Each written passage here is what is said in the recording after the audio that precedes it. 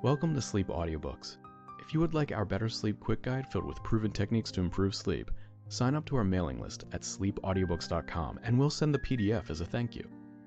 Subscribing and leaving a comment helps this channel more than you know, so please feel free to offer suggestions for future audiobooks or to just say hi. Thank you for listening. We hope you have an excellent night's sleep. This is Sleep Audiobooks. Beasts, Men, and Gods by Ferdinand Ossendowski.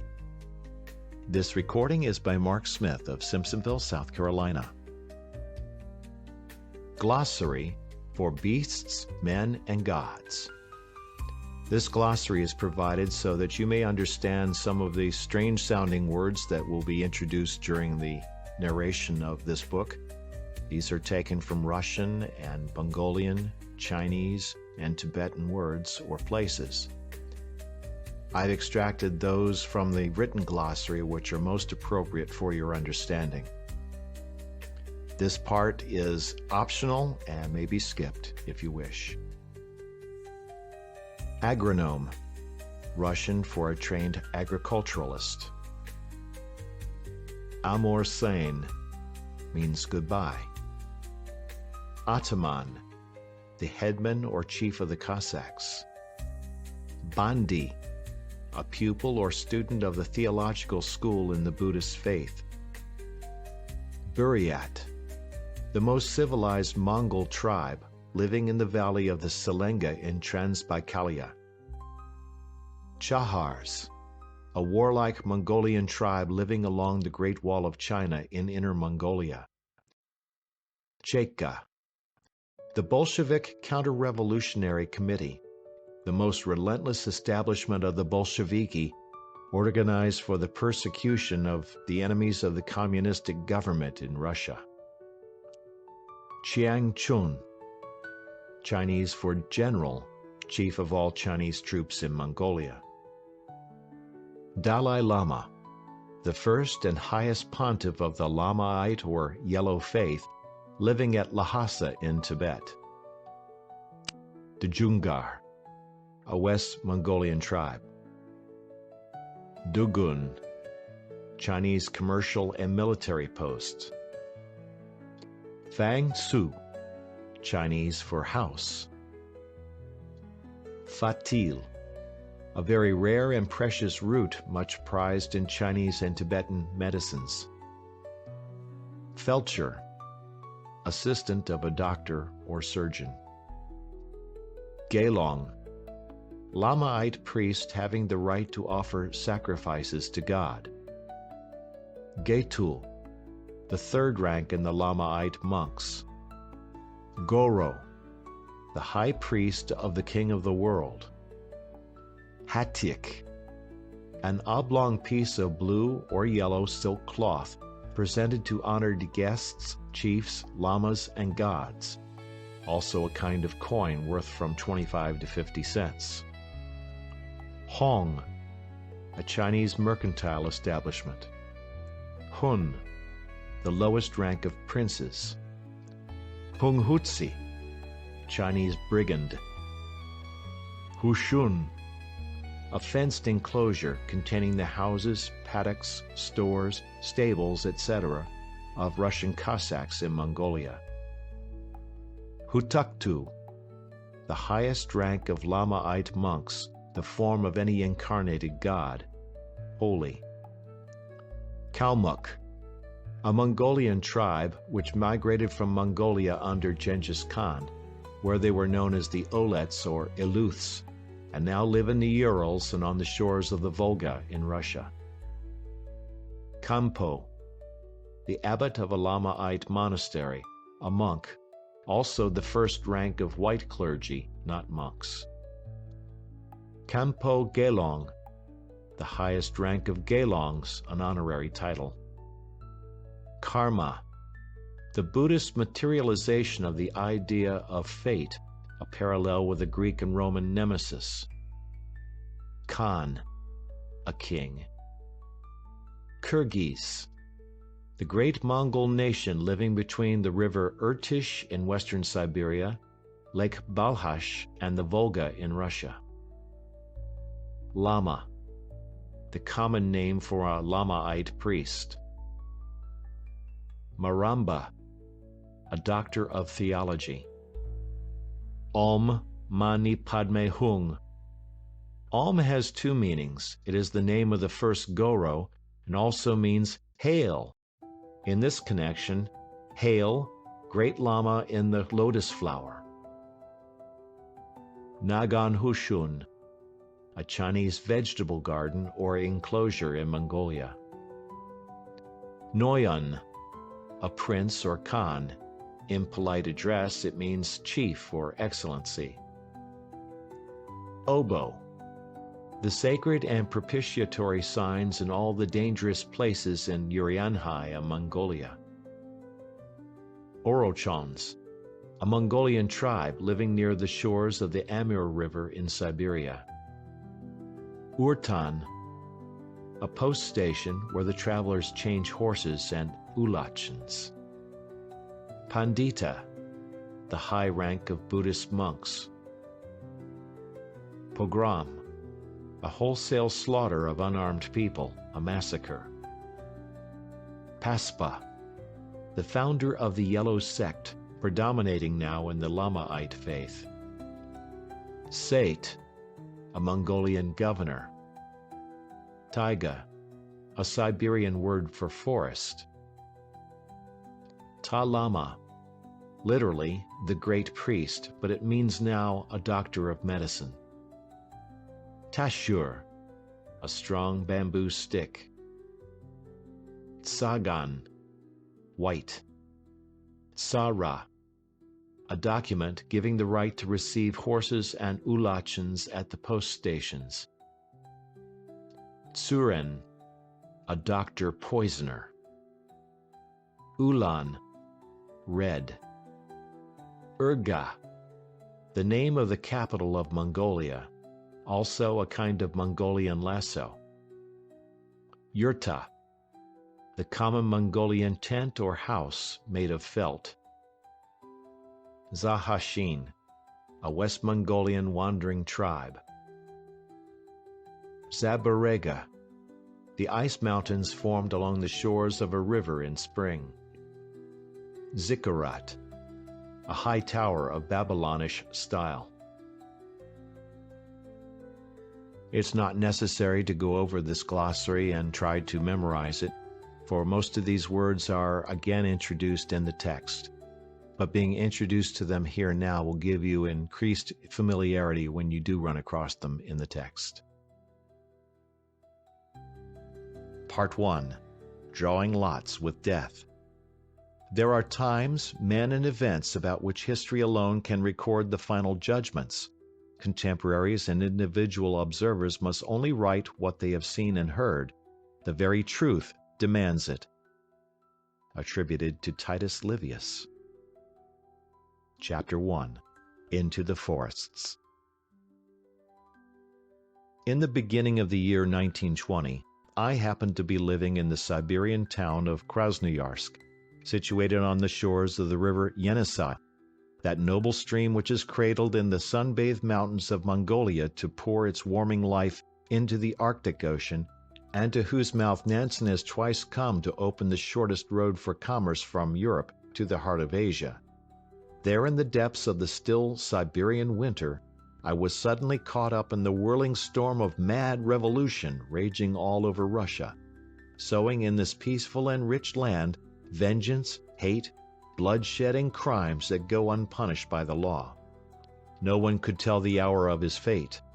The people lived from day to day, and left their homes not knowing whether they should return to them, or whether they should be dragged from the streets and thrown into the dungeons of that travesty of courts, the Revolutionary Committee, more terrible and more bloody than those of the medieval Inquisition. We who were strangers in this distraught land were not saved from its persecutions, and I personally lived through them.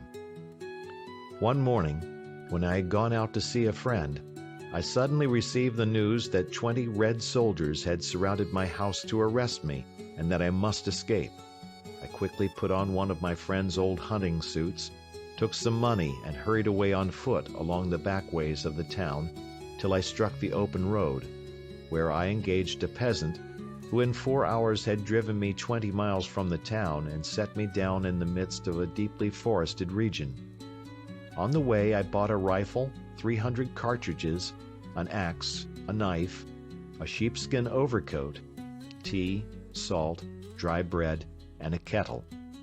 I penetrated into the heart of the wood to an abandoned half-burned hut. From this day I became a genuine trapper, but I never dreamed that I should follow this role as long as I did. The next morning I went hunting and had the good fortune to kill 2 heathcock. I found deer tracks in plenty and felt sure that I should not want for food. However, my sojourn in this place was not for long. 5 days later, when I returned from hunting, I noticed smoke curling up out of the chimney of my hut. I stealthily crept along closer to the cabin and discovered 2 saddled horses with soldiers' rifles slung to the saddles. 2 disarmed men were not dangerous for me with a weapon, so I quickly rushed across the open and entered the hut. From the bench 2 soldiers started up in fright. They were Bolsheviki. On their big Astrakhan caps, I made out the red stars of Bolshevism, and on their blouses the dirty red bands. We greeted each other and sat down. The soldiers had already prepared tea, and so we drank this ever-welcome hot beverage and chatted, suspiciously eyeing one another the while. To disarm this suspicion on their part, I told them that I was a hunter from a distant place and was living there because I found it good country for sables. They announced to me that they were soldiers of a detachment sent from a town into the woods to pursue all suspicious people. "Do you understand, comrade?" said one of them to me. "We are looking for counter-revolutionists to shoot them." I knew it without his explanations. All my forces were directed to assuring them by my conduct that I was a simple peasant hunter and that I had nothing in common with the counter-revolutionists. I was thinking also all the time of where I should go after the departure of my unwelcome guests. It grew dark. In the darkness their faces were even less attractive. They took out bottles of vodka and drank, and the alcohol began to act very noticeably. They talked loudly and constantly interrupted each other, boasting how many bourgeoisie they had killed in Krasnoyarsk, and how many Cossacks they had slid under the ice in the river. Afterwards they began to quarrel, but soon they were tired and prepared to sleep. All of a sudden, and without any warning, the door of the hut swung wide open, and the steam of the heated room rolled out in a great cloud, out of which seemed to rise like a genie, as the steam settled, the figure of a tall, gaunt peasant, impressively crowned with the high Astrakhan cap, and wrapped in the great sheepskin overcoat that added to the massiveness of his figure. He stood with his rifle ready to fire. Under his girdle lay the sharp axe without which the Siberian peasant cannot exist. Eyes, quick and glimmering like those of a wild beast, fixed themselves alternately on each of us. In a moment he took off his cap, made the sign of the cross on his breast, and asked of us, "Who is the master here?" I answered him. "May I stop the night?" "Yes," I replied. "Place is enough for all. Take a cup of tea. It is still hot." The stranger, running his eyes constantly over all of us and over everything about the room, began to take off his skin coat after putting his rifle in the corner. He was dressed in an old leather blouse with trousers of the same material tucked in high felt boots. His face was quite young, fine and tinged with something akin to mockery. His white, sharp teeth glimmered as his eyes penetrated everything they rested upon. I noticed the locks of gray in his shaggy head. Lines of bitterness circled his mouth. They showed his life had been very stormy and full of danger. He took a seat beside his rifle and laid his axe on the floor below. "What? Is it your wife?" asked one of the drunken soldiers, pointing to the axe. The tall peasant looked calmly at him from the quiet eyes under their heavy brows, and as calmly answered, "One meets a different folk these days, and with an axe it is much safer." He began to drink tea very greedily, while his eyes looked at me many times with sharp inquiry in them, and ran often round the whole cabin in search of the answer to his doubts. Very slowly, and with a guarded drawl, he answered all the questions of the soldiers between gulps of the hot tea.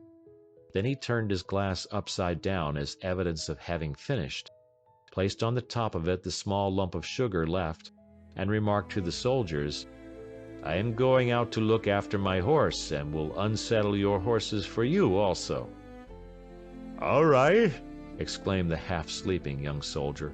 "Bring in our rifles as well." The soldiers were lying on the benches, and thus left for us only the floor. The stranger soon came back, brought the rifles, and set them in the dark corner. He dropped the saddle pads on the floor, sat down on them, and began to take off his boots. The soldiers and my guest soon were snoring, but I did not sleep for thinking of what next to do. Finally, as dawn was breaking, I dozed off only to awake in the broad daylight and find my stranger gone. I went outside the hut and discovered him saddling a fine bay stallion. "Are you going away?" I asked. "Yes, but I want to go together with these comrades," he whispered, "and afterwards I shall come back." I did not ask him anything further, and told him only that I would wait for him. He took off the bags that had been hanging on his saddle, put them away out of sight in the burned corner of the cabin, looked over the stirrups and bridle, and as he finished saddling, smiled and said, "I am ready. I'm going to awake my comrades." Half an hour after the morning drink of tea, my 3 guests took their leave. I remained out of doors and was engaged in splitting wood for my stove. Suddenly, from a distance, rifle shots rang through the woods, first one, then a second. Afterwards all was still. From the place near the shots, a frightened covey of blackcock broke and came over me. At the top of a high pine a jay cried out. I listened for a long time to see if anyone was approaching my hut, but everything was still. On the lower Yenisei it grows dark very early. I built a fire in my stove and began to cook my soup, constantly listening for every noise that came from beyond the cabin walls.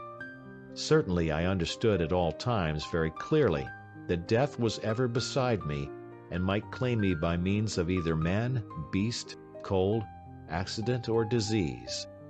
I knew that nobody was near me to assist, and that all my help was in the hands of God, in the power of my hands and feet, in the accuracy of my aim, and in my presence of mind. However, I listened in vain. I did not notice the return of my stranger. Like yesterday, he appeared all at once on the threshold. Through the steam I made out his laughing eyes and his fine face. He stepped into the hut and dropped with a good deal of noise 3 rifles into the corner. 2 horses, 2 rifles, 2 saddles, 2 boxes of dry bread, half a brick of tea, a small bag of salt, 50 cartridges, 2 overcoats, 2 pairs of boots. Laughingly he counted out, "In truth today I had a very successful hunt." In astonishment I looked at him. "What are you surprised at?"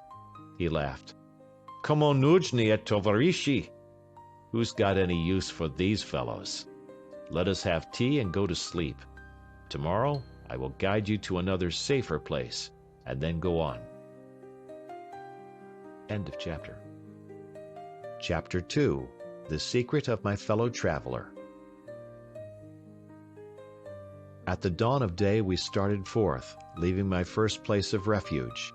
Into the bags we packed our personal estate and fastened them on one of the saddles. "We must go 400 or 500 versts," very calmly announced my fellow traveler, who called himself Ivan, a name that meant nothing to my mind or heart in this land where every second man bore the same. We shall travel then for a very long time," I remarked regretfully. "Not more than 1 week, perhaps even less," he answered. That night we spent in the woods under the wide-spreading branches of the fir trees. It was my first night in the forest under the open sky. How many like this I was destined to spend in the year and a half of my wanderings. During the day there was very sharp cold. Under the hoofs of the horses the frozen snow crunched, and the balls that formed and broke from their hoofs rolled away over the crust with a sound like crackling glass. The heathcock flew from the trees very idly. Hares loped slowly down the beds of summer streams. At night, the wind began to sigh and whistle as it bent the tops of the trees over our heads, while below it was still and calm. We stopped in a deep ravine bordered by heavy trees, where we found fallen firs, cut them into logs for the fire, and, having boiled our tea, dined. Ivan dragged in 2 tree trunks, squared them on one side with his axe, laid one on the other with the squared faces together, and then drove in a big wedge at the butt ends, which separated them 3 or 4 inches. Then we placed live coals in this opening, and watched the fire run rapidly the whole length of the squared faces vis-à-vis. "Now there will be a fire in the morning," he announced. "This is the naida of the gold prospectors. We prospectors wandering the woods summer and winter always sleep beside this naida. Fine. You shall see for yourself," he continued. He cut fir branches and made a sloping roof out of them, resting it on 2 uprights toward the naida. Above our roof of boughs and our naida spread the branches of protecting fir. More branches were brought and spread on the snow under the roof. On these were placed the saddlecloths, and together they made a seat for Ivan to rest on, and to take off his outer garments down to his blouse. Soon I noticed his forehead was wet with perspiration, and that he was wiping it and his neck on his sleeves. "Now it is good and warm," he exclaimed. In a short time I was also forced to take off my overcoat, and soon lay down to sleep without any covering at all, while through the branches of the fir trees and our roof glimmered the cold bright stars, and just beyond the naida raged a stinging cold, from which we were cozily defended.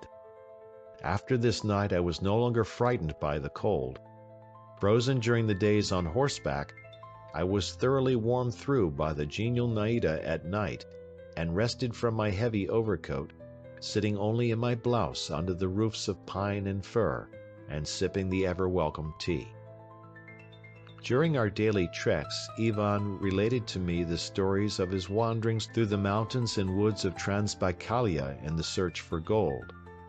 These stories were very lively, full of attractive adventure, danger, and struggle.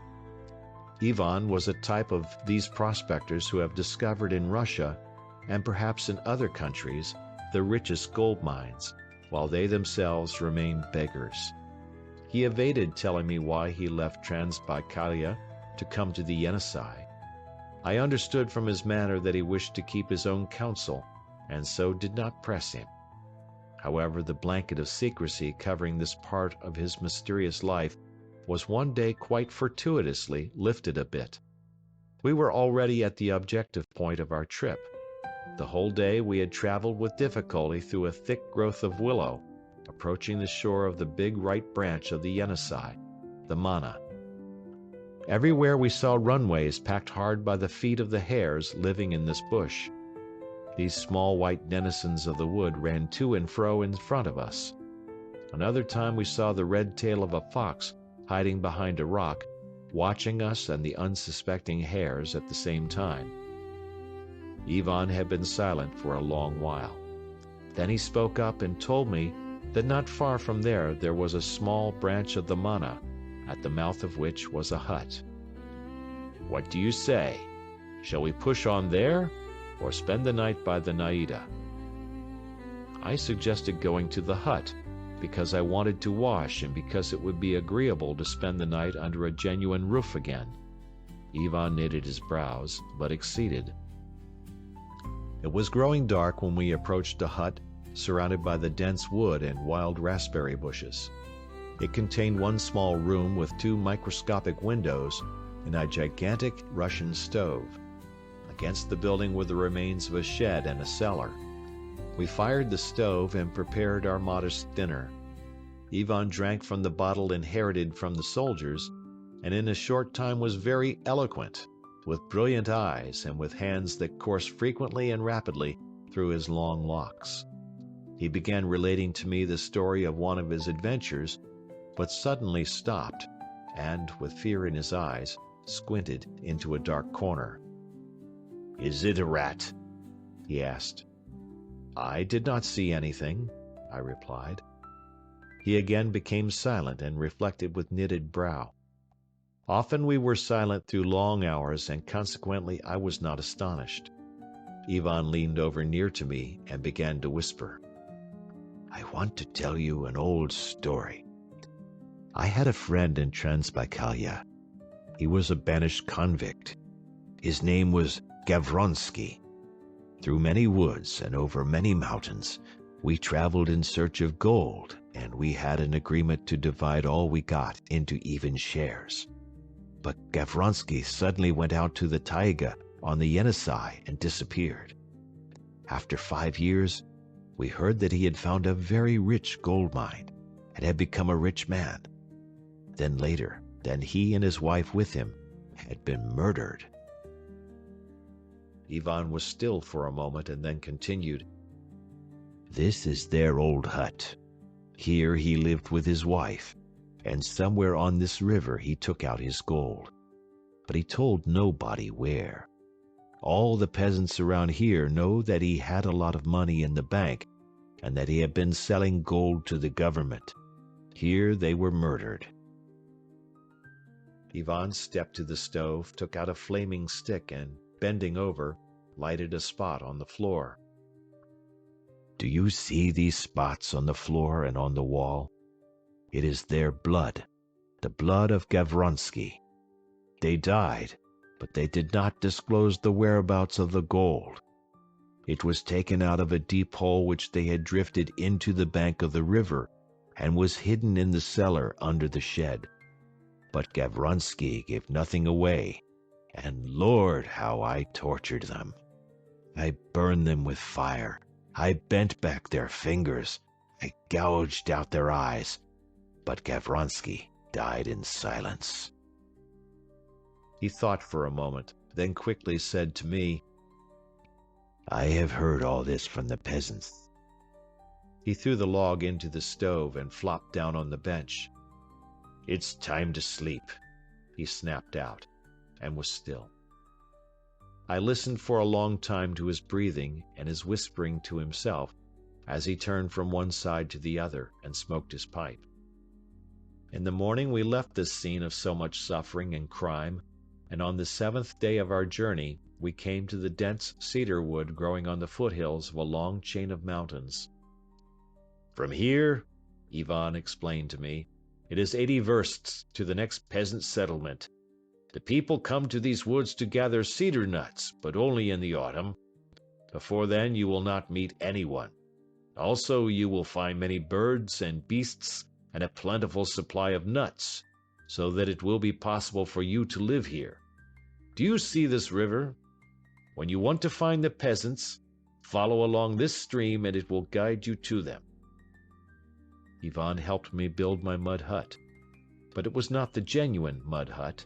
It was one formed by the tearing out of the roots of a great cedar that had probably fallen in some wild storm, which made for me the deep hole as the room for my house, and flanked this on one side with a wall of mud held fast among the upturned roots. Overhanging ones formed also the framework into which we interlaced the poles and branches to make a roof. Finished off with stones for stability and snow for warmth. The front of the hut was ever open, but was constantly protected by the guardian Naida. In that snow-covered den I spent 2 months like summer, without seeing any other human being and without touch with the outer world where such important events were transpiring. In that grave, under the roots of the fallen tree, I lived before the face of nature with my trials and my anxiety about my family as my constant companions, and in the hard struggle for my life. Ivan went off the second day, leaving for me a bag of dry bread and a little sugar. I never saw him again. End of chapter. Chapter 3. The Struggle for Life. Then I was alone. Around me only the wood of eternally green cedars covered with snow, the bare bushes, the frozen river, and, as far as I could see out through the branches and the trunks of the trees, only the great ocean of cedars and snow. Siberian taiga! How long shall I be forced to live here? Will the Bolsheviki find me here or not? Will my friends know where I am? What is happening to my family? These questions were constantly as burning fires in my brain. Soon I understood why Ivan guided me so long. We passed many secluded places on the journey, far away from all people, where Ivan could have safely left me, but he always said that he would take me to a place where it would be easier to live. And it was so. The charm of my lone refuge was in the cedar wood and in the mountains covered with these forests which stretched to every horizon. The cedar is a splendid, powerful tree with wide-spreading branches, an eternally green tint, attracting to its shelter every living being. Among the cedars was always effervescent life. There the squirrels were continually kicking up a row, jumping from tree to tree. The nut jobbers cried shrilly. A flock of bullfinches with carmine breasts swept through the trees like a flame, or a small army of goldfinches broke in and filled the amphitheater of trees with their whistling.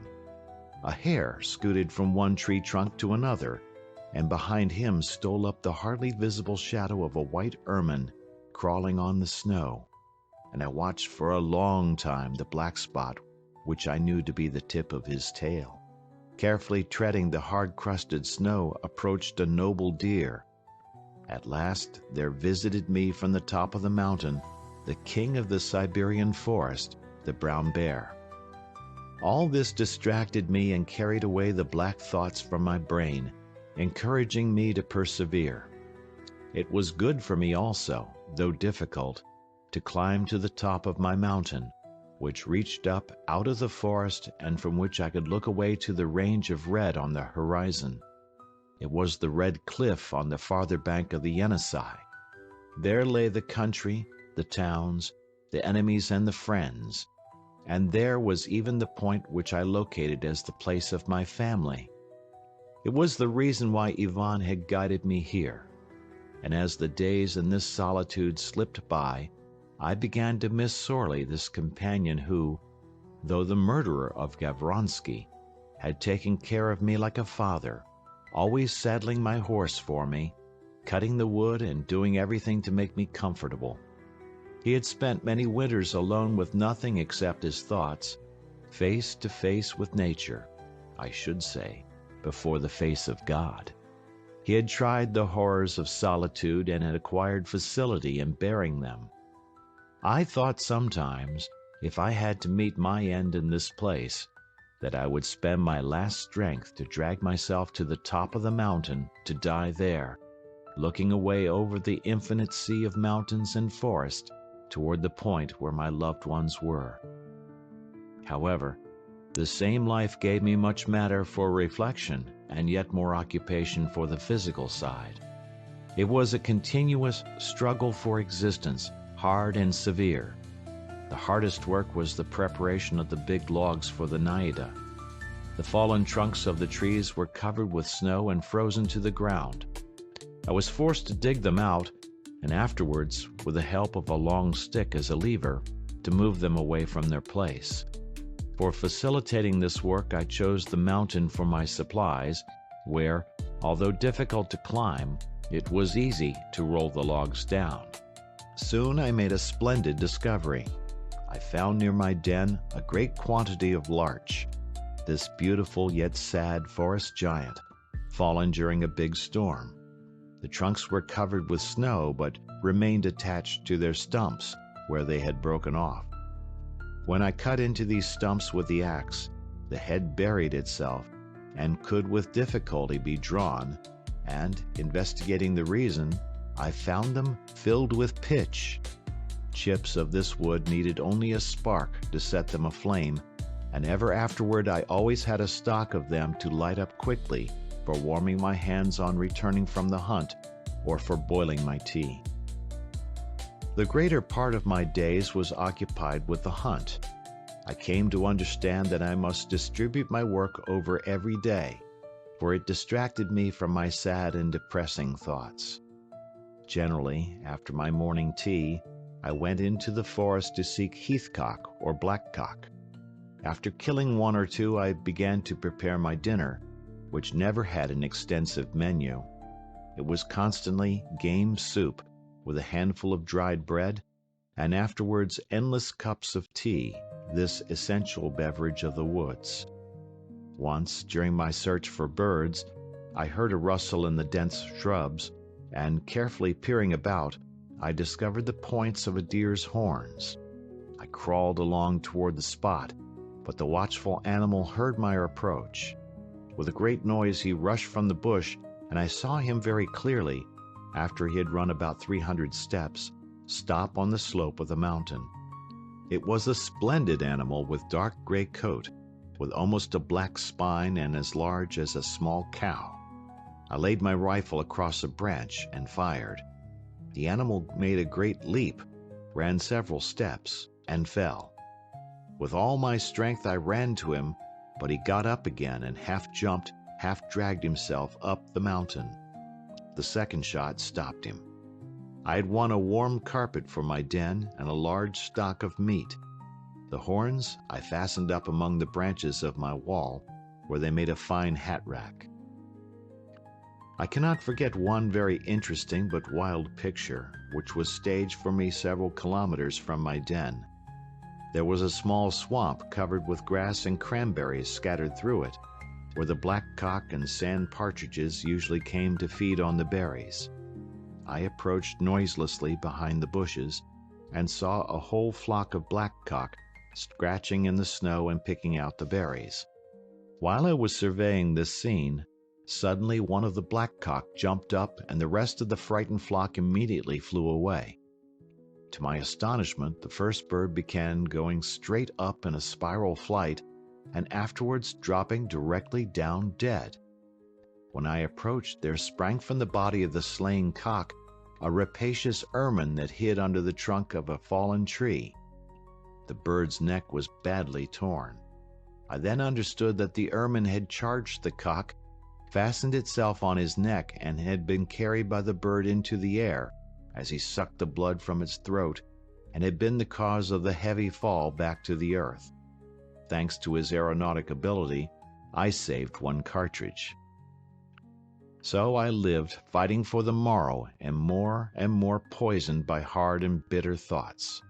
The days and weeks passed, and soon I felt the breath of warmer winds. On the open places the snow began to thaw. In spots the little rivulets of water appeared. Another day I saw a fly or a spider awakened after the hard winter. The spring was coming. I realized that in spring it was impossible to go out from the forest. Every river overflowed its banks. The swamps became impassable. All the runways of the animals turned into beds for streams of running water. I understood that until summer I was condemned to a continuation of my solitude. Spring very quickly came into her rights, and soon my mountain was free from snow and was covered only with stones, the trunks of birch and aspen trees, and the high cones of anthills. The river in places broke its covering of ice, and was coursing full with foam and bubbles. End of chapter. Chapter 4. A Fisherman. One day during the hunt, I approached the bank of the river and noticed many very large fish with red backs, as though filled with blood. They were swimming on the surface, enjoying the rays of the sun. When the river was entirely free from ice, these fish appeared in enormous quantities. Soon I realized that they were working upstream for the spawning season in the smaller rivers. I thought to use a plundering method of catching, forbidden by the law of all countries, but all the lawyers and legislators should be lenient to one who lives in a den under the roots of a fallen tree and dares to break their rational laws. Gathering many thin birch and aspen trees, I built in the bed of the stream a weir which the fish could not pass, and soon I found them trying to jump over it. Near the bank I left a hole in my barrier about 18 inches below the surface, and fastened on the upstream side a high basket plaited from soft willow twigs, into which the fish came as they passed the hole. Then I stood cruelly by and hit them on the head with a strong stick. All my catch were over 30 pounds, some more than 80. This variety of fish is called the taimen, is of the trout family, and is the best in the Yenisei. After 2 weeks the fish had passed, and my basket gave me no more treasure, so I began anew the hunt. Chapter 5. A Dangerous Neighbor. The hunt became more and more profitable and enjoyable as spring animated everything. In the morning at the break of day, the forest was full of voices, strange and undiscernible to the inhabitant of the town. There the heathcock clucked and sang his song of love, as he sat on the top branches of the cedar and admired the gray hen scratching in the fallen leaves below. It was very easy to approach this full-feathered Caruso, and with a shot to bring him down from his more poetic to his more utilitarian duties. His going out was an euthanasia, for he was in love and heard nothing. Out in the clearing the blackcocks with their widespread spotted tails were fighting, while the hens strutting near, craning and chattering, probably some gossip about their fighting swains, watched and were delighted with them. From the distance flowed in a stern and deep roar, yet full of tenderness and love, the mating call of the deer. While from the crags above came down the short and broken voice of the mountain buck. Among the bushes frolicked the hares, and often near them a red fox lay flattened to the ground watching his chance. I never heard any wolves, and they are usually not found in the Siberian regions covered with mountains and forest. But there was another beast, who was my neighbor, and one of us had to go away. One day, coming back from the hunt with a big heathcock, I suddenly noticed among the trees a black moving mass. I stopped and, looking very attentively, saw a bear digging away at an anthill. Smelling me, he snorted violently and very quickly shuffled away, astonishing me with the speed of his clumsy gait. The following morning, while still lying under my overcoat, I was attracted by a noise behind my den. I peered out very carefully and discovered the bear. He stood on his hind legs and was noisily sniffing, investigating the question as to what living creature had adopted the custom of the bears of housing during the winter under the trunks of fallen trees. I shouted and struck my kettle with the axe. My early visitor made off with all his energy, but his visit did not please me. It was very early in the spring that this occurred, and the bear should not yet have left his hibernating place. He was the so-called anteater, an abnormal type of bear lacking in all the etiquette of the first families of the bear clan. I knew that the anteaters were very irritable and audacious, and quickly I prepared myself for both the defense and the charge. My preparations were short. I rubbed off the ends of 5 of my cartridges, thus making dum-dums out of them, a sufficiently intelligible argument for so unwelcome a guest. Putting on my coat, I went to the place where I had first met the bear, and where there were many anthills. I made a detour of the whole mountain, looked in all the ravines, but nowhere found my caller. Disappointed and tired, I was approaching my shelter quite off my guard, when I suddenly discovered the king of the forest himself just coming out of my lowly dwelling and sniffing all around the entrance to it. I shot. The bullet pierced his side. He roared with pain and anger, and stood up on his hind legs. As the second bullet broke one of these, he squatted down, but immediately, dragging the leg and endeavoring to stand upright, moved to attack me. Only the third bullet in his breast stopped him. He weighed about 200 to 250 pounds, as near as I could guess, and was very tasty. He appeared at his best in cutlets, but only a little less wonderful in the Hamburg steaks which I rolled and roasted on hot stones, watching them swell out into great balls that were as light as the finest soufflé omelettes we used to have at the Medved in Petrograd. On this welcome addition to my larder, I lived from then until the ground dried out, and the stream ran down enough so that I could travel down along the river to the country whither Ivan had directed me. Ever traveling with the greatest precautions, I made the journey down along the river on foot, carrying from my winter quarters all my household furniture and goods, wrapped up in the deerskin bag which I formed by tying the legs together in an awkward knot, and thus laden, fording the small streams and wading through the swamps that lay across my path. After 50-odd miles of this, I came to the country called Sivkova, where I found the cabin of a peasant named Tropov, located closest to the forest that came to be my natural environment. With him, I lived for a time. Now, in these unimaginable surroundings of safety and peace, summing up the total of my experience in the Siberian taiga, I make the following deductions. In every healthy spiritual individual of our times, occasions of necessity resurrect the traits of primitive man, hunter, and warrior, and help him in the struggle with nature. It is the prerogative of the man with the trained mind and spirit over the untrained, who does not possess sufficient science and willpower to carry him through. But the price that the cultured man must pay is that for him there exists nothing more awful than absolute solitude and the knowledge of complete isolation from human society and the life of moral and aesthetic culture. One step, one moment of weakness and dark madness will seize a man and carry him to inevitable destruction. I spent awful days of struggle with the cold and hunger, but I passed more terrible days in the struggle of the will to kill weakening destructive thoughts. The memories of these days freeze my heart and mind, and even now, as I revive them so clearly by writing of my experiences, they throw me back into a state of fear and apprehension. Moreover, I am compelled to observe that the people in highly civilized states give too little regard to the training that is useful to a man in primitive conditions, in conditions incident to the struggle against nature for existence. It is the single normal way to develop a new generation of strong, healthy, iron men, with at the same time sensitive souls. Nature destroys the weak but helps the strong, awakening in the soul emotions which remain dormant under the urban conditions of modern life. End of chapter.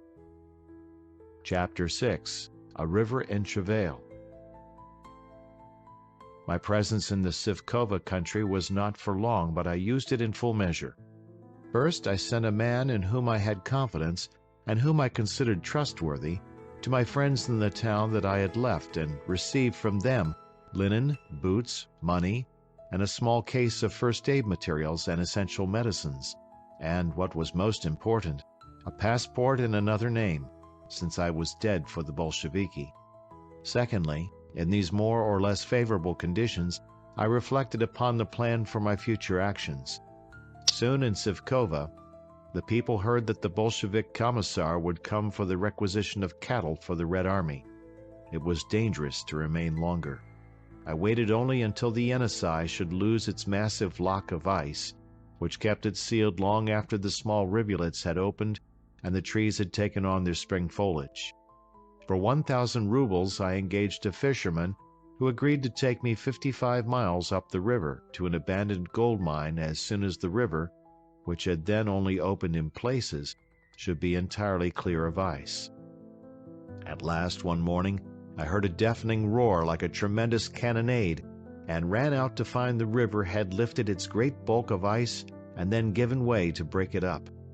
I rushed on down to the bank, where I witnessed an awe-inspiring but magnificent scene. The river had brought down the great volume of ice that had been dislodged in the south, and was carrying it northward under the thick layer which still covered parts of the stream, until finally its weight had broken the winter dam to the north and released the whole grand mass in one last rush for the Arctic.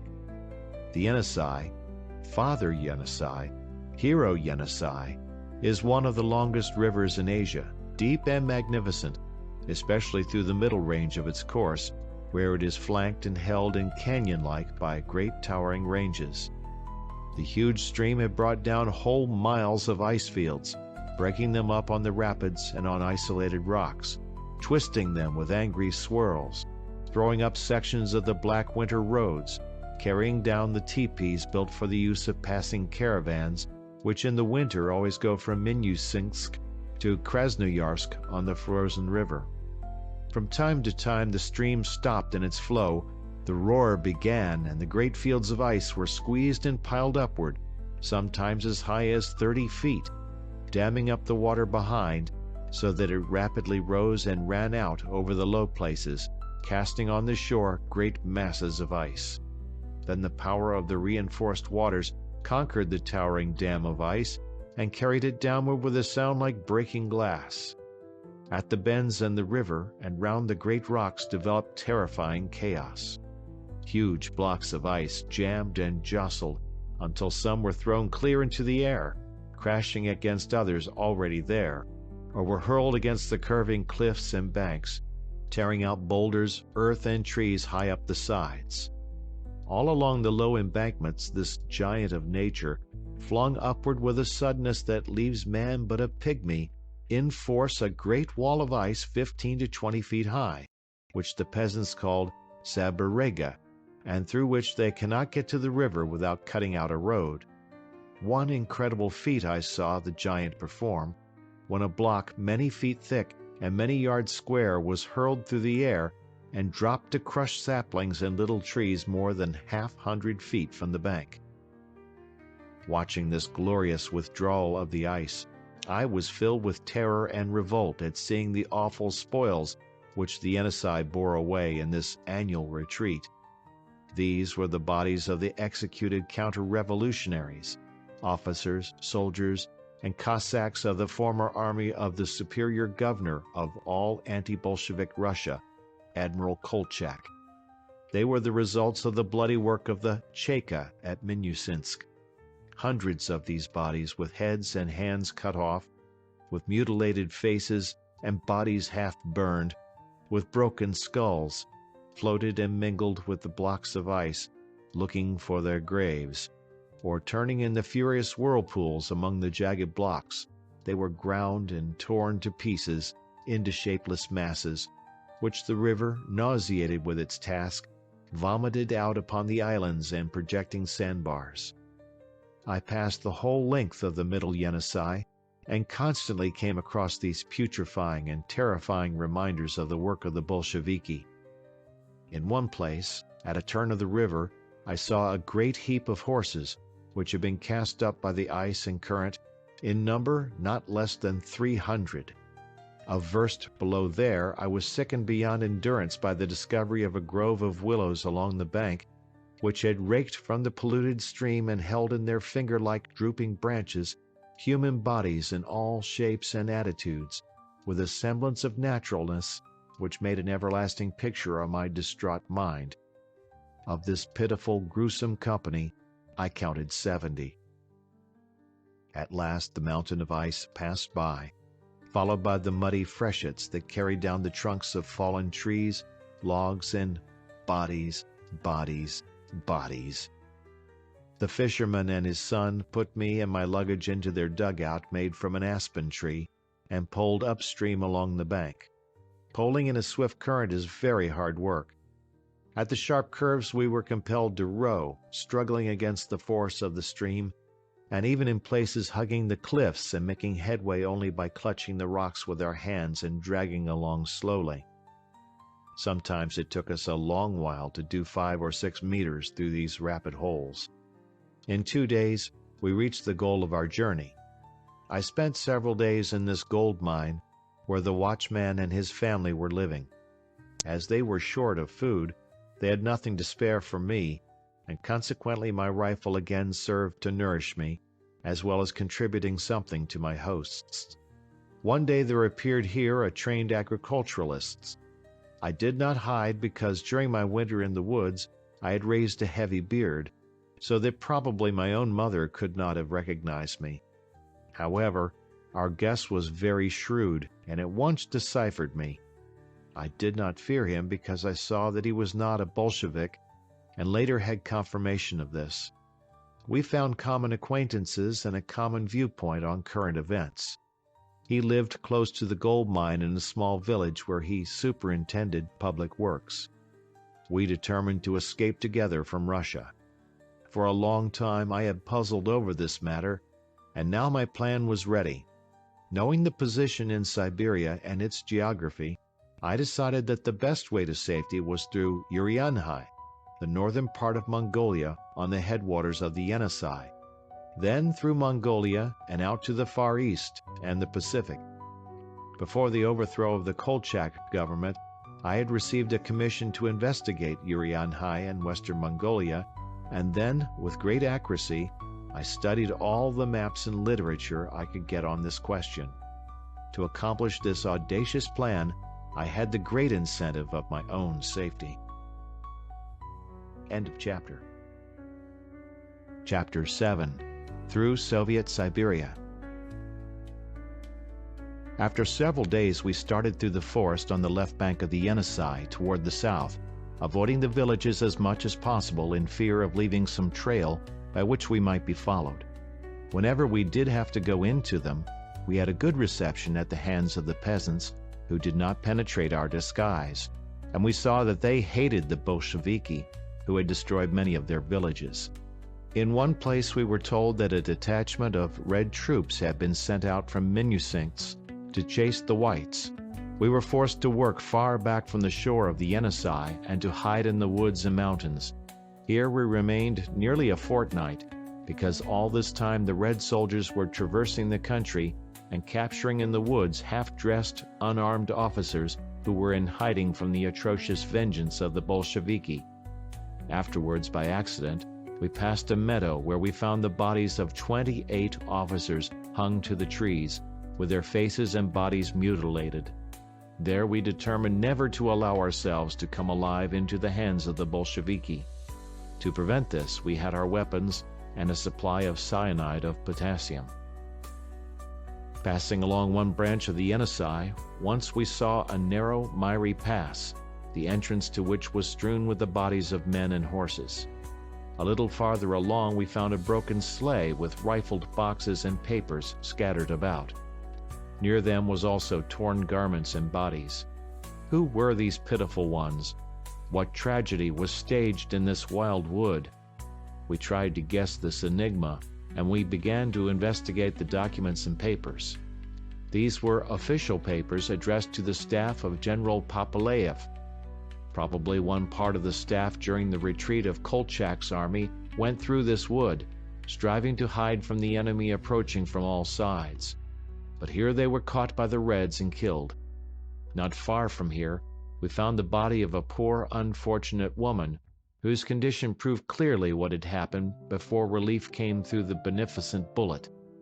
The body lay beside a shelter of branches, strewn with bottles and conserve tins, telling the tale of the bantering feast that had preceded the destruction of this life.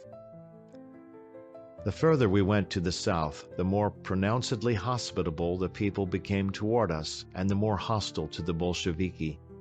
At last we emerged from the forests and entered the spacious vastness of the Minusink steppes, crossed by the high red mountain range called the Kizilkaya, and dotted here and there with salt lakes. It is a country of tombs, thousands of large and small dolmens, the tombs of the earliest proprietors of this land. Pyramids of stone 10 meters high, the mark set by Genghis Khan along his road of conquest, and afterwards by the cripple Tamerlane Timur. Thousands of these dolmens and stone pyramids stretch in endless rows to the north. In these plains the Tartars now live. They were robbed by the Bolsheviki, and therefore hated them ardently. We openly told them that we were escaping. They gave us food for nothing and supplied us with guides, telling us with whom we might stop and where to hide in case of danger. After several days, we looked down from the high bank of the Yenisei upon the first steamer, the Oriole, from Krasnoyarsk to Minusинsk, laden with Red soldiers. Soon we came to the mouth of the river Tuba, where we were to follow straight east to the Sayan Mountains, where Urianhai begins. We thought the stage along the Tuba and its branch, the Amil, the most dangerous part of our course, because the valleys of these two rivers had a dense population which had contributed large numbers of soldiers to the celebrated communist partisans, Shetinkin and Kravcheno. A Tartar ferried us and our horses over to the right bank of the Yenisei, and afterwards sent us some Cossacks at daybreak, who guided us to the mouth of the Tuba, where we spent the whole day in rest, gratifying ourselves with a feast of wild black currants and cherries.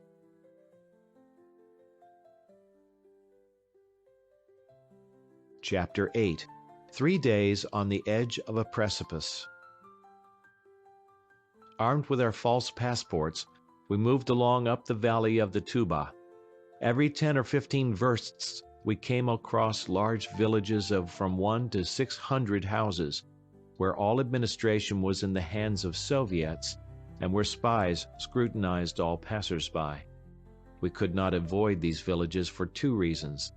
First, our attempts to avoid them when we were constantly meeting the peasants in the country would have aroused suspicion and would have caused any Soviet to arrest us and send us to the Cheka in Minusинsk, where we should have sung our last song.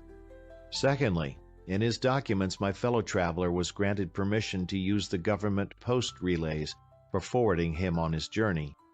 Therefore, we were forced to visit the village Soviets and change our horses. Our own mounts we had given to the Tartar and Cossack who helped us at the mouth of the Tuba, and the Cossack brought us in his wagon to the first village, where we received the post horses.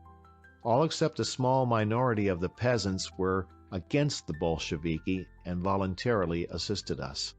I paid them for their help by treating their sick, and my fellow traveler gave them practical advice in the management of their agriculture. Those who helped us chiefly were the old dissenters and the Cossacks. Sometimes we came across villages entirely communistic, but very soon we learned to distinguish them. When we entered a village with our horse bells tinkling, and found the peasants who happened to be sitting in front of their houses, ready to get up with a frown and a grumble that here were more new devils coming, we knew that this was a village opposed to the communists, and that here we could stop in safety. But if the peasants approached and greeted us with pleasure, calling us comrades, we knew at once that we were among the enemy and took great precautions. Such villages were inhabited by people who were not the Siberian liberty-loving peasants, but by emigrants from the Ukraine, idle and drunk, living in poor, dirty huts, though their village were surrounded with the black and fertile soil of the steppes. Very dangerous and pleasant moments we spent in the large village of Karatuz.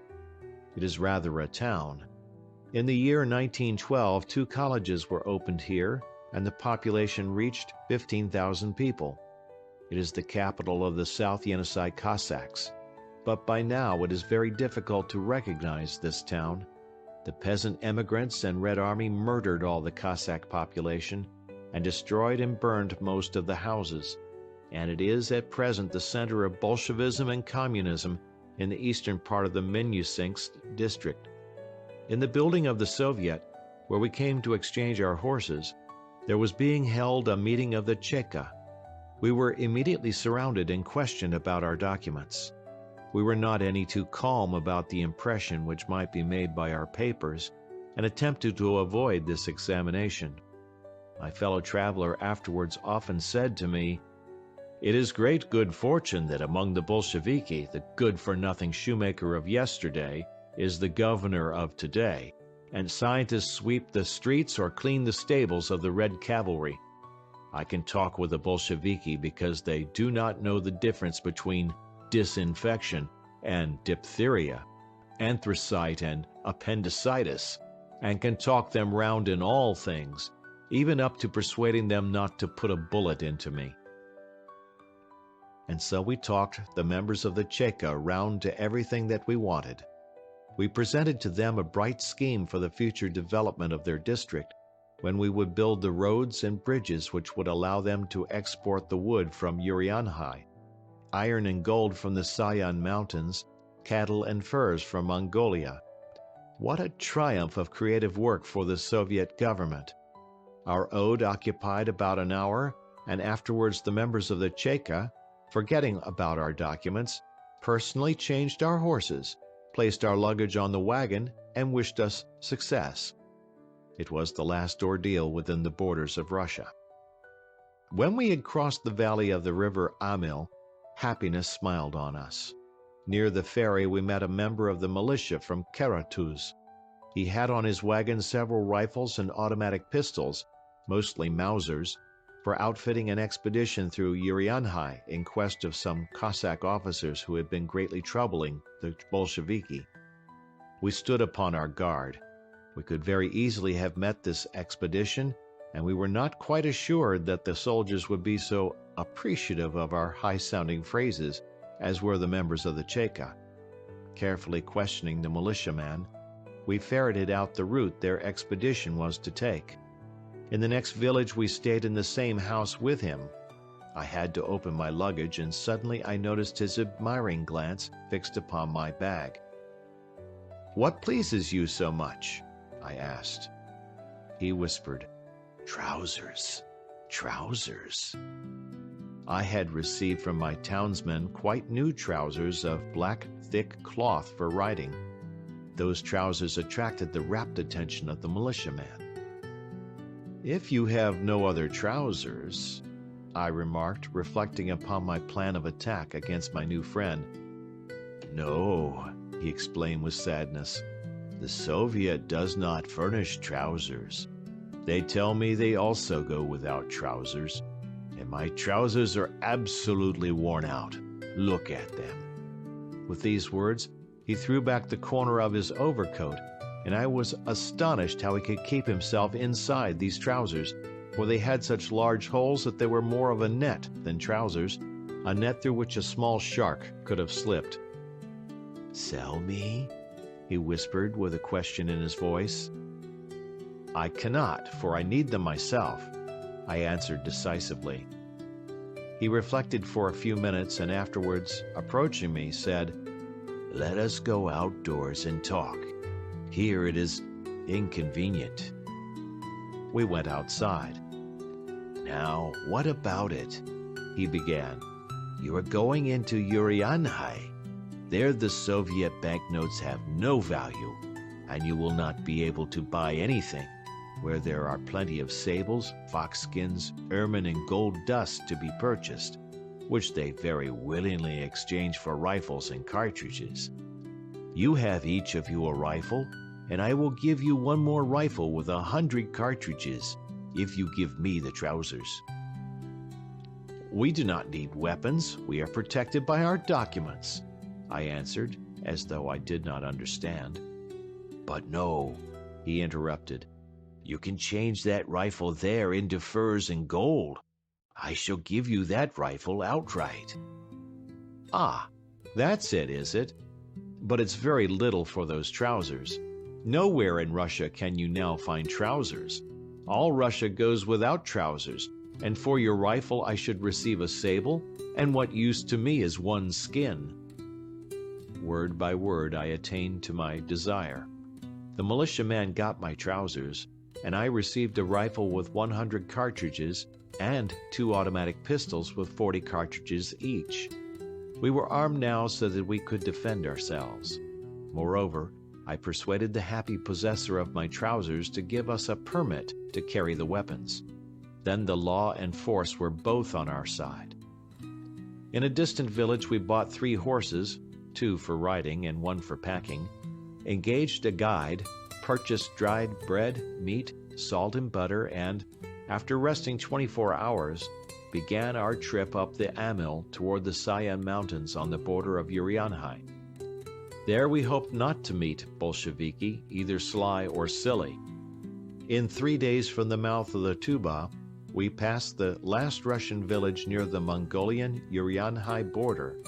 3 days of constant contact with a lawless population, of continuous danger, and of the ever-present possibility of fortuitous death.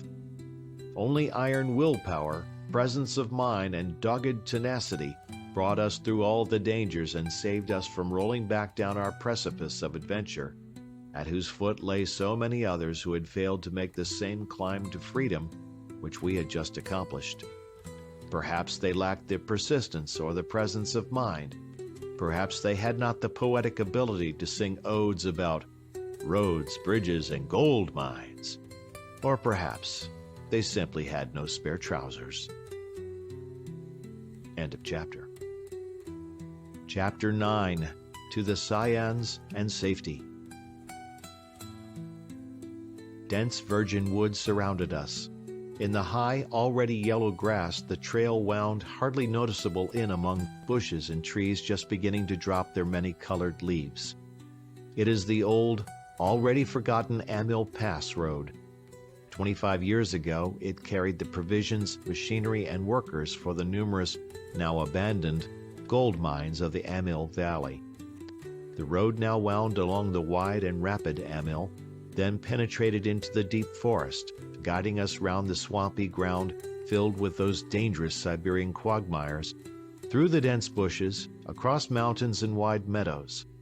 Our guide probably did not surmise our real intention, and sometimes, apprehensively looking down at the ground, would say, "3 riders on horses with shoes on have passed here.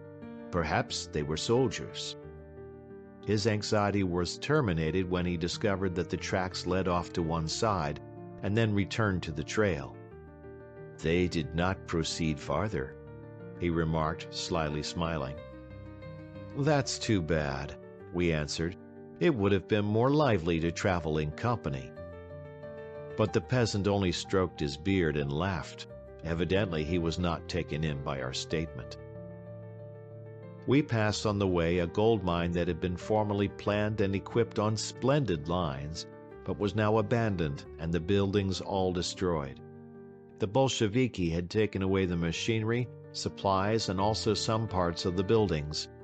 Nearby stood a dark and gloomy church with windows broken, the crucifix torn off and the tower burned, a pitifully typical emblem of the Russia of today. The starving family of the watchman lived at the mine in continuing danger and privation. They told us that in this forest region were wandering about a band of Reds who were robbing anything that remained on the property of the gold mine, were working the pay dirt in the richest part of the mine, and, with a little gold washed, were going to drink and gamble it away in some distant villages where the peasants were making the forbidden vodka out of berries and potatoes, and selling it for its weight in gold. A meeting with this band meant death. After 3 days we crossed the northern ridge of the Sayan chain, passed the border river Algiak, and after this day were abroad in the territory of Urianhai.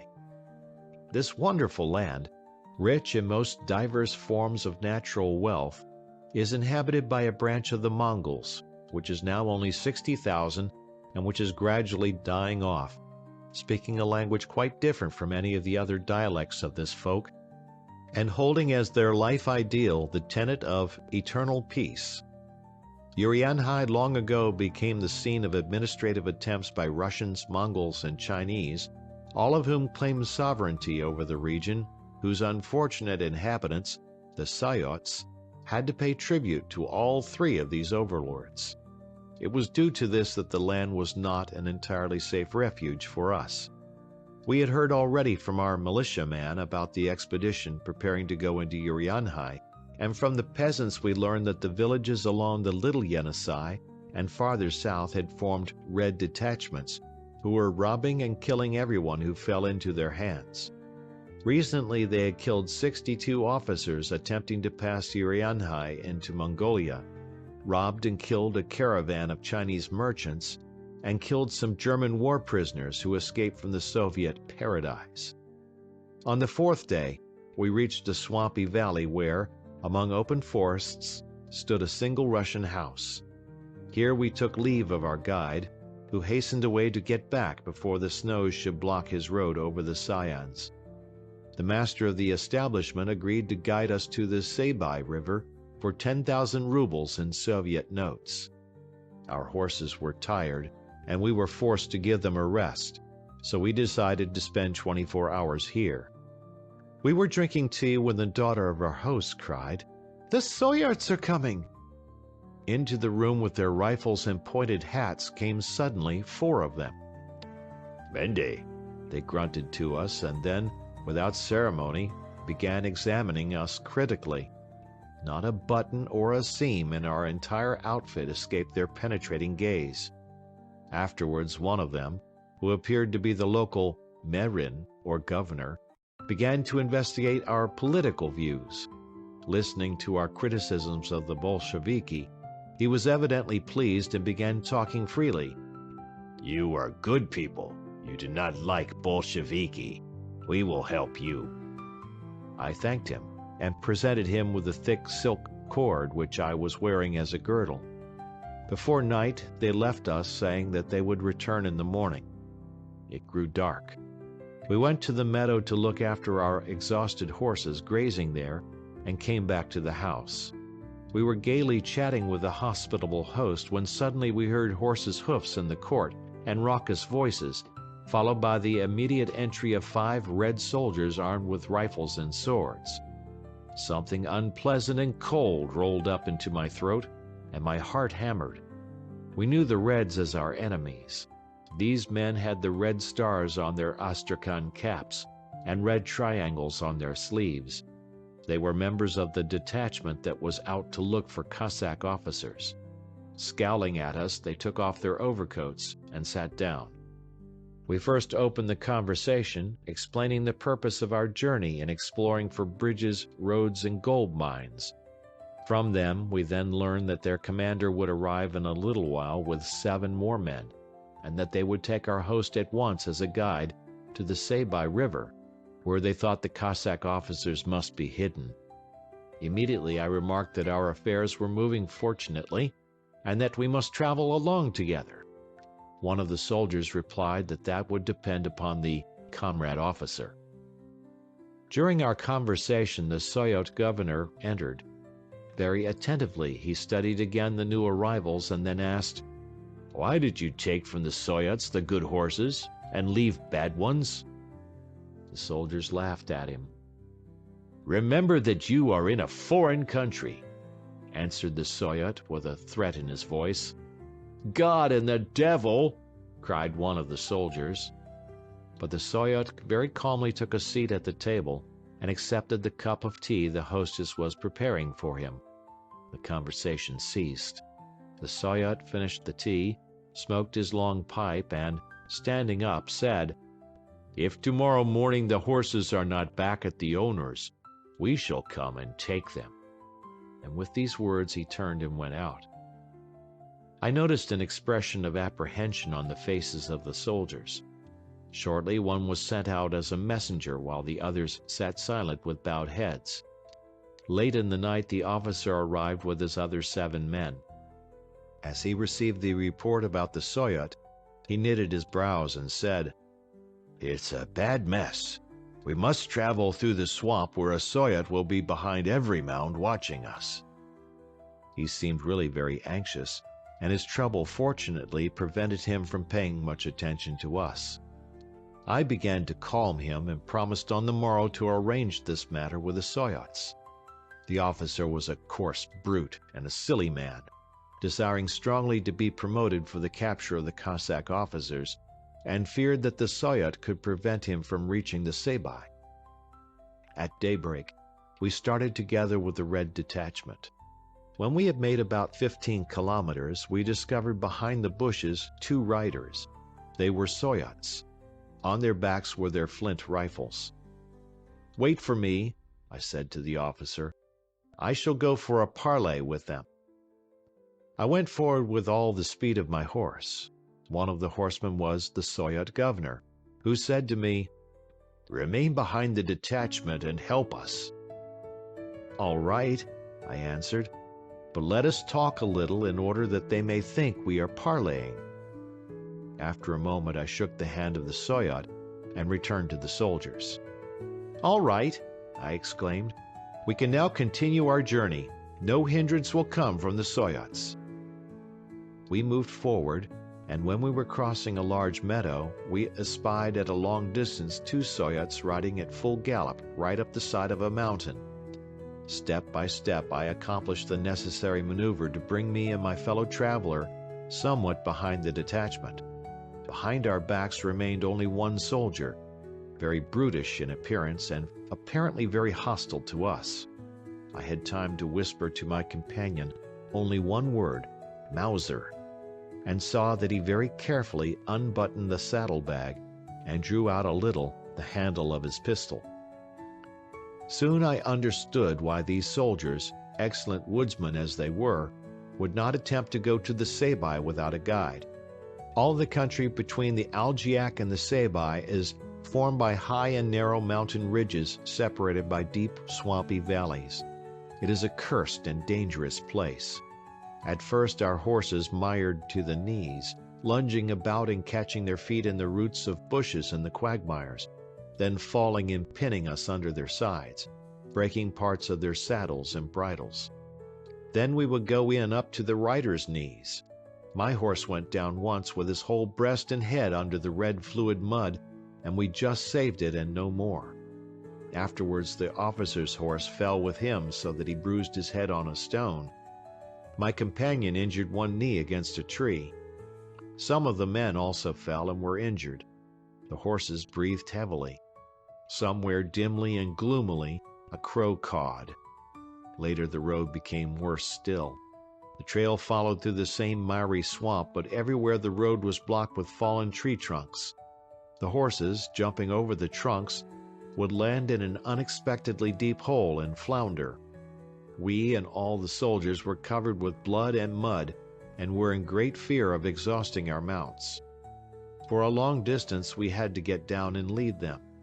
At last we entered a broad meadow covered with bushes and bordered with rocks.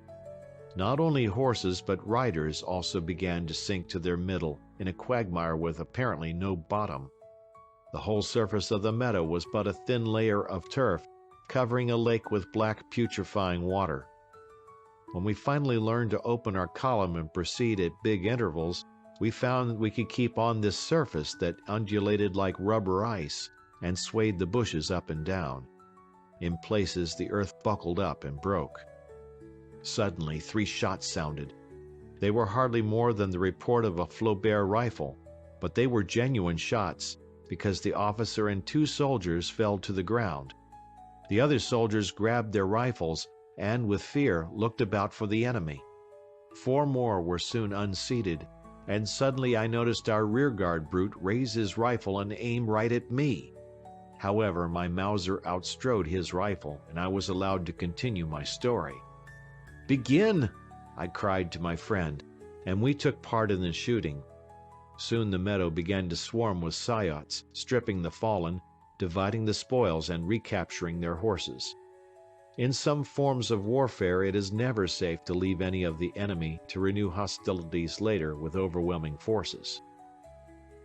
After an hour of very difficult road, we began to ascend the mountain, and soon arrived on a high plateau covered with trees.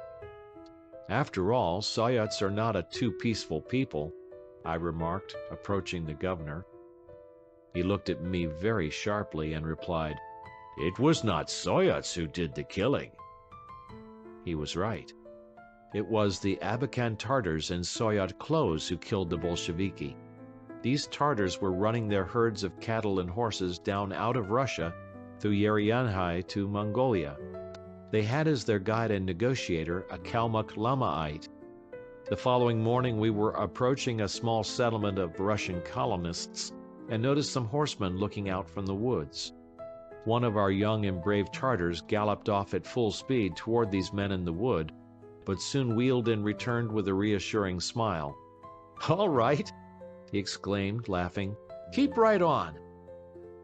We continued our travel on a good broad road along a high wooden fence surrounding a meadow filled with a fine herd of wapiti, or izubr, which the Russian colonists breed for the horns that are so valuable in the velvet for sale to Tibetan and Chinese medicine dealers.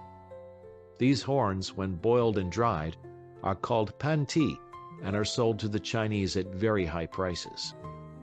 We were received with great fear by the settlers. "Thank God!" exclaimed the hostess. "We thought—" And she broke off, looking at her husband. End of chapter. Chapter 10. The Battle on the Sabi. Constant dangers develop one's watchfulness and keenness of perception. We did not take off our clothes nor unsaddle our horses, tired as we were. I put my Mauser inside my coat and began to look about and scrutinize the people. The first thing I discovered was the butt end of a rifle under the pile of pillows always found on the peasants' large beds. Later, I noticed the employees of our host constantly coming into the room for orders from him. They did not look like simple peasants, although they had long beards and were dressed very dirtily. They examined me with very attentive eyes, and did not leave me and my friend alone with the host. We could not, however, make out anything. But then the Soyot governor came in, and noticing our strained relations, began explaining in the Soyot language to the host all about us. "I beg your pardon," the colonist said, "but you know yourself that now for one honest man we have 10,000 murderers and robbers." With this we began chatting more freely. It appeared that our host knew that a band of Bolsheviki would attack him in the search for the band of Cossack officers who were living in his house on and off. He had heard also about the total loss of one detachment. However, it did not entirely calm the old man to have our news, for he had heard of the large detachment of Reds that was coming from the border of the Usinsky district in pursuit of the Tartars who were escaping with their cattle south to Mongolia. "From one minute to another we are awaiting them with fear," said our host to me. "My Soyot has come in and announced that the Reds are already crossing the Sabi and the Tartars are prepared for the fight." We immediately went out to look over our saddles and packs, and then took the horses and hid them in the bushes not far off. We made ready our rifles and pistols, and took posts in the enclosure to wait for our common enemy. An hour of trying impatience passed, when one of the workmen came running in from the wood and whispered, "They are crossing our swamp. The fight is on." In fact, like an answer to his words, came through the woods the sound of a single rifle shot, followed closely by the increasing rat-tat-tat of the mingled guns. Nearer to the house the sounds gradually came. Soon we heard the beating of the horses' hoofs and the brutish cries of the soldiers. In a moment 3 of them burst into the house, from off the road where they were being raked now by the Tartars from both directions, cursing violently. One of them shot at our host. He stumbled along and fell on his knee, as his hand reached out toward the rifle under his pillows. "Who are you?" brutally blurted out one of the soldiers, turning to us and raising his rifle. We answered with Mausers, and successfully, for only one soldier in the rear by the door escaped, and that merely to fall into the hands of a workman in the courtyard who strangled him. The fight had begun. The soldiers called on their comrades for help.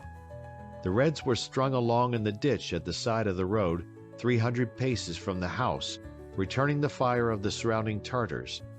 Several soldiers ran to the house to help their comrades, but this time we heard the regular volley of the workmen of our host. They fired as though in a maneuver, calmly and accurately. 5 Red soldiers lay on the road, while the rest now kept to their ditch. Before long we discovered that they began crouching and crawling out toward the end of the ditch nearest the wood, where they had left their horses. The sounds of shots became more and more distant, and soon we saw 50 or 60 Tartars pursuing the Reds across the meadow. 2 days we rested here on the Sabi. The workmen of our host, 8 in number, turned out to be officers hiding from the Bolsheviks. They asked permission to go on with us, to which we agreed. When my friend and I continued our trip, we had a guard of 8 armed officers and 3 horses with packs. We crossed a beautiful valley between the rivers Sebai and Ut. Everywhere we saw splendid grazing lands with numerous herds upon them, but in 2 or 3 houses along the road we did not find anyone living. All had hidden away in fear after hearing the sounds of the fight with the Reds. The following day we went up over the high chain of mountains called Daban, and, traversing a great area of burned timber where our trail lay among the fallen trees, we began to descend into a valley hidden from us by the intervening foothills. There behind these hills flowed the Little Yenisei, the last large river before reaching Mongolia proper. About 10 kilometers from the river we spied a column of smoke rising up out of the wood. 2 of the officers slipped away to make an investigation. For a long time they did not return, and we, fearful lest something had happened, moved off carefully in the direction of the smoke, all ready for a fight if necessary. We finally came near enough to hear the voices of many people, and among them the loud laugh of one of our scouts. In the middle of a meadow we made out a large tent with 2 teepees of branches, and around these a crowd of 50 or 60 men. When we broke out of the forest, all of them rushed forward with a joyful welcome for us. It appeared that it was a large camp of Russian officers and soldiers who, after their escape from Siberia, had lived in the houses of the Russian colonists and rich peasants in Urianhai. "What are you doing here?" we asked with surprise. "Oh, you know nothing at all about what has been going on?" replied a fairly old man who called himself Colonel Ossendowski. "In Urianhai an order had been issued from the military commissioner to mobilize all men over 28 years of age, and everywhere toward the town of Belotsarsk are moving detachments of these partisans. They are robbing the colonists and peasants and killing everyone that falls into their hands. We are hiding here from them." The whole camp counted only 16 rifles and 3 bombs, belonging to a Tartar who was traveling with his Kalmuk guide to his herds in western Mongolia. We explained the aim of our journey and our intention to pass through Mongolia to the nearest port on the Pacific. The officers asked me to bring them out with us. I agreed. Our reconnaissance proved to us that there were no partisans near the house of the peasant who was to ferry us over the Little Yenisei. We moved off at once in order to pass as quickly as possible this dangerous zone of the Yenisei, and to sink ourselves into the forest beyond. It snowed, but immediately thawed. Before evening a cold north wind sprang up, bringing with it a small blizzard. Late in the night our party reached the river. Our colonists welcomed us and offered at once to ferry us over and swim the horses, although there was ice still floating which had come down from the headwaters of the stream. During this conversation there was present one of the peasants' workmen, red-haired and squint-eyed. He kept moving around all the time and suddenly disappeared. Our host noticed it and, with fear in his voice, said, "He has run to the village and will guide the partisans here. We must cross immediately." Then began the most terrible night of my whole journey. We proposed to the colonists that he take only our food and ammunition in the boat, while we would swim our horses across, in order to save the time of the many trips. The width of the Yenisei in this place is about 300 meters. The stream is very rapid, and the shore breaks away abruptly to the full depth of the stream. The night was absolutely dark with not a star in the sky. The wind in whistling swirls drove the snow and sleet sharply against our faces. Before us flowed the stream of black, rapid water, carrying down thin, jagged blocks of ice, twisting and grinding in the whirls and eddies. For a long time my horse refused to take the plunge down the steep bank, snorted and braced himself. With all my strength I lashed him with my whip across his neck until, with a pitiful groan, he threw himself into the cold stream. We both went all the way under, and I hardly kept my seat in the saddle. Soon I was some meters from the shore with my horse stretching his head and neck far forward in his efforts and snorting and blowing incessantly. I felt the every motion of his feet churning the water and the quivering of his whole body under me in this trial. At last we reached the middle of the river, where the current became exceedingly rapid and began to carry us down with it. Out of the ominous darkness, I heard the shoutings of my companions and the dull cries of fear and suffering from the horses. I was chest deep in the icy water. Sometimes the floating blocks struck me, sometimes the waves broke up over my head and face. I had no time to look about or to feel the cold. The animal wish to live took possession of me. I became filled with the thought that, if my horse's strength failed in his struggle with the stream, I must perish. All my attention was turned to his efforts and to his quivering fear. Suddenly he groaned loudly, and I noticed he was sinking.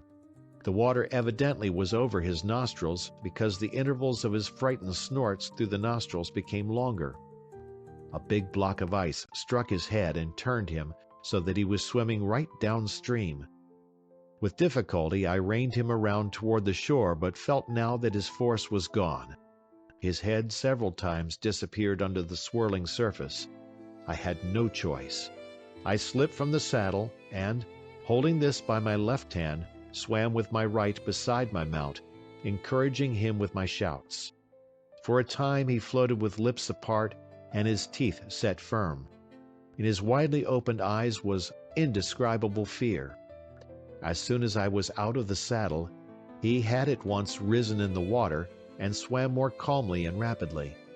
At last, under the hoofs of my exhausted animal, I heard the stones. One after another my companions came up on the shore. The well-trained horses had brought all their burdens over. Much farther down, our colonists landed with the supplies. Without a moment's loss, we packed our things on the horses and continued our journey. The wind was growing stronger and colder. At the dawn of day, the cold was intense. Our soaked clothes froze and became hard as leather. Our teeth chattered, and in our eyes showed the red fires of fever. But we traveled on to put as much space as we could between ourselves and the partisans. Passing about 15 kilometers through the forest, we emerged into an open valley from which we could see the opposite bank of the Yenisei. It was about 8 o'clock. Along the road on the other shore wound the black serpent-like line of riders and wagons, which we made out to be a column of red soldiers with their transport. We dismounted and hid in the bushes in order to avoid attracting their attention. All the day, with the thermometer at 0 and below, we continued our journey, only at night reaching the mountains covered with larch forests, where we made big fires, dried our clothes, and warmed ourselves thoroughly. The hungry horses did not leave the fires, but stood right behind us with drooped heads and slept. Very early in the morning, several Soyots came to our camp. "Ulan?" Red, asked one of them. "No, no!" exclaimed all our company. "Tsagan?" White, followed the new question. "Yes, yes," said the Tartar. "All are whites." "Mende, mende," they grunted, and after starting their cups of tea, began to relate very interesting and important news. It appeared that the red partisans, moving from the mountains Tanu Ola, occupied with their outposts all the border of Mongolia to stop and seize the peasants and Soyots driving out their cattle. To pass the Tanu Ola now would be impossible. I saw only one way: to turn sharp to the southeast, past the swampy valley of the Buret Hay, and reach the south shore of Lake Kosugol, which is already in the territory of Mongolia proper. It was very unpleasant news. To the first Mongol post in Samgaltai was not more than 60 miles from our camp, while to Kosugol by the shortest line not less than 275. The horses my friend and I were riding, after having traveled more than 600 miles over hard roads and without proper food or rest, could scarcely make such an additional distance. But, reflecting upon the situation and studying my new fellow travelers, I determined not to attempt to pass the Tanu Ola. They were nervous, morally weary men, badly dressed and armed, and most of them were without weapons. I knew that during a fight there is no danger so great as that of disarmed men. They are easily caught by panic, lose their heads, and infect all the others. Therefore, I consulted with my friends and decided to go to Kosugal. Our company agreed to follow us. After luncheon, consisting of soup with large lumps of meat, dry bread, and tea, we moved out. About 2 o'clock, the mountains began to rise up before us. They were the northeast outspurs of the Tanu Ola, behind which lay the valley of Buret High. End of chapter. Chapter 11. The Barrier of Red Partisans. In a valley between two sharp ridges, we discovered a herd of yaks and cattle being rapidly driven off to the north by 10 mounted Soyots. Approaching us warily, they finally revealed that Noyan, prince of Todji, had ordered them to drive the herds along the Buret High into Mongolia, apprehending the pillaging of the Red Partisans. They proceeded, but were informed by some Soyot hunters that this part of the Tanu Ola was occupied by the partisans from the village of Vladimirovka. Consequently, they were forced to return. We inquired from them the whereabouts of these outposts and how many partisans were holding the mountain pass over into Mongolia.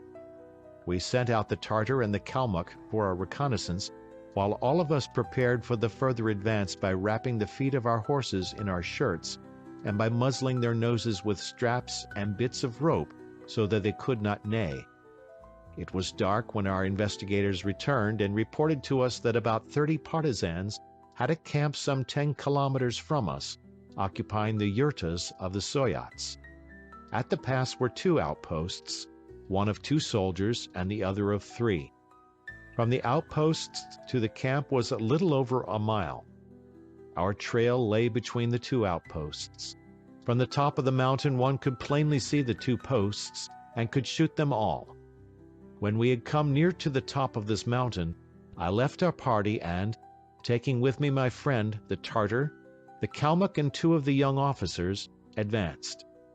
From the mountain I saw about 500 yards ahead 2 fires. At each of the fires sat a soldier with his rifle, and the others slept.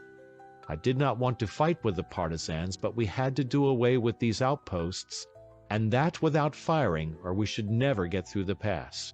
I did not believe the partisans could afterwards track us, because the whole trail was thickly marked with the spoors of horses and cattle.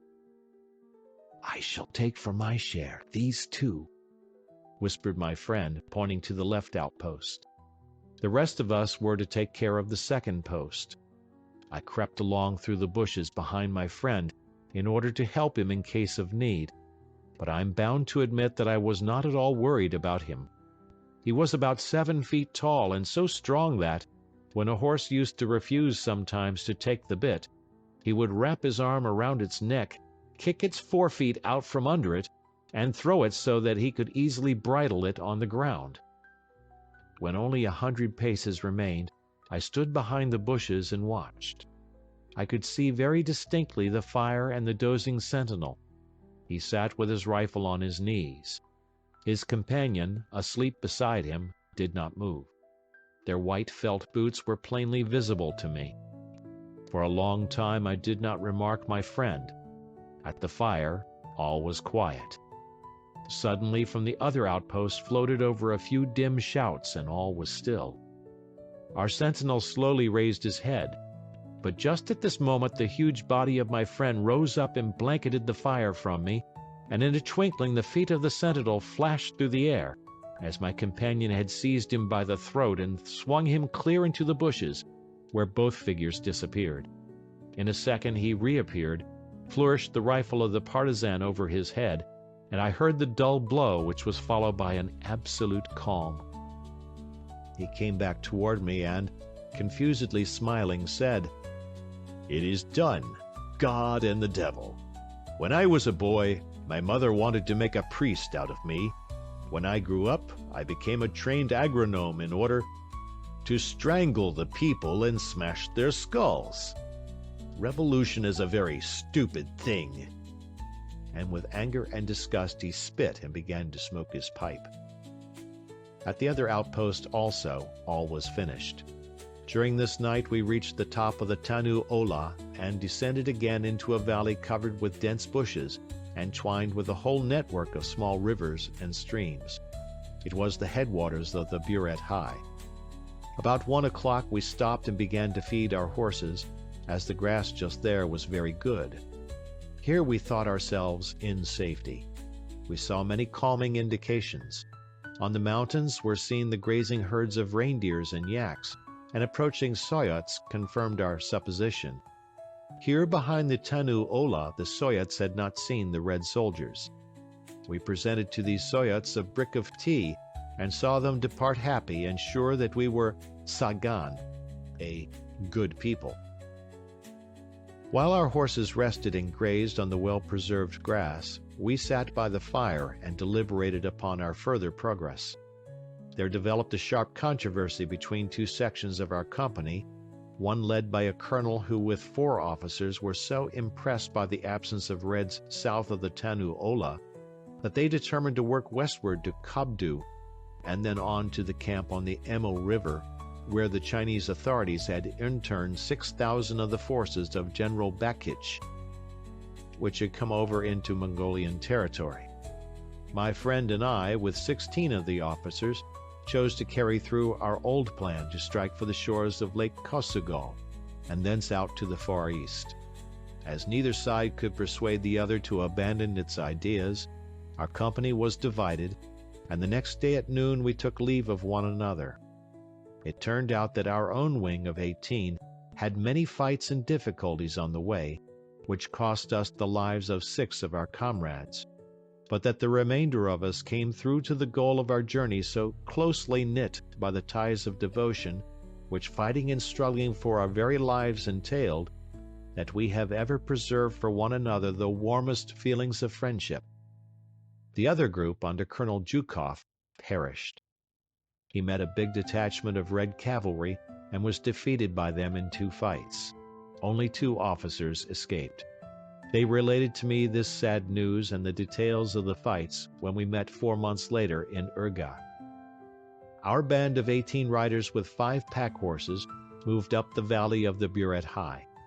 We floundered in the swamps, passed innumerable miry streams, were frozen by the cold winds and were soaked through by the snow and sleet, but we persisted indefatigably toward the south end of Kosogol.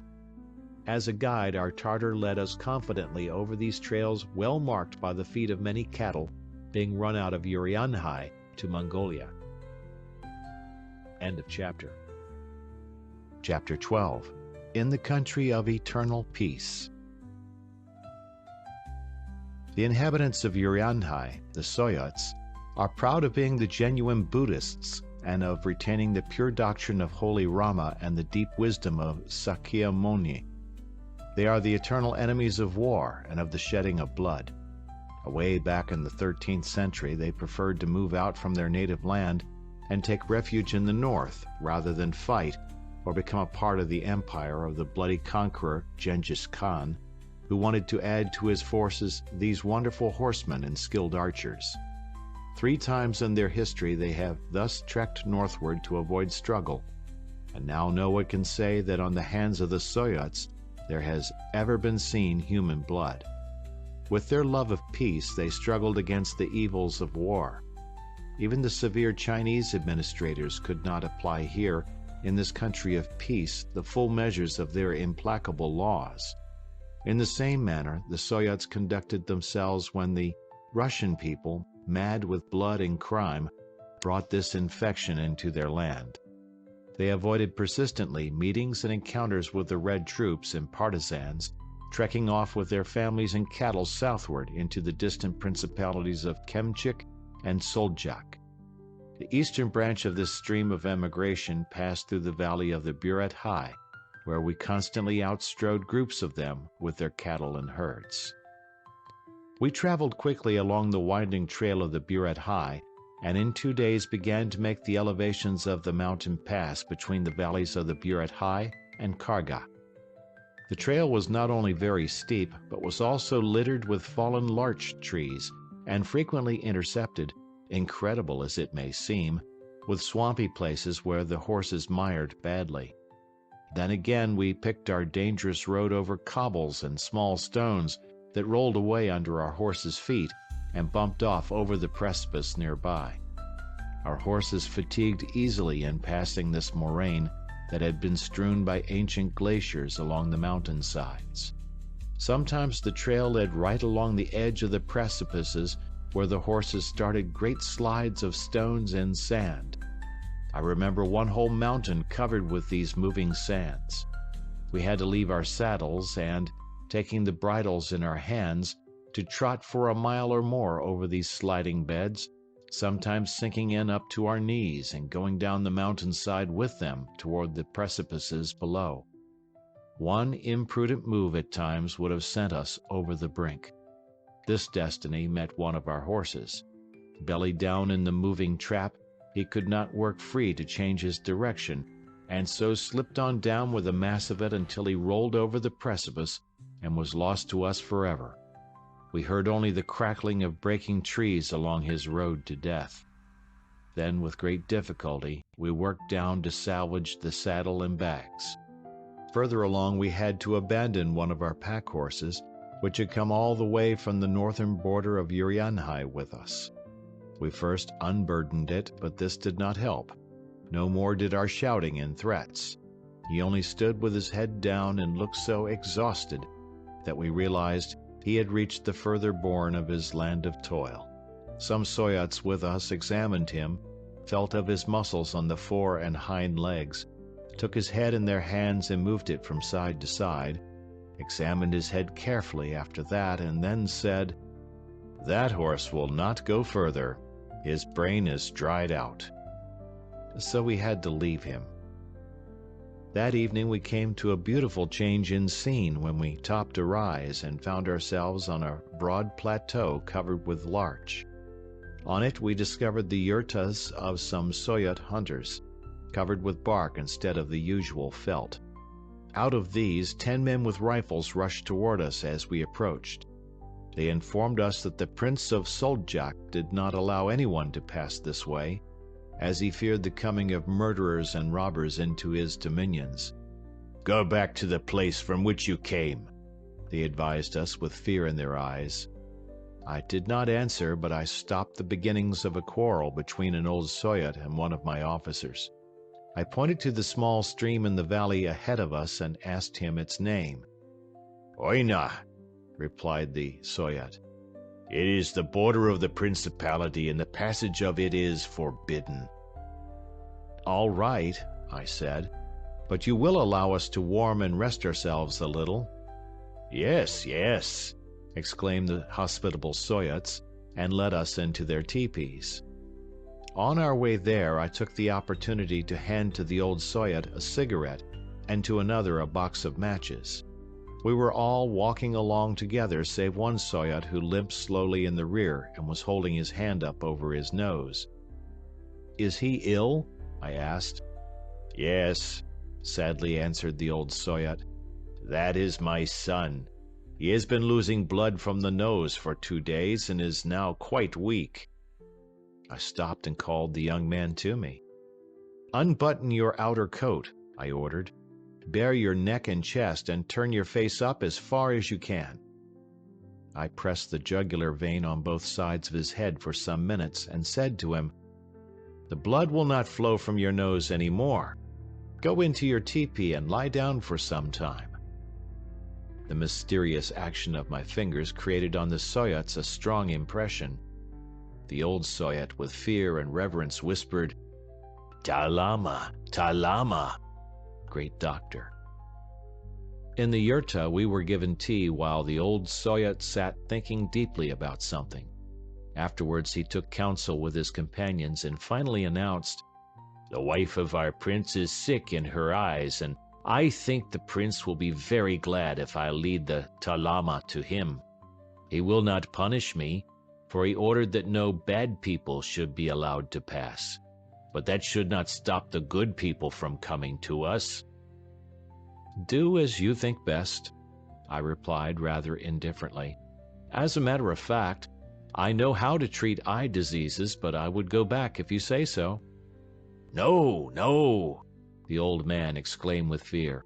"I shall guide you myself." Sitting by the fire, he lighted his pipe with a flint, wiped the mouthpiece on his sleeve, and offered it to me in true native hospitality. I was comme il faut, and smoked. Afterwards he offered his pipe to each one of our company and received from each a cigarette, a little tobacco, or some matches. It was the seal on our friendship. Soon in our yurta many persons piled up around us, men, women, children, and dogs. It was impossible to move. From among them emerged a lama with shaved face and close-cropped hair, dressed in the flowing red garment of his caste. His clothes and his expression were very different from the common mass of dirty Soyots, with their queues and felt caps, finished off with squirrel tails on the top. The lama was very kindly disposed towards us, but looked ever greedily at our gold rings and watches. I decided to exploit this avidity of the servant of Buddha. Supplying him with tea and dried bread, I made known to him that I was in need of horses. "I have a horse. Will you buy it from me?" he asked. "But I do not accept Russian banknotes. Let us exchange something." For a long time I bargained with him, and at last, for my gold wedding ring, a raincoat, and a leather saddlebag, I received a fine Soyot horse, to replace one of the pack animals we had lost, and a young goat.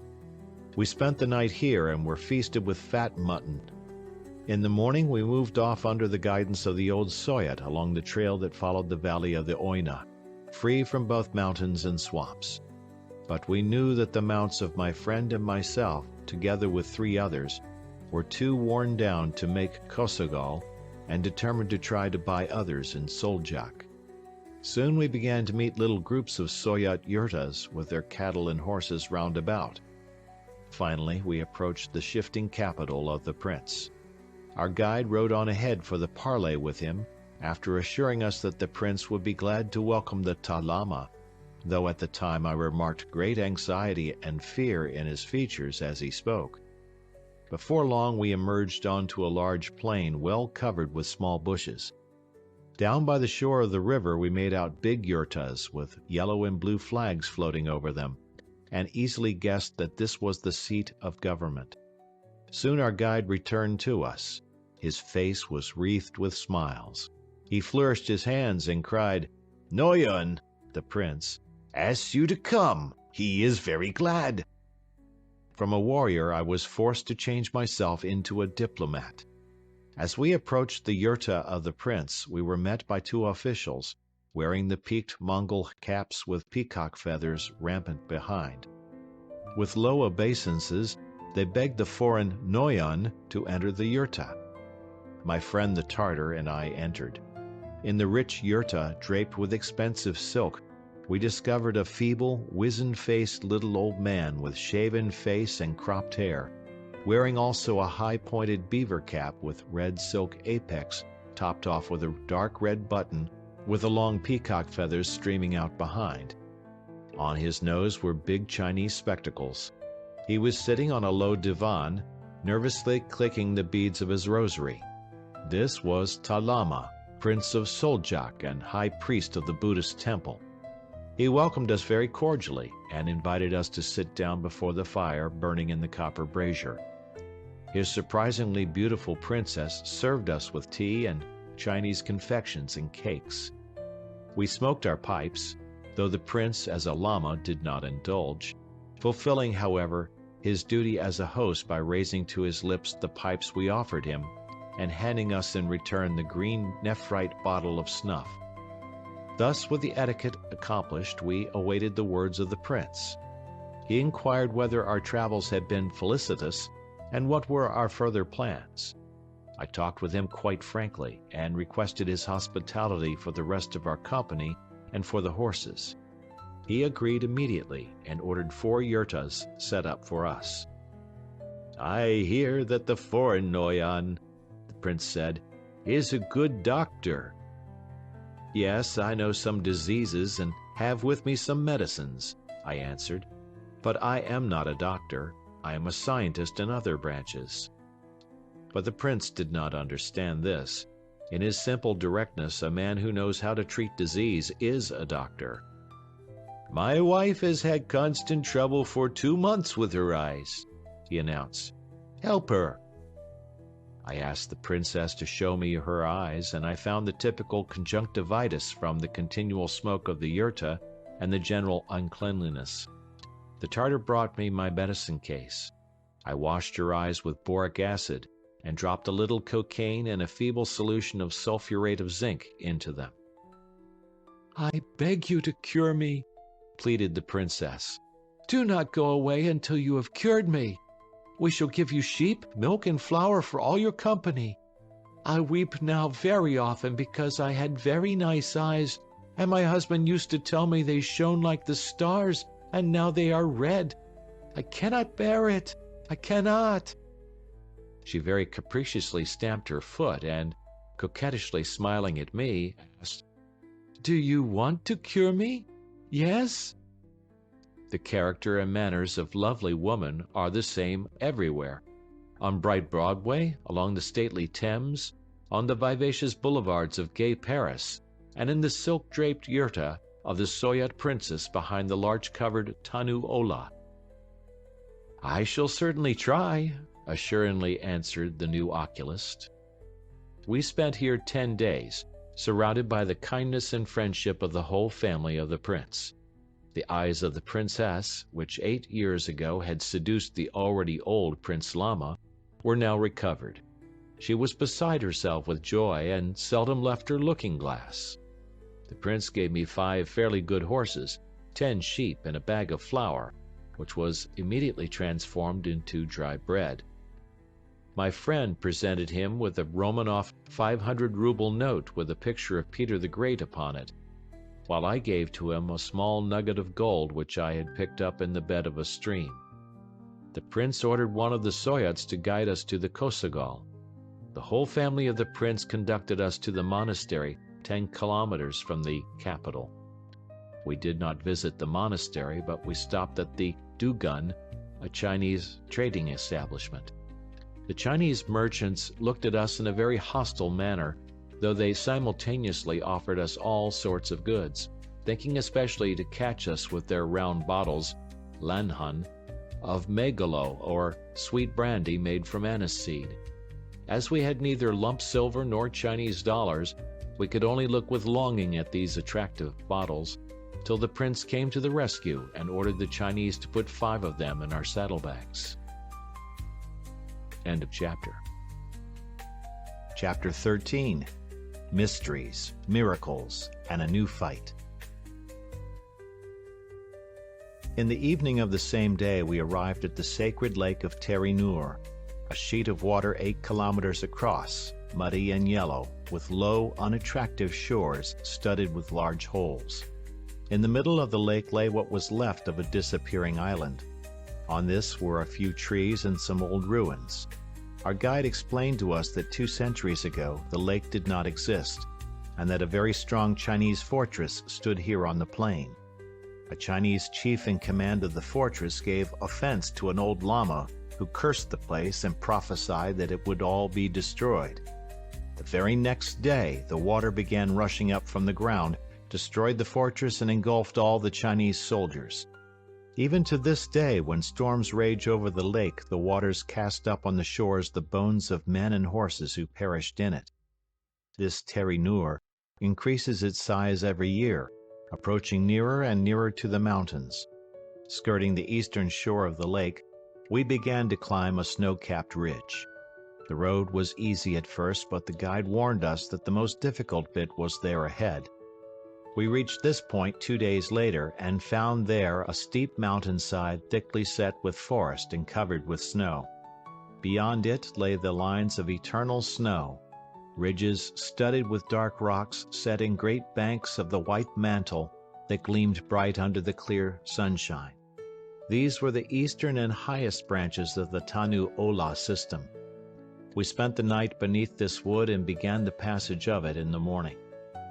At noon the guide began leading us by zigzags in and out, but everywhere our trail was blocked by deep ravines, great jams of fallen trees and walls of rock caught in their mad tobogganings from the mountaintop. We struggled for several hours, wore out our horses, and, all of a sudden, turned up at the place where we had made our last halt. It was very evident our Soyot had lost his way, and on his face I noticed marked fear. "The old devils of the cursed forest will not allow us to pass," he whispered with trembling lips. "It is a very ominous sign. We must return to Karga to the Noyon." But I threatened him, and he took the lead again, evidently without hope or effort to find the way. Fortunately, one of our party, a Urianhai hunter, noticed the blazes on the trees, the signs of the road which our guide had lost. Following these, we made our way through the wood, came into and crossed a belt of burned larch timber, and beyond this dipped again into a small live forest bordering the bottom of the mountains, crowned with the eternal snows. It grew dark, so that we had to camp for the night. The wind rose high and carried in its grasp a great white sheet of snow that shut us off from the horizon on every side and buried our camp deep in its folds. Our horses stood round like white ghosts, refusing to eat or to leave the circle round our fire. The wind combed their manes and tails. Through the niches in the mountains it roared and whistled. From somewhere in the distance came the low rumble of a pack of wolves, punctuated at intervals by the sharp individual barking that a favorable gust of wind threw up into high staccato. As we lay by the fire, the Soyot came over to me and said, "Noyon, come with me to the oboe. I want to show you something." We went there and began to ascend the mountain. At the bottom of a very steep slope was laid up a large pile of stones and tree trunks, making a cone of some 3 meters in height. These oboe are the Lamaite sacred signs set up at dangerous places, the altars to the bad demons, rulers of these places. Passing Soyots and Mongols pay tribute to the spirits by hanging on the branches of the trees and the oboe hatik, long streamers of blue silk, shreds torn from the lining of their coats, or simply tufts of hair cut from their horses' manes, or by placing on the stones lumps of meat or cups of tea and salt. "Look at it," said the Soyot. "The hatiks are torn off. The demons are angry. They will not allow us to pass, Noyon." He caught my hand and with supplicating voice whispered, "Let us go back, Noyon, let us. The demons do not wish us to pass their mountains. For 20 years no one has dared to pass these mountains, and all bold men who have tried have perished here. The demons fell upon them with snowstorm and cold. Look, it is beginning already. Go back to our Noyon. Wait for the warmer days, and then—" I could not listen further to the Soyot, but turned back to the fire, which I could hardly see through the blinding snow. Fearing our guide might run away, I ordered a sentry to be stationed for the night to watch him. Later in the night I was awakened by the sentry, who said to me, "Maybe I'm mistaken, but I think I heard a rifle." What could I say to it? Maybe some stragglers like ourselves were giving a sign of their whereabouts to their lost companions, or perhaps the sentry had mistaken for a rifle shot the sound of some falling rock or frozen ice and snow. Soon I fell asleep again, and suddenly saw in a dream a very clear vision. Out on the plain, blanketed deep with snow, was moving a line of riders. They were our pack horses, our Kalmuck and the funny pied horse with the Roman nose. I saw us descending from the snowy plateau into a fold in the mountains. Here some larch trees were growing, close to which gurgled a small open brook. Afterwards I noticed a fire burning among the trees, and then woke up. It grew light. I shook up the others and asked them to prepare quickly so as not to lose time in getting under way. The storm was raging. The snow blinded us and blotted out all traces of the road. The cold also became more intense. At last we were in the saddles. The Soyot went ahead trying to make out the trail. As we worked higher, the guide less seldom lost the way. Frequently we fell into deep holes covered with snow, We scrambled up over slippery rocks. At last the Soyot swung his horse round and, coming up to me, announced very positively, "I do not want to die with you, and I will not go further."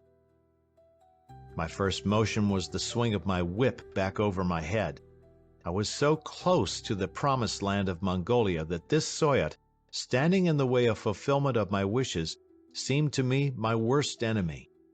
But I lowered my flourishing hand. Into my head flashed a quite wild thought. "Listen," I said, "if you move your horses, you will receive a bullet in the back, and you will perish not at the top of the mountain, but at the bottom. And now I will tell you what will happen to us. When we shall have reached these rocks above, the wind will have ceased, and the snowstorm will have subsided. The sun will shine as we cross the snowy plain above, and afterwards we shall descend into a small valley, where there are larches growing, and a stream of open running water. There we shall light our fires and spend the night." The Soyot began to tremble with fright. "Noyon has already passed these mountains of Darkhathola?" he asked in amazement. "No," I answered, "but last night I had a vision, and I know that we shall fortunately win over this ridge." "I will guide you," exclaimed the Soyot, and whipping his horse led the way up the steep slope to the top of the ridge of eternal snows.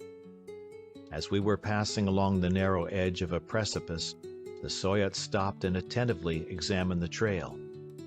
"Today many shod horses have passed here," he cried through the roar of the storm. "Yonder on the snow the lash of a whip has been dragged. These are not Soyots." The solution of this enigma appeared instantly. A volley rang out. One of my companions cried out as he caught hold of his right shoulder. One pack horse fell dead with a bullet behind his ear. We quickly tumbled out of our saddles, lay down behind the rocks, and began to study the situation. We were separated from a parallel spur of the mountain by a small valley about 1,000 paces across. There we made out about 30 riders already dismounted and firing at us. I had never allowed any fighting to be done until the initiative had been taken by the other side. Our enemy fell upon us unawares, and I ordered my company to answer. "Aim at the horses," cried Colonel Ossendowski. Then he ordered the Tartar and Soyot to throw our own animals. We killed 6 of theirs and probably wounded others as they got out of control. Also, our rifles took toll of any bold man who showed his head from behind his rock. We heard the angry shouting and maledictions of Red soldiers who shot up our position more and more animatedly. Suddenly I saw our Soyot kick up 3 of the horses and spring into the saddle of one, with the others in leash behind. Behind him sprang up the Tartar and the Kalmuk. I had already drawn my rifle on the Soyot, but as soon as I saw the Tartar and Kalmuk on their lovely horses behind him, I dropped my gun and knew all was well. The Reds let off a volley at the trio, but they made good their escape behind the rocks and disappeared. The firing continued more and more lively, and I did not know what to do. From our side we shot rarely, saving our cartridges. Watching carefully the enemy, I noticed 2 black points on the snow high above the Reds. They slowly approached our antagonists and finally were hidden from view behind some sharp hillocks. When they emerged from these, they were right on the edge of some overhanging rocks, at the foot of which the Reds lay concealed from us. By this time, I had no doubt that these were the heads of 2 men. Suddenly these men rose up, and I watched them flourish and throw something that was followed by 2 deafening roars, which re-echoed across the mountain valley. Immediately a 3rd explosion was followed by wild shouts and disorderly firing among the Reds. Some of the horses rolled down the slope into the snow below, and the soldiers, chased by our shots, made off as fast as they could down into the valley out of which we had come. Afterward, the Tartar told me the Soyot had proposed to guide them around behind the Reds to fall upon their rear with the bombs. When I had bound up the wounded shoulder of the officer and we had taken the pack off the killed animal, we continued our journey. Our position was complicated. We had no doubt that the Red detachment came up from Mongolia. Therefore, were there Red troops in Mongolia? What was their strength? Where might we meet them? Consequently, Mongolia was no more the promised land? Very sad thoughts took possession of us. But nature pleased us. The wind gradually fell. The storm ceased. The sun more and more frequently broke through the scudding clouds. We were traveling upon a high, snow-covered plateau, where in one place the wind blew it clean, and in another piled it high with drifts which caught our horses and held them so that they could hardly extricate themselves at times. We had to dismount and wade through the white piles up to our waists, and often a man or horse was down and had to be helped to his feet. At last the descent began, and at sunset we stopped in the small larch grove, spent the night at the fire among the trees, and drank the tea boiled in the water carried from the open mountain brook. In various places, we came across the tracks of our recent antagonists. Everything, even nature herself and the angry demons of Darkhat-Ola, had helped us. But we were not gay, because again before us lay the dread uncertainty that threatened us with new and possibly destructive dangers. End of chapter. Chapter 14. The River of the Devil. Ulan Taiga with Darkhat-Ola lay behind us. We went forward very rapidly because the Mongol plains began here, free from the impediments of mountains. Everywhere splendid grazing lands stretched away. In places there were groves of larch. We crossed some very rapid streams, but they were not deep, and they had hard beds. After 2 days of travel over the Darkhat plain, we began meeting Soyots driving their cattle rapidly toward the northwest into Ogarka-Ola. They communicated to us very unpleasant news. The Bolsheviki from the Irkutsk district had crossed the Mongolian border, captured the Russian colony at Khathyl on the southern shore of Lake Kosogol, and turned off south toward Murin-Kure, a Russian settlement beside a big Lamaite monastery 60 miles south of Kosogol. The Mongols told us there were no Russian troops between Khathyl and Murin-Kure, so we decided to pass between these 2 points to reach Van-Kure farther to the east. We took leave of our Soyot guide, and after having sent 3 scouts in advance, moved forward. From the mountains around the Kosogol, we admired the splendid view of this broad alpine lake. It was set like a sapphire in the old gold of the surrounding hills, chased with lovely bits of rich dark forestry. At night, we approached Khathyl with great precaution and stopped on the shore of the river that flows from Kosogol, the Yaga or Inkingol. We found a Mongol who agreed to transport us to the other bank of the frozen stream and to lead us by a safe road between Khathyl and Murin-Kure. Everywhere along the shore of the river were found large obo and small shrines to the demons of the stream. "Why are there so many obo?" we asked the Mongol. "It is the river of the devil, dangerous and crafty," replied the Mongol. 2 days ago a train of carts went through the ice, and 3 of them with 5 soldiers were lost. We started to cross. The surface of the river resembled a thick piece of looking-glass, being clear and without snow. Our horses walked very carefully, but some fell and floundered before they could regain their feet. We were leading them by the bridle. With bowed heads and trembling all over, they kept their frightened eyes ever on the ice at their feet. I looked down and understood their fear. Through the cover of 1 foot of transparent ice, one could clearly see the bottom of the river. Under the lighting of the moon, all the stones, the holes, and even some of the grasses were distinctly visible, even though the depth was 10 meters and more. The Yaga rushed under the ice with a furious speed, swirling and marking its course with long bands of foam and bubbles. Suddenly, I jumped and stopped as though fastened to the spot. Along the surface of the river ran the boom of a cannon, followed by a second and a third. "Quicker, quicker!" cried our Mongol, waving us forward with his hand. Another cannon boom and a crack ran right close to us. The horses swung back on their haunches in protest, reared and fell, many of them striking their heads severely on the ice. In a second it opened up 2 feet wide, so that I could follow its jagged course along the surface. Immediately up out of the opening the water spread over the ice with a rush. "Hurry! Hurry!" shouted the guide.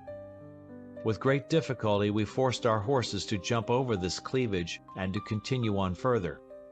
They trembled and disobeyed, and only the strong lash forced them to forget this panic of fear and go on. When we were safe on the farther bank and well into the woods, our Mongol guide recounted to us how the river at times opens in this mysterious way and leaves great areas of clear water. All the men and animals on the river at such times must perish. The furious current of cold water will always carry them down under the ice. At other times, a crack has been known to pass right under a horse, and where he fell in with his front feet in the attempt to get back to the other side, the crack has closed up and ground his legs or feet right off. The valley of Kosogal is the crater of an extinct volcano. Its outlines may be followed from the high west shore of the lake. However, the plutonic force still acts, and, asserting the glory of the devil, forces the Mongols to build obo and offer sacrifices at his shrines. We spent all the night and all the next day hurrying away eastward to avoid a meeting with the Reds and seeking good pasturage for our horses. At about 9 o'clock in the evening a fire shone out of the distance. My friend and I made toward it with the feeling that it was surely a Mongol yurta beside which we could camp in safety. We traveled over a mile before making out distinctly the lines of a group of yurtas. But nobody came out to meet us, and, what astonished us more, we were not surrounded by the angry black Mongolian dogs with fiery eyes. Still, from the distance we had seen the fire, and so there must be someone there. We dismounted from our horses and approached on foot. From out of the yurta rushed 2 Russian soldiers, one of whom shot at me with his pistol but missed me and wounded my horse in the back through the saddle. I brought him to earth with my Mauser, and the other was killed by the butt end of my friend's rifle. We examined the bodies and found in their pockets the papers of soldiers of the 2nd Squadron of the Communist Interior Defense. Here we spent the night. The owners of the yurtas had evidently run away, for the Red soldiers had collected and packed in sacks the property of the Mongols. Probably they were just planning to leave, as they were fully dressed. We acquired 2 horses, which we found in the bushes, 2 rifles and 2 automatic pistols with cartridges. In the saddlebags we also found tea, tobacco, matches, and cartridges, all of these valuable supplies to help us keep further hold on our lives. 2 days later we were approaching the shore of the river Uri when we met 2 Russian riders, who were the Cossacks of a certain Ataman Sutanin, acting against the Bolsheviki in the valley of the river Selenga. They were riding to carry a message from Sutanin to Kalgorodov, chief of the anti-Bolsheviki in the Altai region. They informed us that along the whole Russian-Mongolian border the Bolshevik troops were scattered. Also that communist agitators had penetrated to Klatka, Ulankom, and Kabdo, and had persuaded the Chinese authorities to surrender to the Soviet authorities all the refugees from Russia. We knew that in the neighborhood of Urga and Vankure, engagements were taking place between the Chinese troops and the detachments of the anti-Bolshevik Russian General Baron Ungern Sternberg and Colonel Casagrande, who were fighting for the independence of Outer Mongolia. Baron Ungern had now been twice defeated, so that the Chinese were carrying on high-handed in Urga, suspecting all foreigners of having relations with the Russian general. We realized that the whole situation was sharply reversed. The route to the Pacific was closed. Reflecting very carefully over the problem, I decided that we had but one possible exit left. We must avoid all Mongolian cities with Chinese administration, cross Mongolia from north to south, traverse the desert in the southern part of the Principality of Jasaktu Khan, enter the Gobi in the western part of Inner Mongolia, strike as rapidly as possible through 60 miles of Chinese territory in the province of Kansu, and penetrate into Tibet. Here I hoped to search out one of the English consuls, and with his help to reach some English port in India. I understood thoroughly all the difficulties incident to such an enterprise, but I had no other choice. It only remained to make this last foolish attempt, or to perish without doubt at the hands of the Bolsheviki, or languish in a Chinese prison. When I announced my plan to my companions, without in any way hiding from them all its dangers and quixotism, all of them answered very quickly and shortly, "Lead us, we will follow." One circumstance was distinctly in our favor. We did not fear hunger, for we had some supplies of tea, tobacco, and matches, and a surplus of horses, saddles, rifles, overcoats, and boots, which were an excellent currency for exchange. So then we began to initiate the plan of the new expedition.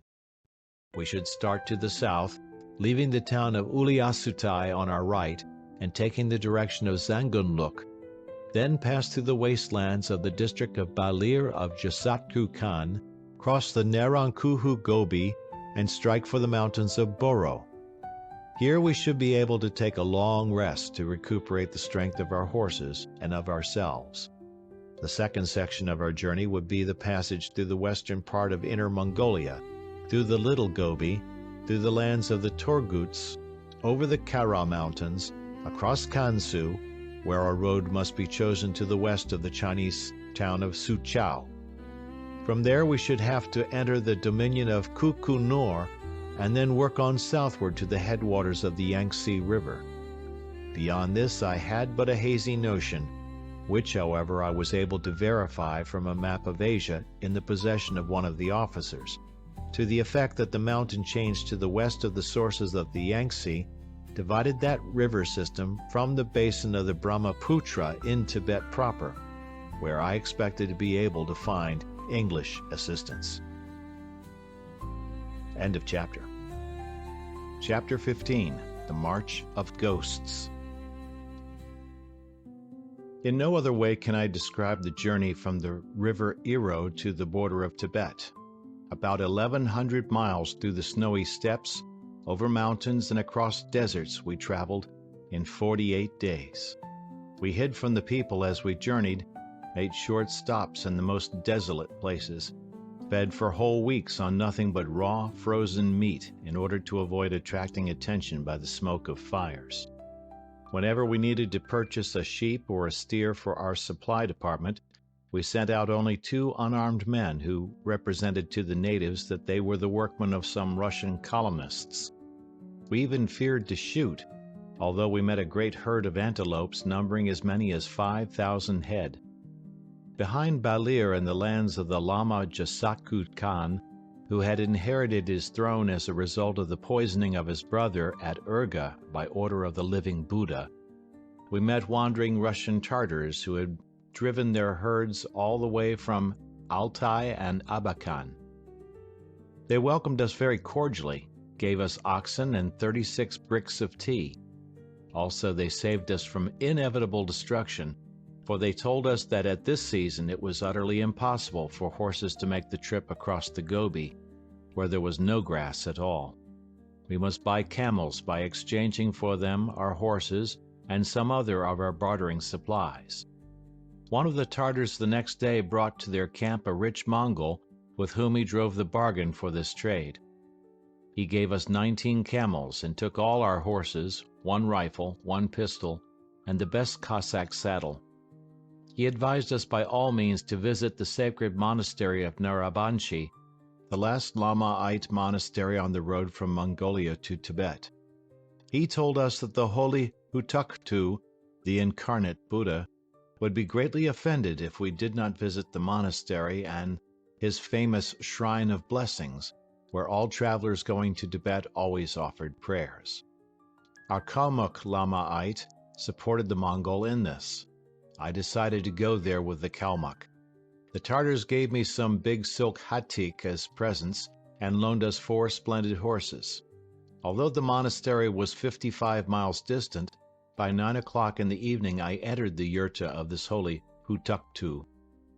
He was a middle-aged, clean-shaven, spare little man, laboring under the name of Jelib Jeramsrap Hutuktu. He received us very cordially and was greatly pleased with the presentation of the hatyk and with my knowledge of the Mongol etiquette in which my Tartar had been long and persistently instructing me. He listened to me most attentively and gave valuable advice about the road, presenting me then with a ring which has since opened for me the doors of all Lamaite monasteries. The name of this Hutuktu is highly esteemed not only in all Mongolia, but in Tibet and in the Lamaite world of China. We spent the night in his splendid yurta, and on the following morning visited the shrines where they were conducting very solemn services with the music of gongs, tom-toms, and whistling. The lamas with their deep voices were intoning the prayers, while the lesser priests answered with their antiphonies. The sacred phrase, Om Mani Padme Hung, was endlessly repeated. The Hutuktu wished us success, presented us with a large yellow hatyk, and accompanied us to the monastery gate. When we were in our saddles, he said, "Remember that you are always welcome guests here. Life is very complicated, and anything may happen. Perhaps you will be forced in future to revisit distant Mongolia, and then do not miss Narabanchi Kure." That night we returned to the Tartars, and the next day continued our journey. As I was very tired, the slow, easy motion of the camel was welcome and restful to me. All the day I dozed off at intervals to sleep. It turned out to be very disastrous for me, for when my camel was going up the steep bank of a river, in one of my naps I fell off and hit my head on a stone, lost consciousness, and woke up to find my overcoat covered with blood. My friends surrounded me with their frightened faces. They bandaged my head and we started off again. I only learned long afterwards from a doctor who examined me that I had cracked my skull as the price of my siesta. We crossed the eastern ranges of the Altai and the Karlik Tag, which are the most oriental sentinels the great Tian Shan system throws out into the regions of the Gobi, and then traversed from the north to the south the entire width of the Kuhu Gobi. Intense cold ruled all this time, and fortunately the frozen sands gave us better speed. Before passing the Kara range, we exchanged our rocking chair steeds for horses, a deal in which the Torguts skinned us badly like the true old clothes men they are. Skirting around these mountains, we entered Kansu. It was a dangerous move, for the Chinese were arresting all refugees, and I feared for my Russian fellow travelers. During the days we hid in the ravines, the forests, and bushes, making forced marches at night.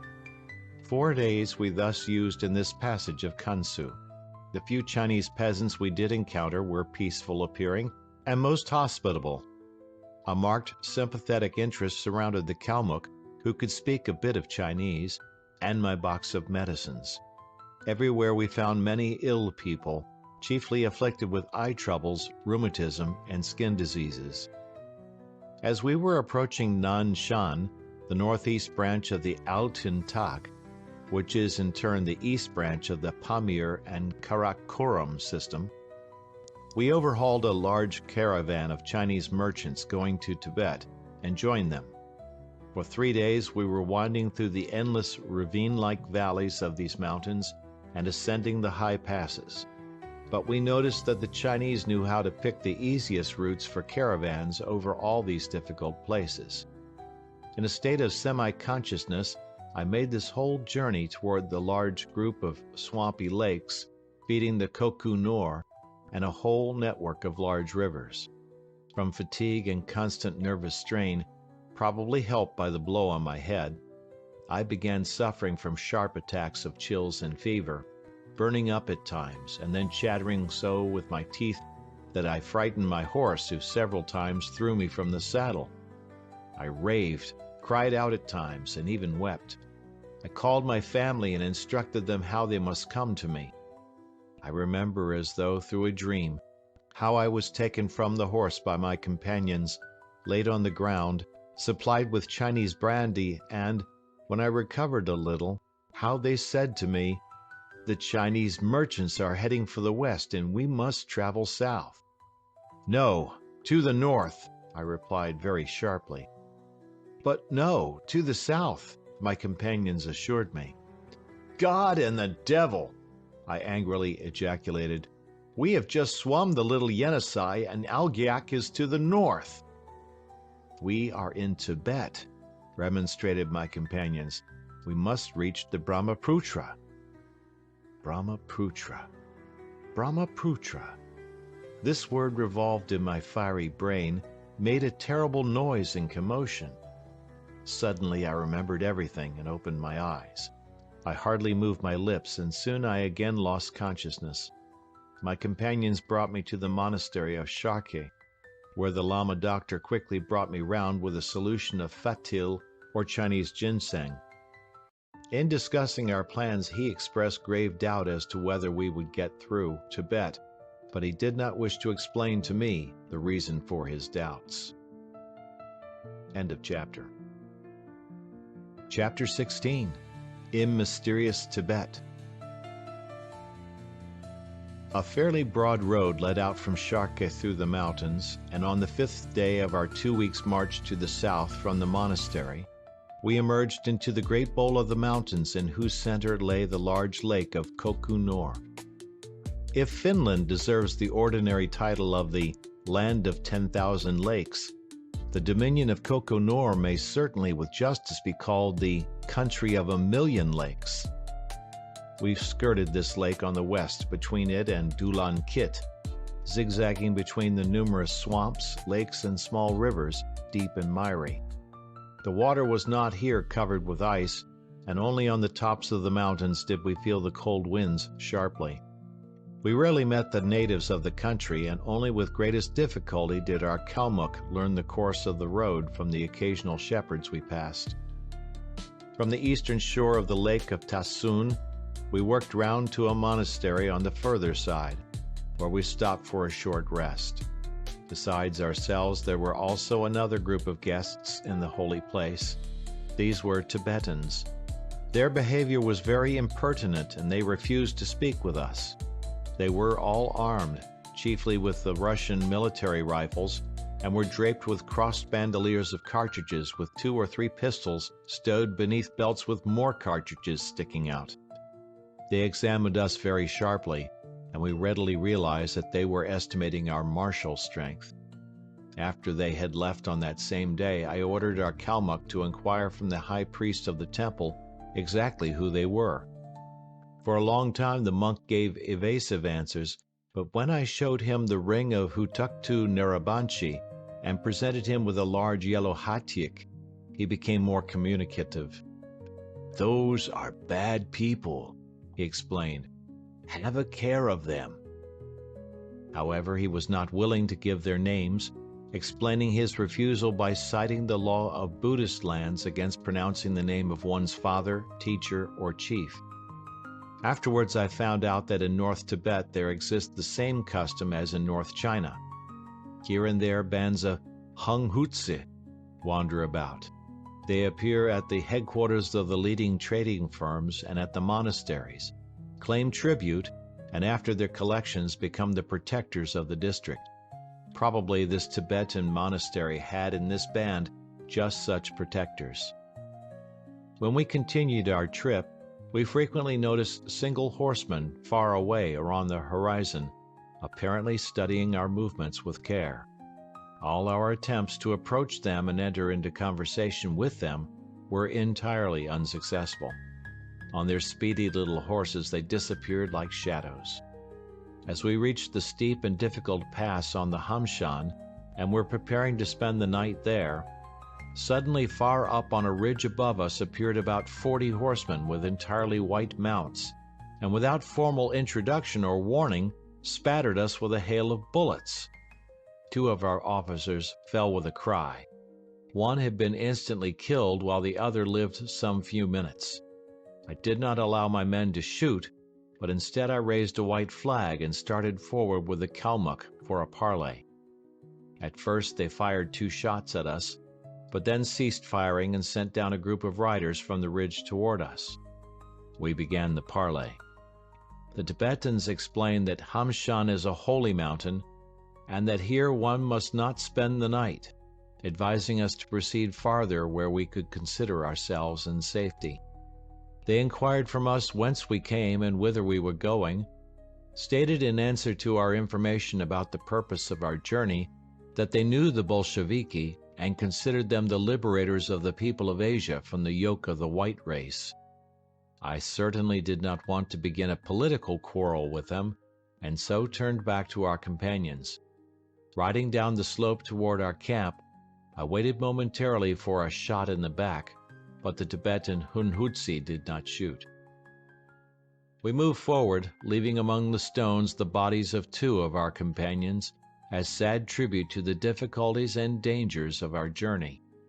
We rode all night, with our exhausted horses constantly stopping and some lying down under us, but we forced them ever onward. At last, when the sun was at its zenith, we finally halted.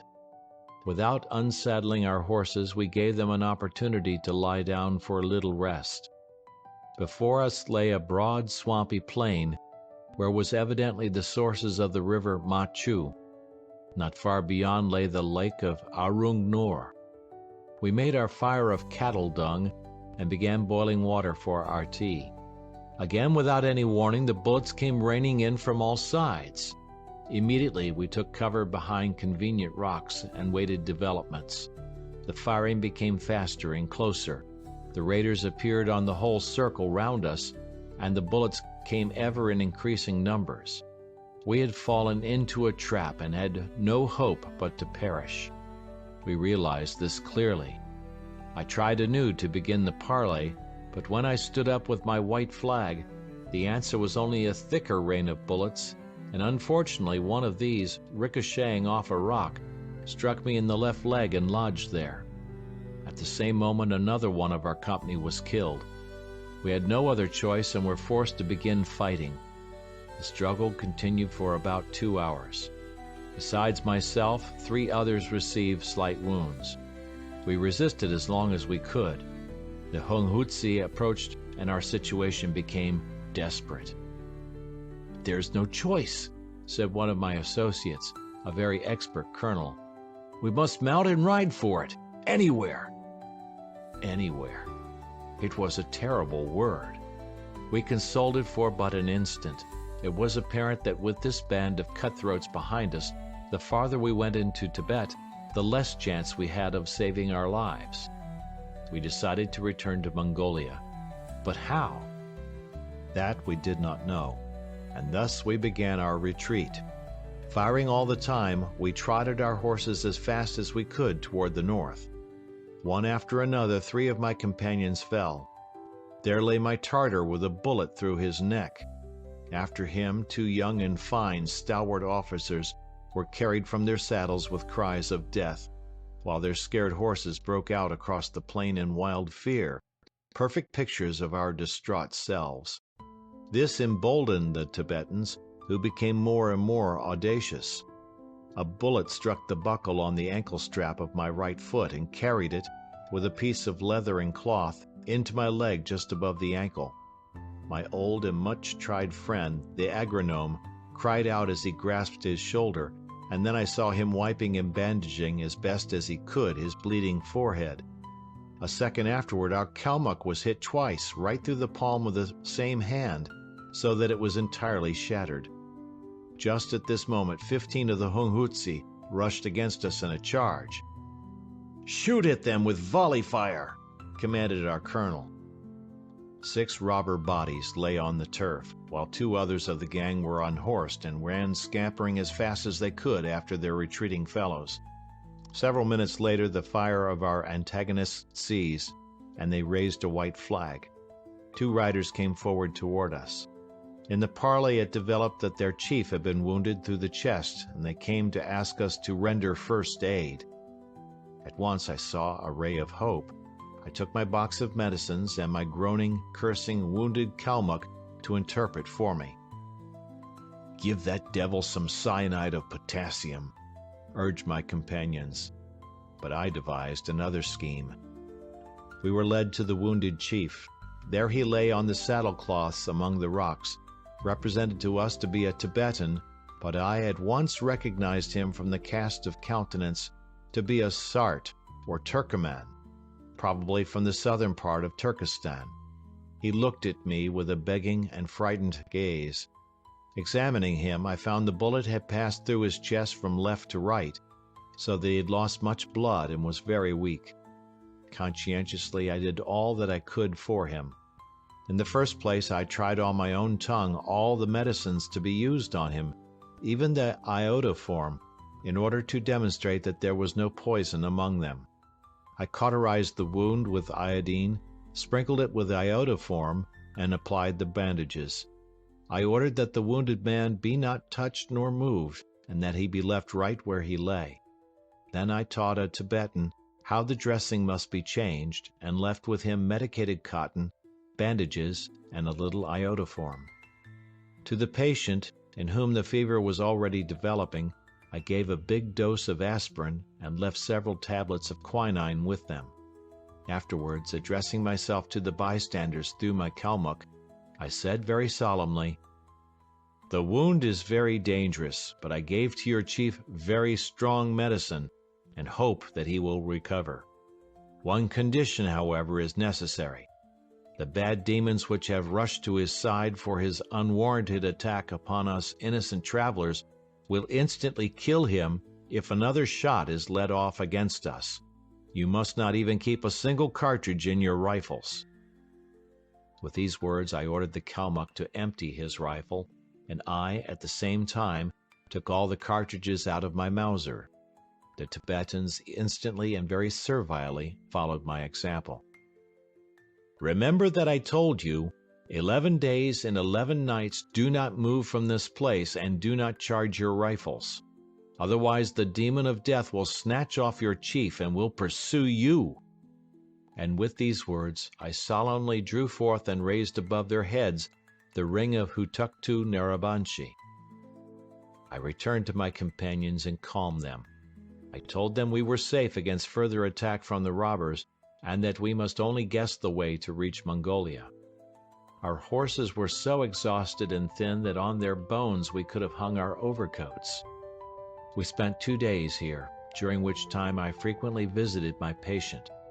It also gave us opportunity to bandage our own fortunately light wounds, and to secure a little rest, though unfortunately I had nothing but a jackknife with which to dig the bullet out of my left calf, and the shoemaker's accessories from my right ankle. Inquiring from the brigands about the caravan roads, we soon made our way out to one of the main routes, and had the good fortune to meet there the caravan of the young Mongol prince Punzig, who was on a holy mission carrying a message from the living Buddha in Urga to the Dalai Lama in Lhasa. He helped us to purchase horses, camels, and food.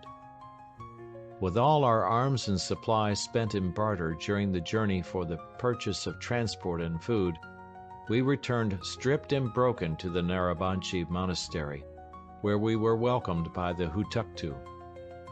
"I knew you would come back," said he. "The divinations revealed it all to me." With 6 of our little band left behind us in Tibet to pay the eternal toll of our dash for the south, we returned but 12 to the monastery, and waited there 2 weeks to readjust ourselves and learn how events would again set us afloat on this turbulent sea to steer for any port that destiny might indicate. The officers enlisted in the detachment which was then being formed in Mongolia to fight against the destroyers of their native land, the Bolsheviki. My original companion and I prepared to continue our journey over Mongolian plains with whatever further adventures and dangers might come in the struggle to escape to a place of safety.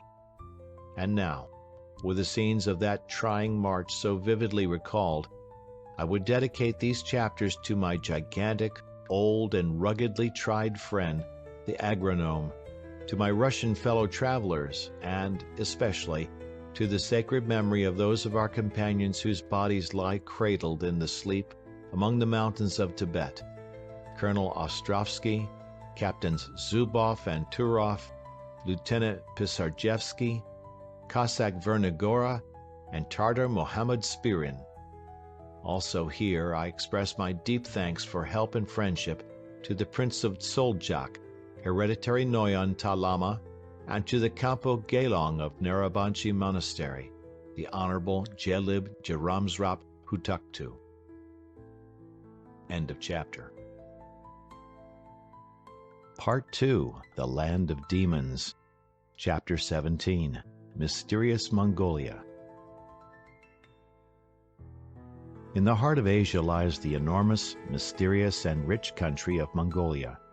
From somewhere on the snowy slopes of the Tian Shan and from the hot sands of western Sungaria to the timbered ridges of the Sian and to the Great Wall of China, it stretches over a huge portion of Central Asia, the cradle of peoples, histories, and legends, the native land of bloody conquerors who have left here their capitals covered by the sand of the Gobi, their mysterious rings, and their ancient nomad laws, the states of monks and evil devils, the country of wandering tribes administered by the descendants of Genghis Khan and Kublai Khan, Khans and princes of the junior lines, that is Mongolia. Mysterious country of the cults of Rama, Sakyamuni, Jigong Kappa, and Paspa, cults guarded by the very person of the living Buddha, Buddha incarnated in the third dignitary of the Lamaite religion, Bagdogeggen in Takuri or Urga, the land of mysterious doctors, prophets, sorcerers, fortune-tellers, and witches, the land of the sign of the swastika, the land which has not forgotten the thoughts of the long-deceased great potentates of Asia and of half of Europe. That is Mongolia. The land of nude mountains, of plains buried by the sun and killed by the cold, of ill cattle and ill people, the nest of pests, anthrax and smallpox, the land of boiling hot springs and of mountain passes inhabited by demons, of sacred lakes swarming with fish, of wolves, rare species of deer and mountain goats, marmots in millions, wild horses, wild donkeys, and wild camels that have never known the bridle, ferocious dogs and rapacious birds of prey which devour the dead bodies cast out on the plains by the people. That is Mongolia. The land whose disappearing primitive people gaze upon the bones of their forefathers whitening in the sands and dust of their plains, where are dying out the people who formerly conquered China, Siam, northern India, and Russia, and broke their chests against the iron lances of the Polish knights, defending then all the Christian world against the invasion of wild and wandering Asia. That is Mongolia. The land swelling with natural riches, producing nothing, in need of everything, destitute and suffering from the world's cataclysm. That is Mongolia. In this land, by order of fate, after my unsuccessful attempt to reach the Indian Ocean through Tibet, I spent half a year in the struggle to live and to escape. My old and faithful friend and I were compelled, willy-nilly, to participate in the exceedingly important and dangerous events transpiring in Mongolia in the year of grace 1921. Thanks to this, I came to know the calm, good, and honest Mongolian people. I read their souls, saw their sufferings and hopes. I witnessed the whole horror of their oppression and fear before the face of mystery, there where mystery pervades all life.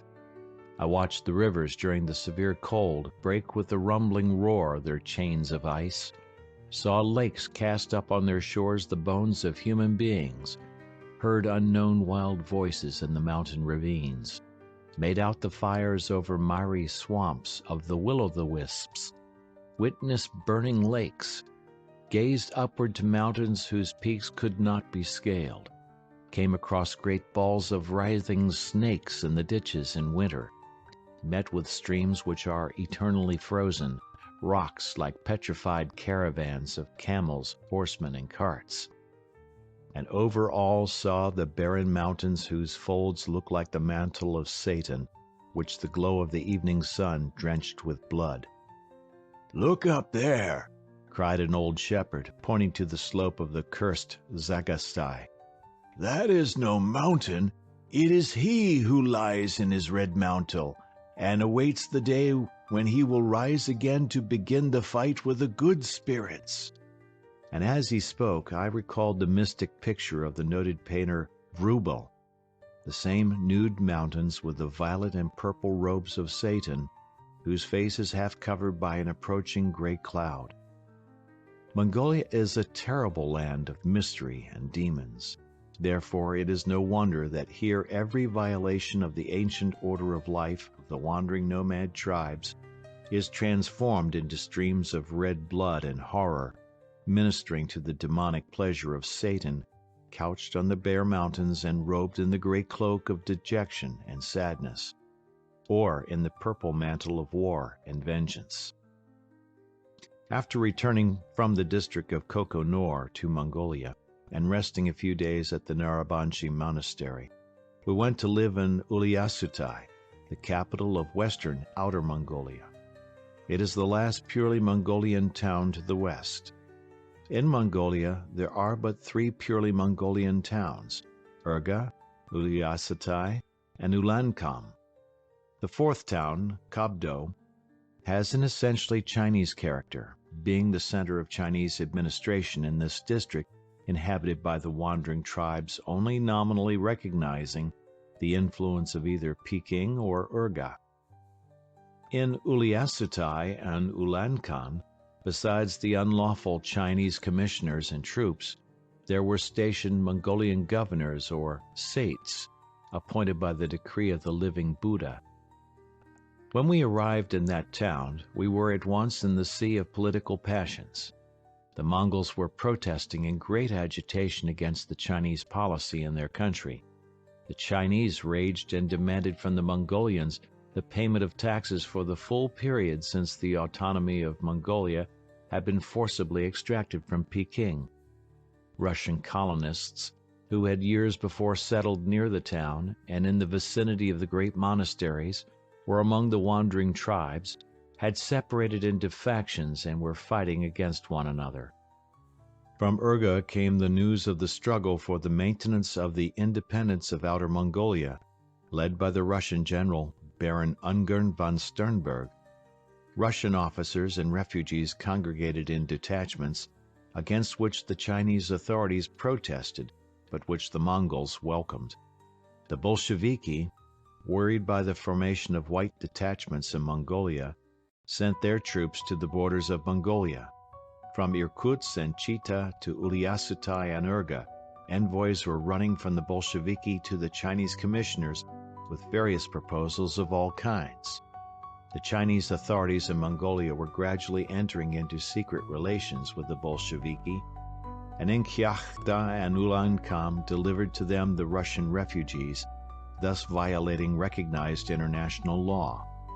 In Urga, the Bolsheviki set up a Russian communistic municipality. Russian consuls were inactive. Red troops in the region of Kosogal and the valley of the Selenga had encounters with anti-Bolshevik officers. The Chinese authorities established garrisons in the Mongolian towns and sent punitive expeditions into the country. And to complete the confusion, the Chinese troops carried out house-to-house searches during which they plundered and stole. Into what an atmosphere we had fallen after our hard and dangerous trip along the Yenisei, through Urianhai, Mongolia, the lands of the Turguts, Kansu, and Koko Nor. "Do you know," said my old friend to me, "I prefer strangling partisans and fighting with the Hunghutse to listening to news and more anxious news." He was right, for the worst of it was that in this bustle and whirl of facts, rumors, and gossip, the Reds could approach troubled Uliassutai and take everyone with their bare hands. We should very willingly have left this town of uncertainties, but we had no place to go. In the north were the hostile partisans and Red troops. To the south we had already lost our companions and not a little of our own blood. To the west raged the Chinese administrators and detachments, and to the east a war had broken out, the news of which, in spite of the attempts of the Chinese authorities at secrecy, had filtered through and had testified to the seriousness of the situation in this part of Outer Mongolia. Consequently, we had no choice but to remain in Uliassutai. Here also were living several Polish soldiers who had escaped from the prison camps in Russia, 2 Polish families and 2 American firms, all in the same plight as ourselves. We joined together and made our own intelligence department, very carefully watching the evolution of events.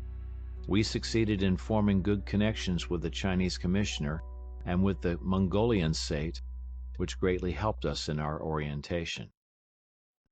What was behind all these events in Mongolia? The very clever Mongol Sate of Uliassutai gave me the following explanation. According to the agreements between Mongolia, China, and Russia of October 21, 1912, of October 23, 1913, and of June 7, 1915, Outer Mongolia was accorded independence, and the moral head of our Yellow Faith, His Holiness the Living Buddha, became the suzerain of the Mongolian people of Khalkha, or Outer Mongolia, with the title of Bogdo Jebebsung Damba Hutuktu Khan. While Russia was still strong and carefully watched her policy in Asia, the government of Peking kept the treaty. But when, at the beginning of the war with Germany, Russia was compelled to withdraw her troops from Siberia, Peking began to claim the return of its lost rights in Mongolia. It was because of this that the first 2 treaties of 1912 and 1913 were supplemented by the Convention of 1915. However, in 1916, when all the forces of Russia were preoccupied in the unsuccessful war, and afterwards when the First Russian Revolution broke out in February 1917, overthrowing the Romanov dynasty, the Chinese government openly retook Mongolia. They changed all the Mongolian ministers and sates, replacing them with individuals friendly to China, arrested many Mongolian autonomists, and sent them to prison in Peking, set up their administration in Urga and other Mongol towns, actually removed His Holiness Bogdo Khan from the affairs of administration, made him only a machine for signing Chinese decrees, and at last introduced him to Mongolia their troops. From that moment there developed an energetic flow of Chinese merchants and coolies into Mongolia. The Chinese began to demand the payment of taxes and dues from 1912.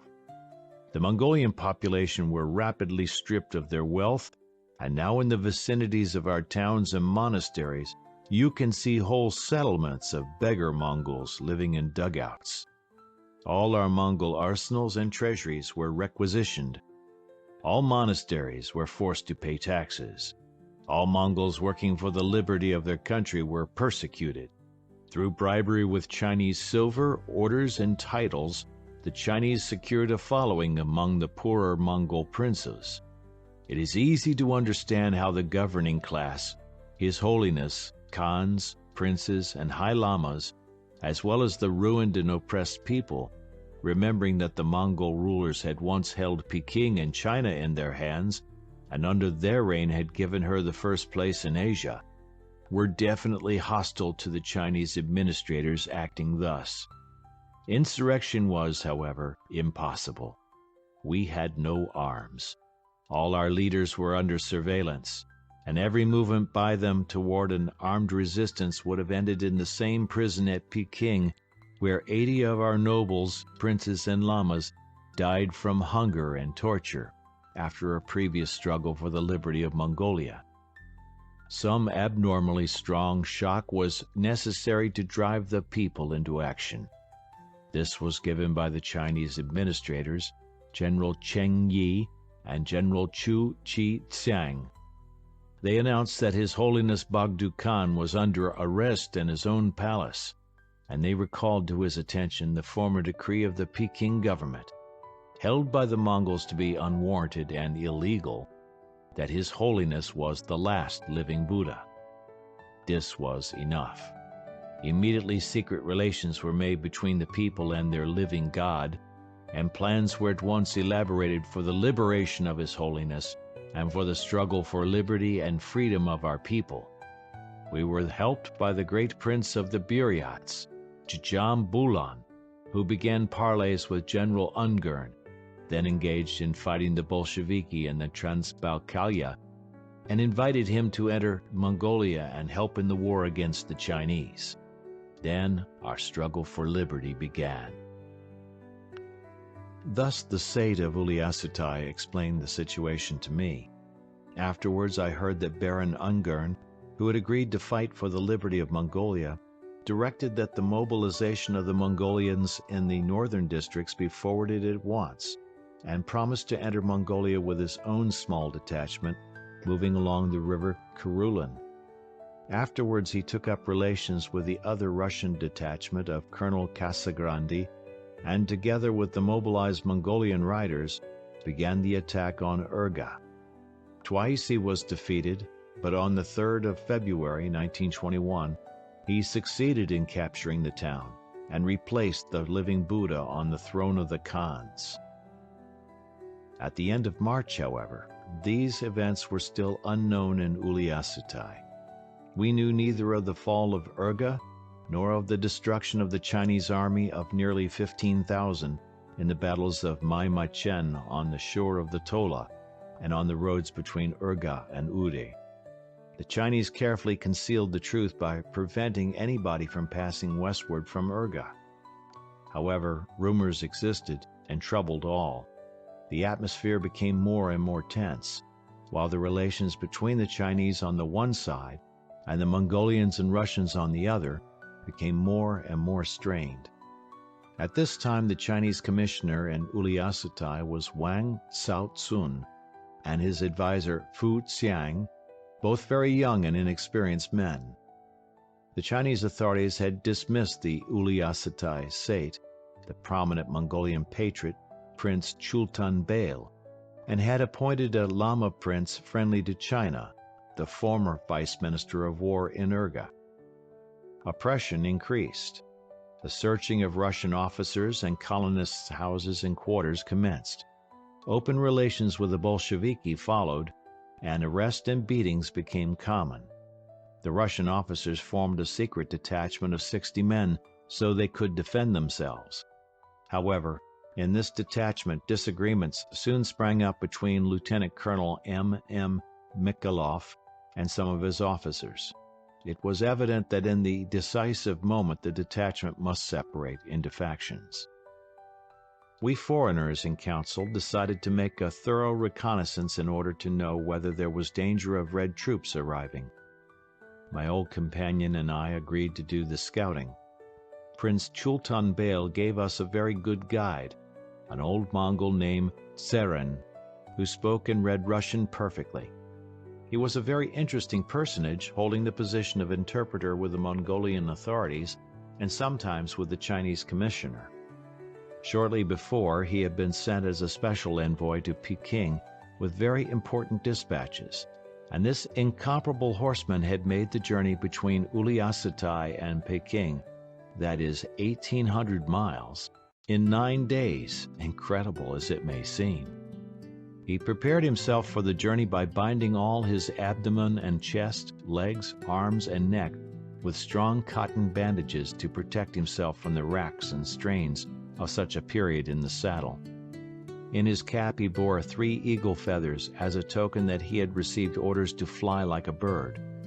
Armed with a special document called a tsara, which gave him the right to receive at all post stations the best horses, one to ride and one fully saddled to lead as a change, together with 2 ulachin or guards to accompany him and bring back the horses from the next station or urtan, he made the distance of from 15 to 30 miles between stations at full gallop, stopping only long enough to have the horses and guards changed before he was off again.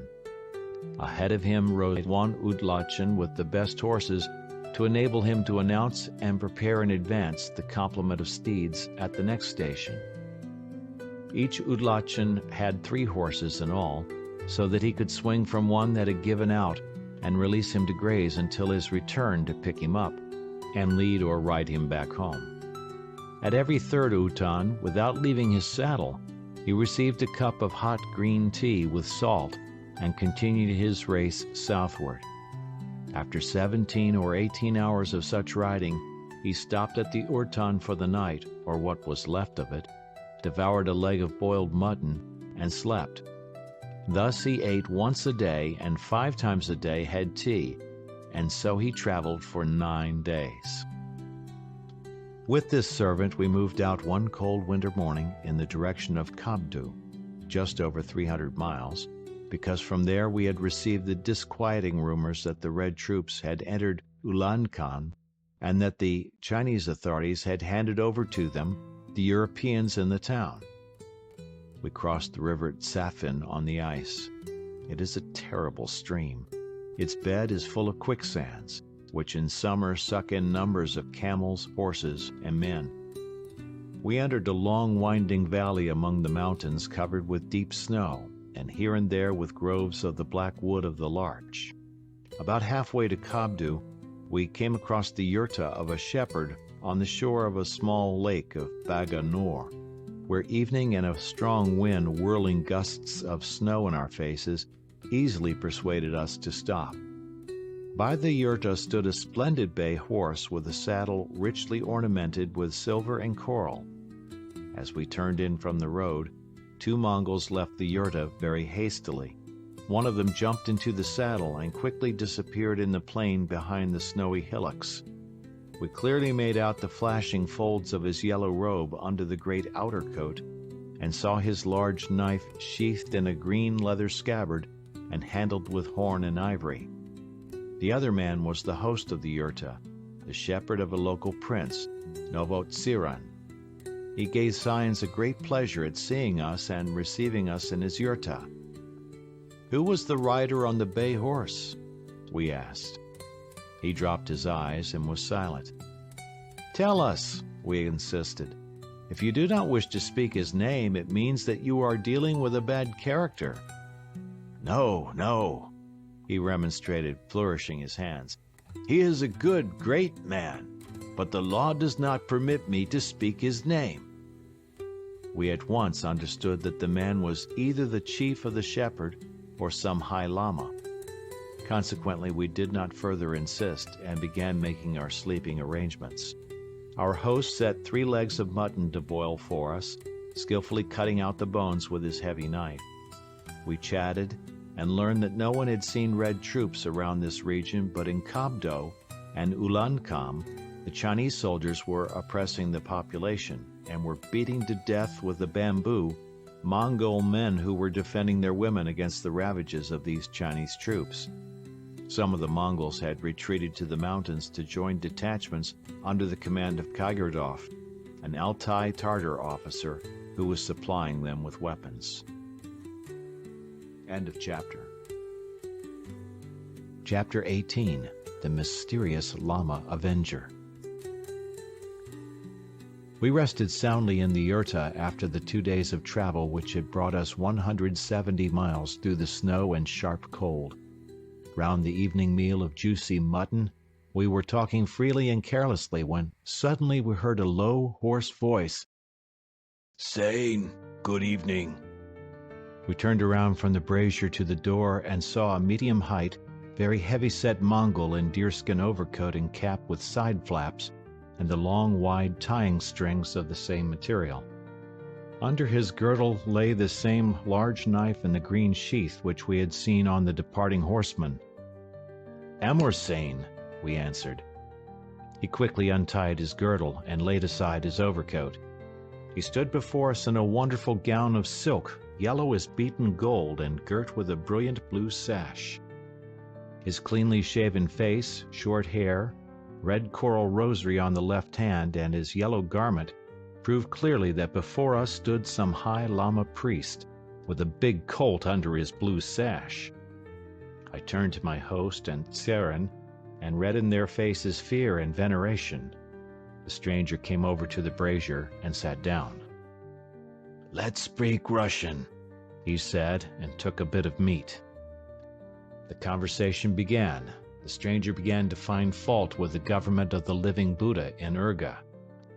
There they liberate Mongolia, capture Urga, defeat the Chinese army, and here in the West they give us no news of it. We are without action here while the Chinese kill our people and steal from them. I think that Bogdo Khan might send us envoys. How is it the Chinese can send their envoys from Urga and Klatka to Kobdo asking for assistance, and the Mongol government cannot do it? Why? Will the Chinese send help to Urga? I asked. Our guest laughed hoarsely and said, I caught all the envoys, took away their letters, and then sent them back into the ground. He laughed again and glanced around peculiarly with his blazing eyes. Only then did I notice that his cheekbones and eyes had lines strange to the Mongols of Central Asia. He looked more like a Tartar or a Kyrgyz. We were silent and smoked our pipes. How soon will the detachment of Chahars leave Uliassutai? He asked. We answered that we had not heard about them. Our guest explained that from Inner Mongolia the Chinese authorities had sent out a strong detachment, mobilized from among the most warlike tribe of Chahars, which wander about the region just outside the Great Wall. Its chief was a notorious Hunghutsi leader promoted by the Chinese government to the rank of captain on promising that he would bring under subjugation to the Chinese authorities all the tribes of the districts of Kobdo and Urianhai. When he learned whither we were going and for what purpose, he said he could give us the most accurate news and relieve us from the necessity of going farther. Besides that, it is very dangerous, he said, because Kobdo will be massacred and burned. I know this positively. When he heard of our unsuccessful attempt to pass through Tibet, he became attentive and was very sympathetic in his bearing toward us and, with evident feeling of regret, expressed himself strongly. Only I could have helped you in this enterprise, but not the Narabanchi Hutuktu. With my laissez-passer, you could have gone anywhere in Tibet. I am Tushigun Lama. Tushigun Lama! How many extraordinary tales I had heard about him. He is a Russian Kalmuk, who because of his propaganda work for the independence of the Kalmuk people made the acquaintance of many Russian prisons under the Tsar, and for the same cause added to his list under the Bolsheviki.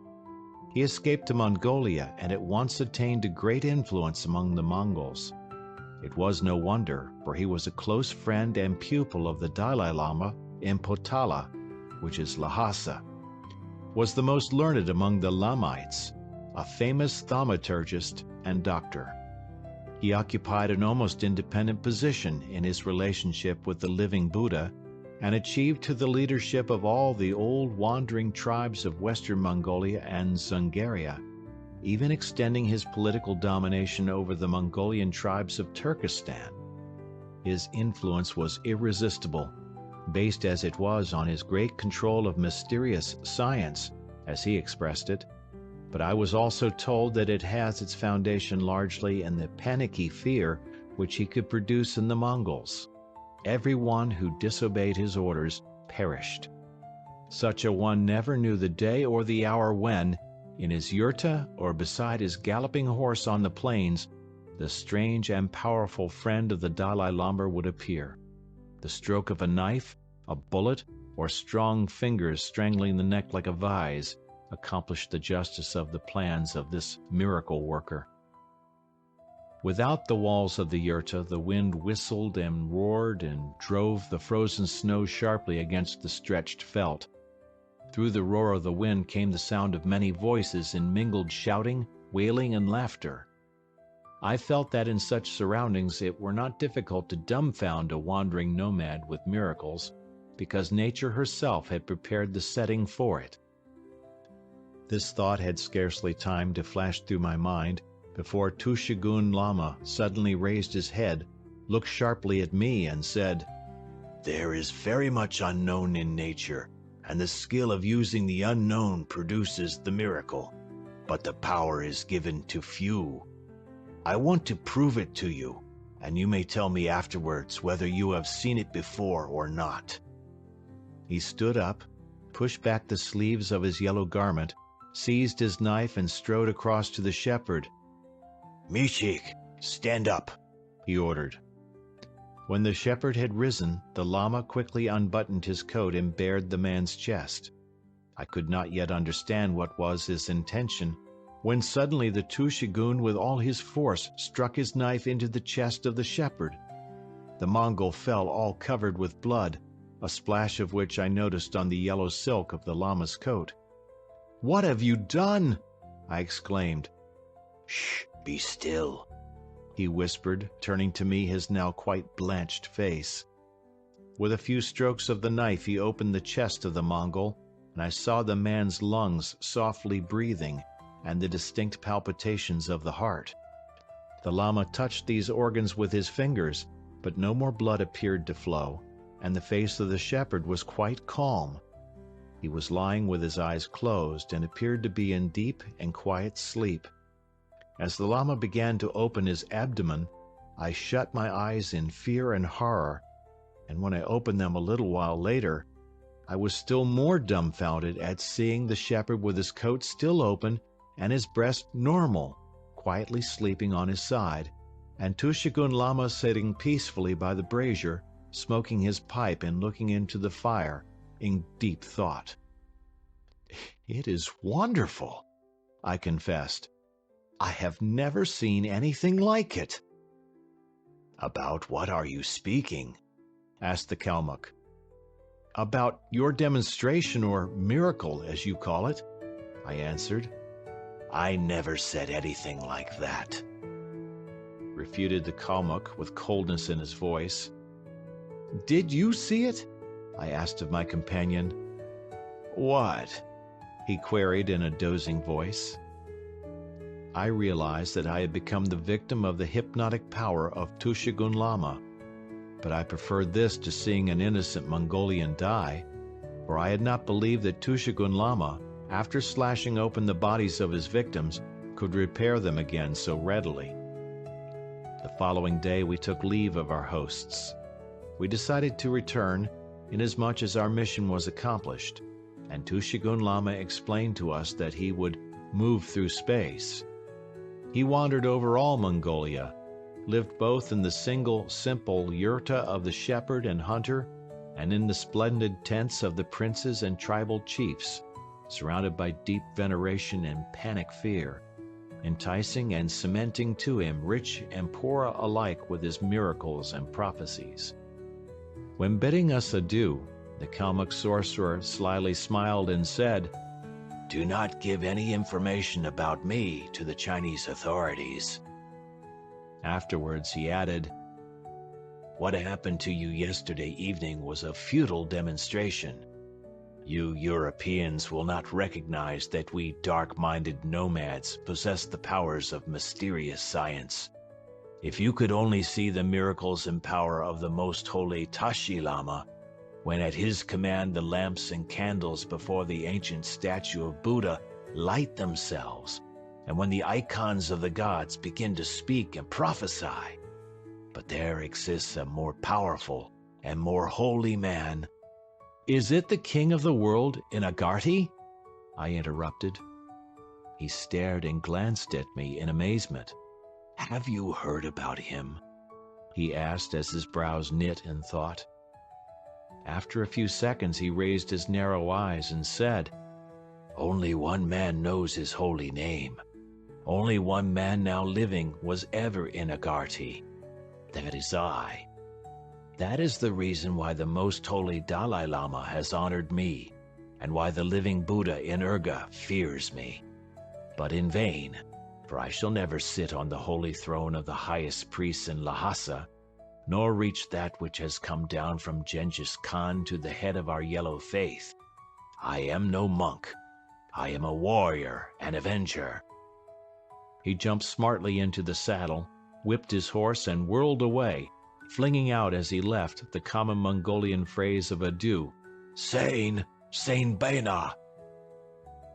On the way back, Tseren related to us the hundreds of legends surrounding Tushigun Lama. One tale especially remained in my mind. It was in 1911 or 1912, when the Mongols by armed force tried to attain their liberty in a struggle with the Chinese. The general Chinese headquarters in western Mongolia was Kabdu, where they had about 10,000 soldiers under the command of their best officers. The command to capture Kabdu was sent to Hun Baldon, a simple shepherd who had distinguished himself in fights with the Chinese and received from the living Buddha the title of Prince of Hun.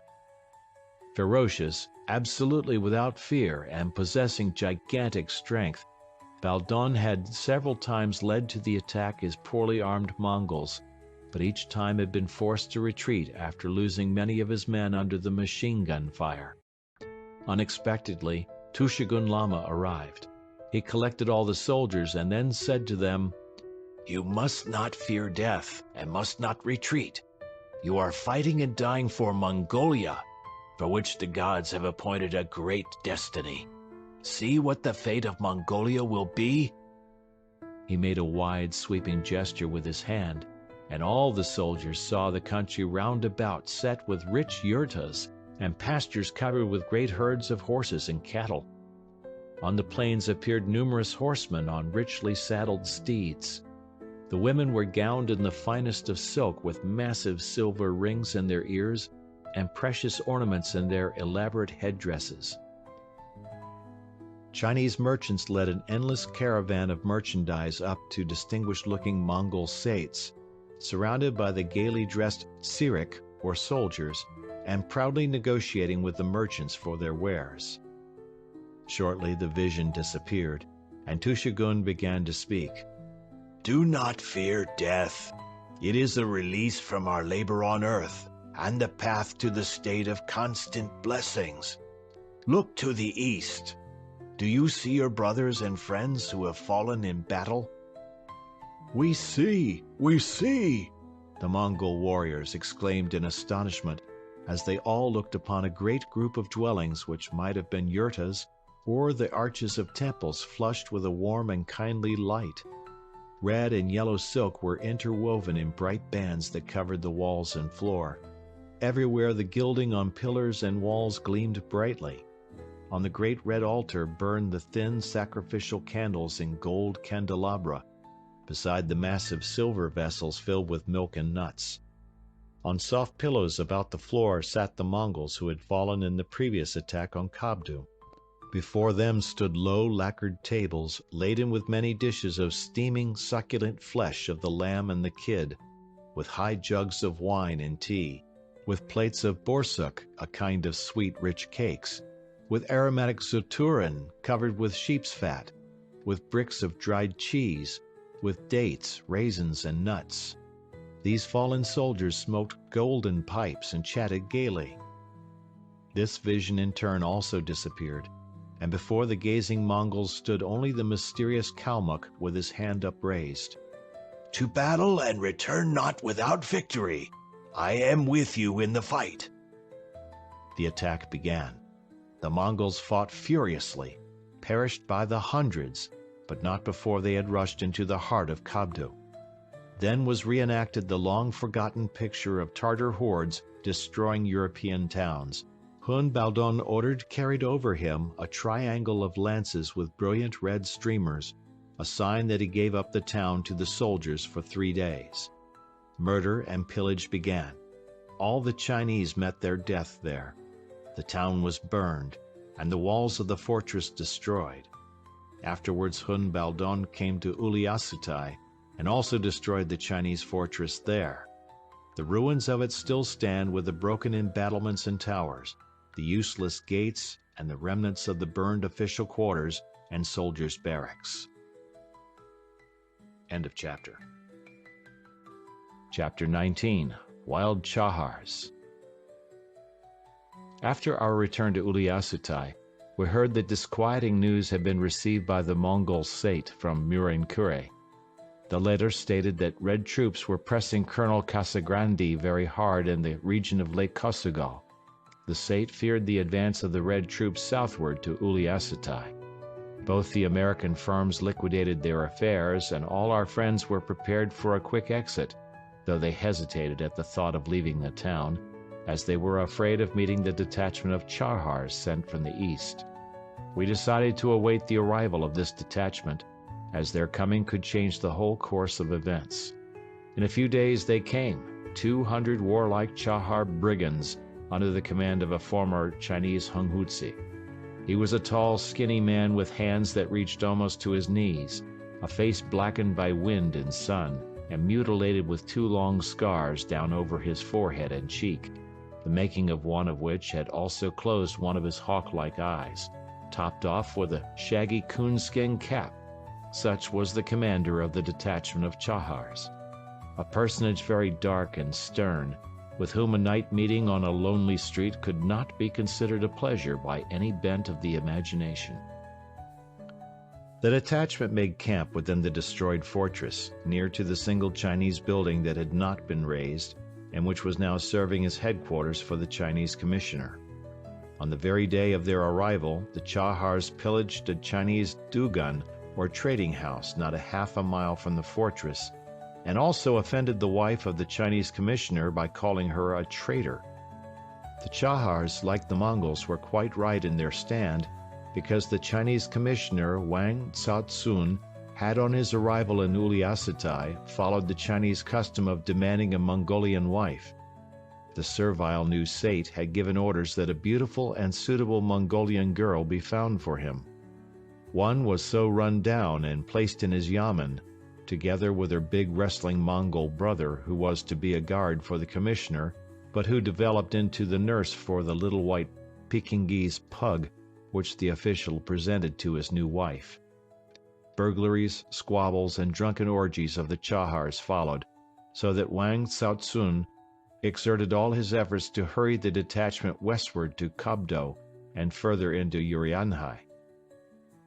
One cold morning the inhabitants of Uliassutai rose to witness a very stern picture.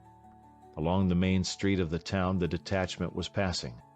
They were riding on small, shaggy ponies, 3 abreast, were dressed in warm blue coats with sheepskin overcoats outside, and crowned with the regulation coonskin caps, armed from head to foot.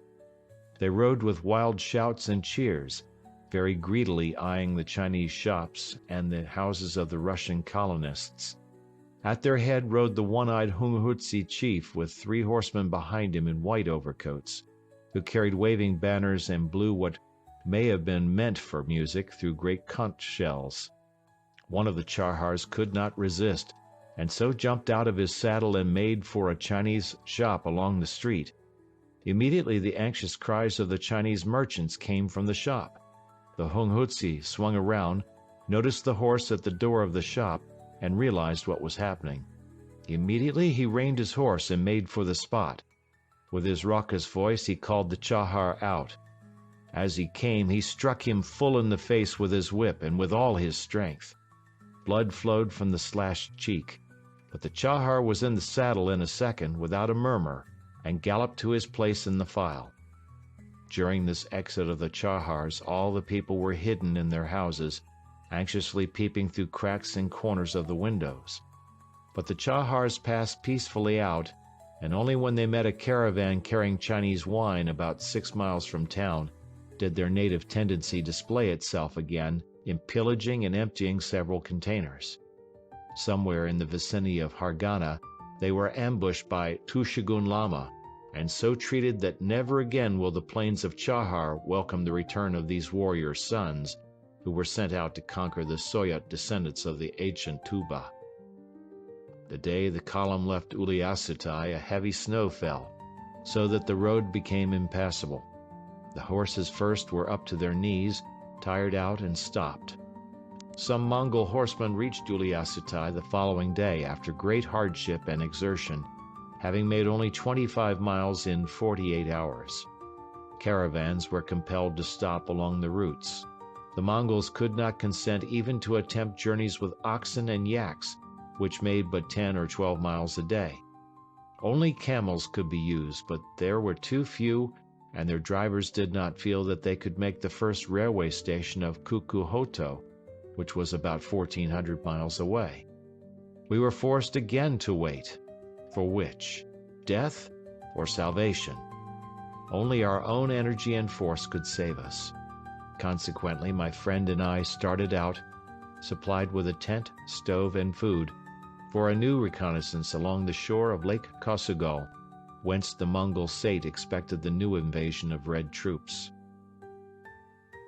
End of Chapter 19. Chapter 20. The Demon of Jagistai. Our small group, consisting of 4 mounted and 1 pack camel, moved northward along the valley of the river Boyogal in the direction of the Tarbagatai Mountains. The road was rocky and covered deep with snow. Our camels walked very carefully, sniffing out the way as our guide shouted the "Okay, okay!"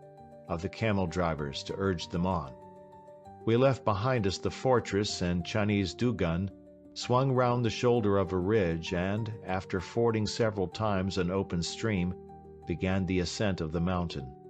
The scramble was hard and dangerous. Our camels picked their way most cautiously, moving their ears constantly, as is their habit in such stress. The trails zigzagged into mountain ravines, passed over the tops of ridges, slipped back down again into shallower valleys, but ever made higher and higher altitudes. At one place under the gray clouds that tipped the ridges, we saw away up on the wide expanse of snow some black spots. "Those are the obo, the sacred signs and altars for the bad demons watching this pass," explained the guide. "This pass is called Jagistai. Many very old tales about it have been kept alive, ancient as these mountains themselves." We encouraged him to tell us some of them. The Mongol, rocking on his camel and looking carefully all around him, began his tale. "It was long ago, very long ago. The grandson of the great Genghis Khan sat on the throne of China and ruled all Asia. The Chinese killed their Khan and wanted to exterminate all his family, but a holy old Lama slipped the wife and little son out of the palace and carried them off on swift camels beyond the Great Wall, where they sank into our native plains. The Chinese made a long search for the trails of our refugees and at last found where they had gone. They dispatched a strong detachment on fleet horses to capture them. Sometimes the Chinese nearly came up with the fleeing heir of our Khan, but the Lama called down from heaven a deep snow, through which the camels could pass, while the horses were inextricably held. This Lama was from a distant monastery. We shall pass this hospice of Jahanse Kure. In order to reach it, one must cross over the Jagistai. And it was just here the old Lama suddenly became ill, rocked in his saddle, and fell dead. Ta Sin Lo, the widow of the great Khan, burst into tears, but, seeing the Chinese riders galloping there below across the valley, pressed on toward the pass. The camels were tired, stopping every moment, nor did the woman know how to stimulate and drive them on. The Chinese riders came nearer and nearer. Already she heard their shouts of joy, as they felt within their grasp the prize of the mandarins for the murder of the heir of the great Khan. The heads of the mother and the son would be brought to Peking and exposed on the Tianmen for the mockery and insults of the people. The frightened mother lifted her little son toward heaven and exclaimed, "Earth and gods of Mongolia, behold the offspring of the man who has glorified the name of the Mongols from one end of the world to the other. Allow not this very flesh of Genghis Khan to perish." At this moment she noticed a white mouse sitting on a rock nearby. It jumped to her knees and said, "I am sent to help you. Go on calmly and do not fear. The pursuers of you and your son, to whom is destined a life of glory, have come to the last bourne of their lives." Ta Sin Lo did not see how one small mouse could hold in check 300 men. The mouse jumped back to the ground and again spoke. "I am the demon of Tarbagatai, Jagistai. I am mighty and beloved of the gods. But because you doubted the powers of the miracle-speaking mouse, From this day the Jagastai will be dangerous for the good and bad alike. The Khan's widow and son were saved, but Jagastai has ever remained merciless. During the journey over this pass, one must always be on one's guard. The demon of the mountain is ever ready to lead the traveler to destruction. All the tops and the ridges of the Tarbagatai are thickly dotted with the oboe of rocks and branches. In one place there was even erected a tower of stones as an altar to propitiate the gods for the doubts of Ta Sin Lo. Evidently the demon expected us. When we began our ascent of the main ridge, he blew into our faces with a sharp cold wind, whistled and roared, and afterwards began casting over us whole blocks of snow torn off the drifts above. We could not distinguish anything around us, scarcely seeing the camel immediately in front. Suddenly I felt a shock and looked about me. Nothing unusual was visible. I was seated comfortably between two leather saddlebags filled with meat and bread, but I could not see the head of my camel. He had disappeared. It seemed that he had slipped and fallen to the bottom of a shallow ravine, while the bags which were slung across his back without straps had caught on a rock and stopped with myself there in the snow. This time the demon of Jagastai only played a joke, but one that did not satisfy him. He began to show more and more anger. With furious gusts of wind he almost dragged us and our bags from the camels, and nearly knocked over our humped steeds, blinded us with frozen snow, and prevented us from breathing. Through long hours we dragged slowly on in the deep snow, often falling over the edge of the rocks. At last we entered a small valley where the wind whistled and roared with 1,000 voices. It had grown dark. The Mongol wandered around searching for the trail and finally came back to us, flourishing his arms and saying, "We have lost the road. We must spend the night here. It is very bad because we shall have no wood for our stove and the cold will grow worse." With great difficulties and with frozen hands we managed to set up our tent in the wind, placing in it the now useless stove. We covered the tent with snow, dug deep, long ditches in the drifts, and forced our camels to lie down in them by shouting the "Tsuk, tsuk" command to kneel. Then we brought our packs into the tent. My companion rebelled against the thought of spending a cold night with a stove hard by. "I am going out to look for firewood," said he very decisively, and at that took up the axe and started. He returned after an hour with a big section of a telegraph pole. "You, Genghis Khans," said he, rubbing his frozen hands, "take your axes and go up there to the left on the mountain, and you will find the telegraph poles that have been cut down. I made acquaintance with the old Jagastai, and he showed me the poles." Just a little way from us the line of the Russian telegraphs passed, that which had connected Irkutsk with Uliassutai before the days of the Bolsheviki, and which the Chinese had commanded the Mongols to cut down and take the wire. These poles are now the salvation of travelers crossing the pass. Thus we spent the night in a warm tent, supped well from hot meat soup with vermicelli, all in the very center of the dominion of the angered Jagastai. Early the next morning we found the road not more than 200 or 300 paces from our tent, and continued our hard trip over the ridge of Tarbagatai. At the head of the Adair River valley, we noticed a flock of the Mongolian crows with carmine beaks circling among the rocks. We approached the place and discovered the recently fallen bodies of a horse and rider. What had happened to them was difficult to guess. They lay close together. The bridle was wound around the right wrist of the man. No trace of knife or bullet was found. It was impossible to make out the features of the man. His overcoat was Mongolian, but his trousers and underjacket were not of the Mongolian pattern. We asked ourselves what had happened to him. Our Mongol bowed his head in anxiety and said in hushed but assured tones, "It is the vengeance of Jagastai. The rider did not make sacrifice at the southern oboe, and the demon has strangled him and his horse." At last Tarbagatai was behind us. Before us lay the valley of the Adair. It was a narrow zigzagging plain following along the riverbed between close mountain ranges and covered with a rich grass. It was cut into two parts by the road along which the prostrate telegraph poles now lay, as the stumps of varying heights and long stretches of wire completed the debris. This destruction of the telegraph line between Irkutsk and Uliassutai was necessary and incident to the aggressive Chinese policy in Mongolia. Soon we began to meet large herds of sheep, which were digging through the snow to the dry but very nutritious grass. In some places, yaks and oxen were seen on the high slopes of the mountains. Only once, however, did we see a shepherd, for all of them, spying us first, had made off to the mountains or hidden in the ravines. We did not even discover any yurtas along the way.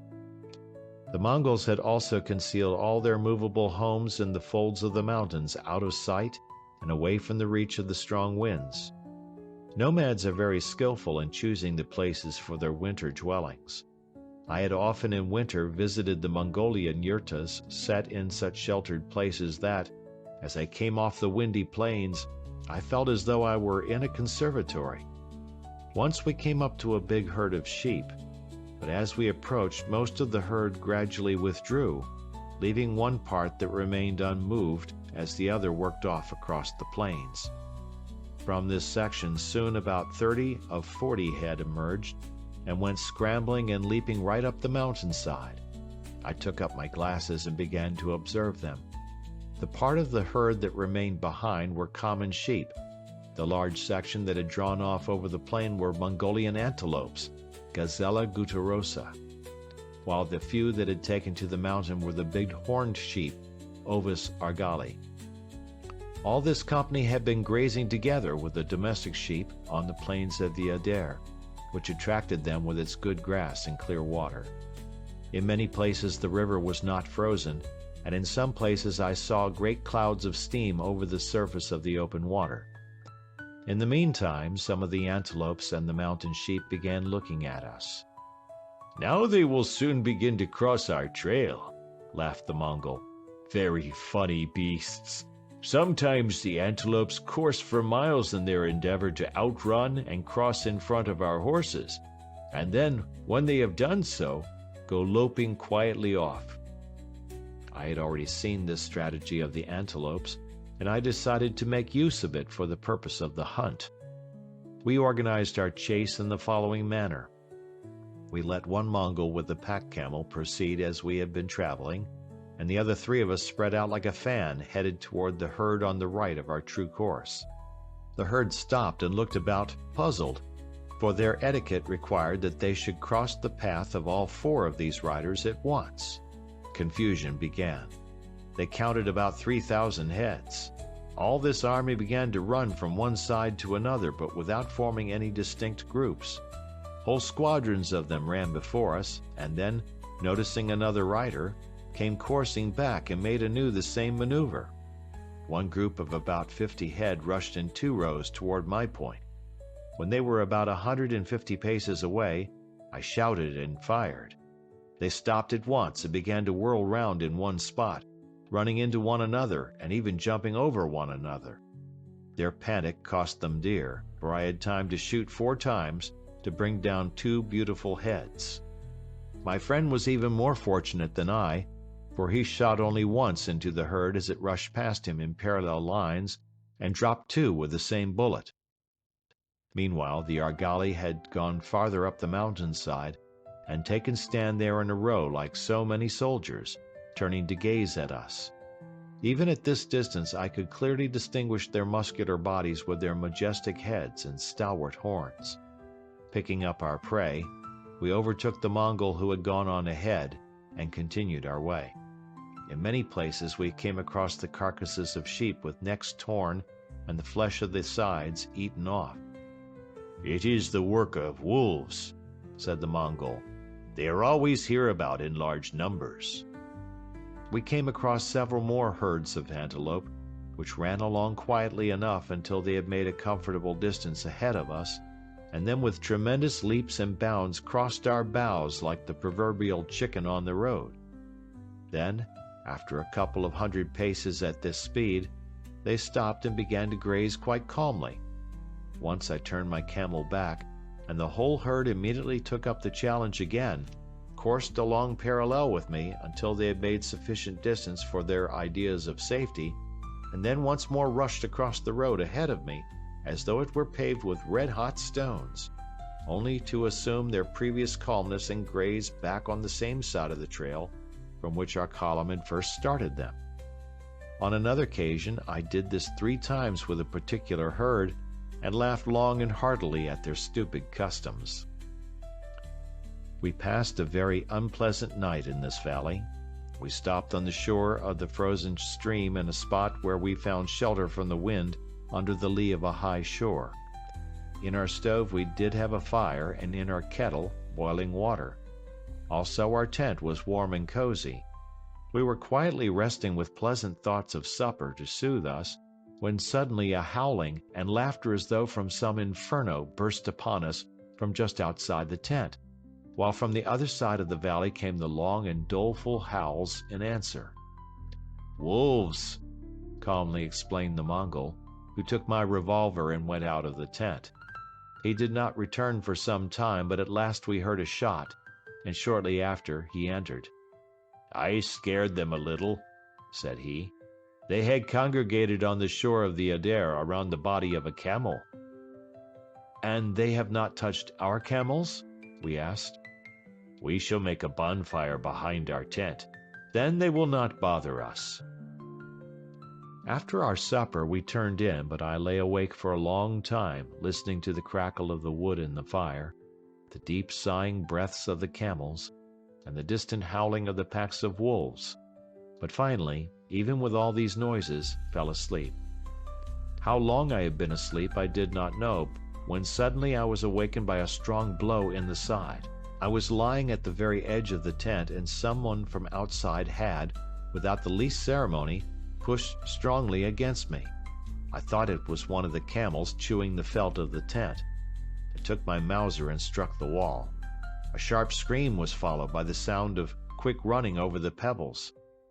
In the morning we discovered the tracks of wolves approaching our tent from the side opposite to the fire, and followed them to where they had begun to dig under the tent wall, but evidently one of the would-be robbers was forced to retreat with a bruise on his head from the handle of the Mauser.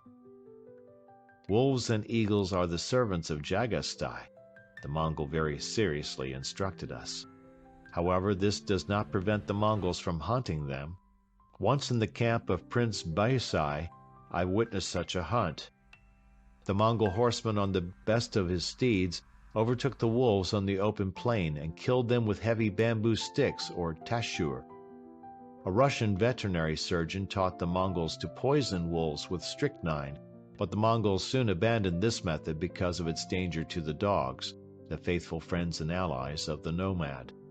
They do not, however, touch the eagles and hawks, but even feed them. When the Mongols are slaughtering animals, they often cast bits of meat up into the air for the hawks and eagles to catch in flight, just as we throw a bit of meat to a dog. Eagles and hawks fight and drive away the magpies and crows, which are very dangerous for cattle and horses, because they scratch and peck at the smallest wound or abrasion on the backs of the animals until they make them into uncurable areas which they continue to harass. End of chapter. Chapter 21. The Nest of Death. Our camels were trudging to a slow but steady measure on toward the north. We were making 25 to 30 miles a day as we approached a small monastery that lay to the left of our route. It was in the form of a square of large buildings surrounded by a high fence of thick poles. Each side had an opening in the middle leading to the 4 entrances of the temple in the center of the square. The temple was built with the red lacquered columns and the Chinese-style roofs and dominated the surrounding low dwellings of the lamas. On the opposite side of the road lay what appeared to be a Chinese fortress, but which was in reality a trading compound or dugun, which the Chinese always build in the form of a fortress with double walls a few feet apart, within which they place their houses and shops and usually have 20 or 30 traders fully armed for any emergency. In case of need, these dugans can be used as blockhouses and are capable of withstanding long sieges. Between the dugan and the monastery, and nearer to the road, I made out the camp of some nomads. Their horses and cattle were nowhere to be seen. Evidently the Mongols had stopped here for some time and had left the cattle in the mountains. Over several yurtas waved multicolored triangular flags, a sign of the presence of disease. Near some yurtas, high poles were stuck into the ground with Mongol caps at their tops, which indicated that the host of the yurta had died. The packs of dogs wandering over the plain showed that the dead bodies lay somewhere near, either in the ravines or along the banks of the river. As we approached the camp, we heard from a distance the frantic beating of drums, the mournful sounds of the flute, and shrill, mad shouting. Our Mongol went forward to investigate for us, and reported that several Mongolian families had come here to the monastery to seek aid from the Hutuktu Jahansti, who was famed for his miracles of healing. The people were stricken with leprosy and black smallpox, and had come from long distances only to find that the Hutuktu was not at the monastery, but had gone to the living Buddha in Urga. Consequently, they had been forced to invite the witch doctors. The people were dying one after another. Just the day before, they had cast on the plain the 27th man. Meanwhile, as we talked, the witch doctor came out of one of the yurtas. He was an old man with a cataract on one eye, and with a face deeply scarred by smallpox. He was dressed in tatters, with various colored bits of cloth hanging down from his waist. He carried a drum and a flute. We could see froth on his blue lips and madness in his eyes. Suddenly he began to whirl round and dance with 1,000 prancings of his long legs and writhings of his arms and shoulders, still beating the drum and playing the flute, or crying and raging at intervals, ever accelerating his movements until at last, with pallid face and bloodshot eyes, he fell on the snow, where he continued to writhe and gave out his incoherent cries. In this manner the doctor treated his patients, frightening with his madness the bad devils that carry disease. Another witch doctor gave his patients dirty, muddy water, which I learned was the water from the bath of the very person of the living Buddha who had washed in it his divine body, born from the sacred flower of the lotus. "Om, Om," both witches continuously screamed. While the doctors fought with the devils, the ill people were left to themselves. They lay in high fever under the heaps of sheepskins and overcoats, were delirious, raved, and threw themselves about. By the braziers squatted adults and children who were still well, indifferently chatting, drinking tea, and smoking. In all the yurtas I saw the diseased and the dead, and such misery and physical horrors as cannot be described. And I thought, "O great Genghis Khan, why did you, with your keen understanding of the whole situation of Asia and Europe, you who devoted all your life to the glory of the name of the Mongols, why did you not give to your own people, who preserve their old morality, honesty, and peaceful customs, the enlightenment that would have saved them from such death? Your bones in the mausoleum at Karakorum, being destroyed by the centuries that pass over them, must cry out against the rapid disappearance of your formerly great people, who were feared by half the civilized world." Such thoughts filled my brain when I saw this camp of the dead tomorrow, and when I heard the groans, shoutings, and ravings of dying men, women, and children. Somewhere in the distance the dogs were howling mournfully, and monotonously the drum of the tired witch rolled. Forward! I could not witness longer this dark horror, which I had no means or force to eradicate. We quickly passed on from the ominous place. Nor could we shake the thought that some horrible invisible spirit was following us from this scene of terror. The devils of disease, the pictures of horror and misery, the souls of men who have been sacrificed on the altar of darkness of Mongolia? An inexplicable fear penetrated into our consciousness, from whose grasp we could not release ourselves. Only when we had turned from the road, passed over a timbered ridge into a bowl in the mountains, from which we could see neither Jahatsi Kure, the Dugun, nor the squirming grave of dying Mongols could we breathe freely again. Presently, we discovered a large lake. It was Tisingol. Near the shore stood a large Russian house, the telegraph station between Kosogol and Uliassutai. End of chapter 21. Chapter 22. Among the Murderers. As we approached the telegraph station, we were met by a blond young man who was in charge of the office, Canine by name. With some little confusion, he offered us a place in his house for the night. When we entered the room, a tall, lanky man rose from the table and indecisively walked toward us, looking very attentively at us the while. "Guests," explained Canine. "They're going to Cathil.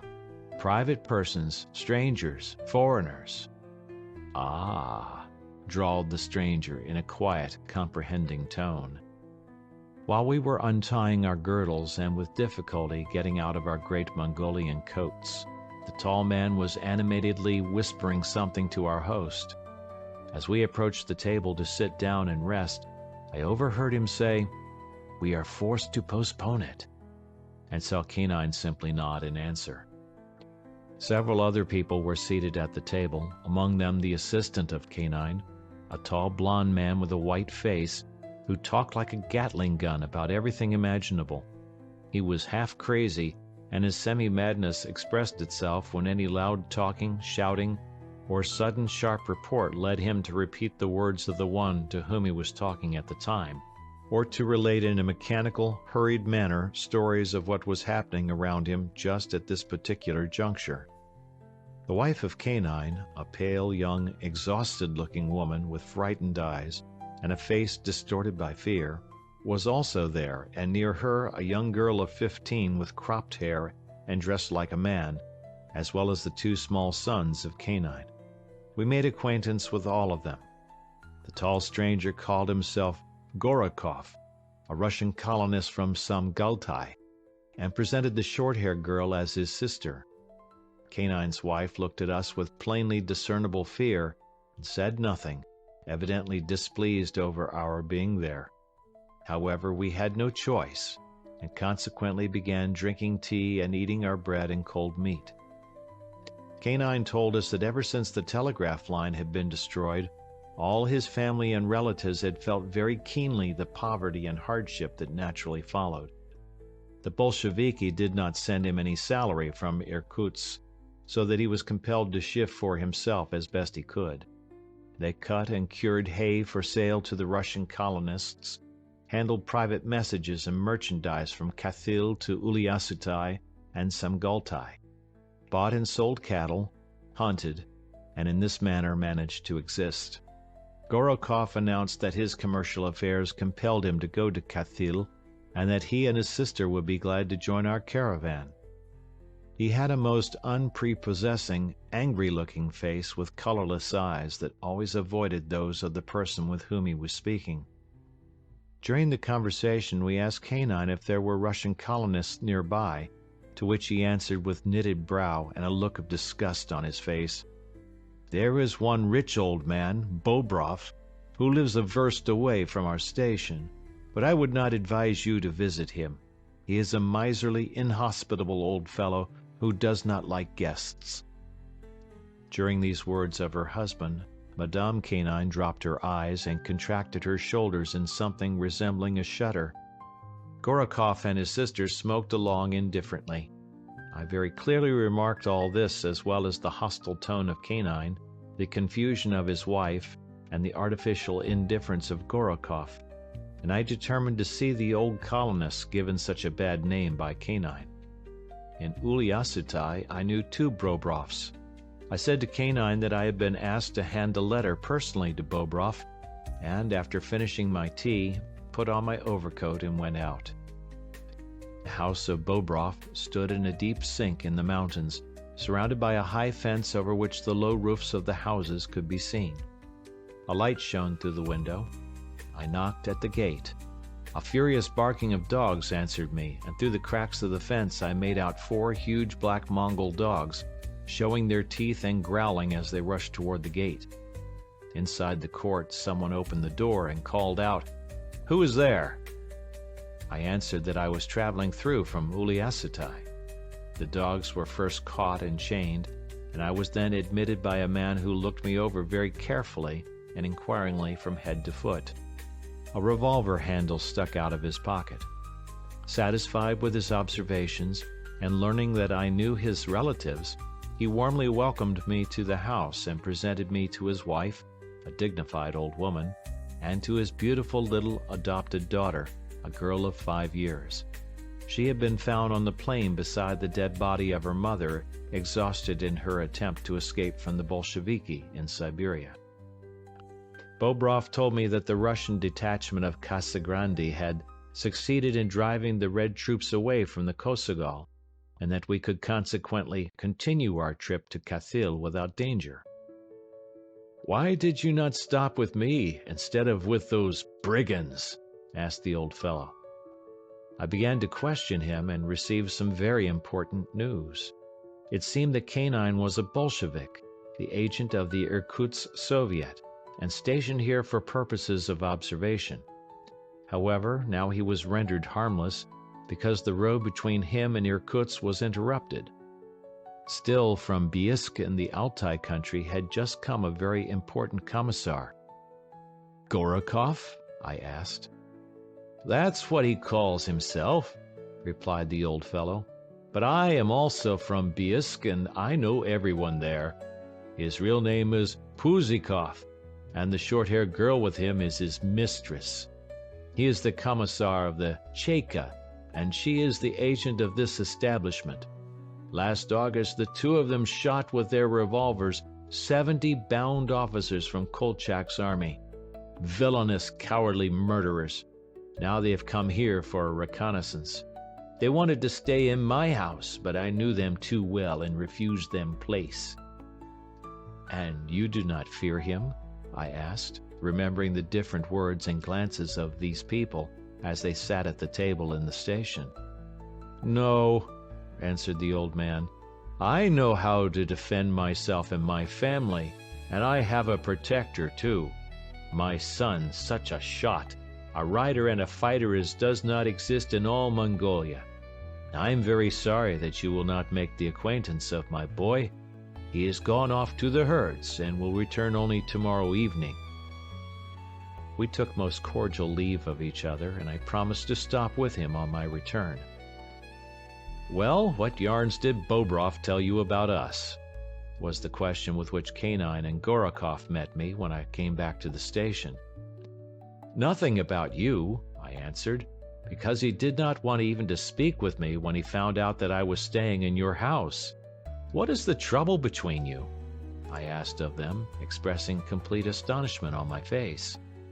"It's an old score," growled Gorakov. "A malicious old churl," Canine added in agreement, the while the frightened, suffering-laden eyes of his wife again gave expression to terrifying horror, as if she momentarily expected a deadly blow. Gorakov began to pack his luggage in preparation for the journey with us the following morning. We prepared our simple beds in an adjoining room and went to sleep. I whispered to my friend to keep his revolver handy for anything that might happen, but he only smiled as he dragged his revolver and his axe from his coat to place them under his pillow. "This people at the outset seemed to me very suspicious," he whispered. "They are cooking up something crooked. Tomorrow I shall ride behind this Gorakov, and shall prepare for him a very faithful one of my bullets, a little dum-dum." The Mongols spent the night under their tent in the open court beside their camels, because they wanted to be near to feed them. About 7 o'clock, we started. My friend took up his post as rear guard to our caravan, keeping all the time behind Gorakov, who, with his sister, both armed from tip to toe, rode splendid mounts. "How have you kept your horses in such fine condition coming all the way from Samgaltai?" I inquired as I looked over their fine beasts. When he answered that these belonged to his host, I realized that Canine was not so poor as he made out, for any rich Mongol would have given him in exchange for one of these lovely animals enough sheep to have kept his household in mutton for a whole year. Soon we came to a large swamp surrounded by dense brush, where I was much astonished by seeing literally hundreds of white kuropatka, or partridges. Out of the water rose a flock of duck with a mad rush as we hove in sight. Winter, cold driving wind, snow, and wild ducks. The Mongol explained it to me thus. This swamp always remains warm and never freezes. The wild ducks live here the year round, and the kuropatka too, finding fresh food in the soft, warm earth. As I was speaking with the Mongol, I noticed over the swamp a tongue of reddish-yellow flame. It flashed and disappeared at once, but later, on the farther edge, 2 further tongues ran upward. I realized that here was the real will-o'-the-wisp, surrounded by so many thousands of legends, and explained so simply by chemistry as merely a flash of methane or swamp gas generated by the putrefying of vegetable matter in the warm, damp earth. Here dwell the demons of Adair, who are in perpetual war with those of Muren, explained the Mongol. Indeed, I thought, if in prosaic Europe in our days the inhabitants of our villages believed these flames to be some wild sorcery, then surely in the land of mystery they must be at least the evidences of war between the demons of 2 neighboring rivers.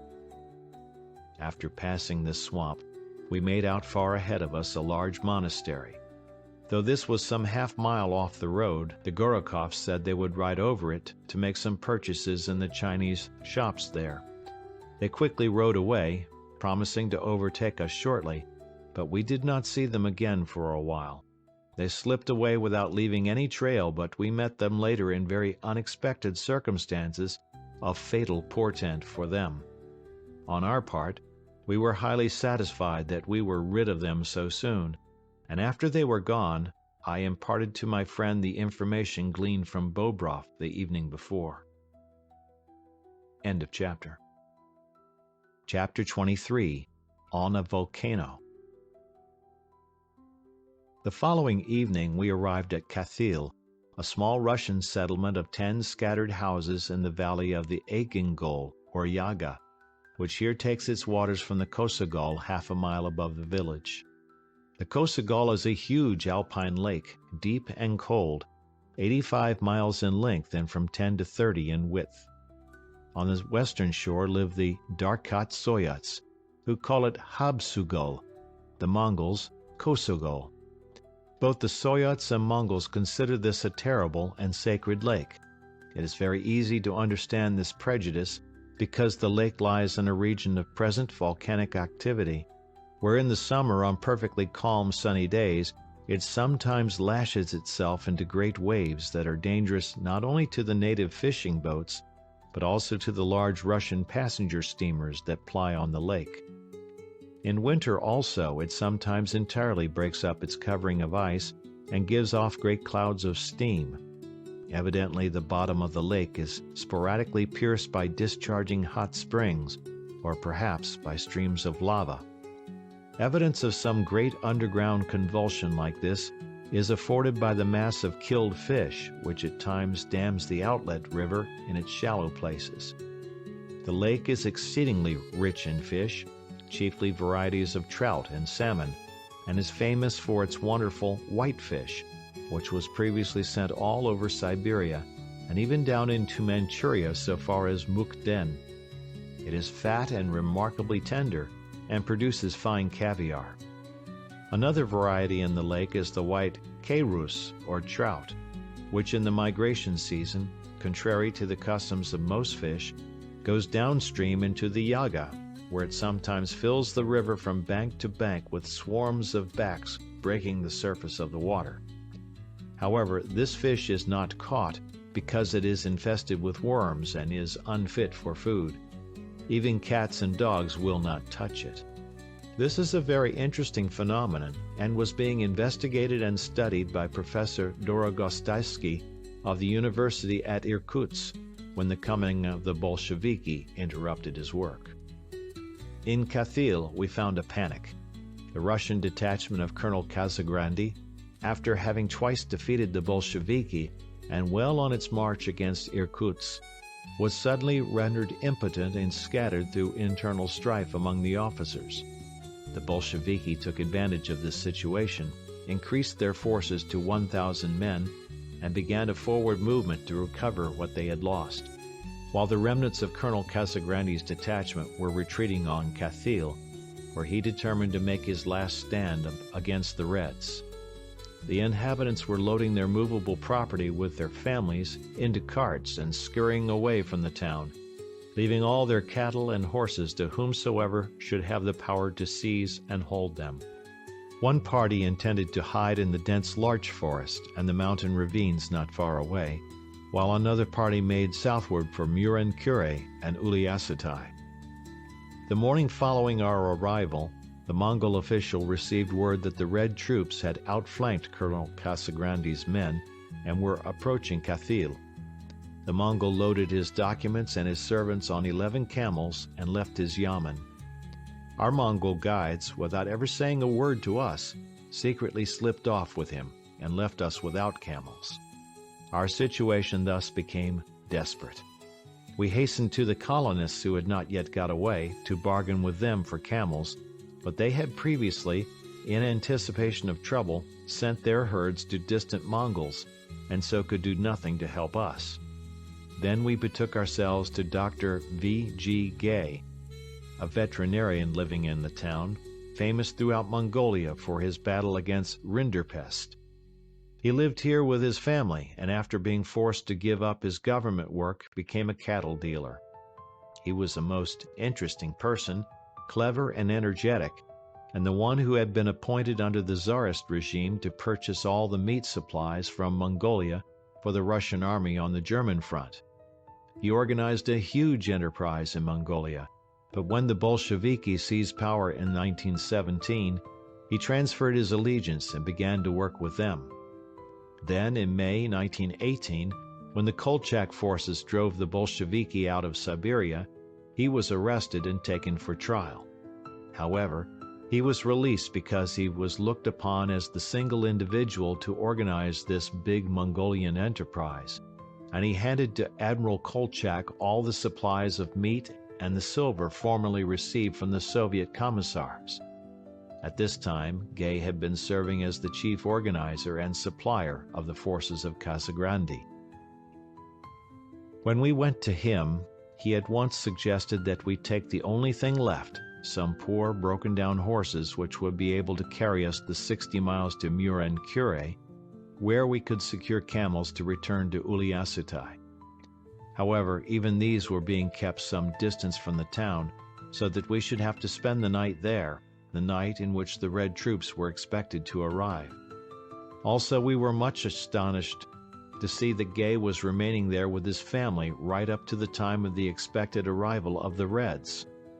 The only others in the town were a few Cossacks, who had been ordered to stay behind to watch the movements of the Red troops.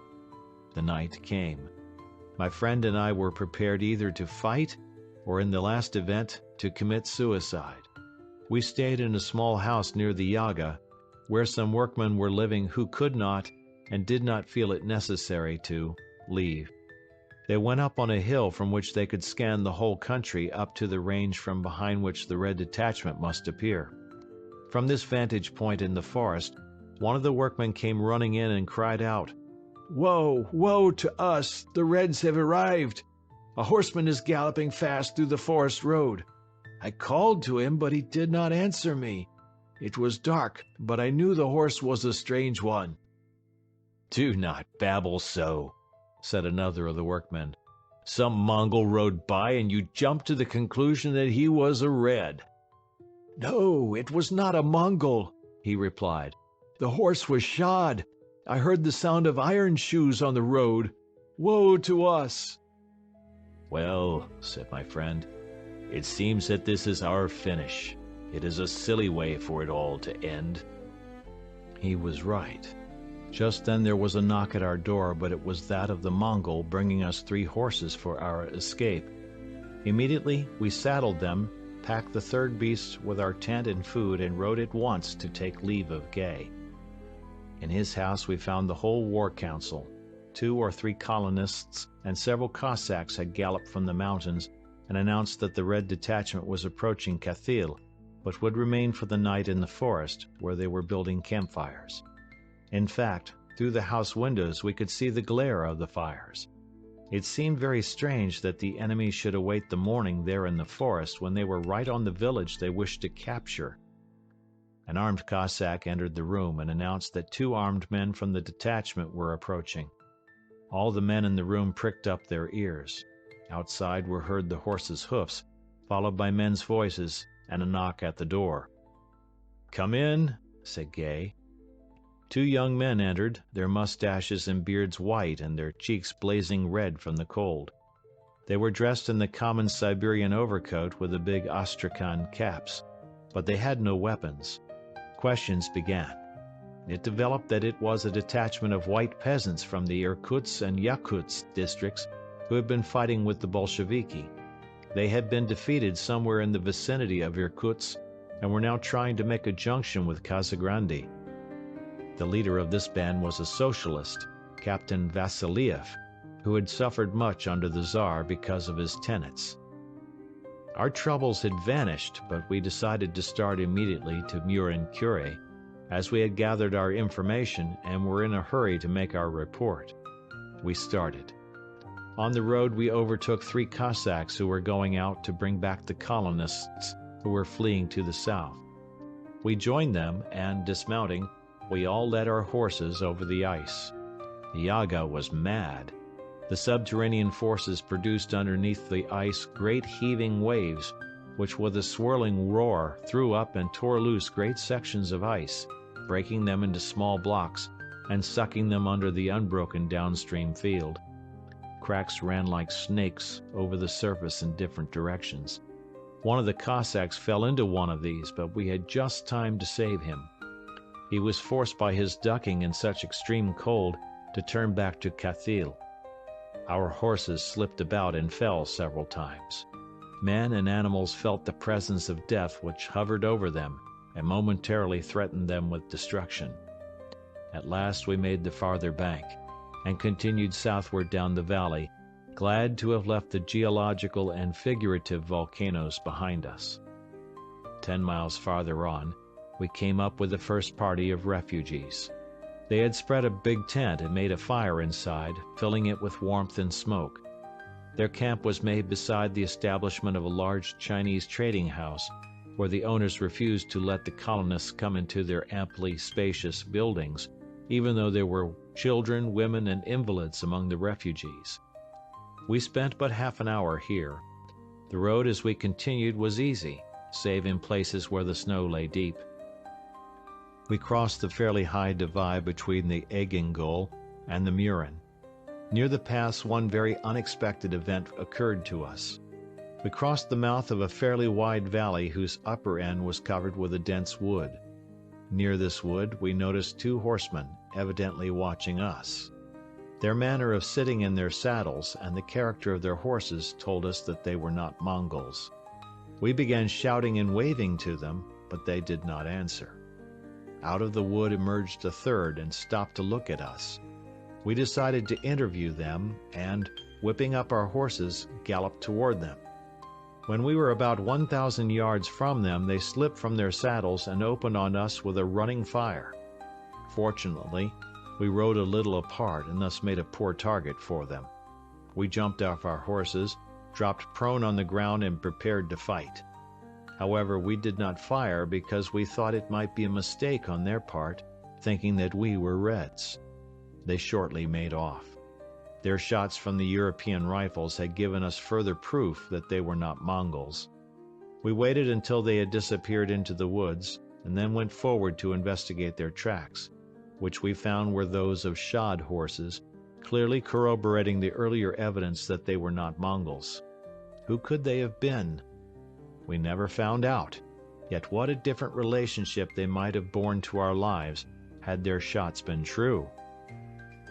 After we had passed over the divide, we met the Russian colonist D.A. Taternikov from Murin-Kure. who invited us to stay in his house and promised to secure camels for us from the lamas. The cold was intense and heightened by a piercing wind. During the day we froze to the bone, but at night thawed and warmed up nicely by our tent stove. After 2 days we entered the valley of Muren, and from afar made out the square of the Cure with its Chinese roofs and large red temples. Nearby was a second square, the Chinese and Russian settlement. 2 hours more brought us to the house of our hospitable companion and his attractive young wife, who feasted us with a wonderful luncheon of tasty dishes. We spent 5 days at Muren, waiting for the camels to be engaged. During this time, many refugees arrived from Kathil, because Colonel Casagrande was gradually falling back upon the town. Among others, there were 2 colonels, Plavaco and Maklakov, who had caused the disruption of the Casagrande force. No sooner had the refugees appeared in Muren Cure than the Mongolian officials announced that the Chinese authorities had ordered them to drive out all Russian refugees. "Where can we go now in winter with women and children and no homes of our own?" asked the distraught refugees. "That is of no moment to us," answered the Mongolian officials. "The Chinese authorities are angry and have ordered us to drive you away.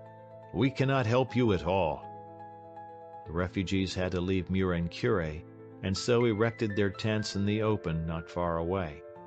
Plavaco and Maklakov bought horses and started out for Van Cure. Long afterwards, I learned that both had been killed by the Chinese along the road. We secured 3 camels and started out with a large group of Chinese merchants and Russian refugees to make Uliassutai, preserving the warmest recollection of our courteous hosts, T.V. and D.A. Terternikov. For the trip we had to pay for our camels the very high price of 33 lan of the silver bullion which had been supplied us by an American firm in Uliassutai, the equivalent roughly of 2.7 pounds of the white metal. End of chapter.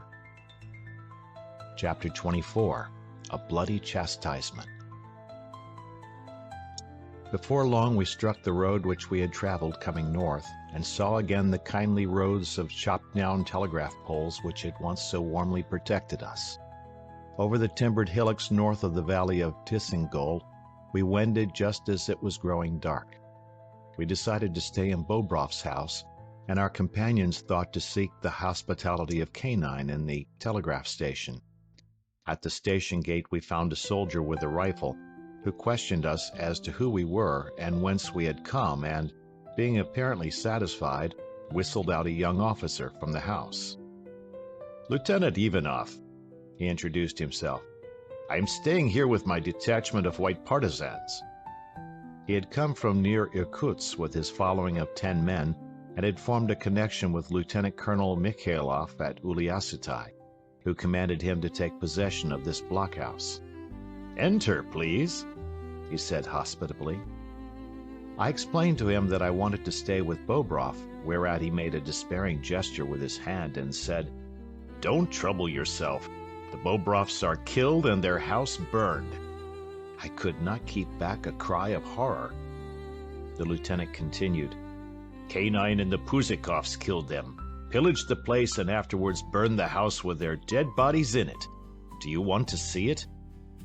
My friend and I went with the lieutenant and looked over the ominous sight. Blackened uprights stood among charred beams and planks, while crockery and iron pots and pans were scattered all around. A little to one side under some felt lay the remains of the 4 unfortunate individuals. The lieutenant first spoke. "I reported the case to Uliassutai and received word back that the relatives of the deceased would come with 2 officers who would investigate the affair. That is why I cannot bury the bodies." "How did it happen?" we asked, oppressed by the sad picture. "It was like this," he began. "I was approaching Tisingol at night with my 10 soldiers. Fearing that there might be Reds here, we sneaked up to the station and looked into the windows. We saw Puzikov, Canine, and the short-haired girl, looking over and dividing clothes and other things, and weighing lumps of silver. I did not at once grasp the significance of all this. but feeling the need for continued caution, ordered one of my soldiers to climb the fence and open the gate. We rushed into the court. The first to run from the house was Canine's wife, who threw up her hands and shrieked in fear. I knew that misfortune would come of all this, and then fainted. One of the men ran out of a side door to a shed in the yard and there tried to get over the fence. I had not noticed him, but one of my soldiers caught him. We were met at the door by Canine, who was white and trembling. I realized that something important had taken place, placed them all under arrest, ordered the men tied, and placed a close guard. All my questions were met with silence save by Madame Canine, who cried, "Pity, pity for the children, they are innocent," as she dropped on her knees and stretched out her hands in supplication to us. The short-haired girl laughed out of impudent eyes and blew a puff of smoke into my face.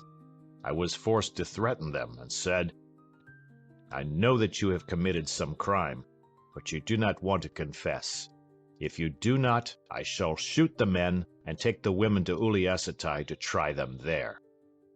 I spoke with definiteness of voice and intention, for they roused my deepest anger. Quite to my surprise, the short-haired girl first began to speak. "I want to tell you about everything," she said. I ordered ink, paper, and pen brought me. My soldiers were the witnesses. Then I prepared the protocol of the confession of Puzikov's wife. This was her dark and bloody tale. "My husband and I are Bolshevik commissars, and we have been sent to find out how many white officers are hidden in Mongolia. But the old fellow Bobrov knew us. We wanted to go away, but Canine kept us, telling us that Bobrov was rich, and that he had for a long time wanted to kill him and pillage his place. We agreed to join him. We decoyed the young Bobrov to come and play cards with us. When he was going home, my husband stole along behind and shot him. Afterwards we all went to Bobrov's place. I climbed upon the fence and threw some poisoned meat to the dogs, who were dead in a few minutes. Then we all climbed over. The first person to emerge from the house was Bobrov's wife. Puzikov, who was hidden behind the door, killed her with his axe. The old fellow we killed with a blow of the axe as he slept. The little girl ran out into the room as she heard the noise, and Canine shot her in the head with buckshot. Afterwards we looted the house and burned it, even destroying the horses and cattle. Later all would have been completely burned so that no traces remained, but you suddenly arrived, and these stupid fellows at once betrayed us. It was a dastardly affair," continued the lieutenant as we returned to the station. The hair raised on my head as I listened to the calm description of this young woman. Hardly more than a girl. Only then did I fully realize what depravity Bolshevism had brought into the world, crushing out faith, fear of God, and conscience. Only then did I understand that all honest people must fight without compromise against this most dangerous enemy of mankind, so long as life and strength endure. As we walked, I noticed at the side of the road a black spot. It attracted and fixed my attention.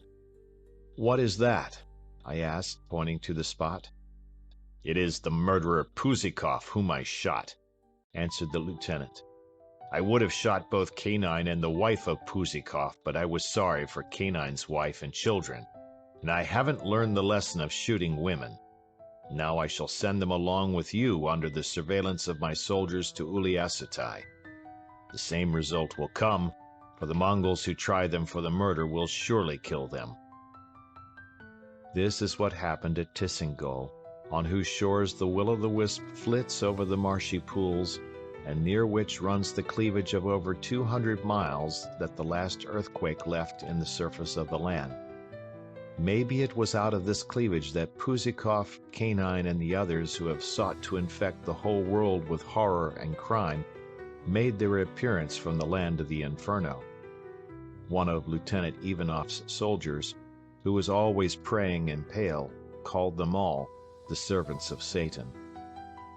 Our trip from Tisingol to Uliassutai in the company of these criminals was very unpleasant. My friend and I entirely lost our usual strength of spirit and healthy frame of mind. Canine persistently brooded and thought, while the impudent woman laughed, smoked, and joked with the soldiers and several of our companions. At last we crossed the Jagistai, and in a few hours descried at first the fortress and then the low adobe houses huddled on the plain which we knew to be Uliassutai. End of chapter. Chapter 25, Harassing Days. Once more we found ourselves in the whirl of events. During our fortnight away, a great deal had happened here. The Chinese commissioner Wang Tsaotsun had sent 11 envoys to Urga, but none had returned. The situation in Mongolia remained far from clear. The Russian detachment had been increased by the arrival of new colonists and secretly continued its illegal existence, although the Chinese knew about it through their omnipresent system of spies. In the town, no Russian or foreign citizens left their houses, and all remained armed and ready to act. At night, armed sentinels stood guard in all their courtyards. It was the Chinese who induced such precautions. By order of their commissar, all the Chinese merchants with stocks of rifles armed their staffs and handed over any surplus guns to the officials, who with these formed and equipped a force of 200 coolies into a special garrison of gamins. Then they took possession of the Mongolian arsenal and distributed these additional guns among the Chinese vegetable farmers in the Nagan Hushun, where there was always a floating population of the lowest grade of transient Chinese laborers. This trash of China now felt themselves strong, gathered together in excited discussions, and evidently were preparing for some outburst of aggression. At night, the coolies transported many boxes of cartridges from the Chinese shops to the Nagan Hushun, and the behavior of the Chinese mob became unbearably audacious. These coolies and gamins impertinently stopped and searched people right on the streets and sought to provoke fights that would allow them to take anything they wanted. Through secret news we received from certain Chinese quarters, we learned that the Chinese were preparing a pogrom for all the Russians and Mongols in Uliassutai. We fully realized that it was only necessary to fire one single house at the right part of the town, and the entire settlement of wooden buildings would go up in flames.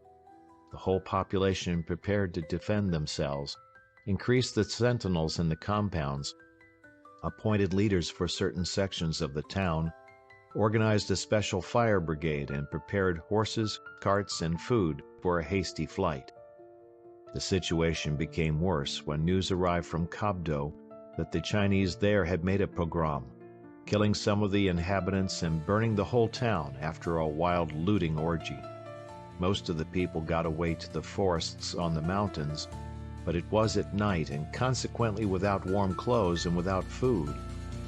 During the following days, these mountains around Kobdo heard many cries of misfortune, woe, and death.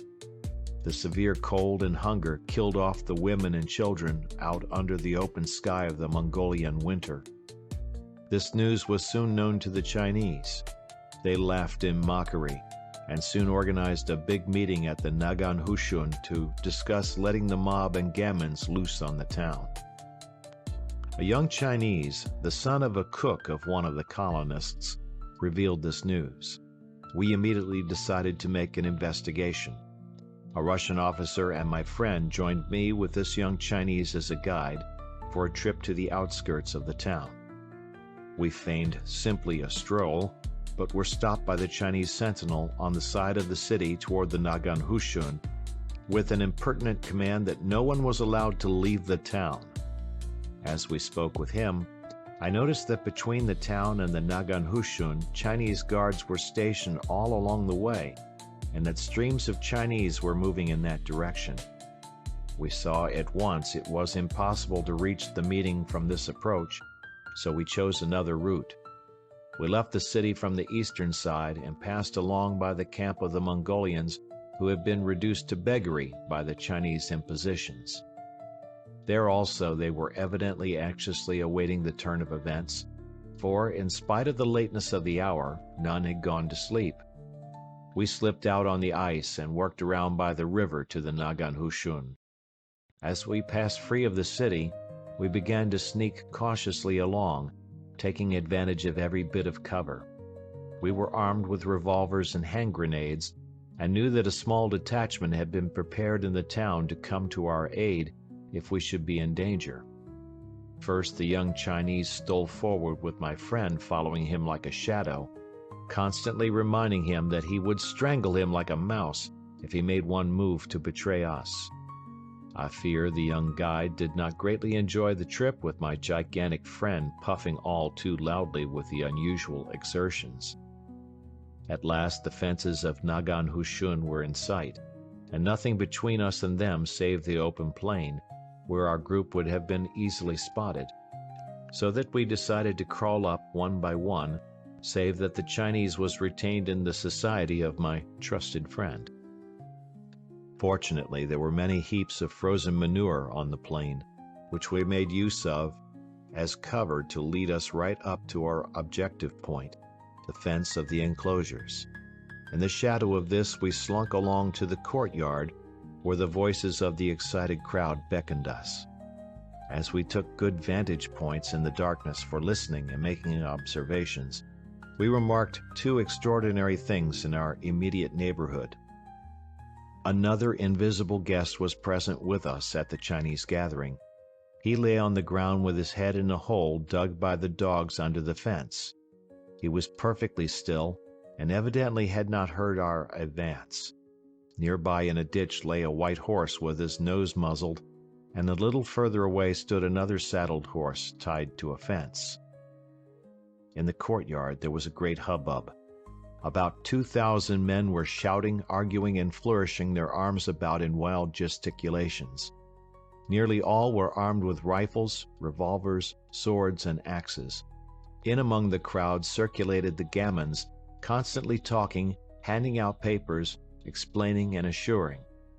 Finally, a big, broad-shouldered Chinese mounted the well-combing, waved his rifle about over his head, and opened a tirade in strong, sharp tones. "He is assuring the people," said our interpreter, "that they must do here what the Chinese have done in Kabdo, and must secure from the commissioner the assurance of an order to his guard not to prevent the carrying out of their plans. Also, that the Chinese commissioner must demand from the Russians all their weapons. Then we shall take vengeance on the Russians for their Blagoveshchensk crime when they drowned 3,000 Chinese in 1900. You remain here while I go to the commissioner and talk with him." He jumped down from the well and quickly made his way to the gate toward the town.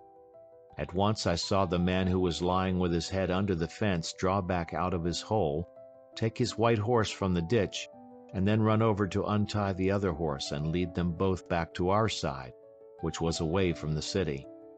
He left the second horse there and hid himself around the corner of the Hushun. The spokesman went out of the gate, and seeing his horse over on the other side of the enclosure, slung his rifle across his back and started for his mount. He had gone about halfway when the stranger behind the corner of the fence suddenly galloped out and in a flash literally swung the man clear from the ground up across the pommel of his saddle, where we saw him tie the mouth of the semi-strangled Chinese with a cloth and dash off with him toward the west away from the town. "Who do you suppose he is?" I asked of my friend, who answered up at once, "It must be Tushagun Lama." His whole appearance did strongly remind me of this mysterious Lama avenger, and his manner of addressing himself to his enemy was a strict replica of that of Tushagun. Late in the night, we learned that some time after their orator had gone to seek the commissioner's cooperation in their venture, his head had been flung over the fence into the midst of the waiting audience, and that 8 gamins had disappeared on their way from the Hushun to the town without leaving trace or trail. This event terrorized the Chinese mob and calmed their heated spirits. The next day, we received very unexpected aid. A young Mongol galloped in from Urga, his overcoat torn, his hair all disheveled and fallen to his shoulders, and a revolver prominent beneath his girdle. Proceeding directly to the market where the Mongols are always gathered, without leaving his saddle he cried out, "Urga is captured by our Mongols, and Chiang Chun Baron Ungarni Bogdo Hutuktu is once more our Khan. Mongols, kill the Chinese and pillage their shops. Our patience is exhausted." Through the crowd rose the roar of excitement. The rider was surrounded with a mob of insistent questioners. The old Mongol Sait, Chultun Beyli, who had been dismissed by the Chinese, was at once informed of this news and asked to have the messenger brought to him. After questioning the man, he arrested him for inciting the people to riot, but he refused to turn him over to the Chinese authorities. I was personally with the Sait at the time and heard his decision in the matter. When the Chinese commissioner, Wang Xiaotsun, threatened the Sait for disobedience to his authority, the old man simply fingered his rosary and said, "I believe the story of this Mongol in its every word, and I apprehend that you and I shall soon have to reverse our relationship." I felt that Wang Xiaotsun also accepted the correctness of the Mongol story, because he did not insist further. From this moment the Chinese disappeared from the streets of Uliassutai as though they never had been, and synchronously the patrols of the Russian officers and of our foreign colony took their places. The panic among the Chinese was heightened by receipt of a letter containing the news that the Mongols and Altai Tartars, under the leadership of the Tartar officer Kalgorodov, pursued the Chinese who were making off with their booty from the sack of Kobdo, and overtook and annihilated them on the borders of Xinjiang. Another part of the letter told how General Bakich and the 6,000 men who had been interned with him by the Chinese authorities on the river Amil had received arms and started to join with Ataman Anenkov, who had been interned in Kulja, with the ultimate intention of linking up with Baron Ungern. This rumor proved to be wrong, because neither Bakich or Anenkov entertained this intention, because Anenkov had been transported by the Chinese into the depths of Turkestan. However, the news produced veritable stupefaction among the Chinese. Just at this time there arrived at the house of the Bolshevist Russian colonist Burdakov 3 Bolshevik agents from Irkutsk named Saltykov, Freiman, and Novak, who started an agitation among the Chinese authorities to get them to disarm the Russian officers and hand them over to the Reds. They persuaded the Chinese Chamber of Commerce to petition the Irkutsk Soviet to send a detachment of Reds to Uliassutai for the protection of the Chinese against the White detachments. Freiman brought with him communistic pamphlets in Mongolian and instructions to begin the reconstruction of the telegraph line to Irkutsk. Burdakov also received some messages from the Bolsheviki. This quartet developed their policy very successfully and soon saw Wang Xiaotsun fall in with their schemes. Once more the days of expecting a pogrom in Uliassutai returned to us. The Russian officers anticipated attempts to arrest them. The representative of one of the American firms went with me to the commissioner for a parley. We pointed out to him the illegality of his acts, inasmuch as he was not authorized by his government to treat with the Bolsheviki when the Soviet government had not been recognized by Peking. Wang Xiaotsun and his advisor Fu Xiang were palpably confused at finding we knew of his secret meetings with the Bolshevik agents. He assured us that his guard was sufficient to prevent any such pogrom. It was quite true that his guard was very capable, as it consisted of well-trained and disciplined soldiers under the command of a serious-minded and well-educated officer. But what could 80 soldiers do against a mob of 3,000 coolies, 1,000 armed merchants, and 200 gamins? We strongly registered our apprehensions and urged him to avoid any bloodshed, pointing out that the foreign and Russian population were determined to defend themselves to the last moment. Wang at once ordered the establishment of strong guards on the streets and thus made a very interesting picture with all the Russian, foreign, and Chinese patrols moving up and down throughout the whole town. Then we did not know there were 300 more sentinels on duty, the men of Tushagun Lama hidden nearby in the mountains. Once more the picture changed very sharply and suddenly. The Mongolian Sate received news through the lamas of the nearest monastery that Colonel Casagrande, after fighting with the Chinese irregulars, had captured Van Kure and had formed there Russian-Mongolian brigades of cavalry, mobilizing the Mongols by the order of the Living Buddha and the Russians by order of Baron Ungern. A few hours later it became known that in the large monastery of Tsain, the Chinese soldiers had killed the Russian captain Barsky, and as a result some of the troops of Casagrande attacked and swept the Chinese out of the place. At the taking of Van Kure, the Russians arrested a Korean communist who was on his way from Moscow with gold and propaganda to work in Korea and America. Colonel Casagrande sent this Korean with his freight of gold to Baron Ungern. After receiving this news, the chief of the Russian detachment in Uliassutai arrested all the Bolsheviki agents and passed judgment upon them and upon the murders of the Bobrovs. Canine, Madame Puzikov, and Freiman were shot. Regarding Saltykov and Novak, some doubts sprang up, and moreover, Saltykov escaped and hid, while Novak, under advice from Lieutenant Colonel Mikhailov, left for the west. The chief of the Russian detachment gave out orders for the mobilization of the Russian colonists and openly took Uliassutai under his protection, with the tacit agreement of the Mongolian authorities. The Mongol Sate, Chultun Beyli, convened a council of the neighboring Mongolian princes, the soul of which was the noted Mongolian patriot Hun Jap Lama. The princes quickly formulated their demands upon the Chinese for the complete evacuation of the territory subject to the Sate Chultun Beyli. Out of it grew parleys, threats, and friction between the various Chinese and Mongolian elements.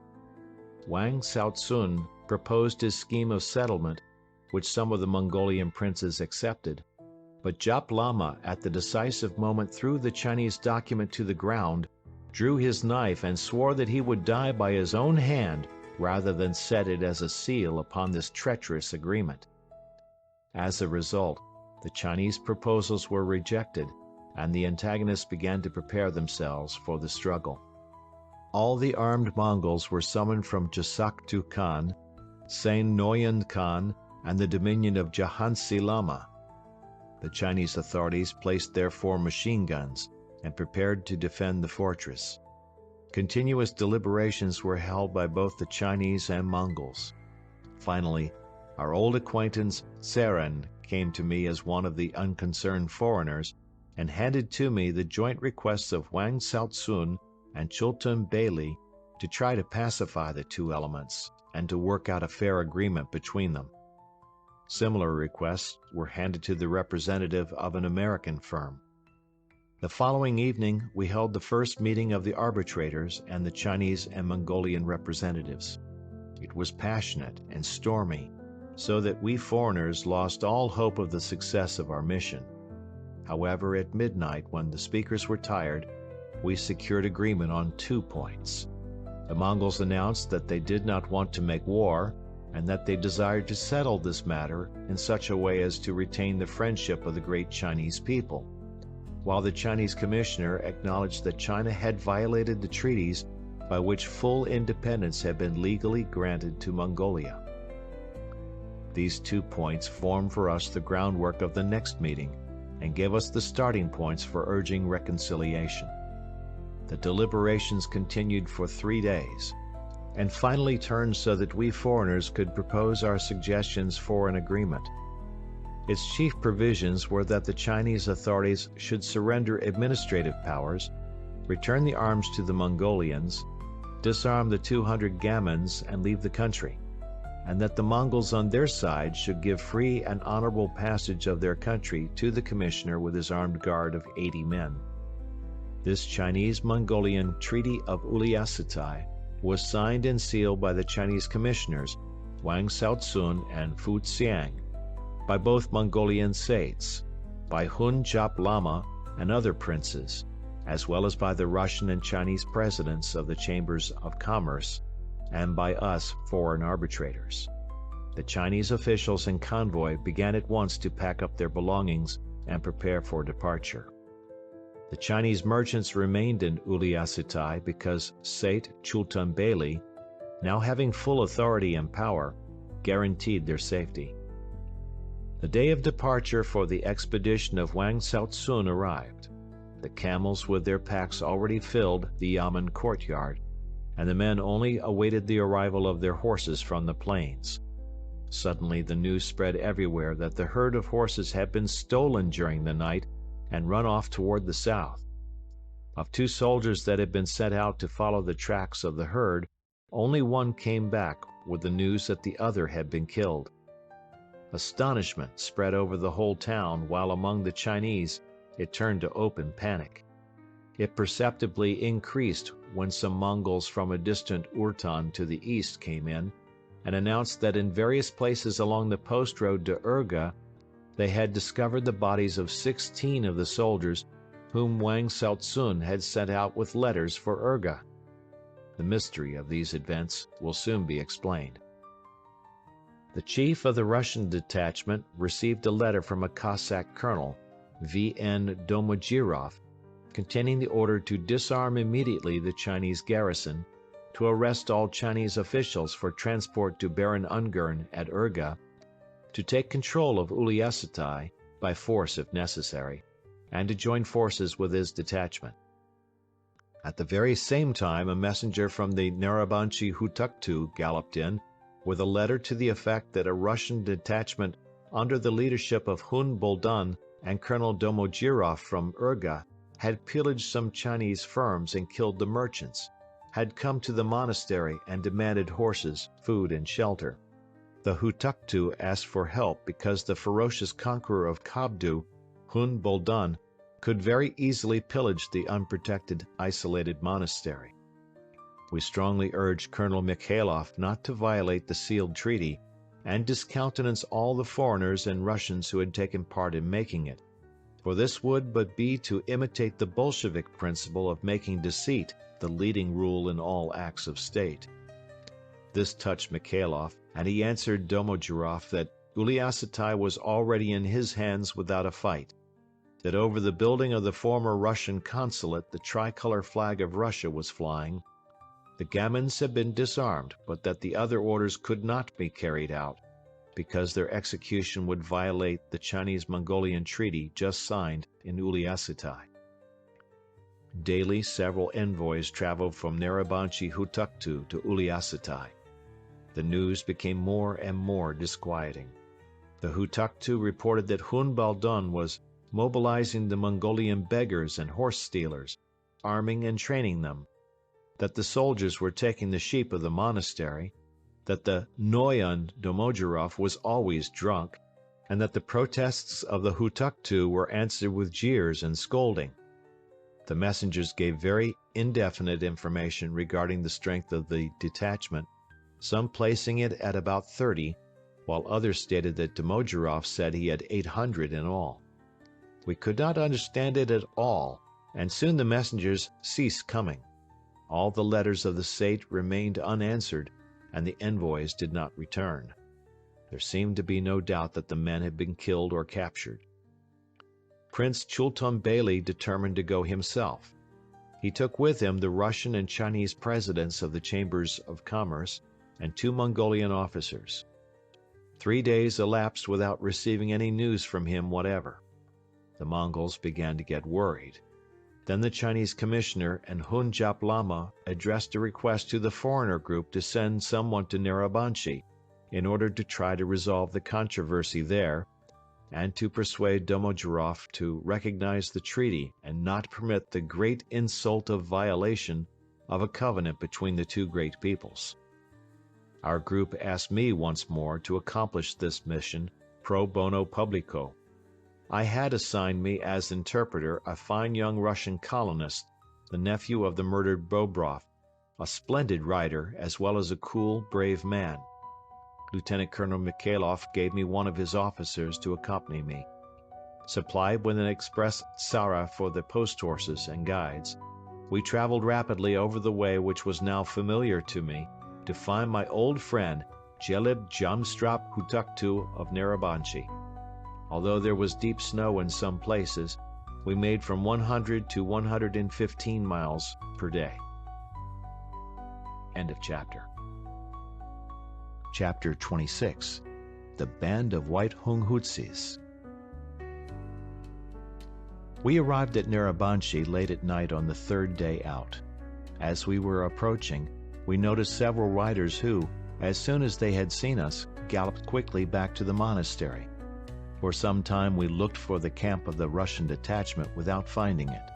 The Mongols led us into the monastery, where the Hutuktu immediately received me. In his yurta sat Chultan Beyli. There he presented me with hatiks and said to me, "The very God has sent you here to us in this difficult moment."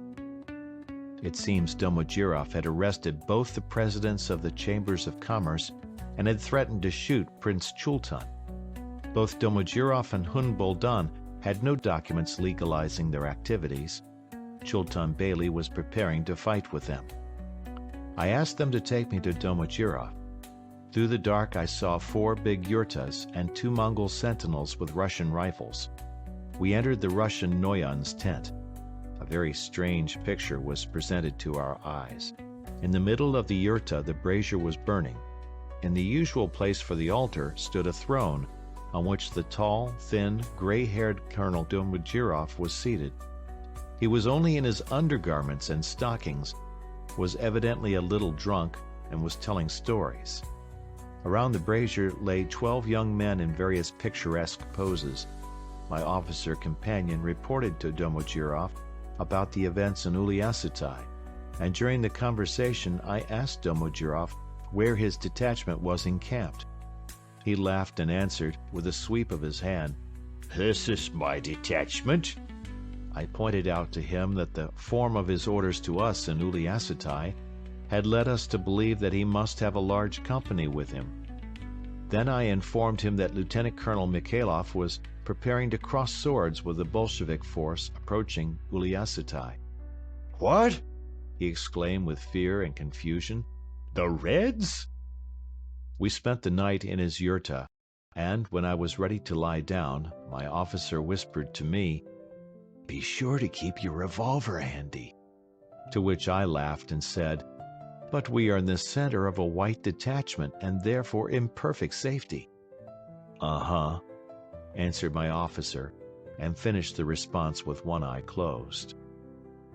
The next day, I invited Domodurov to walk with me over the plain, when I talked very frankly with him about what had been happening. He and Hun Baldon had received orders from Baron Ungern simply to get into touch with General Bakich, but instead they began pillaging Chinese firms along the route, and he had made up his mind to become a great conqueror. On the way he had run across some of the officers who deserted Colonel Casagrande and formed his present band.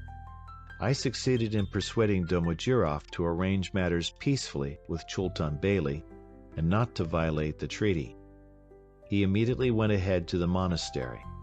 As I returned, I met a tall Mongol with a ferocious face, dressed in a blue silk outer coat. It was Hun Boldan. He introduced himself and spoke with me in Russian. I had only time to take off my coat in the tent of Domodurov when a Mongol came running to invite me to the yurta of Hun Boldan. The prince lived just beside me in a splendid blue yurta. Knowing the Mongolian custom, I jumped into the saddle and rode the 10 paces to his door. Hun Boldan received me with coldness and pride. "Who is he?" he inquired of the interpreter, pointing to me with his finger. I understood his desire to offend me, and I answered in the same manner, thrusting out my finger toward him, and turning to the interpreter with the same question in a slightly more unpleasant tone.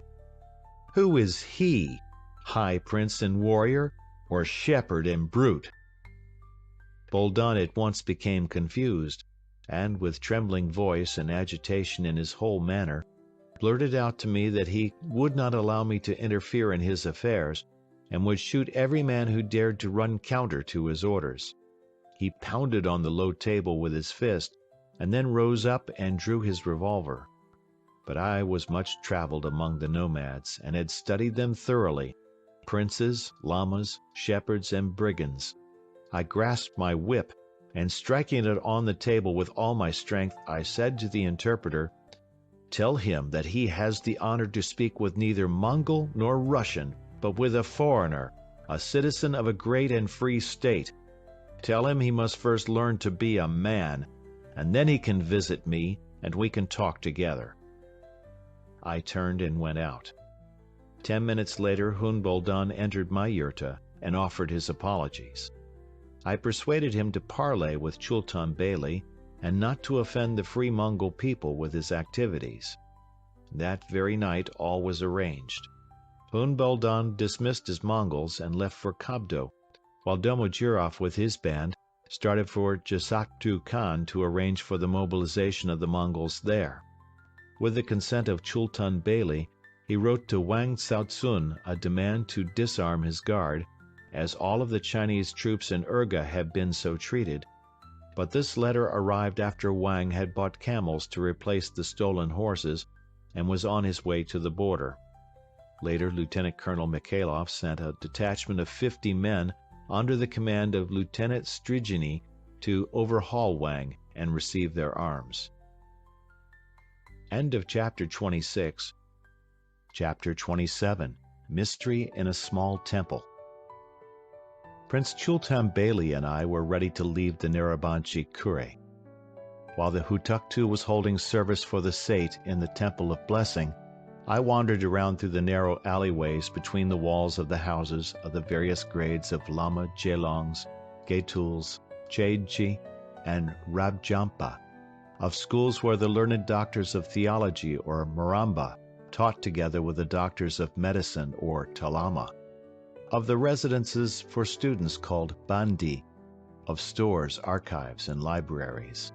When I returned to the yurta of the Hutuktu, he was inside. He presented me with a large hatyk and proposed a walk around the monastery.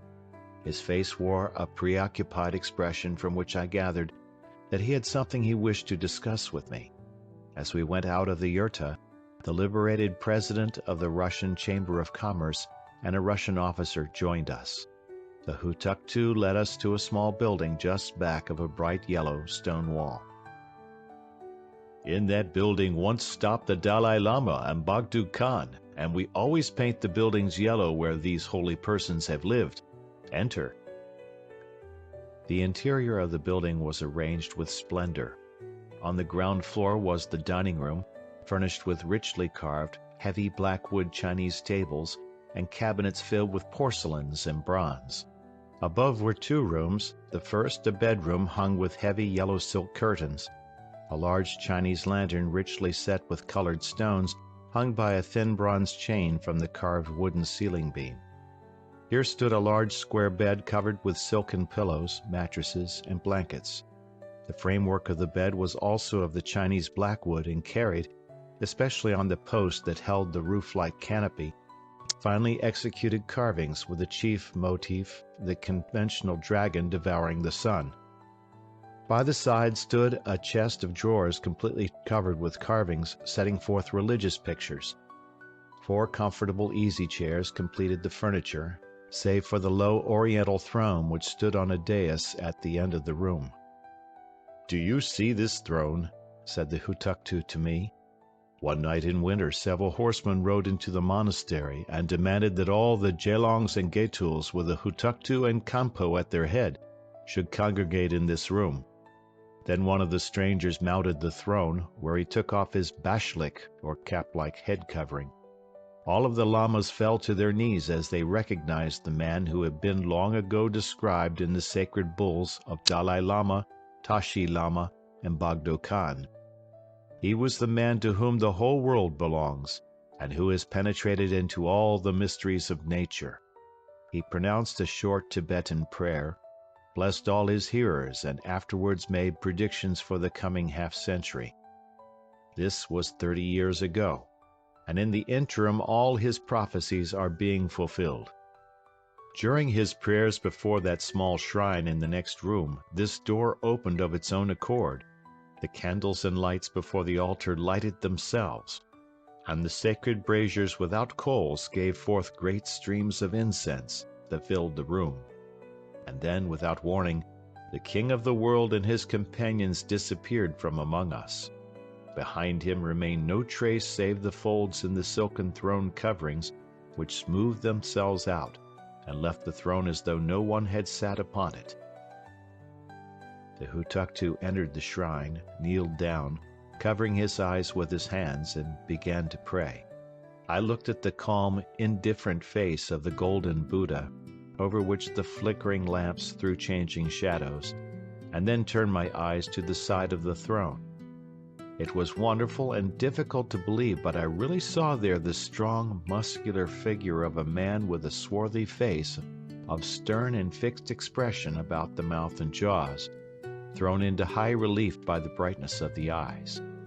Through his transparent body, draped in white raiment, I saw the Tibetan inscriptions on the back of the throne. I closed my eyes and opened them again. No one was there, but the silk throne covering seemed to be moving. Nervousness, I thought. Abnormal and overemphasized impressionability growing out of the unusual surroundings and strains. The Hutuktu turned to me and said, "Give me your hattik. I have the feeling that you are troubled about those whom you love, and I want to pray for them. And you must pray also. Importune God and direct the sight of your soul to the King of the world who is here and sanctified this place." The Hutuktu placed the hattik on the shoulder of the Buddha, and prostrating himself on the carpet before the altar, whispered the words of prayer. Then he raised his head and beckoned me to him with a slight movement of his hand. "Look at the dark space behind the statue of Buddha, and he will show your beloved to you." Readily obeying his deep-voiced command, I began to look into the dark niche behind the figure of the Buddha. Soon out of the darkness began to appear streams of smoke or transparent threads. They floated in the air, becoming more and more dense and increasing in number, until gradually they formed the bodies of several persons and the outlines of various objects.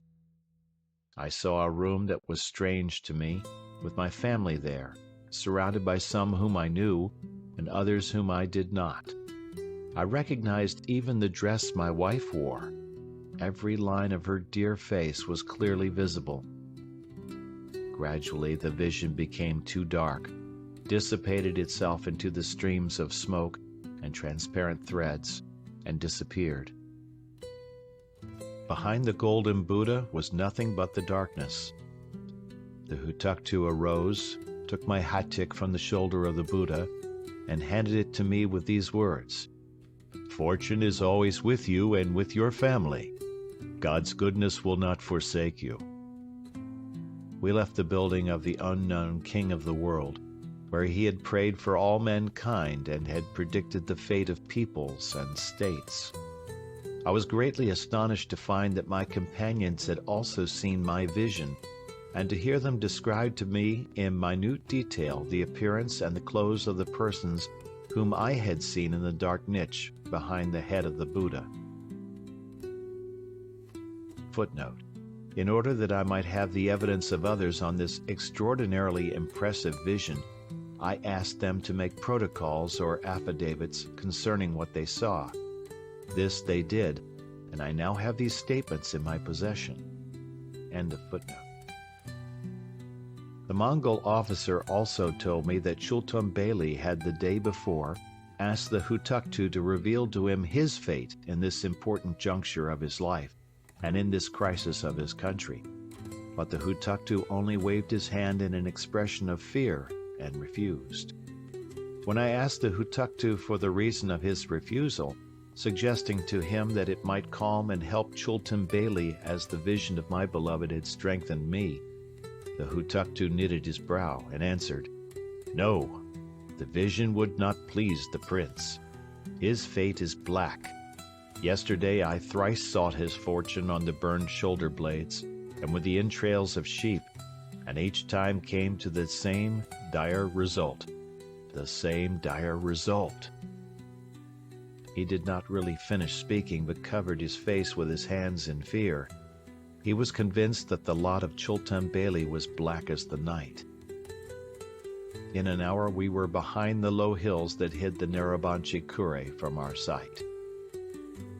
End of chapter. Chapter 28. The Breath of Death.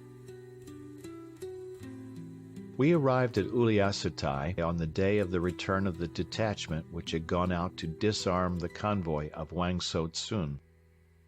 This detachment had met Colonel Domojiroff, who ordered them not only to disarm, but to pillage the convoy.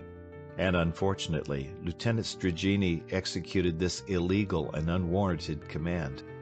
It was compromising and ignominious to see Russian officers and soldiers wearing the Chinese overcoats, boots, and wristwatches which had been taken from the Chinese officials and the convoy. Everyone had Chinese silver and gold also from the loot. The Mongol wife of Wang So-tsun and her brother returned with the detachment and entered a complaint of having been robbed by the Russians. The Chinese officials and their convoy, deprived of their supplies, reached the Chinese border only after great distress from hunger and cold. We foreigners were astounded that Lieutenant Colonel Mikhailov received Strigini with military honors, but we caught the explanation of it later when we learned that Mikhailov had been given some of the Chinese silver and his wife the handsomely decorated saddle of Fu Xiang. Chultan Beyli demanded that all the weapons taken from the Chinese and all the stolen property be turned over to him, as it must later be returned to the Chinese authorities, but Mikhailov refused. Afterwards, we foreigners cut off all contact with the Russian detachment. The relations between the Russians and Mongols became very strained. Several of the Russian officers protested against the acts of Mikhailov and Strigini, and controversies became more and more serious. At this time, one morning in April, an extraordinary group of armed horsemen arrived at Uliassutai. They stayed in the house of the Bolshevik Burdakov, who gave them, so we were told, a great quantity of silver. This group explained that they were former officers in the Imperial Guard. They were Colonels Poletika, N.N. Filipov, and three of the latter's brothers. They announced that they wanted to collect all the white officers and soldiers then in Mongolia and China and lead them to Urianhai to fight the Bolsheviki, but that first they wanted to wipe out Ungern and return Mongolia to China. They called themselves the representatives of the Central Organization of the Whites in Russia. The Society of Russian Officers in Uliassutai invited them to a meeting, examined their documents, and interrogated them. Investigation proved that all the statements of these officers about their former connections were entirely wrong, that Poletika occupied an important position in the war commissariat of the Bolsheviki, that one of the Filipov brothers was the assistant of Kamenev in his first attempt to reach England, that the Central White Organization in Russia did not exist, that the proposed fighting in Urianhai was but a trap for the white officers, and that this group was in close relations with the Bolshevik Burdakov. A discussion at once sprang up among the officers as to what they should do with this group, which split the detachment into two distinct parties. Lieutenant Colonel Mikhailov with several officers joined themselves to Poletika's group just as Colonel Domojiroff arrived with his detachment. He began to get in touch with both factions and to feel out the politics of the situation, finally appointing Poletika to the post of Commandant of Uliassutai and sending to Baron Ungern a full report of the events in the town. In this document he devoted much space to me, accusing me of standing in the way of the execution of his orders. His officers watched me continuously. From different quarters I received warnings to take great care. This band and its leader openly demanded to know what right this foreigner had to interfere in the affairs of Mongolia, one of Domojirov's officers directly giving me the challenge in a meeting in the attempt to provoke a controversy. I quietly answered him, "And on what basis do the Russian refugees interfere, they who have rights neither at home nor abroad?" The officer made no verbal reply, but in his eyes burned a definite answer. My huge friend who sat beside me noticed this, strode over toward him and, towering over him, stretched his arms and hands as though just waking from sleep and remarked, "I'm looking for a little boxing exercise." On one occasion, Domojirov's men would have succeeded in taking me if I had not been saved by the watchfulness of our foreign group. I had gone to the fortress to negotiate with the Mongol Sait for the departure of the foreigners from Uliassutai. Sultan Beyli detained me for a long time, so that I was forced to return about 9 in the evening. My horse was walking. Half a mile from the town, 3 men sprang up out of the ditch and ran at me. I whipped up my horse, but noticed several more men coming out of the other ditch as though to head me off. They, however, made for the other group and captured them, and I heard the voice of a foreigner calling me back. There I found 3 of Domojirov's officers surrounded by the Polish soldiers and other foreigners under the leadership of my old trusted agronome, who was occupied with tying the hands of the officers behind their backs so strongly that the bones cracked. Ending his work and still smoking his perpetual pipe, he announced in a serious and important manner, "I think it best to throw them into the river." Laughing at his seriousness and the fear of Domojirov's officers, I asked them why they had started to attack me. They dropped their eyes and were silent. It was an eloquent silence, and we perfectly understood what they had proposed to do. They had revolvers hidden in their pockets. "Fine," I said. "All is perfectly clear. I shall release you, but you must report to your sender that he will not welcome you back the next time. Your weapons I shall hand to the commandant of Uliassutai." My friend, using his former terrifying care, began to untie them, repeating over and over, "And I would have fed you to the fishes in the river." Then we all returned to the town, leaving them to go their way. Domojirov continued to send envoys to Baron Ungern at Urga with requests for plenary powers and money, and with reports about Mikhailov, Sultan Beyli, Politica, Filipov, and myself.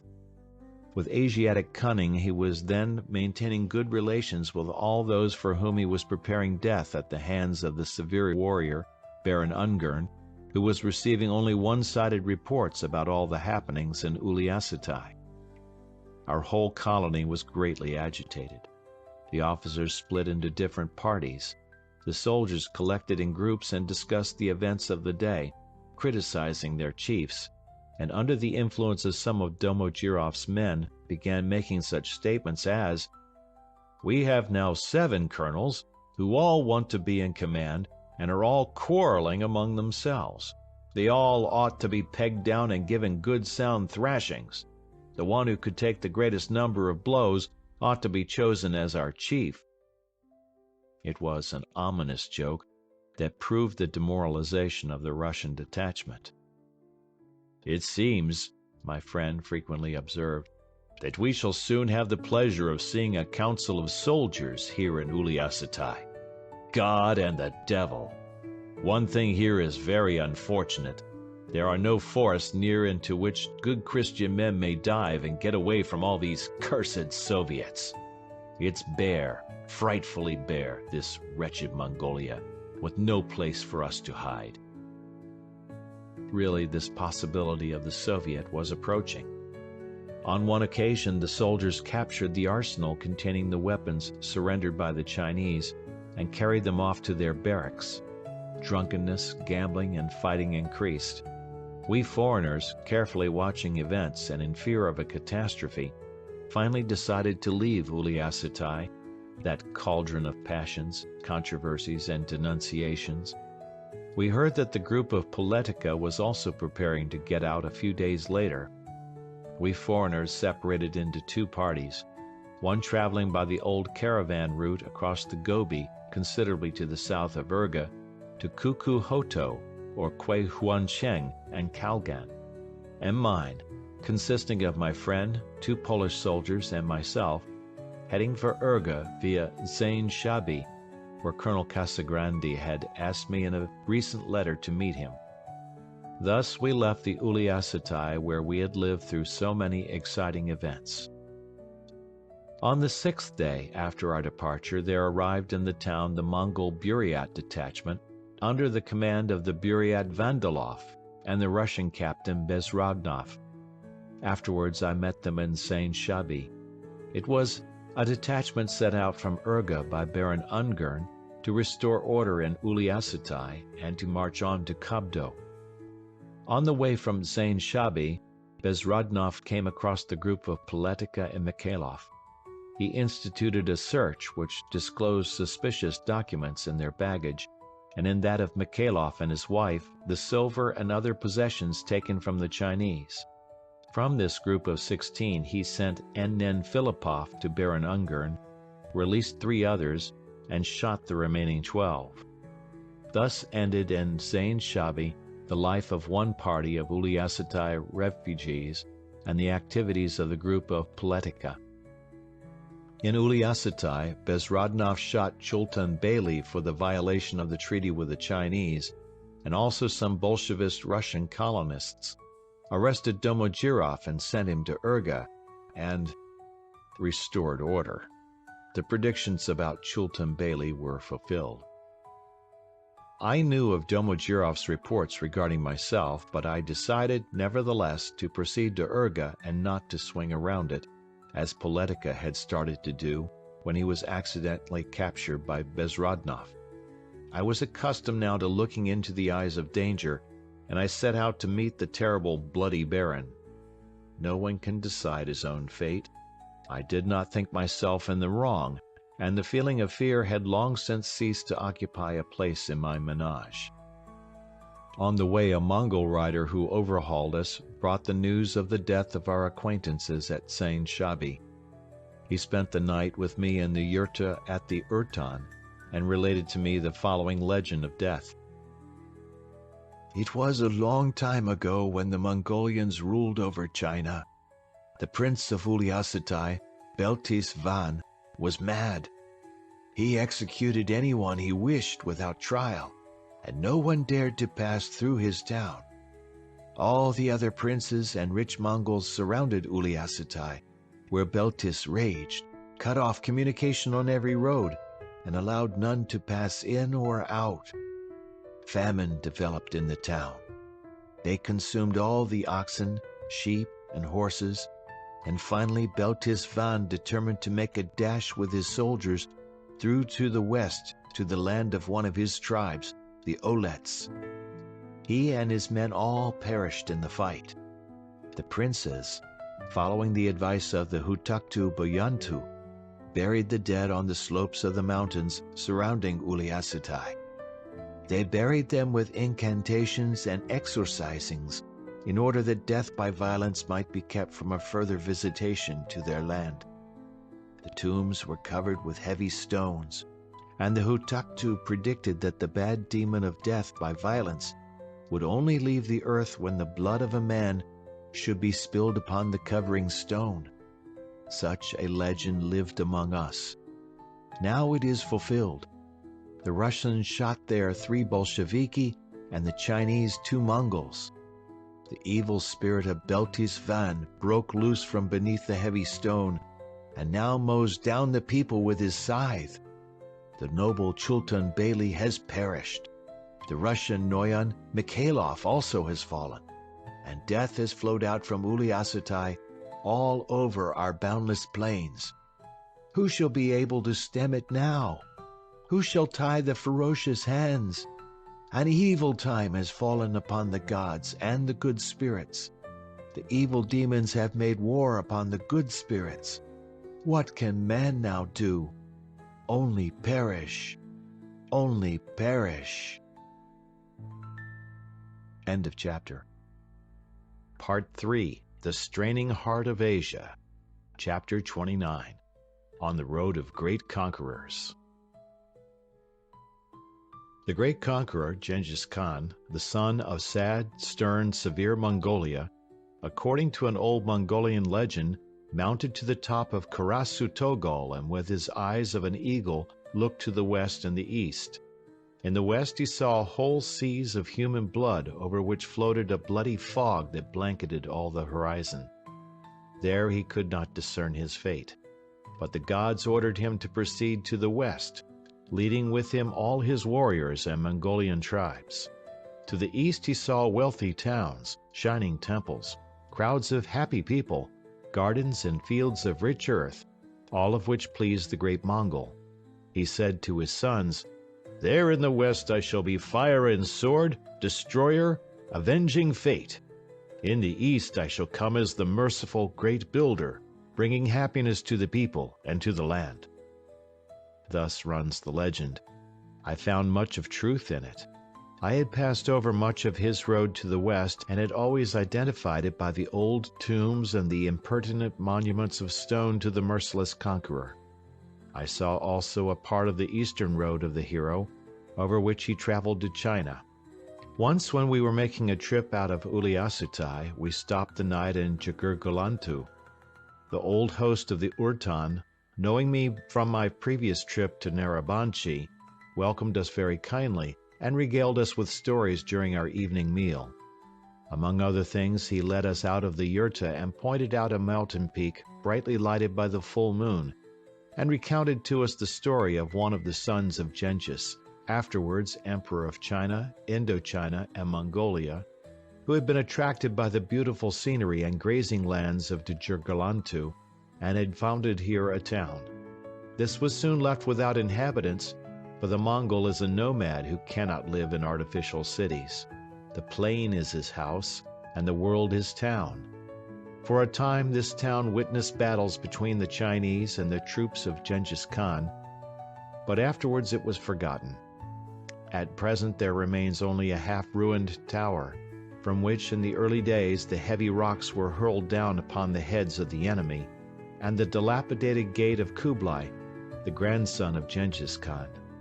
Against the greenish sky drenched with the rays of the moon stood out the jagged line of the mountains and the black silhouette of the tower with its loopholes, through which the alternate scudding clouds and light flashed.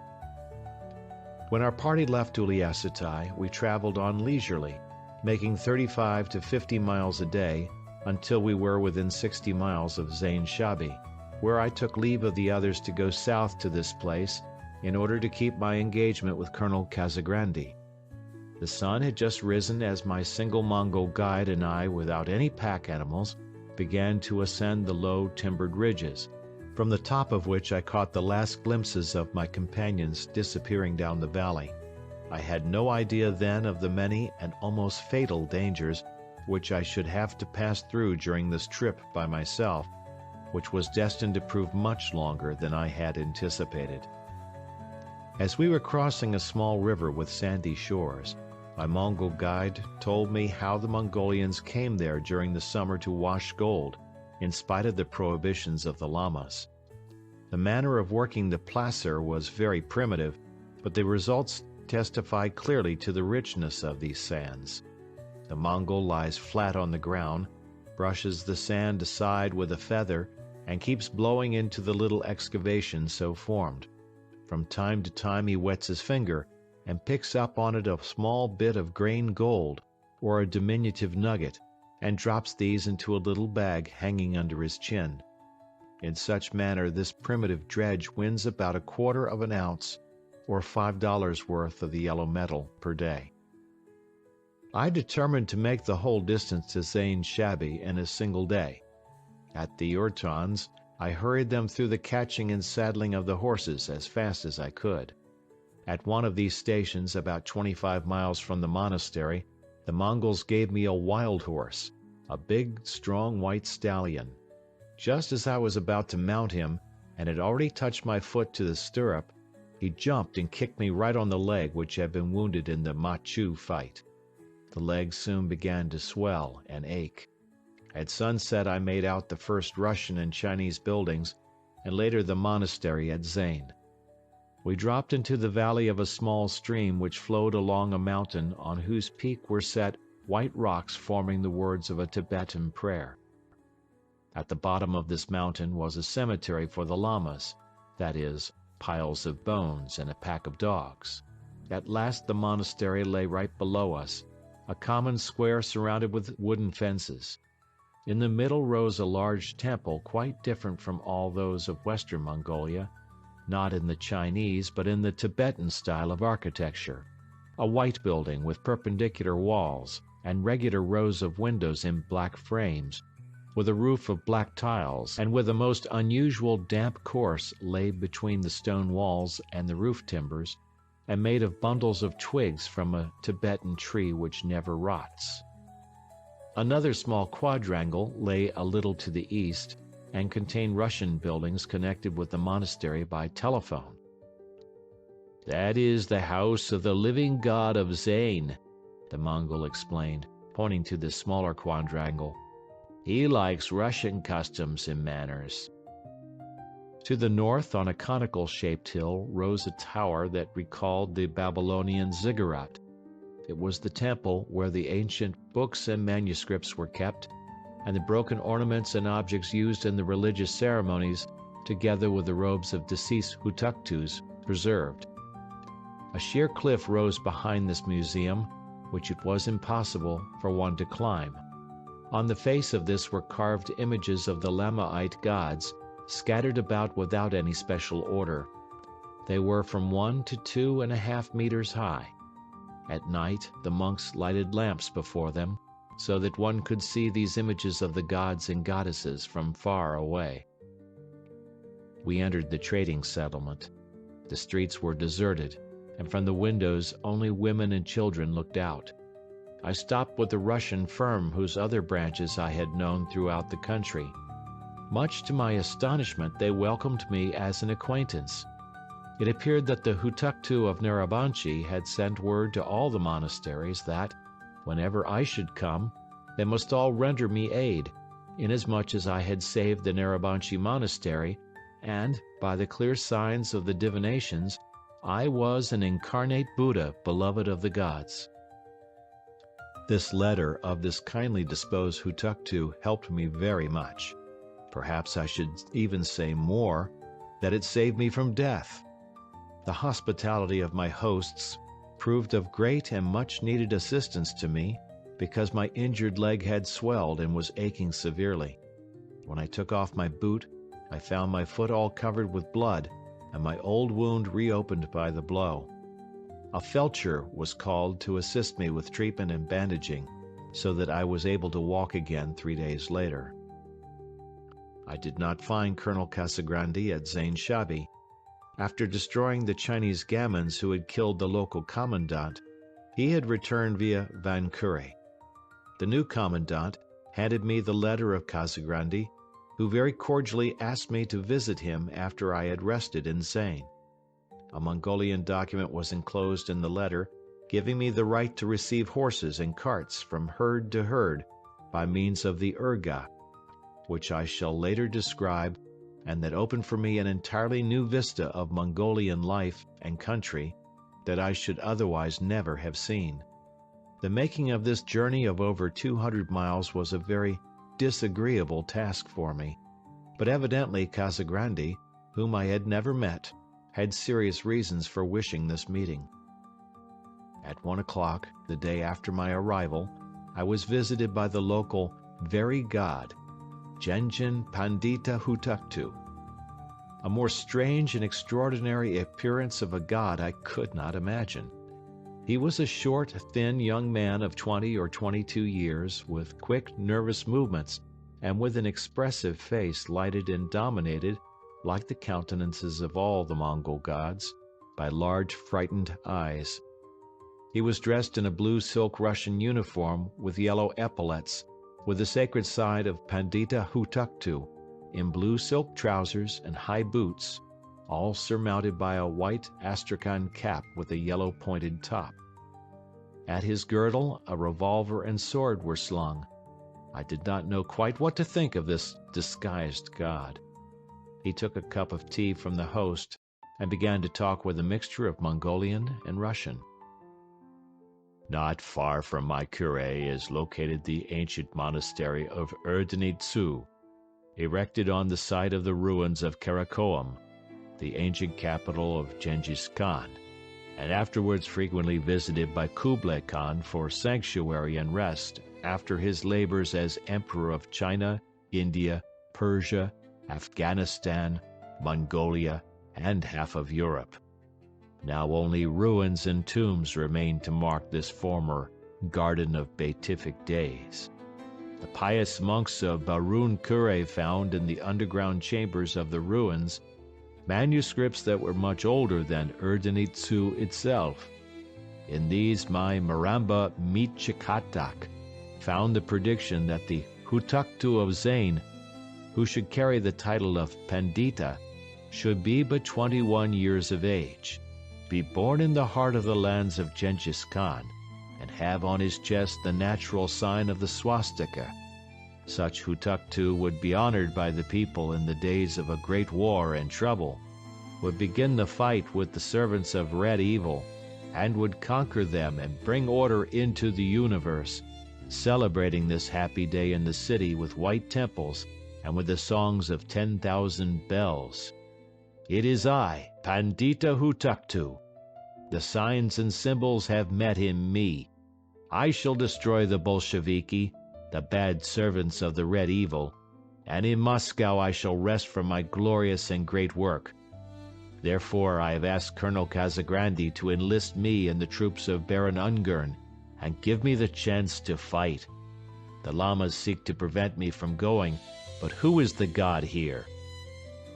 He very sternly stamped his foot, while the Lamas and guard who accompanied him reverently bowed their heads.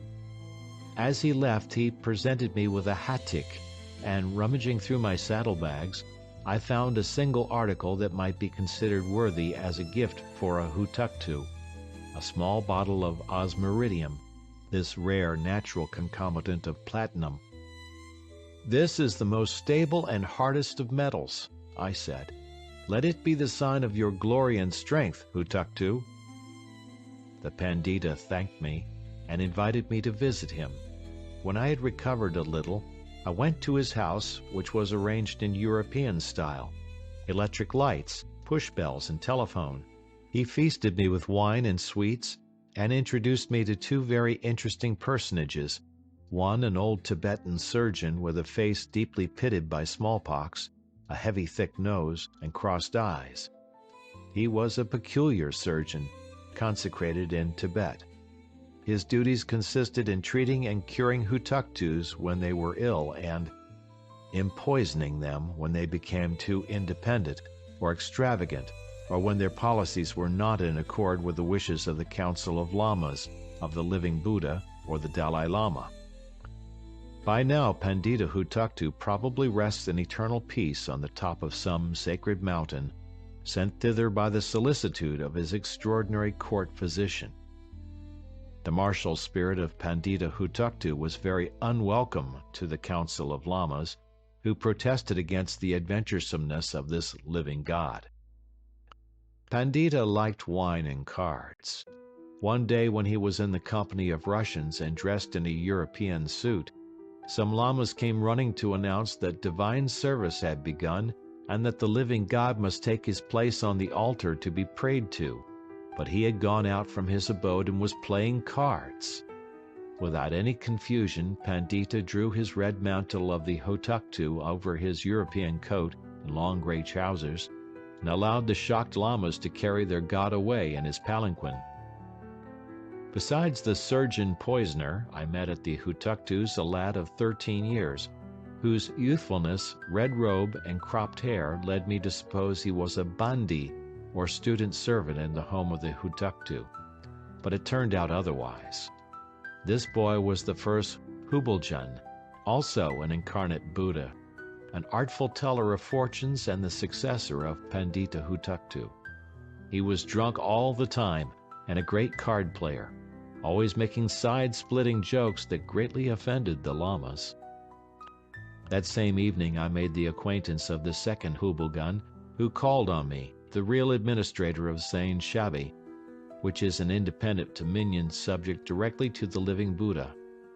This Hubelgun was a serious and ascetic man of 32, well educated and deeply learned in Mongol lore. He knew Russian and read much in that language, being interested chiefly in the life and stories of other peoples. He had a high respect for the creative genius of the American people and said to me, "When you go to America, ask the Americans to come to us and lead us out from the darkness that surrounds us. The Chinese and Russians will lead us to destruction, and only the Americans can save us." It is a deep satisfaction for me to carry out the request of this influential Mongol, Hubelgun, and to urge his appeal to the American people. Will you not save this honest, uncorrupted but dark, deceived and oppressed people? They should not be allowed to perish, for within their souls they carry a great store of strong moral forces. Make of them a cultured people, believing in the verity of humankind. Teach them to use the wealth of their land, and the ancient people of Genghis Khan will ever be your faithful friends. When I had sufficiently recovered, the Hutuktu invited me to travel with him to Erdenitsu, to which I willingly agreed. On the following morning, a light and comfortable carriage was brought for me. Our trip lasted 5 days, during which we visited Erdenitsu, Karakoram, Hotozedam, and Harabagasun. All these are the ruins of monasteries and cities erected by Genghis Khan and his successors, Ugadai Khan and Kublai, in the 13th century. Now only the remnants of walls and towers remain, some large tombs, and whole books of legends and stories. "Look at these tombs," said the Hutuktu to me. "Here the son of Khan Uyak was buried. This young prince was bribed by the Chinese to kill his father, but was frustrated in his attempt by his own sister, who killed him in her watchful care of her old father, the emperor and Khan. There is the tomb of Sanila, the beloved spouse of Khan Mangu. She left the capital of China to go to Karabagasun, where she fell in love with the brave shepherd Damcharan, who overtook the wind on his steed, and who captured wild yaks and horses with his bare hands. The enraged Khan ordered his unfaithful wife strangled, but afterwards buried her with imperial honors and frequently came to her tomb to weep for his lost love." "And what happened to Damcharan?" I inquired. The Hutuktu himself did not know, but his old servant, the real archive of legends, answered, "With the aid of ferocious Chahar brigands, he fought with China for a long time. It is, however, unknown how he died." Among the ruins, the monks pray at certain fixed times, and they also search for sacred books and objects concealed or buried in the debris. Recently, they found here 2 Chinese rifles and 2 gold rings and big bundles of old manuscripts tied with leather thongs. Why did this region attract the powerful emperors and khans who ruled from the Pacific to the Adriatic? I asked myself. Certainly not these mountains and valleys covered with larch and birch, not these vast sands, receding lakes and barren rocks. It seems that I found the answer. The great emperors, remembering the vision of Genghis Khan, sought here new revelations and predictions of his miraculous, majestic destiny, surrounded by the divine honors, obeisance, and hate. Where could they come into touch with the gods, the good and bad spirits? Only there where they abode. All the district of Zain with these ancient ruins is just such a place. "On this mountain only such men can ascend as are born of the direct line of Genghis Khan," the Pandita explained to me.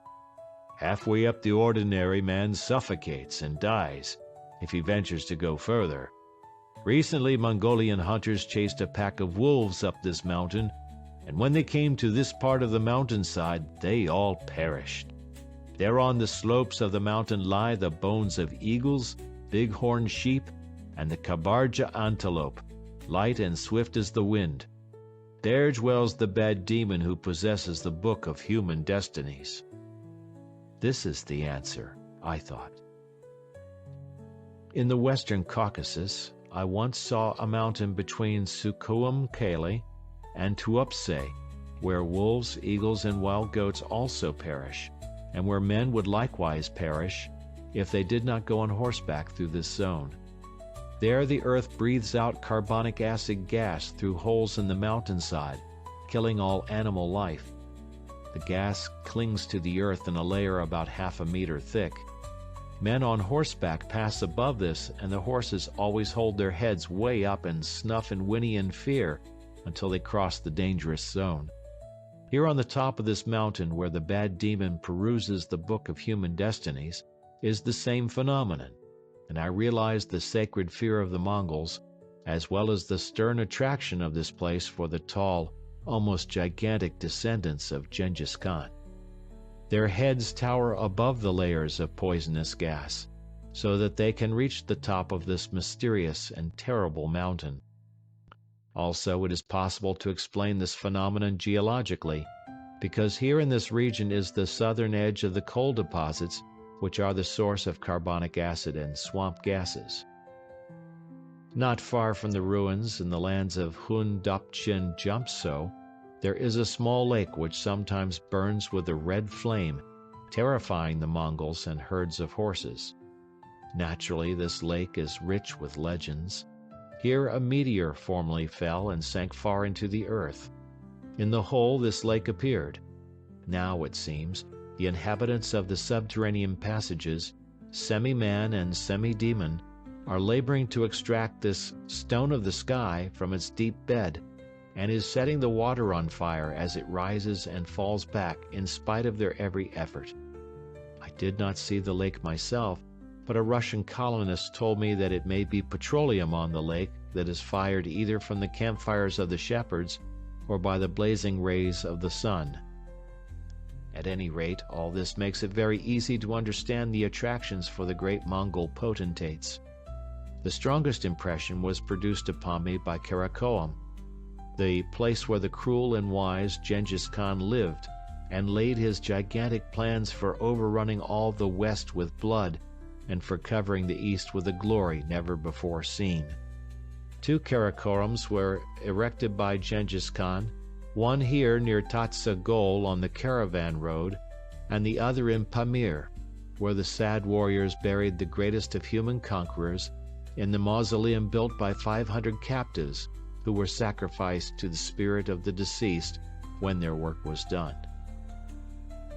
The warlike Pandita Hutuktu prayed on the ruins where the shades of these potentates who had ruled half the world wandered, and his soul longed for the chimerical exploits and for the glory of Genghis and Tamerlane.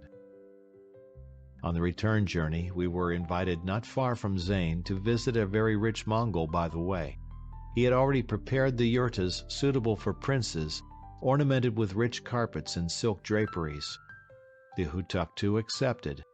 We arranged ourselves on the soft pillows in the yurtas as the Hutuktu blessed the Mongol, touching his head with his holy hand, and received the hatiks. The host then had a whole sheep brought in to us, boiled in a huge vessel. The Hutuktu carved off one hind leg and offered it to me, while he reserved the other for himself. After this he gave a large piece of meat to the smallest son of the host, which was the sign that Pandita Hutuktu invited all to begin the feast. In a trice the sheep was entirely carved or torn up, and in the hands of the banqueters. When the Hutuktu had thrown down by the brazier the white bones without a trace of meat left on them, the host, on his knees, withdrew from the fire a piece of sheepskin and ceremoniously offered it on both his hands to the Hutuktu. Pandita began to clean off the wool and ashes with his knife, and, cutting it into thin strips, fell to eating this really tasty course. It is the covering from just above the breastbone and is called in Mongolian tarach, or arrow. When a sheep is skinned, this small section is cut out and placed on the hot coals, where it is broiled very slowly. Thus prepared, it is considered the most dainty bit of the whole animal, and is always presented to the guest of honor. It is not permissible to divide it, such is the strength of the custom and ceremony. After dinner, our host proposed a hunt for bighorns, a large herd of which was known to graze in the mountains within less than a mile from the yurtas. Horses with rich saddles and bridles were led up. All the elaborate harness of the Hutuktu's mount was ornamented with red and yellow bits of cloth as a mark of his rank. About 50 Mongol riders galloped behind us. When we left our horses, we were placed behind the rocks roughly 300 paces apart, and the Mongols began the encircling movement around the mountain. After about half an hour, I noticed way up among the rocks something flash, and soon made out a fine bighorn jumping with tremendous springs from rock to rock, and behind him a herd of some 20-odd head, leaping like lightning over the ground. I was vexed beyond words when it appeared that the Mongols had made a mess of it and pushed the herd out to the side before having completed their circle. But happily I was mistaken. Behind a rock right ahead of the herd, a Mongol sprang up and waved his hands. Only the big leader was not frightened and kept right on past the unarmed Mongol, while all the rest of the herd swung suddenly around and rushed right down upon me. I opened fire and dropped 2 of them. The Hutuktu also brought down one, as well as a musk antelope that came unexpectedly from behind a rock hard by. The largest pair of horns weighed about 30 pounds, but they were from a young sheep. The day following our return to Zain Shabi, as I was feeling quite recovered, I decided to go on to Vancouver. At my leave-taking from the Hutuktu, I received a large hatyk from him, together with the warmest expressions of thanks for the present I had given him on the first day of our acquaintance. "It is a fine medicine," he exclaimed. "After our trip I felt quite exhausted, but I took your medicine and am now quite rejuvenated. Many, many thanks." The poor chap had swallowed my osmiridium. To be sure, it could not harm him, but to have helped him was wonderful. Perhaps doctors in the Occident may wish to try this new, harmless, and very cheap remedy. Only 8 pounds of it in the whole world, and I merely ask that they leave me the patent rights for it for Mongolia, Barga, Sinkiang, Kokonor, and all the other lands of Central Asia. An old Russian colonist went as guide for me. They gave me a big but light and comfortable cart, hitched and drawn in a marvelous way. A straight pole 4 meters long was fastened athwart the front of the shafts. On either side 2 riders took this pole across their saddle pommels and galloped away with me across the plains. Behind us galloped 4 other riders with 4 extra horses. End of chapter. Chapter 30. Arrested. About 12 miles from Zain, we saw from a ridge a snake-like line of riders crossing the valley, which detachment we met half an hour later on the shore of a deep, swampy stream. The group consisted of Mongols, Buryats, and Tibetans armed with Russian rifles. At the head of the column were 2 men, one of whom in a huge black astrakhan and black felt cape with red Caucasian cowl on his shoulders blocked my road, and in a coarse, harsh voice demanded of me, "Who are you? Where are you from? And where are you going?" I gave also a laconic answer. They then said that they were a detachment of troops from Baron Ungern under the command of Captain Vandalov. "I am Captain Bezrodnov, military judge." Suddenly he laughed loudly.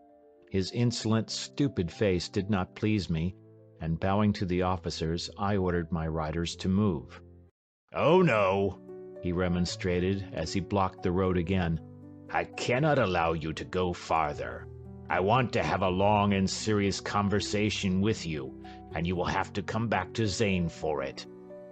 I protested and called attention to the letter of Colonel Kazagrandi, only to hear Bezrodnov answer with coldness, "This letter is a matter of Colonel Kazagrandi's, and to bring you back to Zain and talk with you is my affair. Now give me your weapon." But I could not yield to this demand, even though death were threatened. "Listen," I said. "Tell me frankly, Is yours really a detachment fighting against the Bolsheviki, or is it a Red contingent?" "No, I assure you," replied the Buryat officer Vandalov, approaching me. "We have already been fighting the Bolsheviki for 3 years." "Then I cannot hand you my weapon," I calmly replied. "I brought it from Soviet Siberia, have had many fights with this faithful weapon, and now I am to be disarmed by white officers. It is an offense that I cannot allow." With these, I threw my rifle and my Mauser into the stream. The officers were confused. Bezrodnov turned red with anger. "I freed you and myself from humiliation," I explained. Bezrodnov in silence turned his horse. The whole detachment of 300 men passed immediately before me, and only the last 2 riders stopped, ordered my Mongols to turn my cart round, and then fell in behind my little group. So I was arrested. One of the horsemen behind me was a Russian, and he told me that Bezrodnov carried with him many death decrees. I was sure that mine was among them. Stupid. Very stupid. What was the use of fighting one's way through Red detachments, of being frozen and hungry and almost perishing in Tibet, only to die from a bullet of one of Bezrodnov's Mongols? For such a pleasure it was not worthwhile to travel so long and so far. In every Siberian Cheka I could have had this end so joyfully accorded me. When we arrived at Zain-Shabi, my luggage was examined and Bezrodnov began to question me in minutest detail about the events in Uliassutai.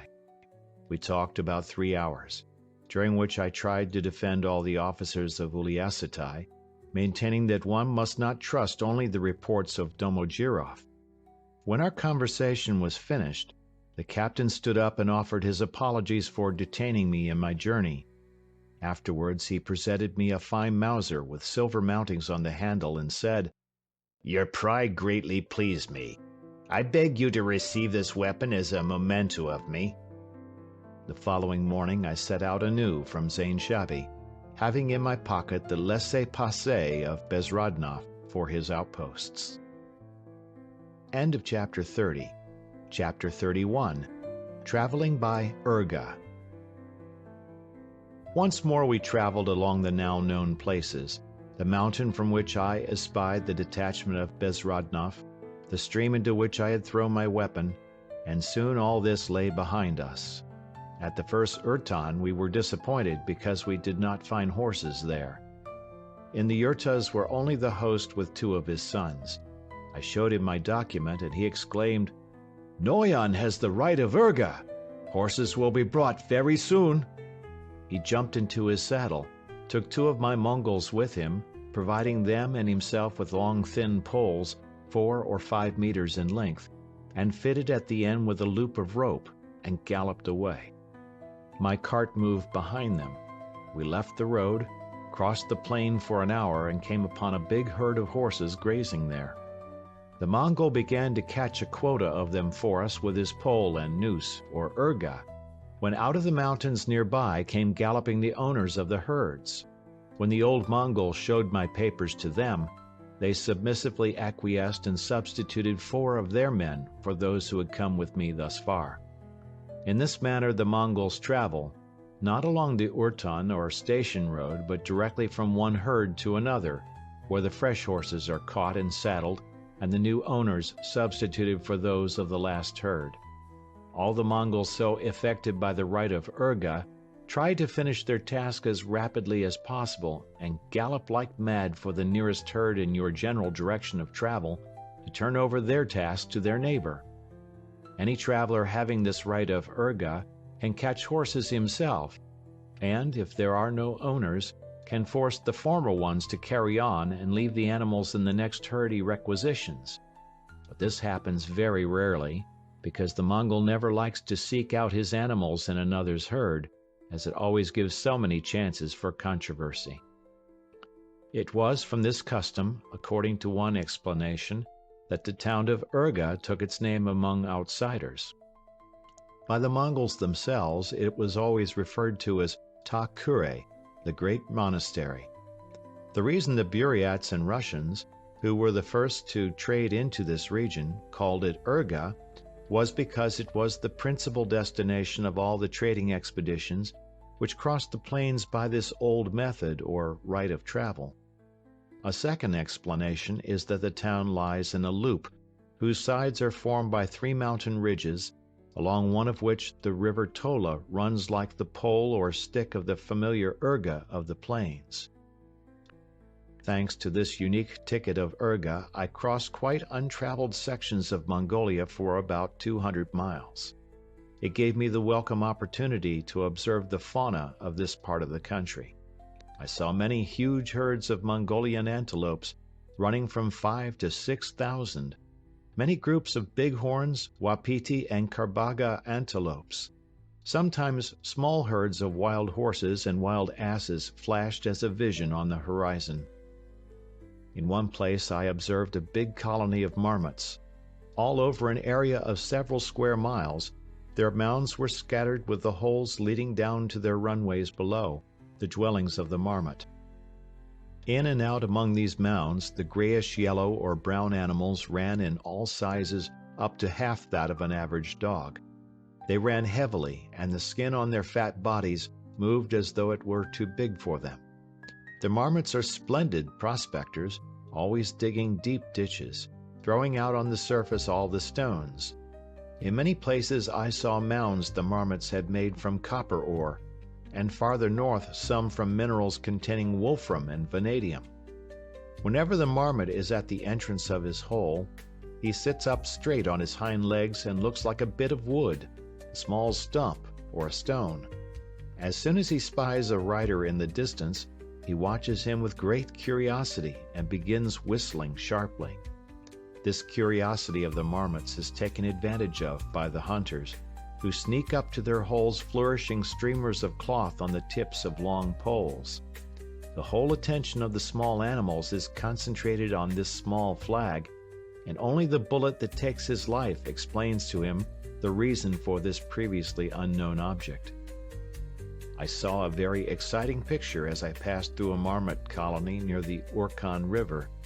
There were thousands of holes here, so that my Mongols had to use all their skill to keep the horses from breaking their legs in them. I noticed an eagle circling high overhead. All of a sudden, he dropped like a stone to the top of a mound, where he sat motionless as a rock. The marmot in a few minutes ran out of his hole to a neighbor's doorway. The eagle calmly jumped down from the top and with one wing closed the entrance to the hole. The rodent heard the noise, turned back and rushed to the attack, trying to break through to his hole where he had evidently left his family. The struggle began. The eagle fought with one free wing, one leg and his beak, but did not withdraw the bar to the entrance. The marmot jumped at the rapacious bird with great boldness, but soon fell from a blow on the head. Only then the eagle withdrew his wing, approached the marmot, finished him off, and with difficulty lifted him in his talons to carry him away to the mountains for a tasty luncheon. In the more barren places, with only occasional spears of grass in the plain, another species of rodent lives, called imuran, about the size of a squirrel. They have a coat the same color as the prairie, and, running about it like snakes, they collect the seeds that are blown across by the wind and carry them down into their diminutive homes. The imuran has a truly faithful friend, the yellow lark of the prairie, with a brown back and head. When he sees the imuran running across the plain, he settles on his back, flaps his wings in balance, and rides well this swiftly galloping mount, who gaily flourishes his long, shaggy tail. The lark, during his ride, skillfully and quickly catches the parasites living on the body of his friend, giving evidence of his enjoyment of his work with a short, agreeable song. The Mongols call the imuran the steed of the gay lark. The lark warns the imuran of the approach of eagles and hawks with 3 sharp whistles the moment he sees the aerial brigand, and takes refuge himself behind a stone or in a small ditch. After this signal, no imuran will stick his head out of his hole until the danger is past. Thus the gay lark and his steed live in kindly neighborliness. In other parts of Mongolia where there was very rich grass, I saw another type of rodent, which I had previously come across in Urianhai. It is a gigantic black prairie rat with a short tail, and lives in colonies of from 1 to 200. He is interesting and unique as the most skillful farmer among the animals in his preparation of his winter supply of fodder. During the weeks when the grass is most succulent, he actually mows it down with swift, jerky swings of his head, cutting about 20 or 30 stalks with his sharp, long front teeth. Then he allows his grass to cure and later puts up his prepared hay in a most scientific manner. First, he makes a mound about a foot high. Through this he pushes down into the ground 4 slanting stakes, converging toward the middle of the pile, and binds them close over the surface of the hay with the longest strands of grass, leaving the ends protruding enough for him to add another foot to the height of the pile, when he again binds the surface with more long strands. All this to keep his winter supply of food from blowing away over the prairie. This stock he always locates right at the door of his den to avoid long winter hauls. The horses and camels are very fond of this small farmer's hay, because it is always made from the most nutritious grass. The haycocks are so strongly made that one can hardly kick them to pieces. Almost everywhere in Mongolia I met either single pairs or whole flocks of the grayish-yellow prairie partridges, salga, or partridge swallow, so called because they have long sharp tails resembling that of swallows, and because their flight also is a close copy of that of the swallow. These birds are very tame or fearless, allowing men to come within 10 or 15 paces of them. But when they do break, they go high and fly long distances without lighting, whistling all the time quite like swallows. Their general markings are light gray and yellow, though the males have pretty chocolate spots on the backs and wings, while their legs and feet are heavily feathered. My opportunity to make these observations came from traveling through unfrequented regions by the Urga, which, however, had its counterbalancing disadvantages. The Mongols carried me directly and swiftly toward my destination, receiving with great satisfaction the presents of Chinese dollars which I gave them. But after having made about 5,000 miles on my Cossack saddle that now lay behind me on the cart, all covered with dust like common merchandise, I rebelled against being racked and torn by the rough riding of the cart, as it was swung heedlessly over stones, hillocks, and ditches by the wild horses with their equally wild riders, bounding and cracking and holding together only through its tenacity of purpose in demonstrating the coziness and attractiveness of a good Mongol equipage. All my bones began to ache. Finally I groaned at every lunge, and at last I suffered a very sharp attack of ischias or sciatica in my wounded leg. At night I could neither sleep, lie down, nor sit with comfort, and spent the whole night pacing up and down the plain, listening to the loud snorings of the inhabitants of the yurta. At times I had to fight the 2 huge black dogs which attacked me. The following day I would endure the racking only until noon, and was then forced to give up and lie down. The pain was unbearable. I could not move my leg nor my back, and finally fell into a high fever. We were forced to stop and rest. I swallowed all my stock of aspirin and quinine, but without relief. Before me was a sleepless night about which I could not think without weakening fear. We had stopped in the yurta for guests by the side of a small monastery. My Mongols invited the Lama doctor to visit me, who gave me 2 very bitter powders, and assured me I should be able to continue in the morning. I soon felt a stimulated palpitation of the heart, after which the pain became even sharper. Again I spent the night without any sleep, but when the sun arose the pain ceased instantly, and after an hour I ordered them to saddle me a horse, as I was afraid to continue further in the cart. While the Mongols were catching the horses, there came to my tent Colonel N.N. Filippov, who told me that he denied all the accusations that he and his brother and Poletika were Bolsheviki, and that Bezrodnov allowed him to go to Van Kure to meet Baron Ungern, who was expected there. Only Filipov did not know that his Mongol guide was armed with a bomb and that another Mongol had been sent on ahead with a letter to Baron Ungern. He did not know that Poletika and his brothers were shot at the same time in Zain-Shabi. Filipov was in a hurry and wanted to reach Van Cure that day. I left an hour after him. End of chapter. Chapter 32. An Old Fortune Teller. From this point we began traveling along the Urtan road. In this region the Mongols had very poor and exhausted horses because they were forced continuously to supply mounts to the numerous envoys of Dey Chinvan and of Kursil Kazagrandi. We were compelled to spend the night at the last Urtan before Van Cure, where a stout old Mongol and his son kept the station. After our supper, he took the shoulder blade of the sheep, which had been carefully scraped clean of all the flesh, and, looking at me, placed this bone in the coals with some incantations and said, "I want to tell your fortune. All my predictions come true." When the bone had been blackened, he drew it out, blew off the ashes and began to scrutinize the surface very closely and to look through it into the fire. He continued his examination for a long time, and then, with fear in his face, placed the bone back in the coals. "What did you see?" I asked, laughing. "Be silent," he whispered. "I made out horrible signs." He again took out the bone and began examining it all over, all the time whispering prayers and making strange movements. In a very solemn, quiet voice, he began his predictions. "Death in the form of a tall white man with red hair will stand behind you and will watch you long and close. You will feel it and wait, but death will withdraw.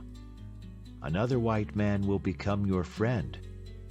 Before the 4th day, you will lose your acquaintances. They will die by a long knife.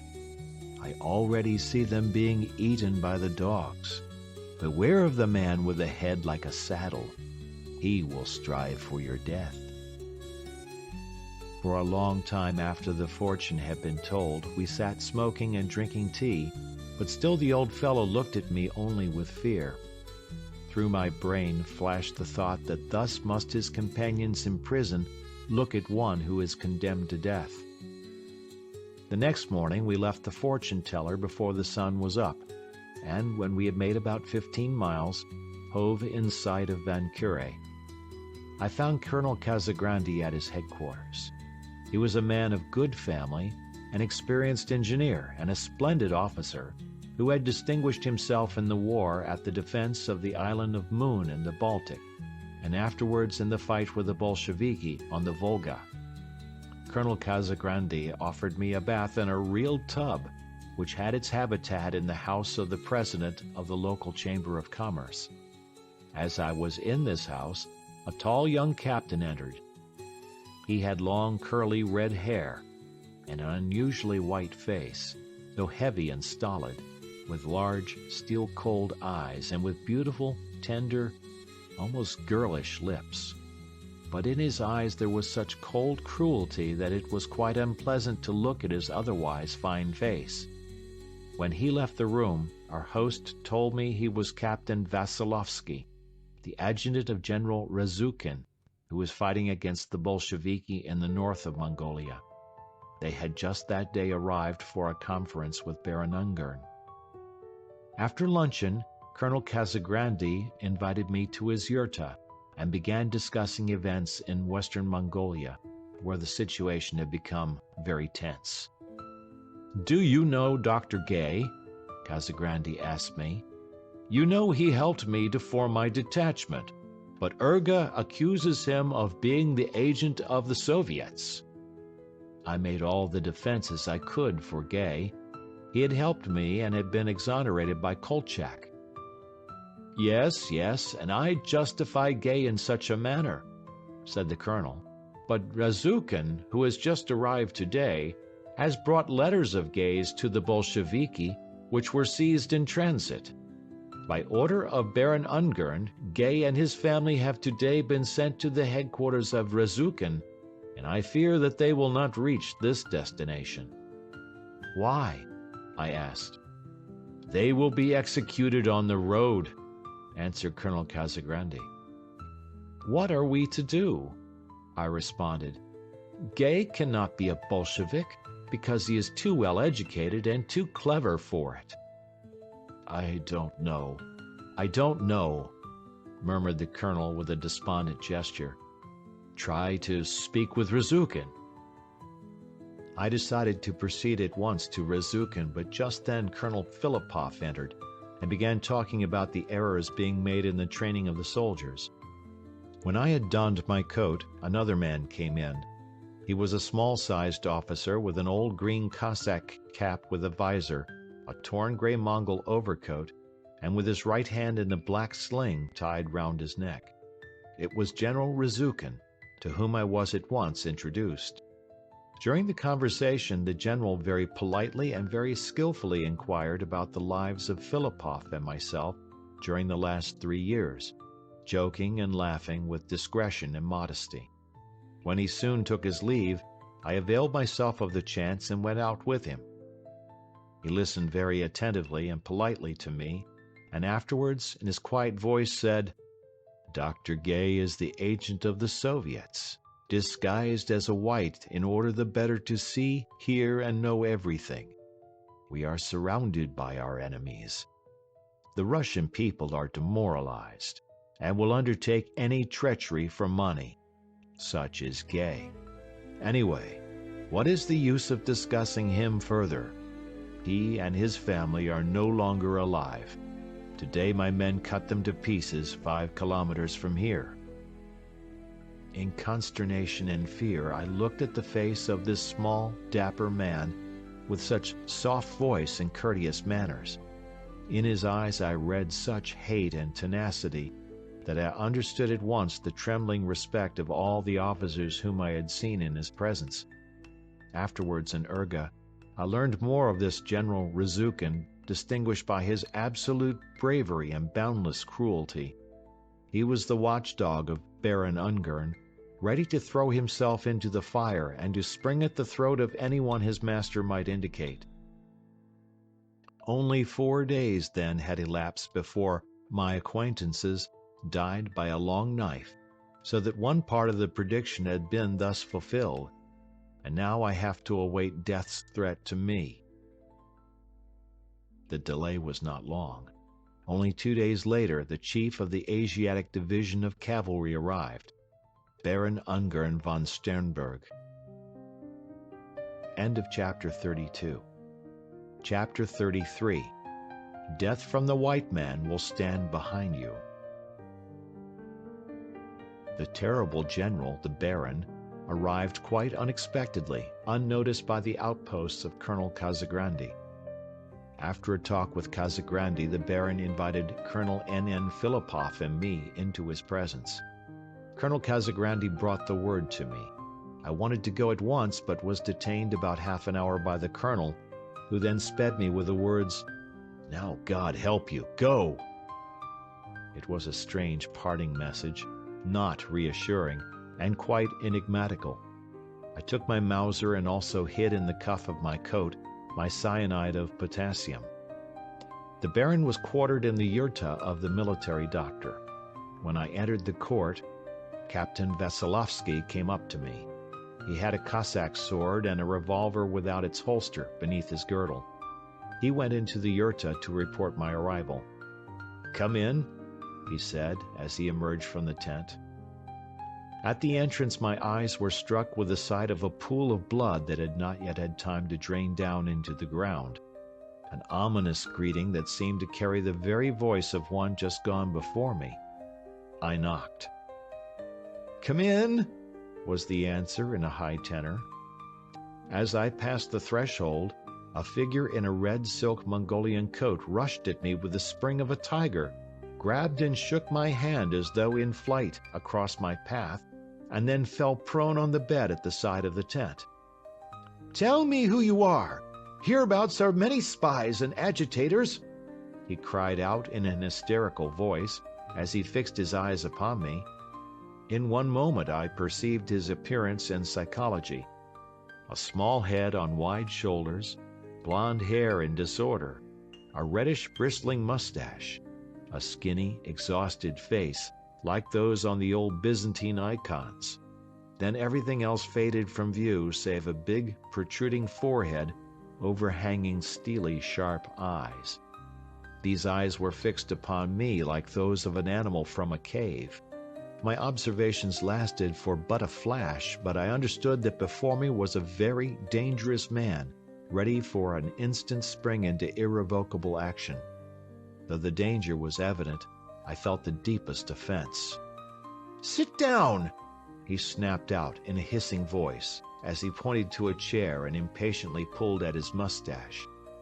I felt my anger rising through my whole body, and I said to him without taking the chair, "You have allowed yourself to offend me, Baron. My name is well enough known so that you cannot thus indulge yourself in such epithets. You can do with me as you wish, because force is on your side, but you cannot compel me to speak with one who gives me offense." At these words of mine, he swung his feet down off the bed, and with evident astonishment began to survey me, holding his breath and pulling still at his mustache. Retaining my exterior calmness, I began to glance indifferently around the yurta, and only then I noticed General Razukin. I bowed to him and received his silent acknowledgment. After that I swung my glance back to the Baron, who sat with bowed head and closed eyes, from time to time rubbing his brow and mumbling to himself. Suddenly he stood up and sharply said, looking past and over me, "Go out! There is no need of more!" I swung round and saw Captain Veselovsky with his white, cold face. I had not heard him enter. He did a formal about-face and passed out of the door. Death from the white man has stood behind me, I thought, but has it quite left me? The Baron stood thinking for some time and then began to speak in jumbled, unfinished phrases. "I ask your pardon. You must understand there are so many traitors. Honest men have disappeared. I cannot trust anybody. All names are false and assumed. Documents are counterfeited. Eyes and words deceive. All is demoralized, insulted by Bolshevism. I just ordered Colonel Filipov cut down, he who called himself the representative of the Russian White Organization. In the lining of his garments were found 2 secret Bolshevik codes. When my officer flourished his sword over him, he exclaimed, 'Why do you kill me, Tavarish? I cannot trust anybody.'" He was silent, and I also held my peace. "I beg your pardon," he began anew. "I offended you, but I am not simply a man. I am a leader of great forces, and have in my head so much care, sorrow, and woe." In his voice I felt there was mingled despair and sincerity. He frankly put out his hand to me. Again silence. At last I answered, "What do you order me to do now? For I have neither counterfeit nor real documents. But many of your officers know me, and in Urga I can find many who will testify that I could be neither agitator nor—" "No need, no need," interrupted the Baron. "All is clear, all is understood. I was in your soul, and I know all. It is the truth which Hutuktu Narabanchi has written about you. What can I do for you?" I explained how my friend and I had escaped from Soviet Russia in the effort to reach our native land, and how a group of Polish soldiers had joined us in the hope of getting back to Poland, and I asked that help be given us to reach the nearest port. "With pleasure, with pleasure. I will help you all," he answered excitedly. "I shall drive you to Urga in my motor car. Tomorrow we shall start, and there in Urga we shall talk about further arrangements." Taking my leave, I went out of the yurta. On arriving at my quarters, I found Colonel Casagrande in great anxiety walking up and down my room. "Thanks be to God!" he exclaimed and crossed himself. His joy was very touching, but at the same time, I thought that the colonel could have taken much more active measures for the salvation of his guest if he had been so minded. The agitation of this day had tired me. It made me feel years older. When I looked in the mirror, I was certain there were more white hairs on my head. At night I could not sleep, for the flashing thoughts of the young, fine face of Colonel Philippov, the pool of blood, the cold eyes of Captain Veselovsky, the sound of Baron Ungern's voice with its tones of despair and woe, until finally I sank into a heavy stupor. I was awakened by Baron Ungern, who came to ask pardon that he could not take me in his motor car, because he was obliged to take Deitchen van with him. But he informed me that he had left instructions to give me his own white camel and 2 Cossacks as servants. I had no time to thank him before he rushed out of my room. Sleep then entirely deserted me, so I dressed and began smoking pipe after pipe of tobacco. As I thought, how much easier to fight the Bolsheviki on the swamps of Sebi and to cross the snowy peaks of Ulan Taiga, where the bad demons kill all the travelers they can. There everything was simple and comprehensible, but here it is all a mad nightmare, a dark and foreboding storm. I felt some tragedy, some horror in every movement of Baron Ungern, behind whom paced this silent, white-faced Veselovsky, and death. End of chapter 33. Chapter 34. The Horror of War. At dawn of the following morning, they led up the splendid white camel for me and we moved away. My company consisted of the 2 Cossacks, 2 Mongol soldiers, and 1 Lama with 2 packed camels carrying the tent and food. I still apprehended that the Baron had it in mind not to dispose of me before my friends there in Van Cure, but to prepare this journey for me under the guise of which it would be so easy to do away with me by the road. A bullet in the back, and all would be finished. Consequently, I was momentarily ready to draw my revolver and defend myself. I took care all the time to have the Cossacks either ahead of me or at the side.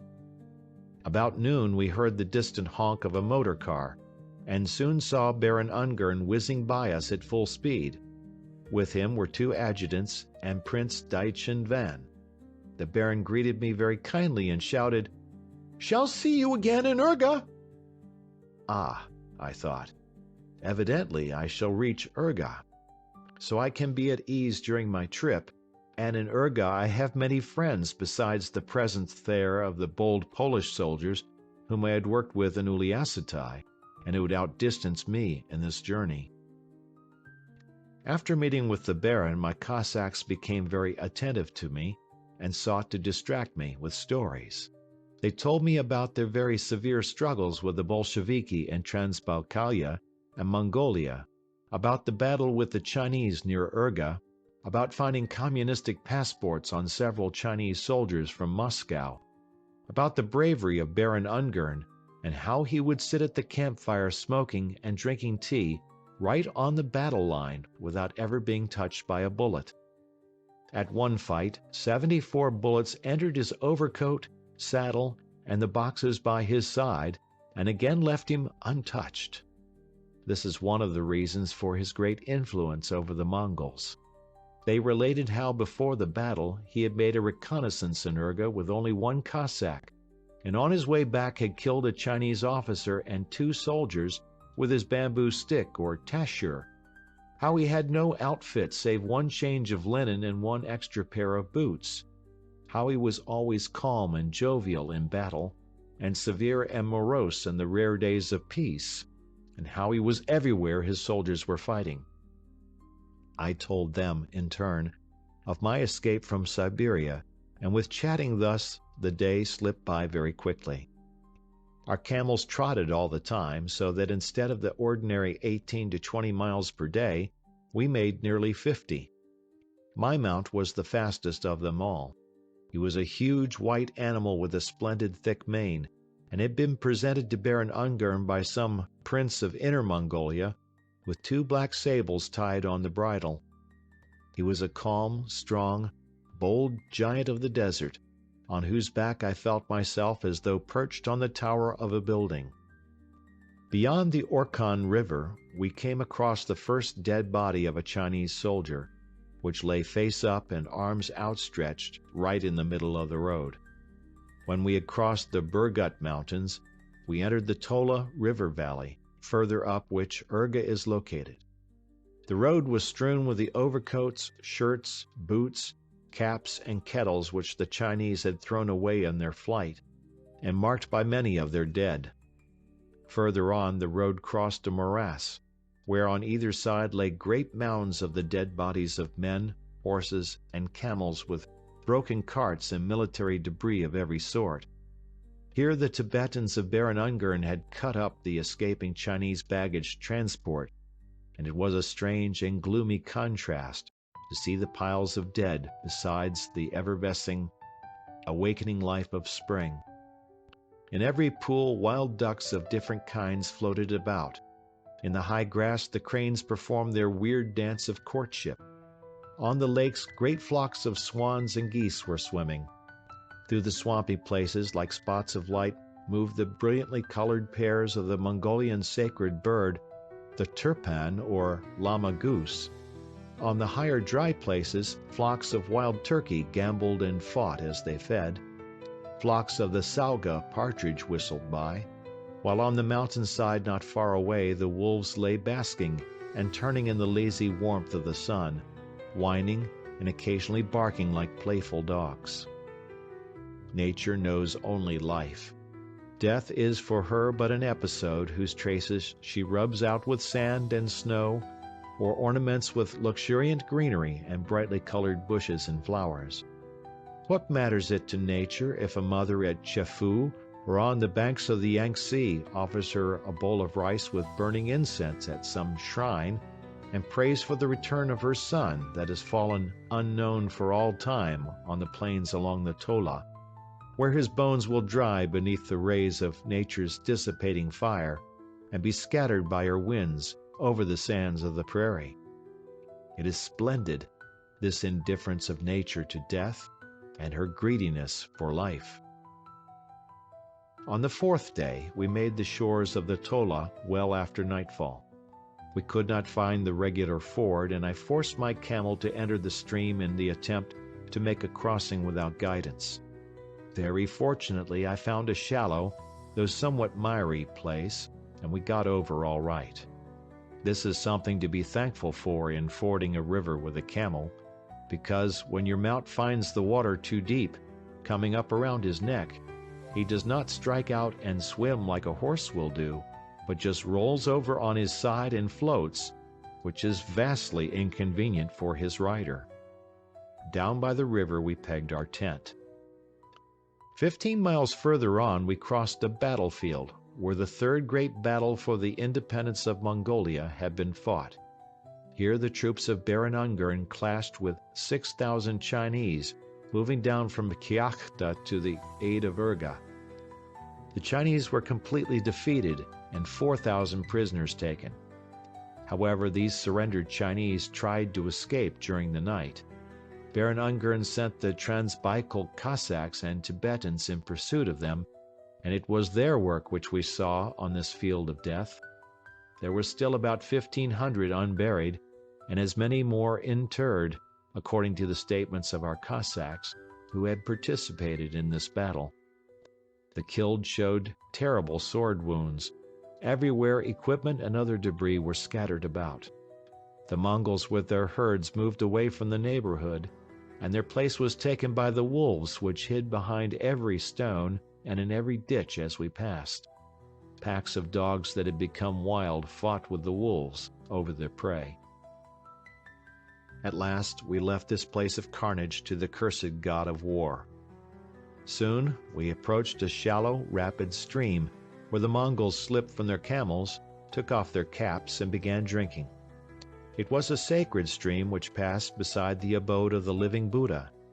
From this winding valley, we suddenly turned into another, where a great mountain ridge, covered with dark, dense forest, loomed up before us. "Holy Bogdu-ol," exclaimed the Lama, "the abode of the gods which guard our living Buddha." Bogdo-ol is the huge knot which ties together here three mountain chains, Gegil from the southwest, Gangin from the south, and Huntu from the north. This mountain covered with virgin forest is the property of the living Buddha. The forests are full of nearly all the varieties of animals found in Mongolia, but hunting is not allowed.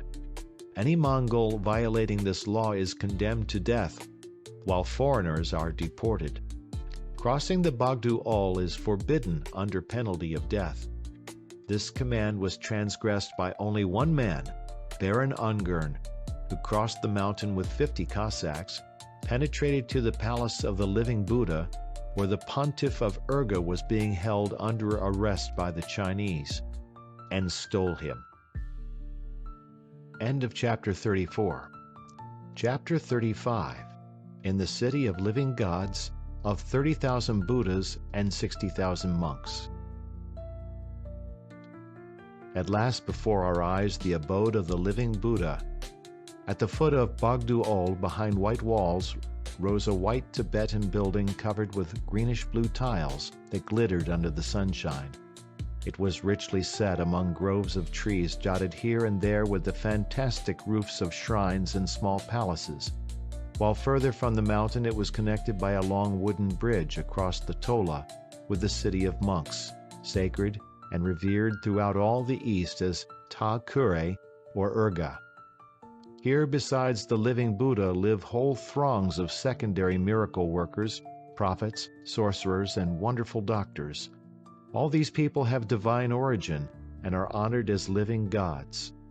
At the left on the high plateau stands an old monastery with a huge, dark red tower, which is known as the Temple Lama City, containing a gigantic bronze gilded statue of Buddha sitting on the golden flower of the lotus. Tens of smaller temples, shrines, obo, open altars, towers for astrology, and the gray city of the lamas, consisting of single-storied houses and yurtas, where about 60,000 monks of all ages and ranks dwell. Schools, sacred archives and libraries, the houses of Bandi, and the inns for the honored guests from China, Tibet, and the lands of the Buryat and Kalmuk. Down below the monastery is the foreign settlement, where the Russian, foreign, and richest Chinese merchants live, and where the multicolored and crowded Oriental Bazaar carries forward its bustling life. A kilometer away, the grayish enclosure of Mai Meichen surrounds the remaining Chinese trading establishments, while farther on one sees a long row of Russian private houses, a hospital, church, prison, and last of all, the awkward, four-storied red brick building that was formerly the Russian consulate.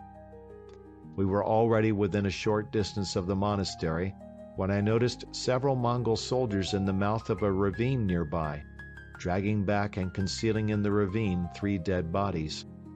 "What are they doing?" I asked. The Cossacks only smiled without answering. Suddenly they straightened up with a sharp salute.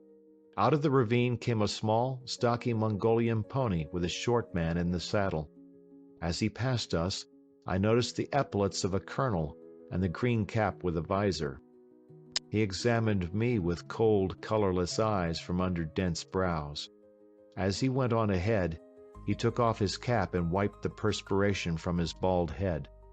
My eyes were struck by the strange undulating line of his skull. It was the man with the head like a saddle, against whom I had been warned by the old fortune-teller at the last Urtan outside Vancouver. "Who is this officer?" I inquired. Although he was already quite a distance in front of us, the Cossacks whispered, "Colonel Sepilov, Commandant of Urga City." Colonel Sepilov, the darkest person on the canvas of Mongolian events. Formerly a mechanician, afterwards a gendarme, he had gained quick promotion under the Tsar's regime. He was always nervously jerking and wriggling his body and talking ceaselessly, making most unattractive sounds in his throat and sputtering with saliva all over his lips, his whole face often contracted with spasms.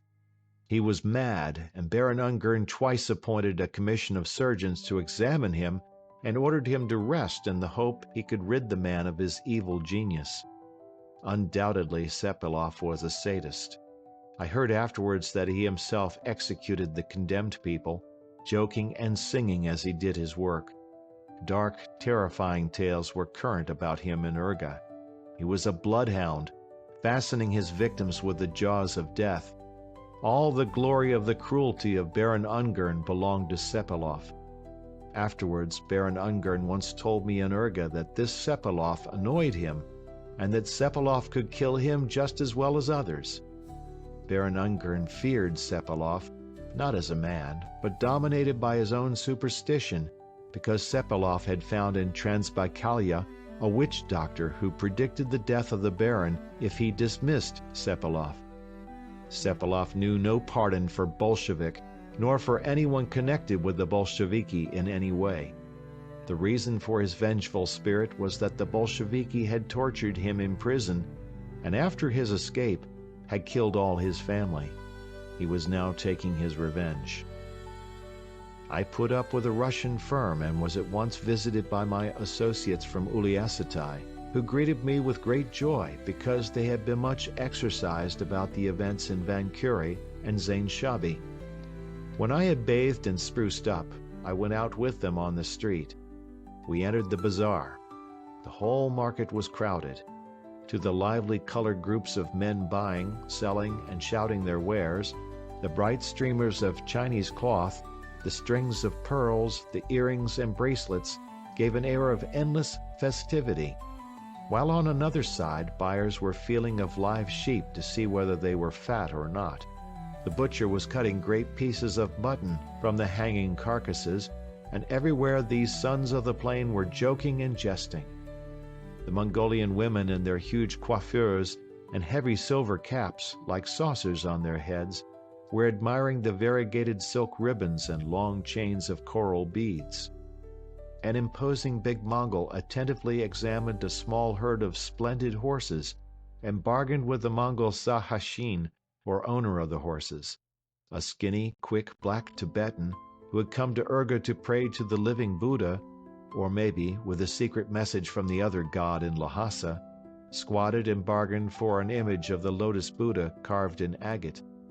In another corner, a big crowd of Mongols and Buryats had collected and surrounded a Chinese merchant selling finely painted snuff bottles of glass, crystal, porcelain, amethyst, jade, agate, and nephrite, for one of which made of a greenish milky nephrite with regular brown veins running through it, and carved with a dragon winding itself around a bevy of young damsels, the merchant was demanding of his Mongol inquirers 10 young oxen.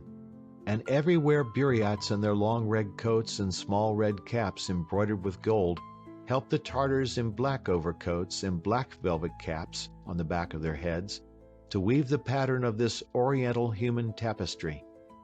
Lamas formed the common background for it all, as they wandered about in their yellow and red robes, with capes picturesquely thrown over their shoulders and caps of many forms, some like yellow mushrooms, others like the red Phrygian bonnets or old Greek helmets in red. They mingled with the crowd, chatting serenely and counting their rosaries, telling fortunes for those who would hear, but chiefly searching out the rich Mongols whom they could cure or exploit by fortune-telling, predictions, or other mysteries of a city of 60,000 lamas. Simultaneously, religious and political espionage was being carried out. Just at this time, many Mongols were arriving from Inner Mongolia, and they were continuously surrounded by an invisible but numerous network of watching lamas. Over the buildings around floated the Russian, Chinese, and Mongolian national flags, with a single one of the stars and stripes above a small shop in the market, while over the nearby tents and yurtas streamed the ribbons, the squares, the circles and triangles of the princes and private persons afflicted or dying from smallpox and leprosy. All were mingled and mixed in one bright mass strongly lighted by the sun. Occasionally one saw the soldiers of Baron Ungern rushing about in long blue coats. Mongols and Tibetans in red coats with yellow epaulets bearing the swastika of Genghis Khan and the initials of the living Buddha, and Chinese soldiers from their detachment in the Mongolian army. After the defeat of the Chinese army, 2,000 of these braves petitioned the living Buddha to enlist them in his legions, swearing fealty and faith to him. They were accepted and formed into 2 regiments bearing the old Chinese silver dragons on their caps and shoulders. As we crossed this market, from around a corner came a big motor car with the roar of a siren. There was Baron Ungern in the yellow silk Mongolian coat with a blue girdle. He was going very fast, but recognized me at once, stopping and getting out to invite me to go with him to his yurta. The Baron lived in a small, simply arranged yurta, set up in the courtyard of a Chinese hong. He had his headquarters in 2 other yurtas nearby, while his servants occupied one of the Chinese fangtzu. When I reminded him of his promise to help me to reach the open ports, the general looked at me with his bright eyes and spoke in French. "My work here is coming to an end. In 9 days I shall begin the war with the Bolsheviki and shall go into the Transbaikal. I beg that you will spend this time here. For many years I have lived without civilized society. I am alone with my thoughts, and I would like to have you know them, speaking with me not as the bloody mad baron, as my enemies call me, nor as the severe grandfather, which my officers and soldiers call me, but as an ordinary man who has sought much and has suffered even more." The Baron reflected for some minutes, and then continued, "I have thought about the further trip of your group, and I shall arrange everything for you, but I ask you to remain here these 9 days. What was I to do? I agreed. The Baron shook my hand warmly and ordered tea. End of chapter. Chapter 36, A Son of Crusaders and Privateers. "Tell me about yourself and your trip," he urged. In response, I related all that I thought would interest him, and he appeared quite excited over my tale. "Now I shall tell you about myself, who and what I am. My name is surrounded with such hate and fear that no one can judge what is the truth and what is false, what is history and what myth. Sometime you will write about it, remembering your trip through Mongolia and your sojourn at the yurta of the bloody general." He shut his eyes, smoking as he spoke, and tumbling out his sentences without finishing them as though someone would prevent him from phrasing them. "The family of Ungern von Sternberg is an old family, a mixture of Germans with Hungarians, Huns from the time of Attila. My warlike ancestors took part in all the European struggles. They participated in the Crusades, and one Ungern was killed under the walls of Jerusalem, fighting under Richard Coeur de Lion. Even the tragic Crusade of the Children was marked by the death of Ralph Ungern, 11 years old. When the boldest warriors of the country were dispatched to the eastern border of the German Empire against the Slavs in the 12th century, my ancestor Arthur was among them, Baron Hause Ungern Sternberg. Here these border knights formed the order of monk knights or Teutons, which with fire and sword spread Christianity among the pagan Lithuanians, Estonians, Latvians, and Slavs. Since then, the Teuton Order of Knights has always had among its members representatives of our family. When the Teuton Order perished in the Grunwald under the swords of the Polish and Lithuanian troops, 2 Barons Ungern von Sternberg were killed there. Our family was warlike and given to mysticism and asceticism. During the 16th and 17th centuries, several Barons von Ungern had their castles in the lands of Latvia and Estonia. Many legends and tales lived after them. Heinrich Ungern von Sternberg, called Axe, was a wandering knight. The tournaments of France, England, Spain, and Italy knew his name and lance, which filled the hearts of his opponents with fear. He fell at Cadiz neath the sword of a knight who cleft both his helmet and his skull. Baron Ralph Ungern was a brigand knight between Riga and Reval. Baron Peter Ungern had his castle on the island of Dago in the Baltic Sea, where as a privateer he ruled the merchantmen of his day. In the beginning of the 18th century there was also a well-known Baron Wilhelm Ungern, who was referred to as the brother of Satan because he was an alchemist. My grandfather was a privateer in the Indian Ocean, taking his tribute from the English traders whose warships could not catch him for several years. At last he was captured and handed to the Russian consul, who transported him to Russia, where he was sentenced to deportation to the Transbaikal. I am also a naval officer, but the Russo-Japanese War forced me to leave my regular profession to join and fight with the Zabaikal Cossacks. I have spent all my life in war or in the study and learning of Buddhism. My grandfather brought Buddhism to us from India, and my father and I accepted and professed it. In Transbaikalia, I tried to form the order of military Buddhists for an uncompromising fight against the depravity of revolution. He fell into silence and began drinking cup after cup of tea as strong and black as coffee. Depravity of revolution. Has anyone ever thought of it besides the French philosopher Bergson and the most learned Tashi Lama in Tibet? The grandson of the privateer, quoting scientific theories, works, the names of scientists and writers, the Holy Bible and Buddhist books, mixing together French, German, Russian, and English, continued. In the Buddhistic and ancient Christian books, we read stern predictions about the time when the war between the good and evil spirits must begin. Then there must come the unknown curse which will conquer the world, blot out culture, kill morality, and destroy all the people. Its weapon is revolution. During every revolution, the previously experienced intellect creator will be replaced by the new rough force of the destroyer. He will place and hold in the first rank the lower instincts and desires. Man will be farther removed from the divine and the spiritual. The Great War proved that humanity must progress upward toward higher ideals.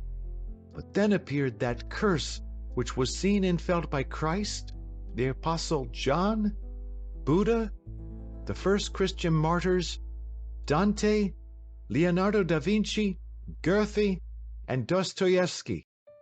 It appeared, turned back the wheel of progress, and blocked our road to the divinity. Revolution is an infectious disease, and Europe, making the treaty with Moscow, deceived itself and the other parts of the world. The Great Spirit put at the threshold of our lives Karma, who knows neither anger nor pardon. He will reckon the account, whose total will be famine, destruction, the death of culture, of glory, of honor, and of spirit, the death of states and the death of peoples. I see already this horror, this dark, mad destruction of humanity. The door of the yurta suddenly swung open, and an adjutant snapped into a position of attention and salute. "Why do you enter a room by force?" the general exclaimed in anger. "Your Excellency, our outpost on the border has caught a Bolshevik reconnaissance party and brought them here." The Baron arose. His eyes sparkled and his face contracted with spasms. "Bring them in front of my yurta," he ordered. All was forgotten. The inspired speech, the penetrating voice, all were sunk in the austere order of the severe commander.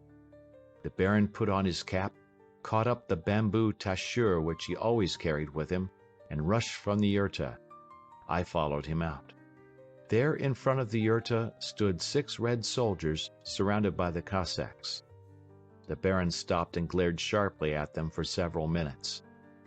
In his face one could see the strong play of his thoughts.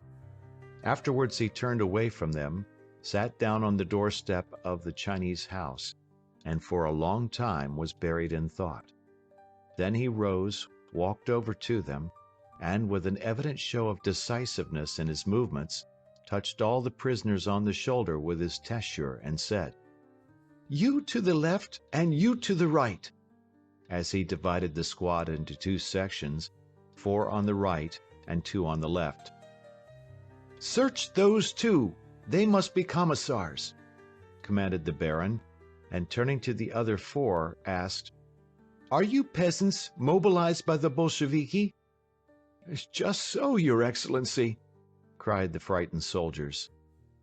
"Go to the commandant and tell him that I have ordered you to be enlisted in my troops." On the 2 to the left, they found passports of commissars of the Communist Political Department. The general knitted his brows and slowly pronounced the following: "Beat them to death with sticks." He turned and entered the yurta. After this our conversation did not flow readily, and so I left the Baron to himself. After dinner in the Russian firm where I was staying, some of Ungern's officers came in. We were chatting animatedly when suddenly we heard the horn of an automobile, which instantly threw the officers into silence. "The general is passing somewhere near," one of them remarked in a strangely altered voice. Our interrupted conversation was soon resumed, but not for long. The clerk of the firm came running into the room and exclaimed, "The Baron!" He entered the door, but stopped on the threshold. The lamps had not yet been lighted, and it was getting dark inside, but the Baron instantly recognized us all, approached and kissed the hand of the hostess, greeted everyone very cordially, and, accepting the cup of tea offered him, drew up to the table to drink. Soon he spoke. "I want to steal your guest," he said to the hostess, and then, turning to me, asked, "Do you want to go for a motor ride? I shall show you the city and the environs."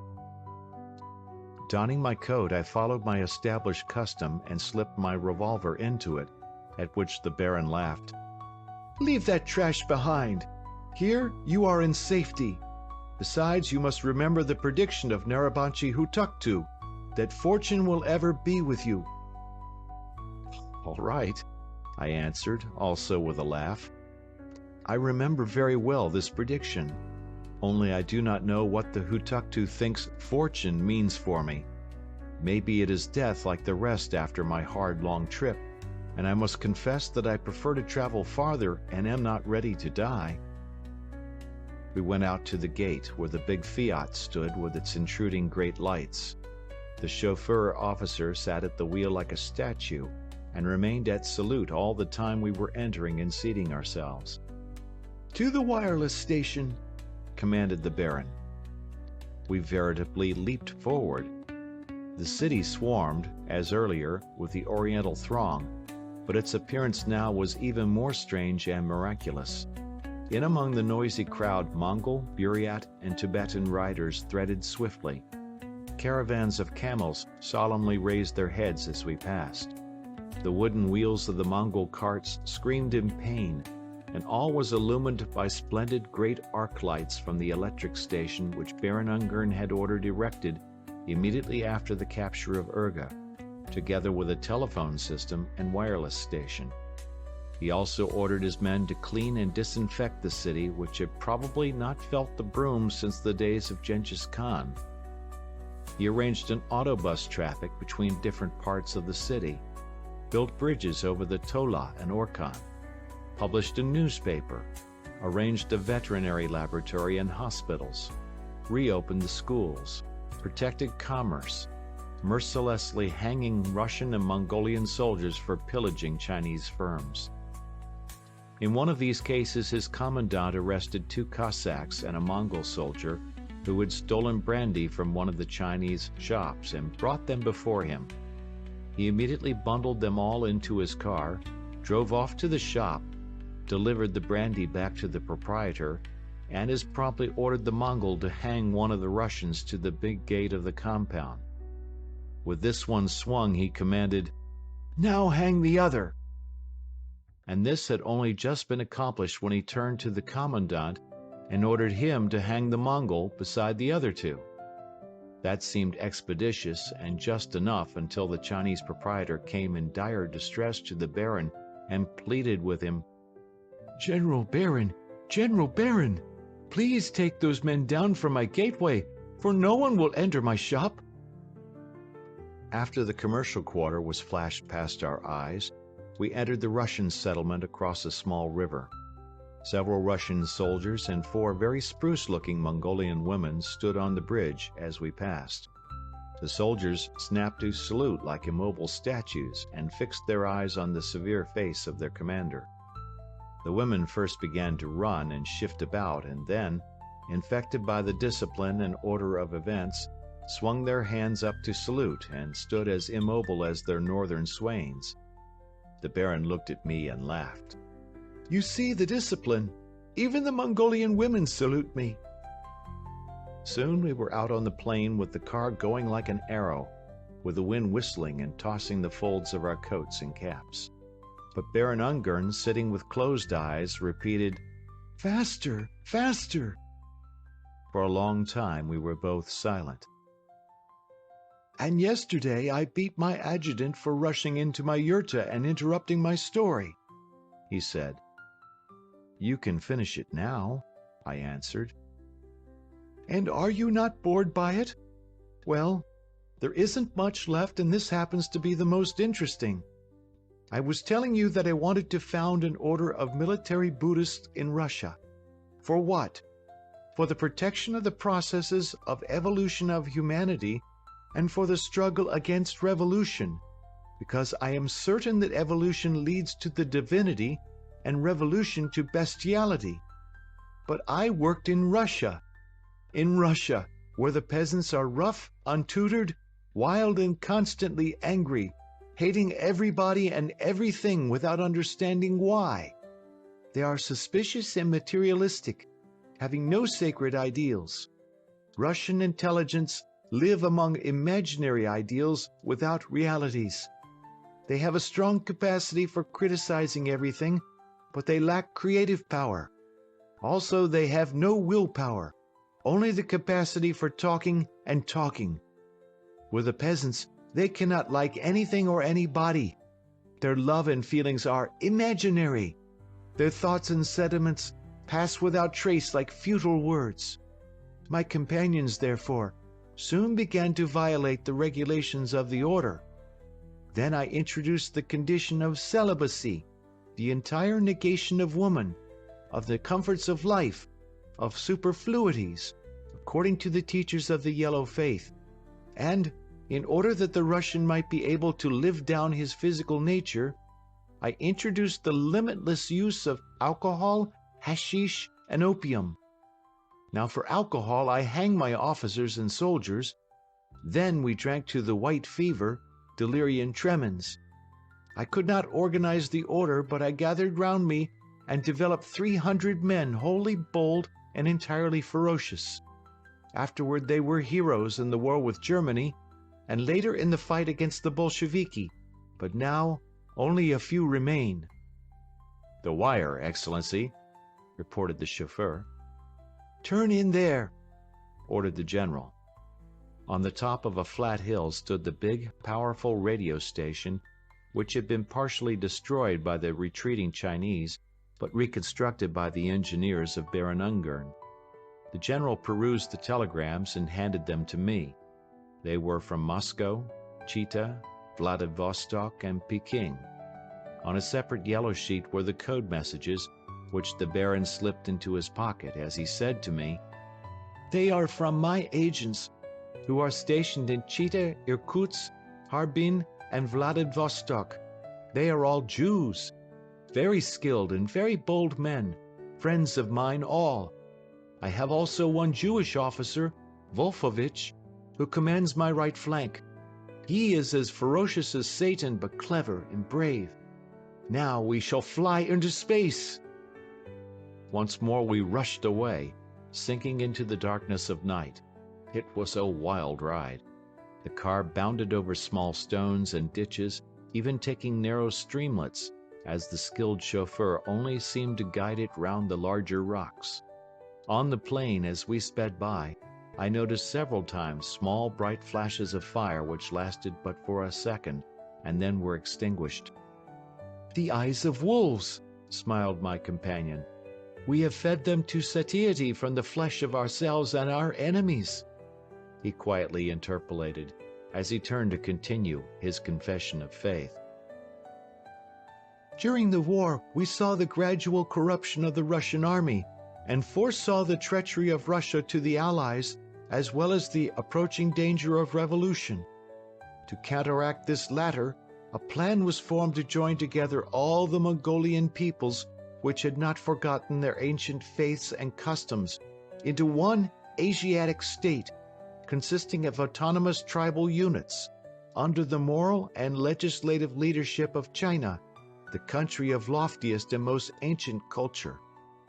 Into this state must come the Chinese, Mongols, Tibetans, Afghans, the Mongol tribes of Turkestan, Tartars, Buryats, Kyrgyz, and Kalmuks. This state must be strong, physically and morally, and must erect a barrier against revolution and carefully preserve its own spirit, philosophy, and individual policy. If humanity, mad and corrupted, continues to threaten the divine spirit in mankind, to spread blood and to obstruct moral development, the Asiatic state must terminate this movement decisively and establish a permanent, firm peace.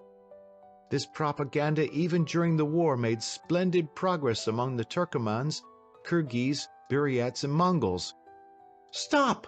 suddenly shouted the Baron. The car pulled up with a jerk. The general jumped out and called me to follow. We started walking over the prairie, and the Baron kept bending down all the time as though he was looking for something on the ground. "Ah," he murmured at last, "he has gone away." I looked at him in amazement. "A rich Mongol formerly had his yurta here. He was the outfitter for the Russian merchant Noskov. Noskov was a ferocious man, as shown by the name the Mongols gave him, Satan. He used to have his Mongol debtors beaten or imprisoned through the instrumentality of the Chinese authorities. He ruined this Mongol, who lost everything and escaped to a place 30 miles away. But Noskov found him there, took all that he had left of cattle and horses, and left the Mongol and his family to die of hunger. When I captured Urga, this Mongol appeared and brought with him 30 other Mongol families similarly ruined by Noskov. They demanded his death, so I hung Satan." Anew the motor car was rushing along, sweeping a great circle on the prairie, and anew Baron Ungern with his sharp, nervous voice carried his thoughts round the whole circumference of Asian life. "Russia turned traitor to France, England, and America, signed the Brest-Litovsk Treaty, and ushered in a reign of chaos. We then decided to mobilize Asia against Germany. Our envoys penetrated Mongolia, Tibet, Turkestan, and China. At this time, the Bolsheviki began to kill all the Russian officers, and we were forced to open civil war against them, giving up our Pan-Asiatic plans. But we hope later to awake all Asia, and with their help to bring peace and God back to earth. I want to feel that I have helped this idea by the liberation of Mongolia." He became silent and thought for a moment. "But some of my associates in the movement do not like me because of my atrocities and severity," he remarked in a sad voice. "They cannot understand as yet that we are not fighting a political party, but a sect of murderers of all contemporary spiritual culture. Why do the Italians execute the Black Hand gang? Why are the Americans electrocuting anarchistic bomb throwers? And I am not allowed to rid the world of those who would kill the soul of the people? I, a Teuton, descendant of crusaders and privateers? I recognize only death for murderers." "Return," he commanded the chauffeur. An hour and a half later, we saw the electric lights of Urga. End of chapter. Chapter 37. The Camp of Martyrs. Near the entrance to the town, a motor car stood before a small house. "What does that mean?" exclaimed the Baron. "Go over there!" Our car drew up beside the other. The house door opened sharply. Several officers rushed out and tried to hide. "Stand!" commanded the general. "Go back inside." They obeyed, and he entered after them, leaning on his tashur. As the door remained open, I could see and hear everything. "Woe to them," whispered the chauffeur. "Our officers knew that the Baron had gone out of the town with me, which means always a long journey, and must have decided to have a good time. He will order them beaten to death with sticks." I could see the end of the table covered with bottles and tin things. At the side, 2 young women were seated, who sprang up at the appearance of the general. I could hear the hoarse voice of Baron Ungern pronouncing sharp, short, stern phrases. "Your native land is perishing. The shame of it is upon all you Russians. And you cannot understand it, nor feel it. You need wine and women. Scoundrels, brutes! 150 tashur for every man of you." The voice fell to a whisper. "And you, mesdames, do you not realize the ruin of your people? No? For you it is of no moment. And have you no feeling for your husbands at the front, who may even now be killed? You are not women. I honor woman, who feels more deeply and strongly than man, but you are not women. Listen to me, mesdames, once more, and I will hang you." He came back to the car and himself sounded the horn several times. Immediately Mongol horsemen galloped up. "Take these men to the commandant. I will send my orders later." On the way to the Baron's yurta, we were silent. He was excited and breathed heavily, lighting cigarette after cigarette, and throwing them aside after but a single puff or two. "Take a supper with me," he proposed. He also invited his chief of staff, a very retiring, oppressed but splendidly educated man. The servants spread a Chinese hot course for us, followed by cold meat and fruit compote from California, with the inevitable tea. We ate with chopsticks. The Baron was greatly distraught. Very cautiously I began speaking of the offending officers, and tried to justify their actions by the extremely trying circumstances under which they were living. "They are rotten through and through, demoralized, sunk into the depths," murmured the general. The chief of staff helped me out, and at last the Baron directed him to telephone the commandant to release these gentlemen. The following day I spent with my friends, walking a great deal about the streets and watching their busy life. The great energy of the Baron demanded constant nervous activity from himself and everyone round him. He was everywhere, seeing everything, but never interfering with the work of his subordinate administrators. Everyone was at work. In the evening I was invited by the Chief of Staff to his quarters, where I met many intelligent officers.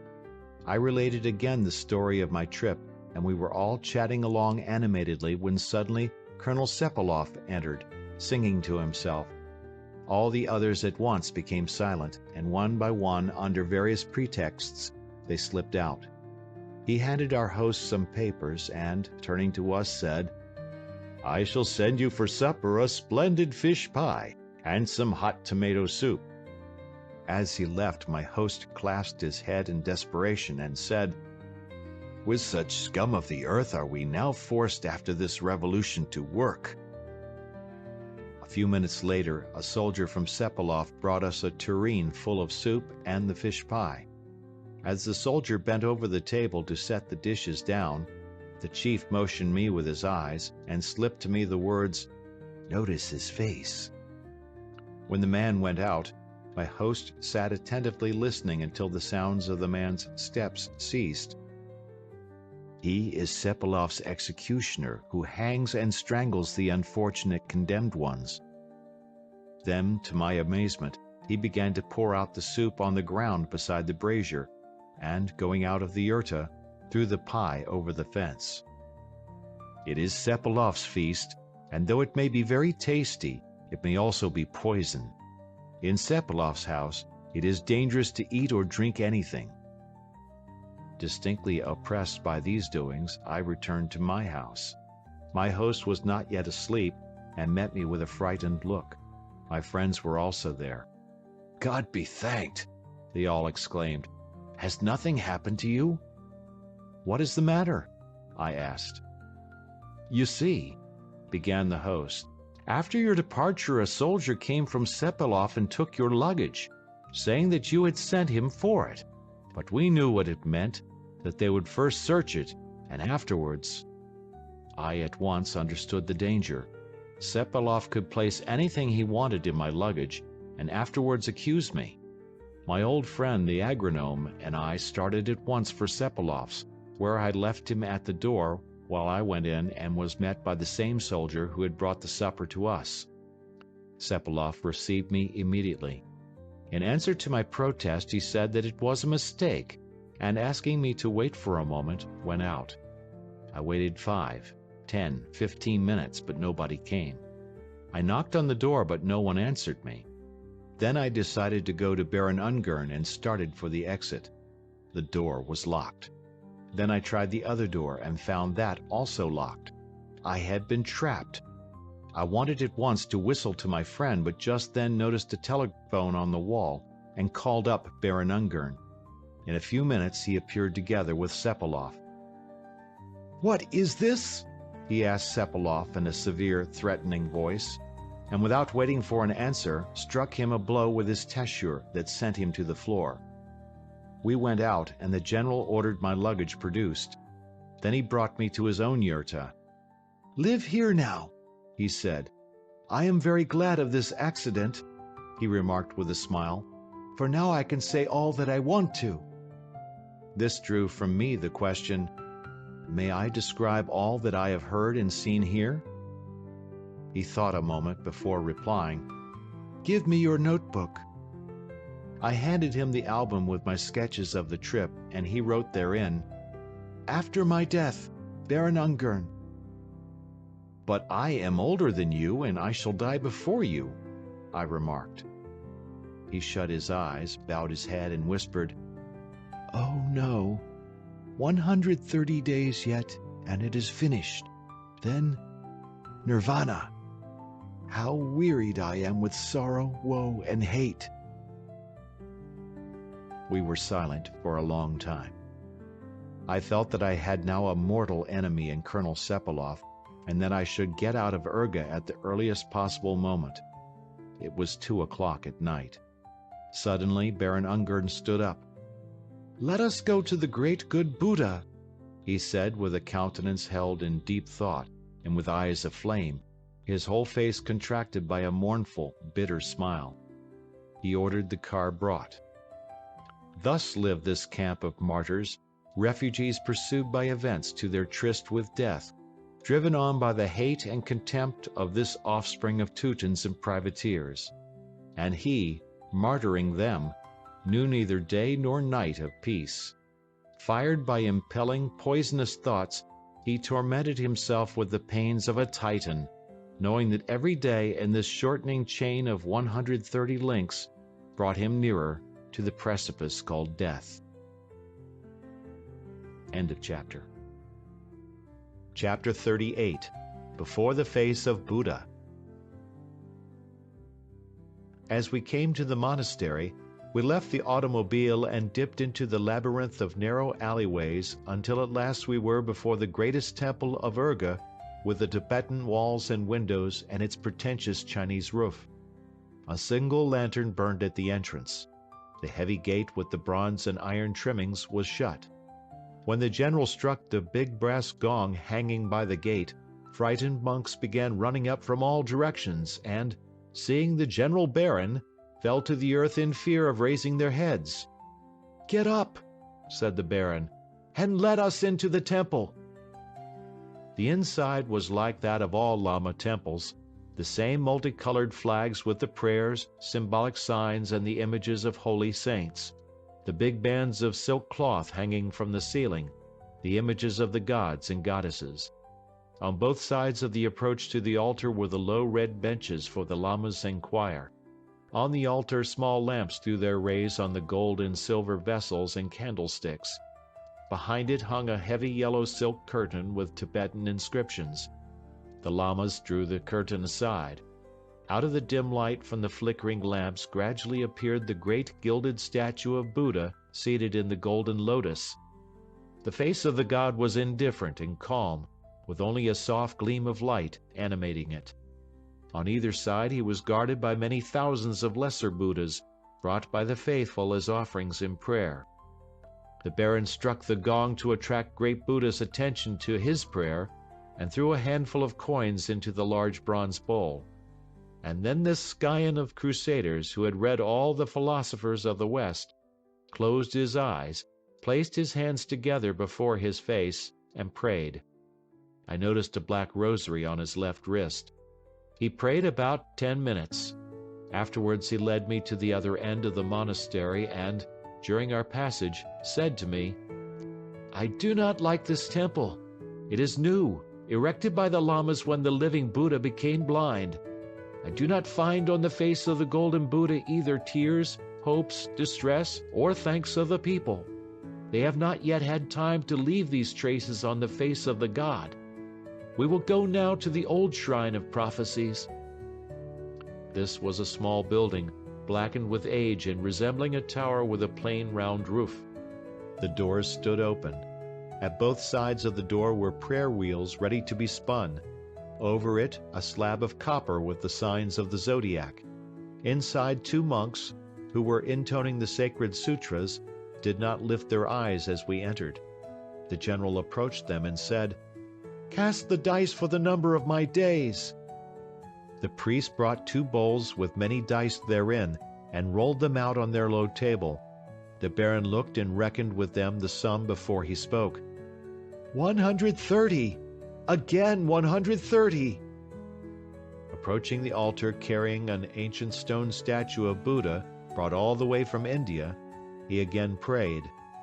As day dawned, we wandered out through the monastery, visited all the temples and shrines, the museum of the medical school, the astrological tower, and then the court where the Bandi and young lamas have their daily morning wrestling exercises. In other places the lamas were practicing with the bow and arrow. Some of the higher lamas feasted us with hot mutton, tea, and wild onions. After we returned to the yurta, I tried to sleep, but in vain. Too many different questions were troubling me. Where am I? In what epoch am I living? I knew not, but I dimly felt the unseen touch of some great idea, some enormous plan, some indescribable human woe. After our noon meal, the general said he wanted to introduce me to the living Buddha. It is so difficult to secure audience with the living Buddha that I was very glad to have this opportunity offered me. Our auto soon drew up at the gate of the red and white striped wall surrounding the palace of the god. 200 lamas in yellow and red robes rushed to greet the arriving Cheongchung general with a low-toned, respectful whisper, "Khan, god of war." As a regiment of formal ushers, they led us to a spacious great hall softened by its semi-darkness. Heavy carved doors opened to the interior parts of the palace. In the depths of the hall stood a dais with the throne covered with yellow silk cushions. The back of the throne was red inside a gold framing. At either side stood yellow silk screens set in highly ornamented frames of black Chinese wood, while against the walls at either side of the throne stood glass cases filled with varied objects from China, Japan, India, and Russia. I noticed also among them a pair of exquisite marquises and marquises in the fine porcelain of Sèvres. Before the throne stood a long, low table at which 8 noble Mongols were seated, their chairman, a highly esteemed old man with a clever, energetic face and with large, penetrating eyes. His appearance reminded me of the authentic wooden images of the Buddhist holy men with eyes of precious stones which I saw at the Tokyo Imperial Museum in the department devoted to Buddhism, where the Japanese show the ancient statues of Amida, Daionuchi Buddha, the goddess Kwannon, and the jolly old Hotai. This man was the Hutuktu Jahantsi, chairman of the Mongolian Council of Ministers, and honored and revered far beyond the bournes of Mongolia. The others were the ministers, Khans, and the highest princes of Khalkha. Jahantsi Hutuktu invited Baron Ungern to the place at his side, while they brought in a European chair for me. Baron Ungern announced to the Council of Ministers through an interpreter that he would leave Mongolia in a few days, and urged them to protect the freedom won for the lands inhabited by the successors of Genghis Khan, whose soul still lives and calls upon the Mongols to become anew a powerful people, and reunite again into one great mid-Asiatic state all the Asian kingdoms he had ruled. The general rose and all the others followed him. He took leave of each one separately and sternly. Only before Jahantsi Lama he bent low while the Hutuktu placed his hands on the Baron's head and blessed him. From the council chamber we passed at once to the Russian-style house which is the personal dwelling of the living Buddha. The house was wholly surrounded by a crowd of red and yellow lamas, servants, counselors of Bagdu, officials, fortune-tellers, doctors, and favorites. From the front entrance stretched a long red rope whose outer end was thrown over the wall beside the gate. Crowds of pilgrims crawling up on their knees touched this end of the rope outside the gate, and hand the monk a silken hatyk, or a bit of silver. This touching of the rope whose inner end is in the hand of the Bagdu establishes direct communication with the holy, incarnated living God. A current of blessing is supposed to flow through this cable of camel's wool and horsehair. Any Mongol who has touched the mystic rope receives and wears about his neck a red band as the sign of his accomplished pilgrimage. I had heard very much about the Bagdu Khan before this opportunity to see him. I had heard of his love of alcohol, which had brought on blindness, about his leaning toward exterior Western culture, and about his wife drinking deep with him and receiving in his name numerous delegations and envoys. In the room which the Bagdu used as his private study, where two Lama secretaries watched day and night over the chest that contained his great seals, there was the severest simplicity. On a low, plain, Chinese lacquered table lay his writing implements, a case of seals given by the Chinese government and by the Dalai Lama, and wrapped in a cloth of yellow silk. Nearby was a low easy-chair, a bronze brazier with an iron stovepipe leading up from it. On the walls were the signs of the swastika, Tibetan and Mongolian inscriptions. Behind the easy-chair, a small altar with a golden statue of Buddha, before which two tallow lamps were burning. The floor was covered with a thick yellow carpet. When we entered, only the two Lama secretaries were there, for the living Buddha was in the small private shrine in an adjoining chamber, where no one is allowed to enter save the Bagdu Khan himself and one Lama, Kampo Gelong, who cares for the temple arrangements and assists the living Buddha during his prayers of solitude. The secretary told us that the Bagdu had been greatly excited this morning. At noon he had entered his shrine. For a long time the voice of the head of the Yellow Faith was heard in earnest prayer, and after his another unknown voice came clearly forth. In the shrine had taken place a conversation between the Buddha on earth and the Buddha of heaven.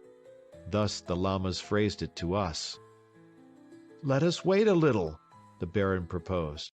"Perhaps he will soon come out." As we waited, the general began telling me about Jahantsi Lama, saying that when Jahantsi is calm, he is an ordinary man, but when he is disturbed and thinks very deeply, a nimbus appears about his head.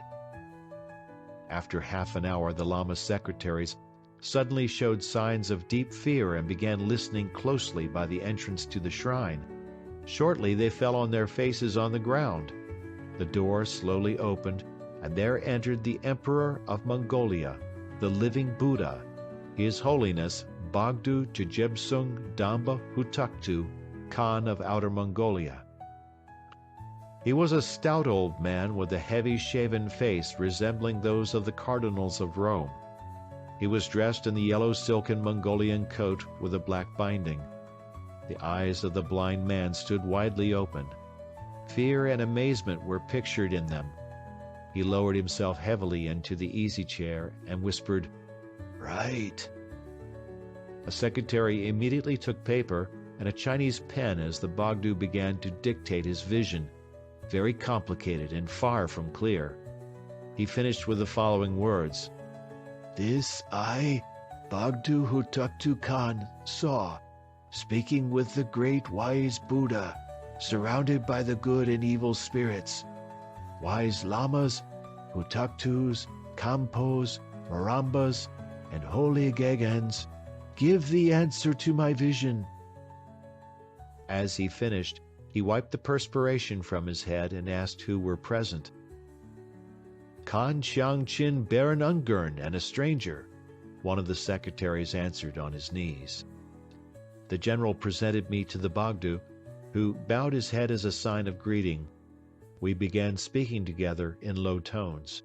Through the open door I saw a part of the shrine. I made out a big table with a heap of books on it, some open and others lying on the floor below, a brazier with the red charcoal in it, a basket containing the shoulder blades and entrails of sheep for telling fortunes. Soon the Baron rose and bowed before the Bogdo. The Tibetan placed his hands on the Baron's head and whispered a prayer. Then he took from his own neck a heavy icon and hung it around that of the Baron. "You will not die, but you will be incarnated in the highest form of being. Remember that, incarnated god of war, Khan of grateful Mongolia." I understood that the living Buddha blessed the bloody general before death. During the next 2 days, I had the opportunity to visit the living Buddha 3 times together with a friend of the Bogdo, the Buryat prince Djam Bolon. I shall describe these visits in Part 4. Baron Ungern organized the trip for me and my party to the shore of the Pacific. We were to go on camels to northern Manchuria, because there it was easy to avoid caviling with the Chinese authorities so badly oriented in the international relationship with Poland. Having sent a letter from Uliassutai to the French legation at Peking, and bearing with me a letter from the Chinese Chamber of Commerce, expressing thanks for the saving of Uliassutai from a pogrom, I intended to make for the nearest station on the Chinese Eastern Railway, and from there proceed to Peking. The Danish merchant E.V. Olofsson was to have traveled out with me, and also a learned Lama Turgut, who was headed for China. Never shall I forget the night of May 19th to 20th of 1921. After dinner, Baron Ungern proposed that we go to the yurta of Djam Bolon, whose acquaintance I had made on the first day after my arrival in Urga. His yurta was placed on a raised wooden platform in a compound located behind the Russian settlement. 2 Buryat officers met us and took us in. Djam Bolon was a man of middle age, tall and thin with an unusually long face. Before the Great War, he had been a simple shepherd, but had fought together with Baron Ungern on the German front and afterwards against the Bolsheviki. He was a Grand Duke of the Buryats, the successor of former Buryat kings who had been dethroned by the Russian government after their attempt to establish the independence of the Buryat people. The servants brought us dishes with nuts, raisins, dates, and cheese, and served us tea. "This is the last night, Djam Bolon," said Baron Ungern.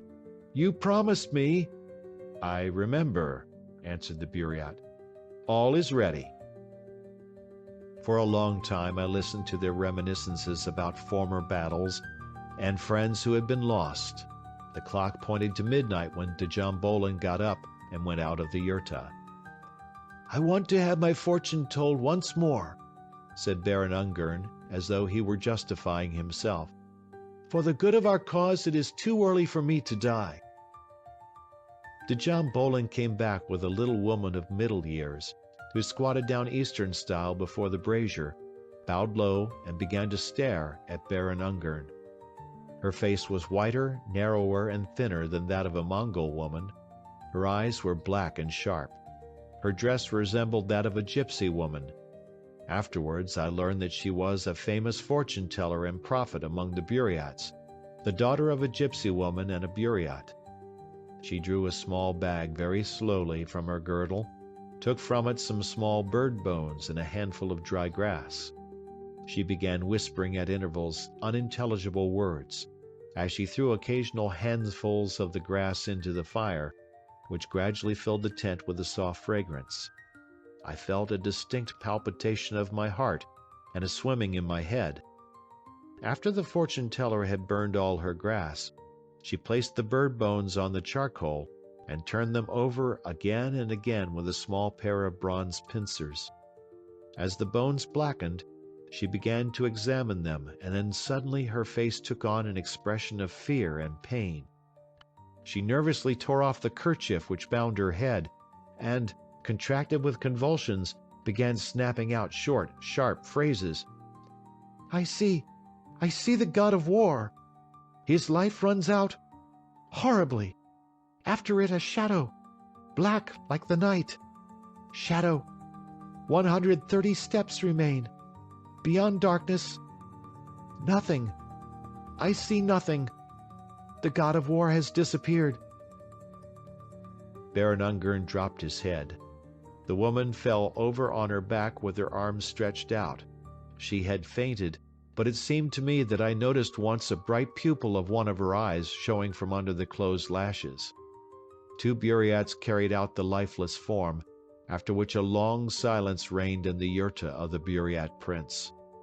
Baron Ungern finally got up and began to walk around the brazier, whispering to himself.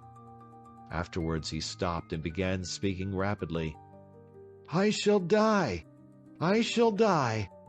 But no matter, no matter. The cause has been launched and will not die. I know the roads this cause will travel. The tribes of Genghis Khan's successors are awakened. Nobody shall extinguish the fire in the heart of the Mongols. In Asia there will be a great state from the Pacific and Indian Oceans to the shore of the Volga. The wise religion of Buddha shall run to the north and the west. It will be the victory of the spirit. A conqueror and leader will appear stronger and more stalwart than Genghis Khan and Ugadai. He will be more clever and more merciful than Sultan Baybar, and he will keep power in his hands until the happy day when, from his subterranean capital, shall emerge the king of the world. Why shall I not be in the first ranks of the warriors of Buddhism? Why has karma decided so? But so it must be. And Russia must first wash herself from the insult of revolution, purifying herself with blood and death, and all people accepting communism must perish with their families in order that all their offspring may be rooted out. The Baron raised his hand above his head and shook it, as though he were giving his orders and bequests to some invisible person. Day was dawning. My time has come, said the general. In a little while I shall leave Urga. He quickly and firmly shook hands with us and said, Goodbye for all time. I shall die a horrible death, but the world has never seen such a terror and such a sea of blood as it shall now see. The door of the yurta slammed shut, and he was gone. I never saw him again. I must go also, for I am likewise leaving Urga today. I know it, answered the prince. The Baron has left you with me for some purpose. I will give you a fourth companion, the Mongol Minister of War. You will accompany him to your yurta. It is necessary for you. Djambolin pronounced this last with an accent on every word. I did not question him about it, as I was accustomed to the mystery of this country of the mysteries of good and evil spirits. End of chapter. Chapter 39. The Man with a Head Like a Saddle. After drinking tea at Djambolin's yurta, I rode back to my quarters and packed my few belongings. The Lama Turgut was already there. The Minister of War will travel with us, he whispered. It is necessary. All right, I answered, and rode off to Olafsson to summon him. But Olafsson unexpectedly announced that he was forced to spend some few days more in Urga, a fatal decision for him, for a month later he was reported killed by Sepilov, who remained as commandant of the city after Baron Ungern's departure. The war minister, a stout young Mongol, joined our caravan. When we had gone about 6 miles from the city, we saw an automobile coming up behind us. The Lama shrunk up inside his coat and looked at me with fear. I felt the now familiar atmosphere of danger, and so opened my holster and threw over the safety catch of my revolver. Soon the motor stopped alongside our caravan. In it sat Sepilov with a smiling face, and beside him his 2 executioners, Chestiakov and Zhdanov. Sepilov greeted us very warmly and asked, "You are changing your horses at Khazahuduk? Does the road cross that pass ahead? I don't know the way and must overtake an envoy who went there." The Minister of War answered that we would be in Khazahuduk that evening, and gave Sepilov directions as to the road. The motor rushed away, and when it had topped the pass, he ordered one of the Mongols to gallop forward to see whether it had not stopped somewhere near the other side. The Mongol whipped his steed and sped away. We followed slowly. "What is the matter?" I asked. "Please explain." The minister told me that Djam Bolin yesterday received information that Sepilov planned to overtake me on the way and kill me. Sepilov suspected that I had stirred up the Baron against him. Djam Bolin reported the matter to the Baron, who organized this column for my safety. The returning Mongol reported that the motor car had gone on out of sight. "Now," said the minister, "we shall take quite another route, so that the colonel will wait in vain for us at Khazahuduk." We turned north at Undur Dobo, and at night were in the camp of a local prince.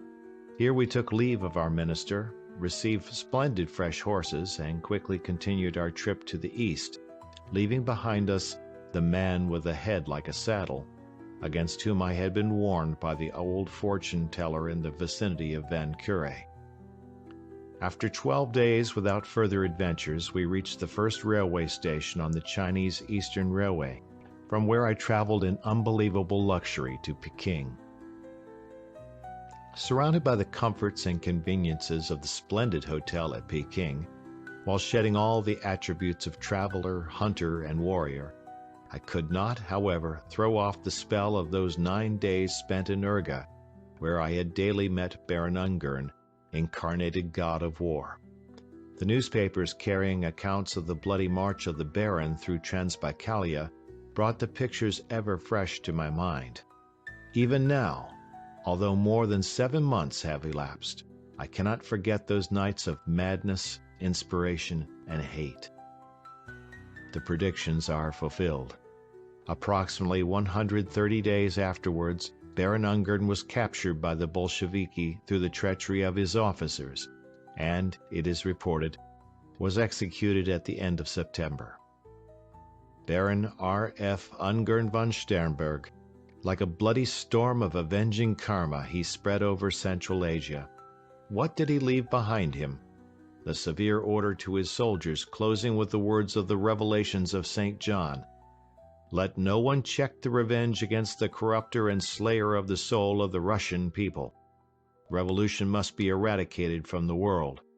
Against it, the Revelations of St. John have warned us thus, and the woman was arrayed in purple and scarlet, and decked with gold and precious stones and pearls, having in her hand a golden cup full of abominations, even the unclean things of her fornication, and upon her forehead a name written, Mystery, Babylon the Great, the mother of the harlots and of the abominations of the earth.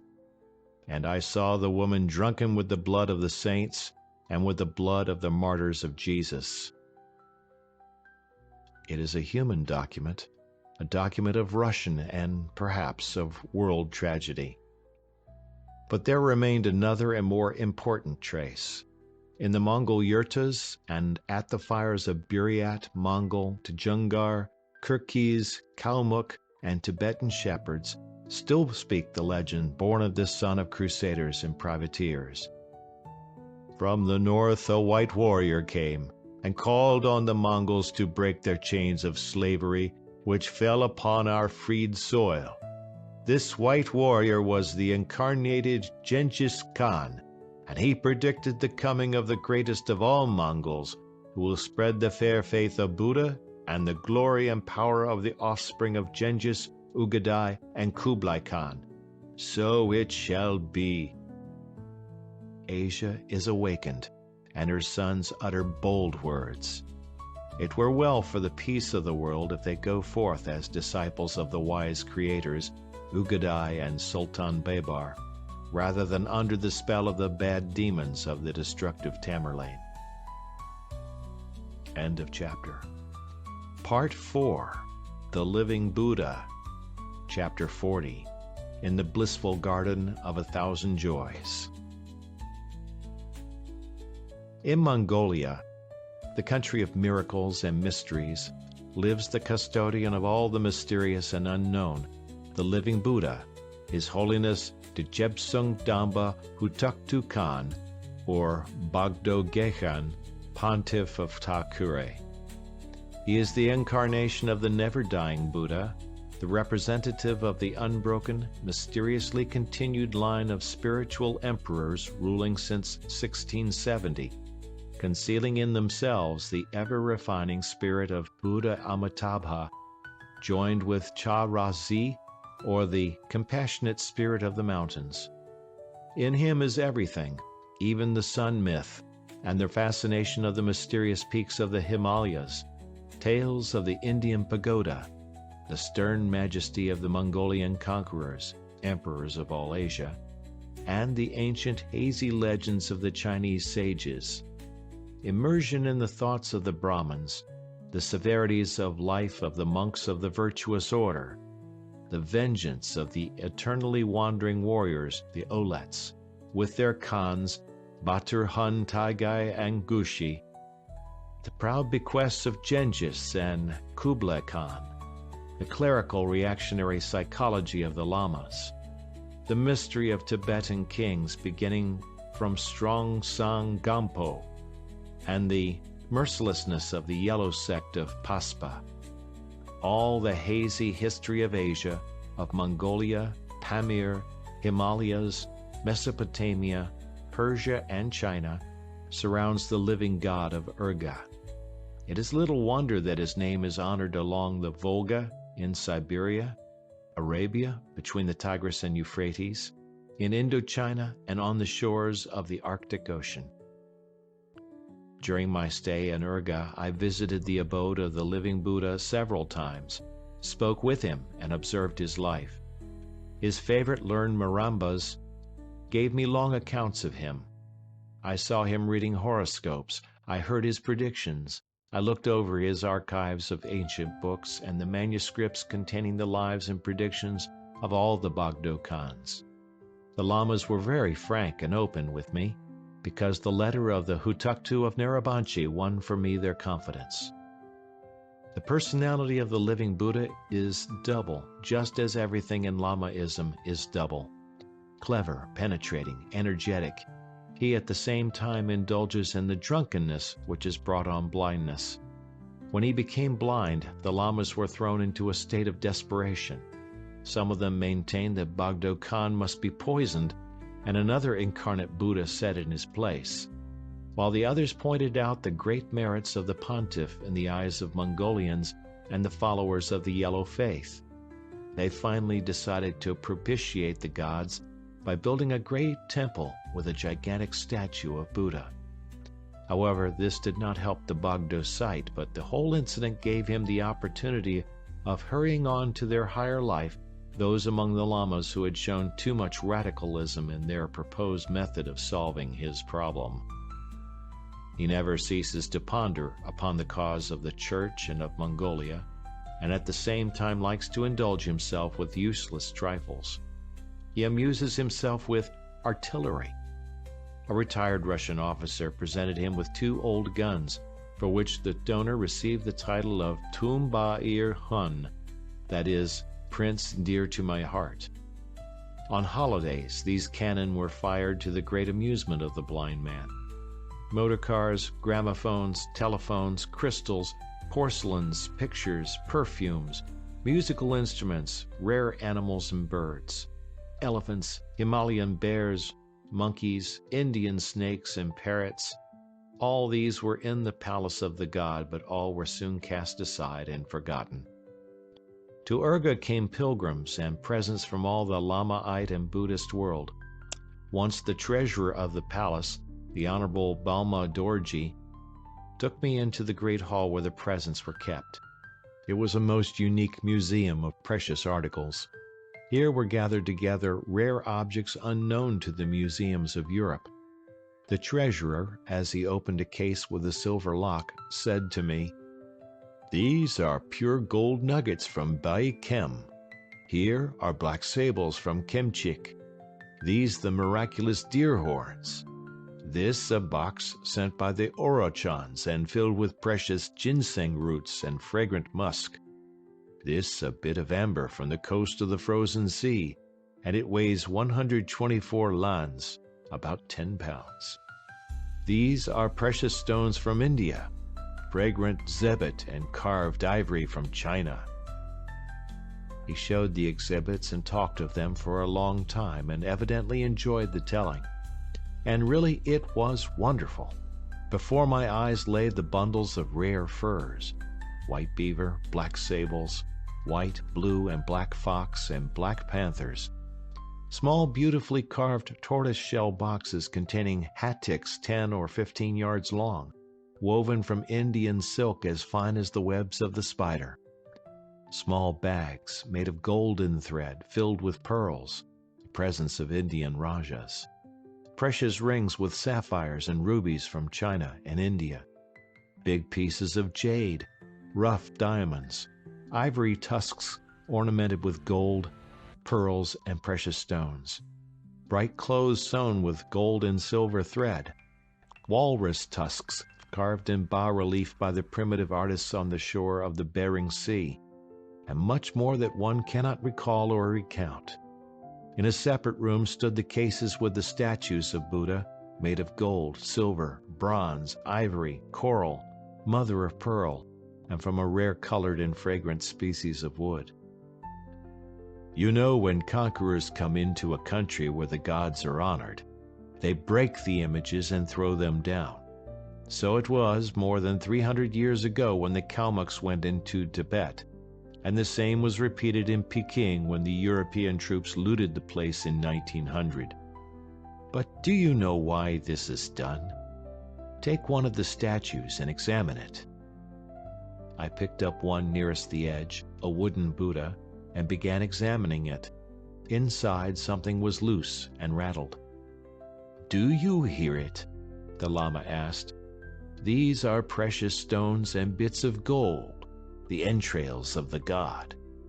This is the reason why the conquerors at once break up the statues of the gods. Many famous precious stones have appeared from the interior of the statues of the gods in India, Babylon, and China." Some rooms were devoted to the library, where manuscripts and volumes of different epochs in different languages and with many diverse themes fill the shelves. Some of them are moldering or pulverizing away, and the lamas cover these now with a solution which partially solidifies like a jelly to protect what remains from the ravages of the air. There also we saw tablets of clay with the cuneiform inscriptions, evidently from Babylonia. Chinese, Indian, and Tibetan books, shelved beside those of Mongolia. Tomes of the ancient pure Buddhism, books of the red caps or corrupt Buddhism, books of the yellow or Lamaite Buddhism, books of traditions, legends, and parables. Groups of lamas were perusing, studying, and copying these books, preserving and spreading the ancient wisdom for their successors. One department is devoted to the mysterious books on magic, the historical lives and works of all the 31 living Buddhas, with the bulls of the Dalai Lama, of the pontiff from Tashi Lumpo, of the Hutuktu of Utai in China, of the Pandita Gagan of Dolo Nor in Inner Mongolia, and of the 100 Chinese wise men. Only the Bogdu Hutuktu and Maramba Ta Rinpoche can enter this room of mysterious lore. The keys to it rest with the seals of the living Buddha and the ruby ring of Genghis Khan ornamented with the sign of the swastika in the chest in the private study of the Bogdu.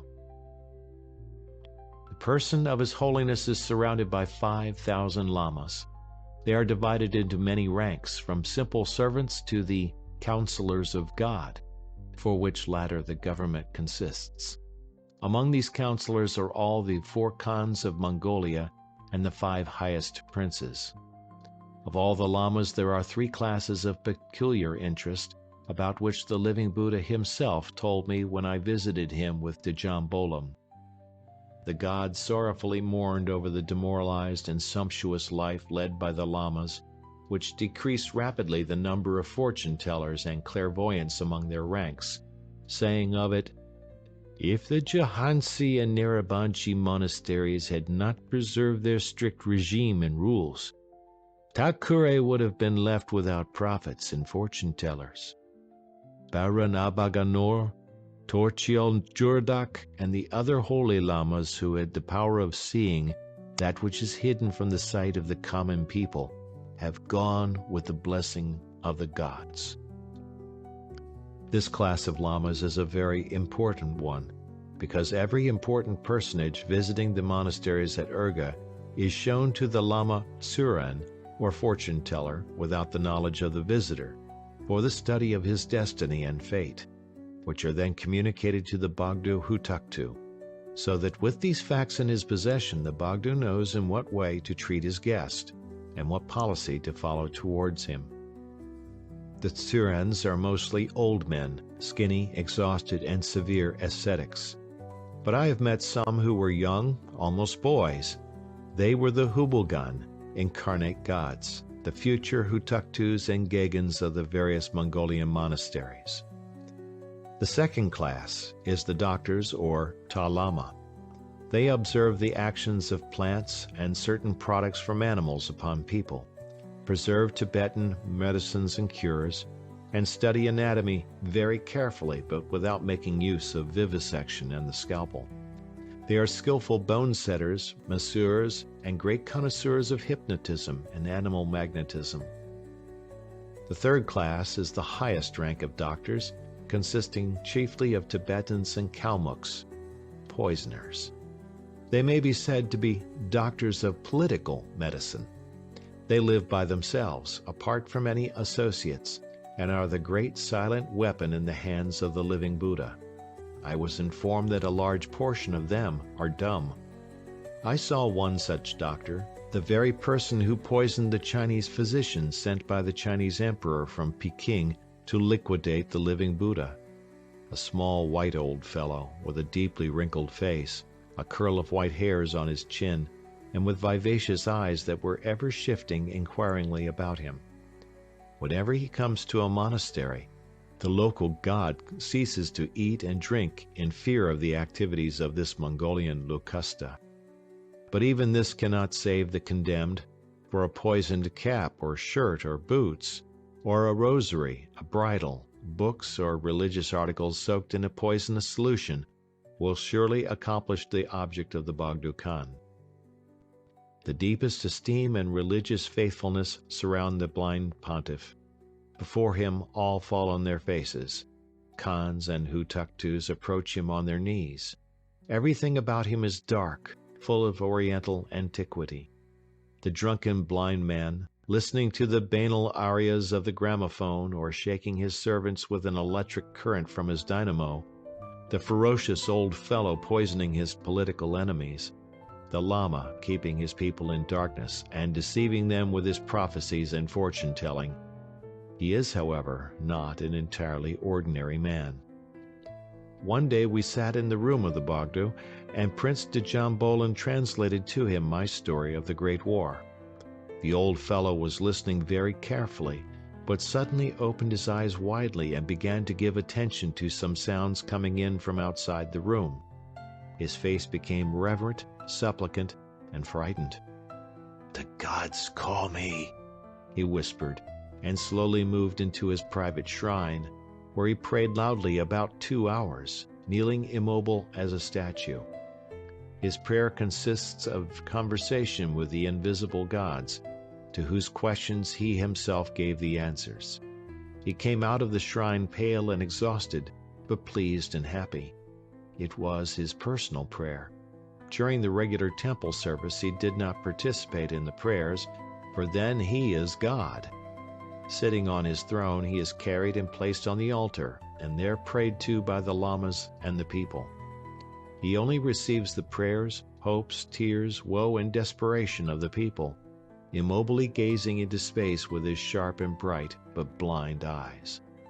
At various times in the service, the lamas robe him in different vestments, combinations of yellow and red, and change his caps.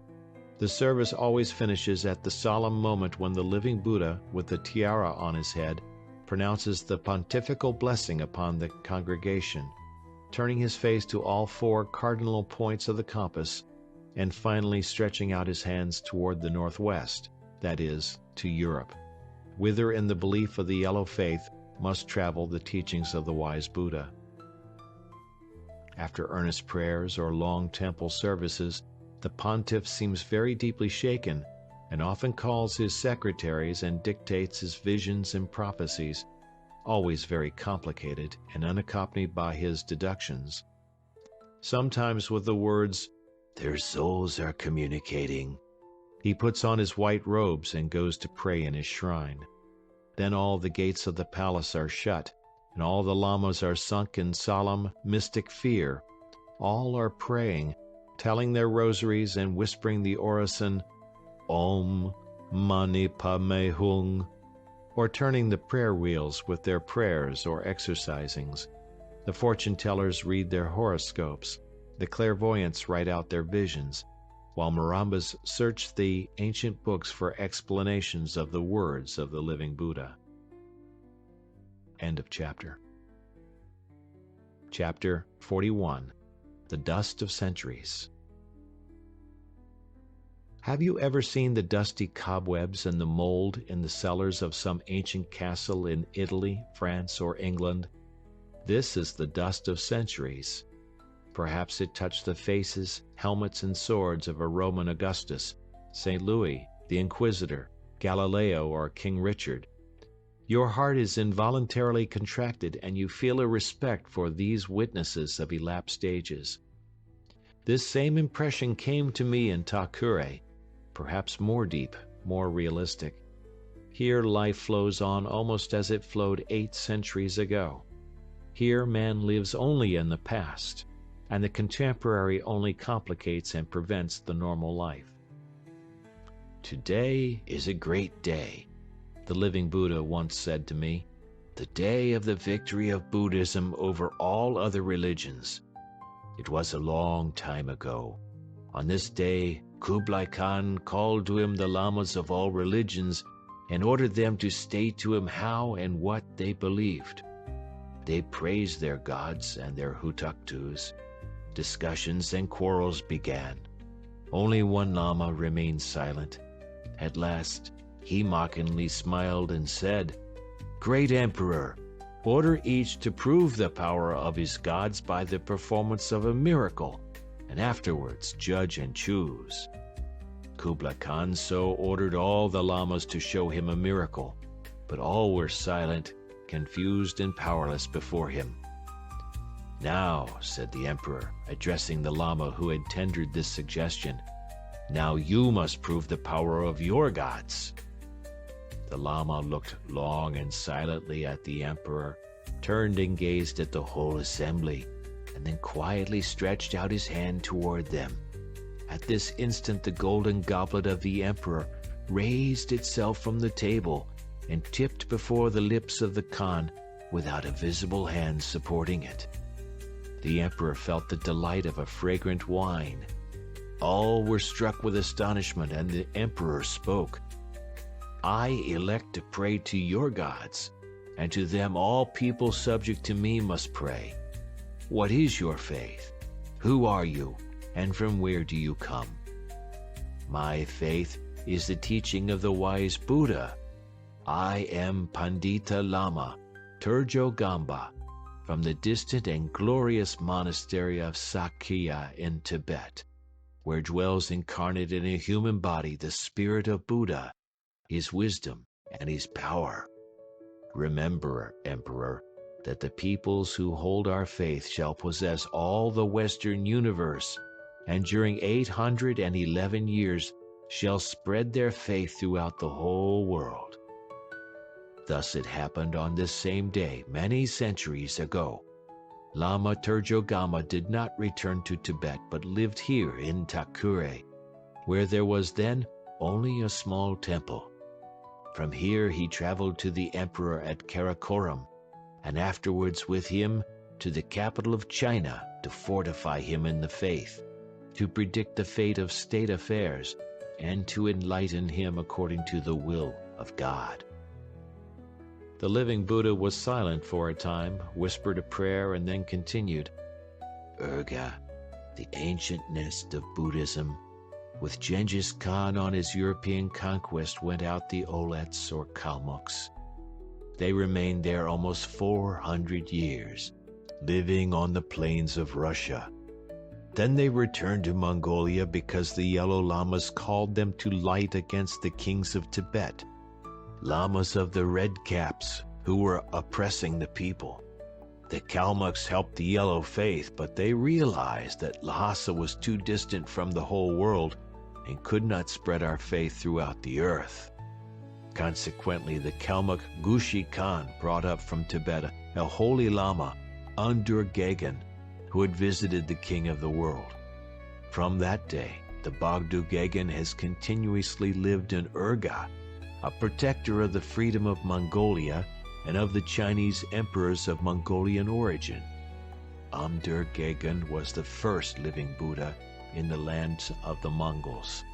He left to us, his successors, the ring of Genghis Khan, which was sent by Kublai Khan to Dalai Lama in return for the miracle shown by the Lama Turjo Gamba.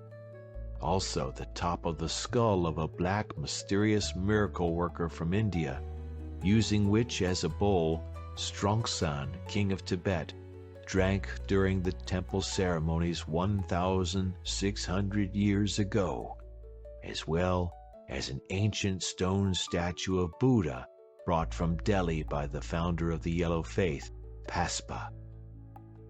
The Bogdu clapped his hands, and one of the secretaries took from a red kerchief a big silver key with which he unlocked the chest with the seals.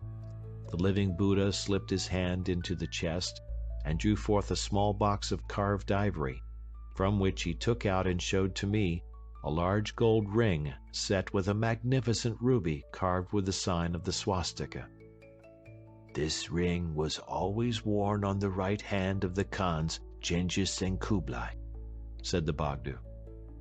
When the secretary had closed the chest, the Bogdu ordered him to summon his favorite Maramba, whom he directed to read some pages from an ancient book lying on the table. The Lama began to read monotonously. When Gushi Khan, the chief of all the Olets or Kalmucks, finished the war with the Red Caps in Tibet, he carried out with him the miraculous black stone sent to the Dalai Lama by the king of the world. Gushi Khan wanted to create in Western Mongolia the capital of the Yellow Faith, but the Olets at that time were at war with the Manchu emperors for the throne of China and suffered one defeat after another. The last Khan of the Olets, Amursana, ran away into Russia, but before his escape sent to Urga the sacred black stone. While it remained in Urga, so that the living Buddha could bless the people with it, disease and misfortune never touched the Mongolians and their cattle. About 100 years ago, however, someone stole the sacred stone, and since then Buddhists have vainly sought it throughout the whole world. With its disappearance, the Mongol people began gradually to die. Enough, ordered Bogdu Gagan. Our neighbors hold us in contempt. They forget that we were their sovereigns, but we preserve our holy traditions and we know that the day of triumph of the Mongolian tribes and the Yellow Faith will come. We have the protectors of the faith, the Buryats. They are the truest guardians of the bequests of Genghis Khan." So spoke the living Buddha, and so have spoken the ancient books. End of chapter. Chapter 42. The Books of Miracles. Prince Djambolin asked Maramba to show us the library of the living Buddha. It is a big room occupied by scores of writers who prepare the works dealing with the miracles of all the living Buddhas, beginning with Under Gagan and ending with those of the Gagans and Hutuktus of the different Mongol monasteries. These books are afterwards distributed through all the Lama monasteries, temples, and schools of Bandi. Maramba read 2 selections. "The beatific Bogdo Gagan breathed on a mirror. Immediately as through a haze there appeared the picture of a valley in which many thousands of warriors fought one against another. The wise and favored of the gods living Buddha burned incense in a brazier and prayed to the gods to reveal the lot of the princes. In the blue smoke all saw a dark prison and the pallid tortured bodies of the dead princes." A special book, already done into thousands of copies, dwelt upon the miracles of the present living Buddha. Prince Djambolin described to me some of the contents of this volume. "There exists an ancient wooden Buddha with open eyes. He was brought here from India, and Bogdo Gagan placed him on the altar and began to pray. When he returned from the shrine, he ordered the statue of Buddha brought out. All were struck with amazement, for the eyes of the god were shut and tears were falling from them. From the wooden body green sprouts appeared, and the Bogdo said, 'Woe and joy are awaiting me. I shall become blind, but Mongolia will be free.' This prophecy is fulfilled. At another time, on a day when the living Buddha was very much excited, he ordered a basin of water brought and set before the altar. He called the lamas and began to pray. Suddenly the altar candles and the lamps lighted themselves, and the water in the basin became iridescent. Afterwards the prince described to me how the Bogdo Khan tells fortunes with fresh blood, upon whose surface appears words and pictures, with the entrails of sheep and goats, according to whose distribution the Bogdo reads the fate of the princes and knows their thoughts, with stones and bones from which the living Buddha with great accuracy reads the lot of all men, and by the stars, in accordance with whose positions the Bogdo prepares amulets against bullets and disease. The former Bogdo Khans told fortunes only by the use of the black stone, said the Maramba. On the surface of the stone appeared Tibetan inscriptions, which the Bogdo read, and thus learned the lot of whole nations. When the Maramba spoke of the black stone with the Tibetan legends appearing on it, I at once recalled that it was possible. In southeastern Urianhai, in Ulan Taiga, I came across a place where black slate was decomposing. All the pieces of this slate were covered with a special white lichen, which formed very complicated designs, reminding me of a Venetian lace pattern or whole pages of mysterious runes. When the slate was wet, these designs disappeared, and then as they were dried, the patterns came out again. Nobody has the right or dares to ask the living Buddha to tell his fortune. He predicts only when he feels the inspiration or when a special delegate comes to him bearing a request for it from the Dalai Lama or the Tashi Lama. When the Russian Tsar, Alexander I, fell under the influence of Baroness Gzudener and of her extreme mysticism, he dispatched a special envoy to the living Buddha to ask about his destiny. The then Bogdo Khan, quite a young man, told his fortune according to the black stone, and predicted that the White Tsar would finish his life in very painful wanderings, unknown to all and everywhere pursued. In Russia today, there exists a popular belief that Alexander I spent the last days of his life as a wanderer throughout Russia and Siberia, under the pseudonym of Fyodor Kuzmich, helping and consoling prisoners, beggars, and other suffering people, often pursued and imprisoned by the police, and finally dying at Tomsk in Siberia, where even until now they have preserved the house where he spent his last days and have kept his grave sacred, a place of pilgrimages and miracles. The former dynasty of Romanov was deeply interested in the biography of Fyodor Kuzmich, and this interest fixed the opinion that Kuzmich was really the Tsar Alexander I, who had voluntarily taken upon himself this severe penance. End of chapter. Chapter 43. The Birth of the Living Buddha. The living Buddha does not die.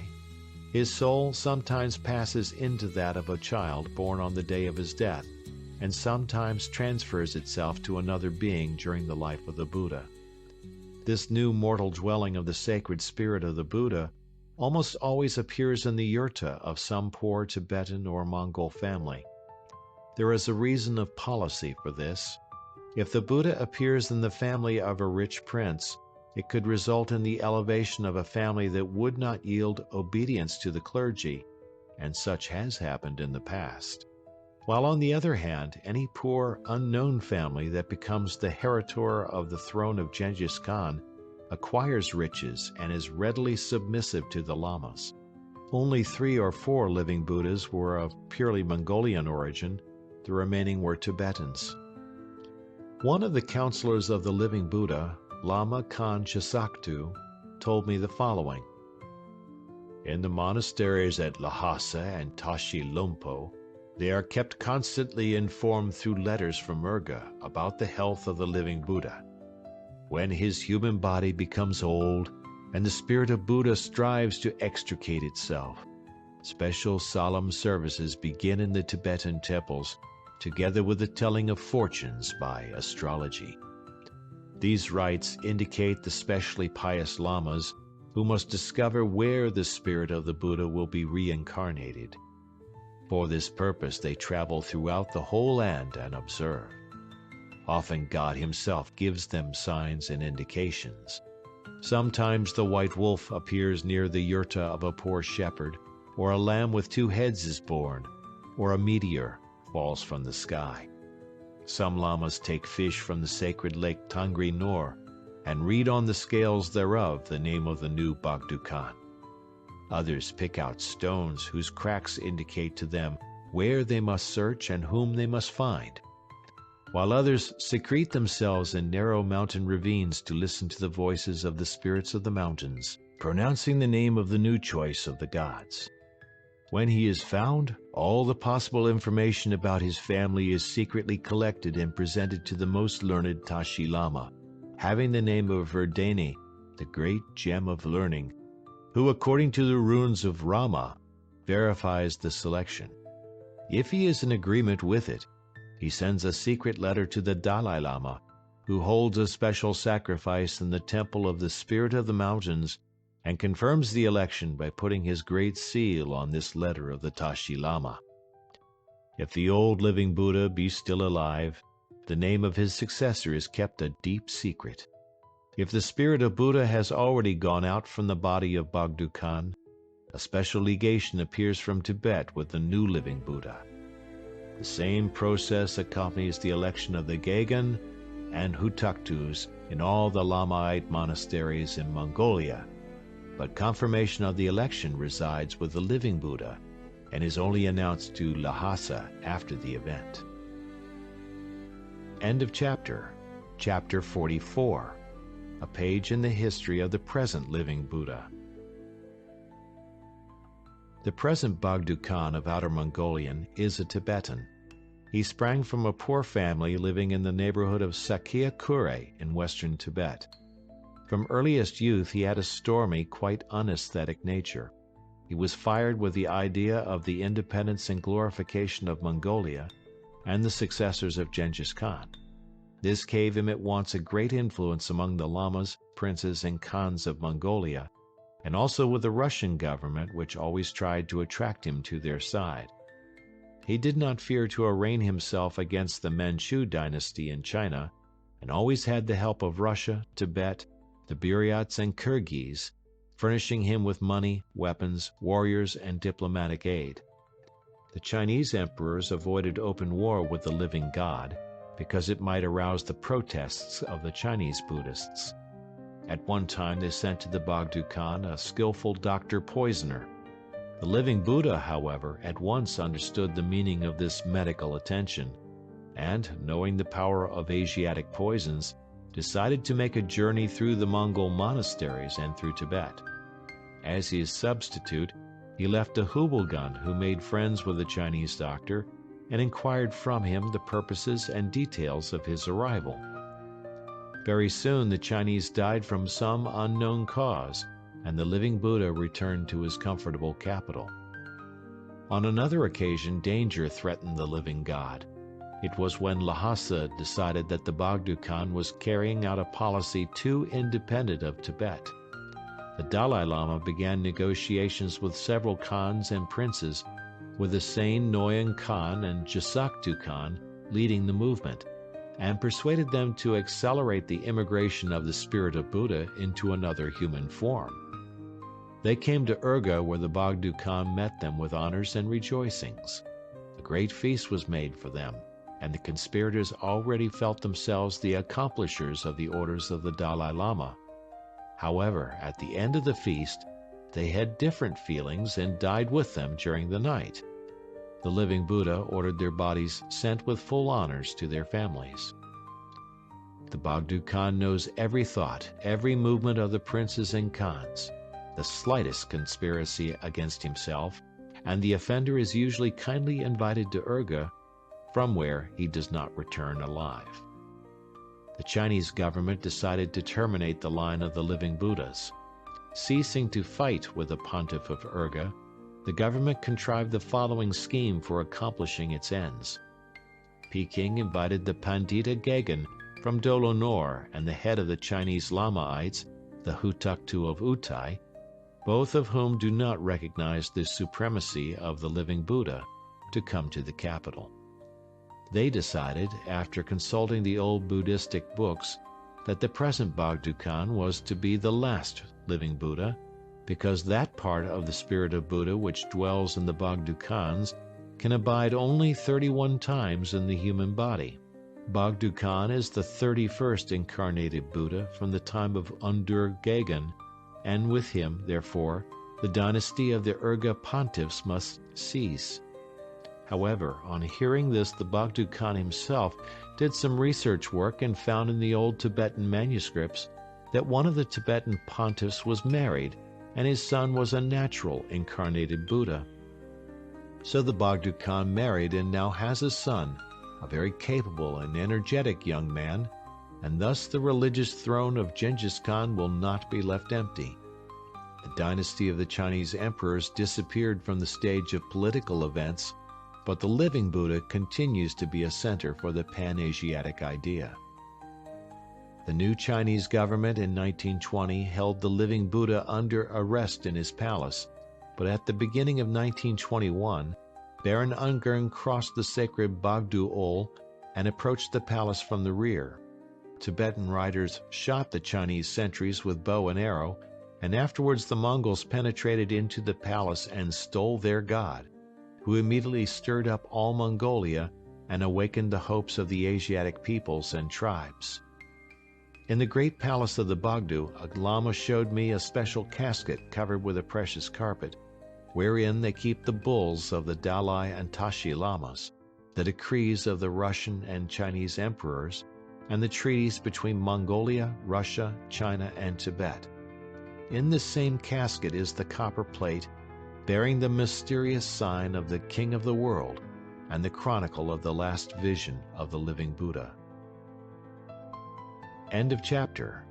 Chapter 45. The Vision of the Living Buddha of May 17th, 1921. I prayed and saw that which is hidden from the eyes of the people. A vast plain was spread before me, surrounded by distant mountains. An old lama carried a basket filled with heavy stones. He hardly moved. From the north, A rider appeared in white robes and mounted on a white horse. He approached the Lama and said to him, "Give me your basket. I shall help you to carry them to the cure." The Lama handed his heavy burden up to him, but the rider could not raise it to his saddle, so that the old Lama had to place it back on his shoulder and continue on his way, bent under its heavy weight. Then from the north came another rider in black robes and on a black horse, who also approached the Lama and said, "Stupid, why do you carry these stones when they are everywhere about the ground?" With these words he pushed the Lama over with the breast of his horse and scattered the stones about the ground. When the stones touched the earth, they became diamonds. All three rushed to raise them, but not one of them could break them loose from the ground.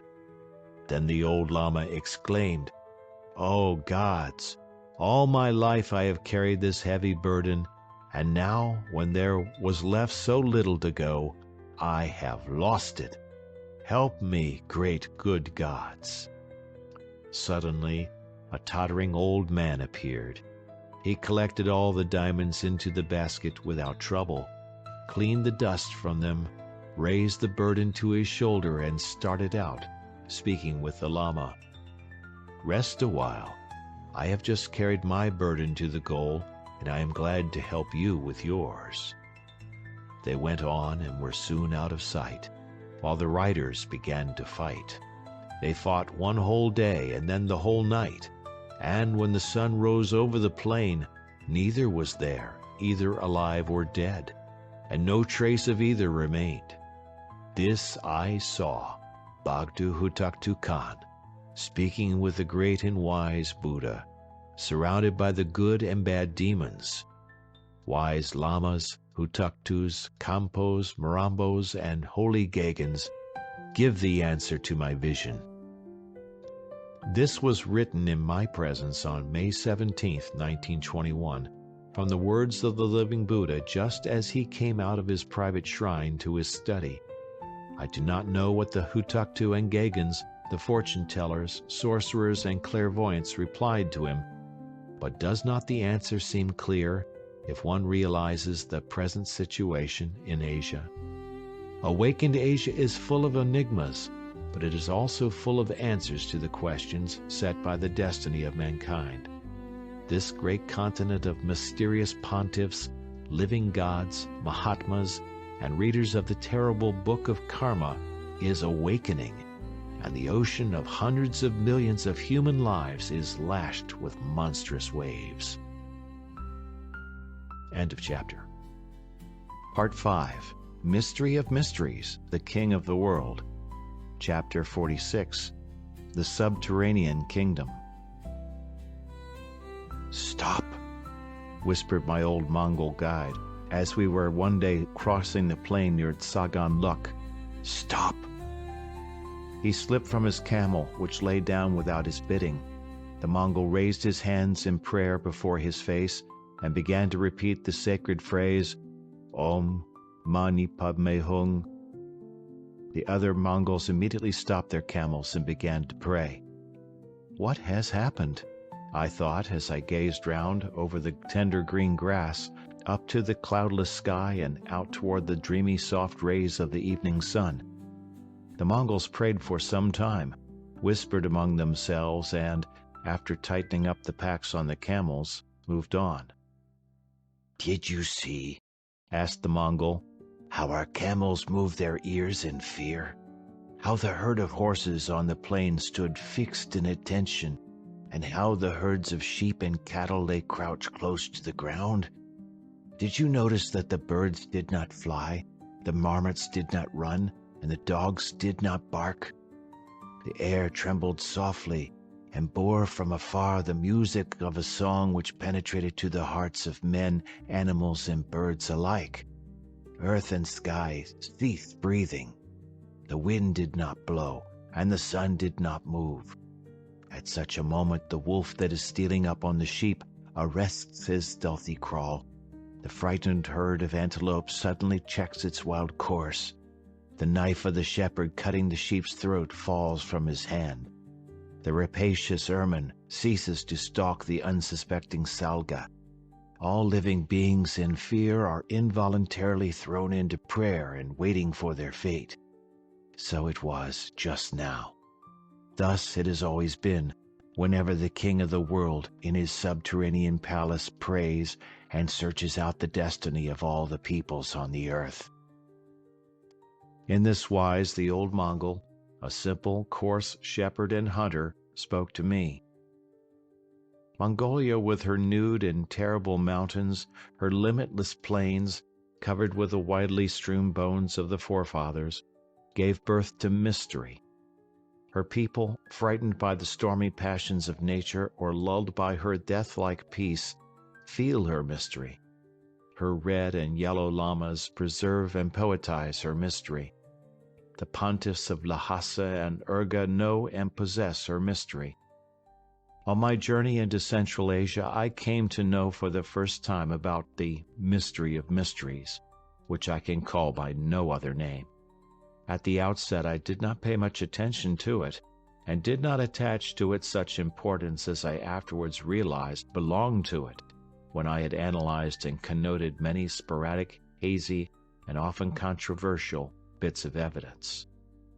The old people on the shore of the river Amil related to me an ancient legend to the effect that a certain Mongolian tribe, in their escape from the demands of Genghis Khan, hid themselves in a subterranean country. Afterwards a Soyot from near the lake of Nogan Kul showed me the smoking gate that serves as the entrance to the kingdom of Agarti. Through this gate a hunter formerly entered into the kingdom, and after his return began to relate what he had seen there. The lamas cut out his tongue in order to prevent him from telling about the mystery of mysteries. When he arrived at old age, he came back to the entrance of this cave and disappeared into the subterranean kingdom, the memory of which had ornamented and lightened his nomad heart. I received more realistic information about this from Hutuktu Jelib de Jiramsrap and Naraban Shikure. He told me the story of the semi-realistic arrival of the powerful king of the world from the subterranean kingdom, of his appearance, of his miracles, and of his prophecies.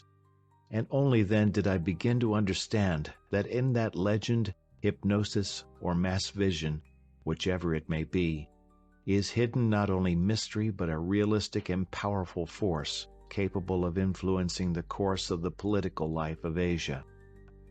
From that moment I began making some investigations. The favorite Jilong Lama of Prince Chultan Beyli and the prince himself gave me an account of the subterranean kingdom. "Everything in the world," said the Jilong, "is constantly in a state of change and transition. People's science, religions, laws, and customs. How many great empires and brilliant cultures have perished? And that alone which remains unchanged is evil, the tool of bad spirits.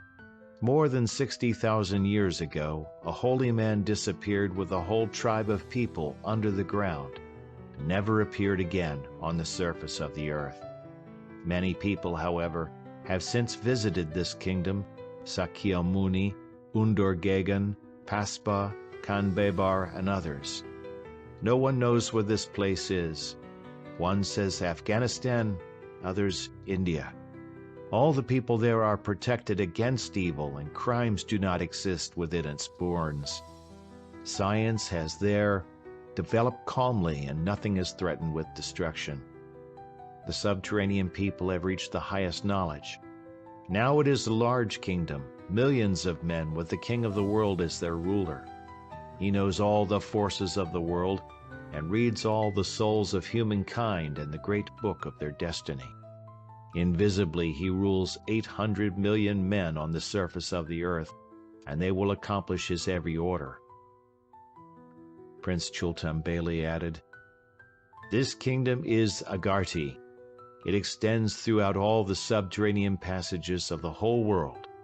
I heard a learned Lama of China relating to Bogdo Khan that all the subterranean caves of America are inhabited by the ancient people who have disappeared underground.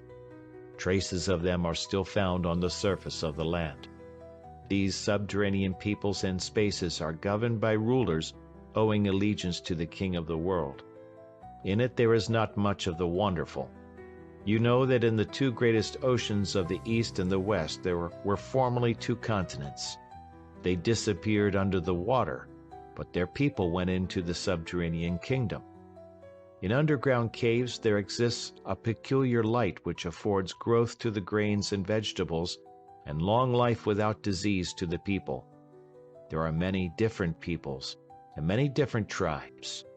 An old Buddhist Brahmin in Nepal was carrying out the will of the gods and making a visit to the ancient kingdom of Genghis, Siam, where he met a fisherman who ordered him to take a place in his boat and sail with him upon the sea. On the third day they reached an island where he met a people having two tongues, which could speak separately in different languages. They showed to him peculiar, unfamiliar animals, tortoises with 16 feet and 1 eye, huge snakes with a very tasty flesh, and birds with teeth which caught fish for their masters in the sea. These people told him that they had come up out of the subterranean kingdom and described to him certain parts of the underground country. The Lama Turgut, traveling with me from Urga to Peking, gave me further details. The capital of Agartha is surrounded with towns of high priests and scientists. It reminds one of Lhasa, where the palace of the Dalai Lama, the Potala, is the top of a mountain covered with monasteries and temples.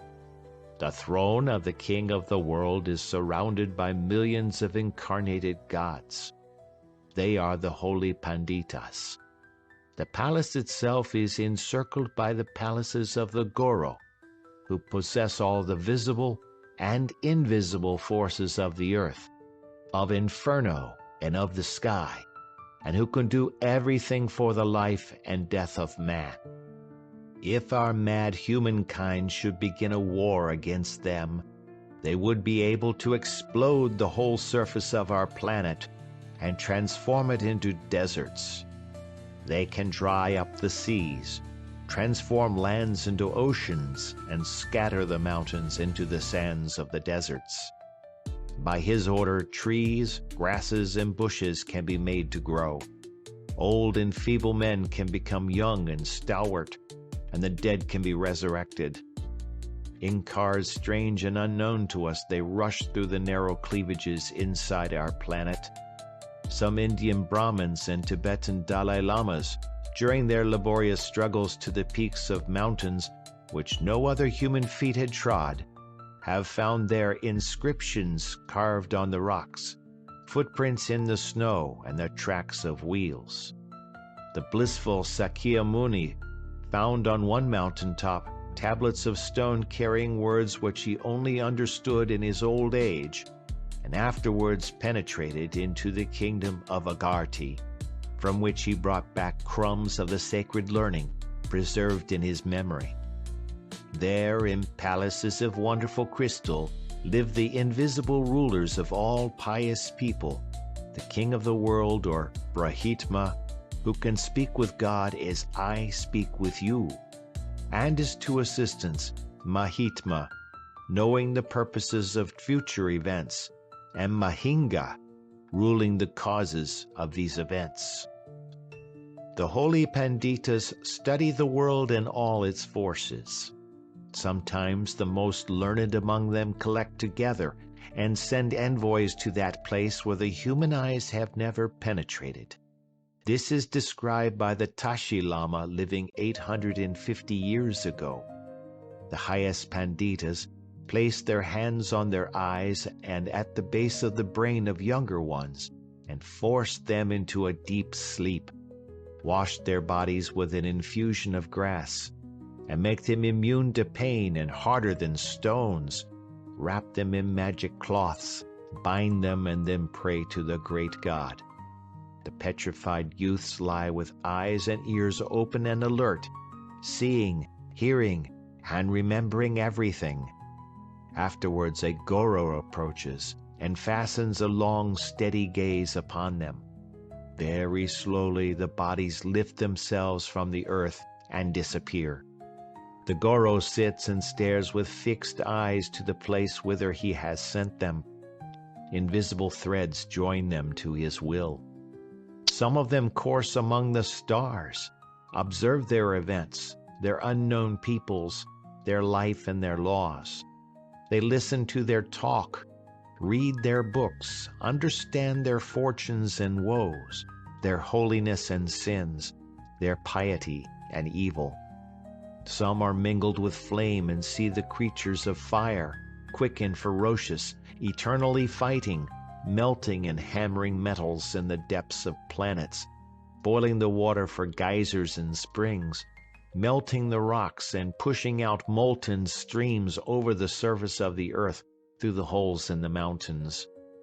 Others rush together with the ever-elusive, infinitesimally small, transparent creatures of the air, and penetrate into the mysteries of their existence and into the purposes of their life.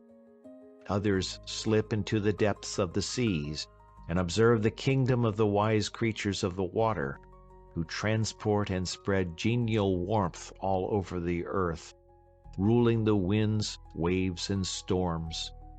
In Erdenitsu formerly lived Pandita Hutaktu, who had come from Agarti. As he was dying, he told about the time when he lived according to the will of the Goro on a red star in the east, floated in the ice-covered ocean, and flew among the stormy fires in the depths of the earth. These are the tales which I heard in the Mongolian yurtas of princes and in the Lamaite monasteries. These stories were all related in a solemn tone, which forbade challenge and doubt. Mystery. End of chapter. Chapter 47. The King of the World Before the Face of God. During my stay in Urga, I tried to find an explanation of this legend about the King of the World. Of course, the living Buddha could tell me most of all, and so I endeavored to get the story from him. In a conversation with him, I mentioned the name of the King of the World. The old pontiff sharply turned his head toward me and fixed upon me his immobile blind eyes. Unwillingly, I became silent. Our silence was a long one, and after it the pontiff continued the conversation in such a way that I understood he did not wish to accept the suggestion of my reference.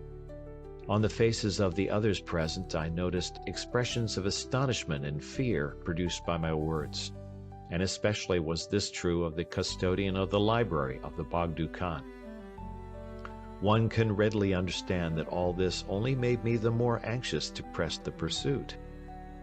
As I was leaving the study of the Bogdo Hutuktu, I met the librarian who had stepped out ahead of me and asked him if he would show me the library of the living Buddha, and used a very simple, sly trick with him.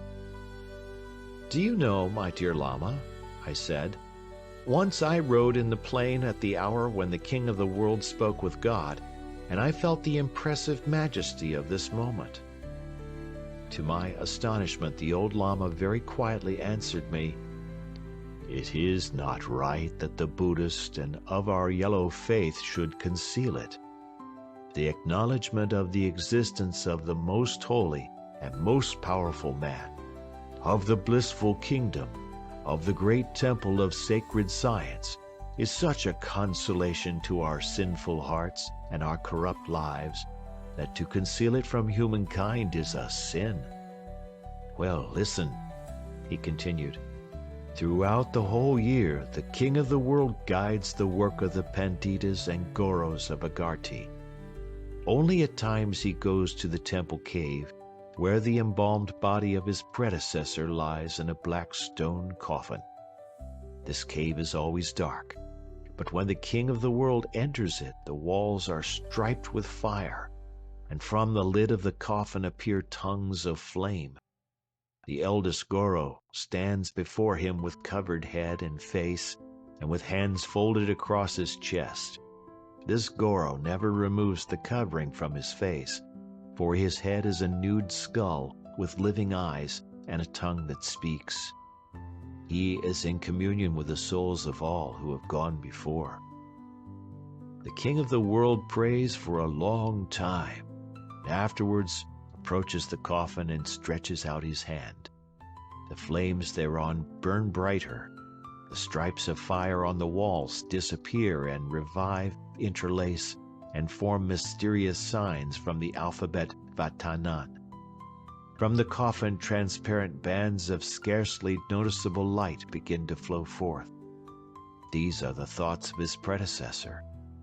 Soon the king of the world stands surrounded by an aureole of this light, and fiery letters write and write upon the walls the wishes and orders of God. At this moment, the king of the world is in contact with the thoughts of all the men who influence the lot and life of all humankind, with kings, czars, khans, warlike leaders, high priests, scientists, and other strong men. He realizes all their thoughts and plans. If these be pleasing before God, the king of the world will invisibly help them.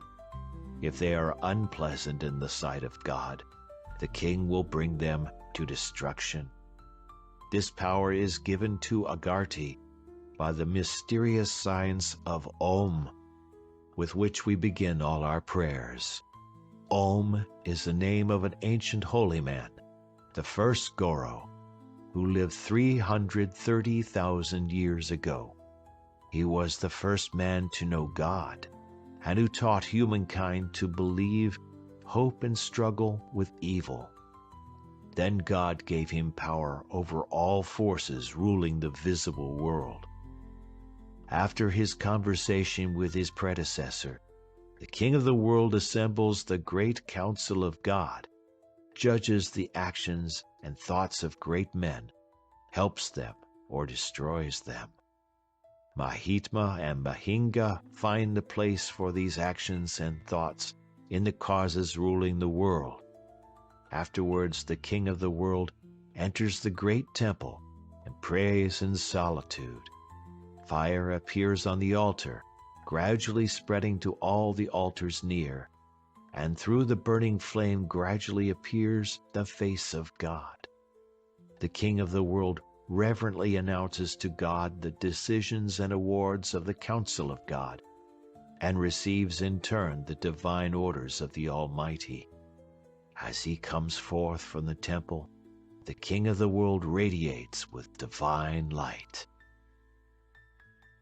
End of chapter. Chapter 48. Reality or religious fantasy? Has anybody seen the king of the world? I asked. Oh yes, answered the Lama. During the solemn holidays of the ancient Buddhism in Siam in India, the king of the world appeared 5 times. He rode in a splendid car drawn by white elephants and ornamented with gold, precious stones, and finest fabrics. He was robed in a white mantle and red tiara, with strings of diamonds masking his face. He blessed the people with a golden apple with the figure of a lamb above it. The blind received their sight, the dumb spoke, the deaf heard, the crippled freely moved, and the dead arose, wherever the eyes of the king of the world rested. He also appeared 540 years ago in Erdenitsu. He was in the ancient Sakai monastery and in the Narabanshikure. One of our living Buddhas and one of the Tashi Lamas received a message from him, written with unknown signs on golden tablets. No one could read these signs. The Tashi Lama entered the temple, placed the golden tablet on his head, and began to pray. With this, the thoughts of the king of the world penetrated his brain, and without having read the enigmatical signs, he understood and accomplished the message of the king. How many persons have ever been to Agartha? I questioned him. Very many, answered the Lama. But all these people have kept secret that which they saw there. When the Olets destroyed Lhasa, one of their detachments in the southwestern mountains penetrated to the outskirts of Agarthy. Here they learned some of the lesser mysterious sciences and brought them to the surface of our earth. This is why the Olets and Kalmuks are artful sorcerers and prophets. Also from the eastern countries, some tribes of black people penetrated to Agarthy and lived there many centuries.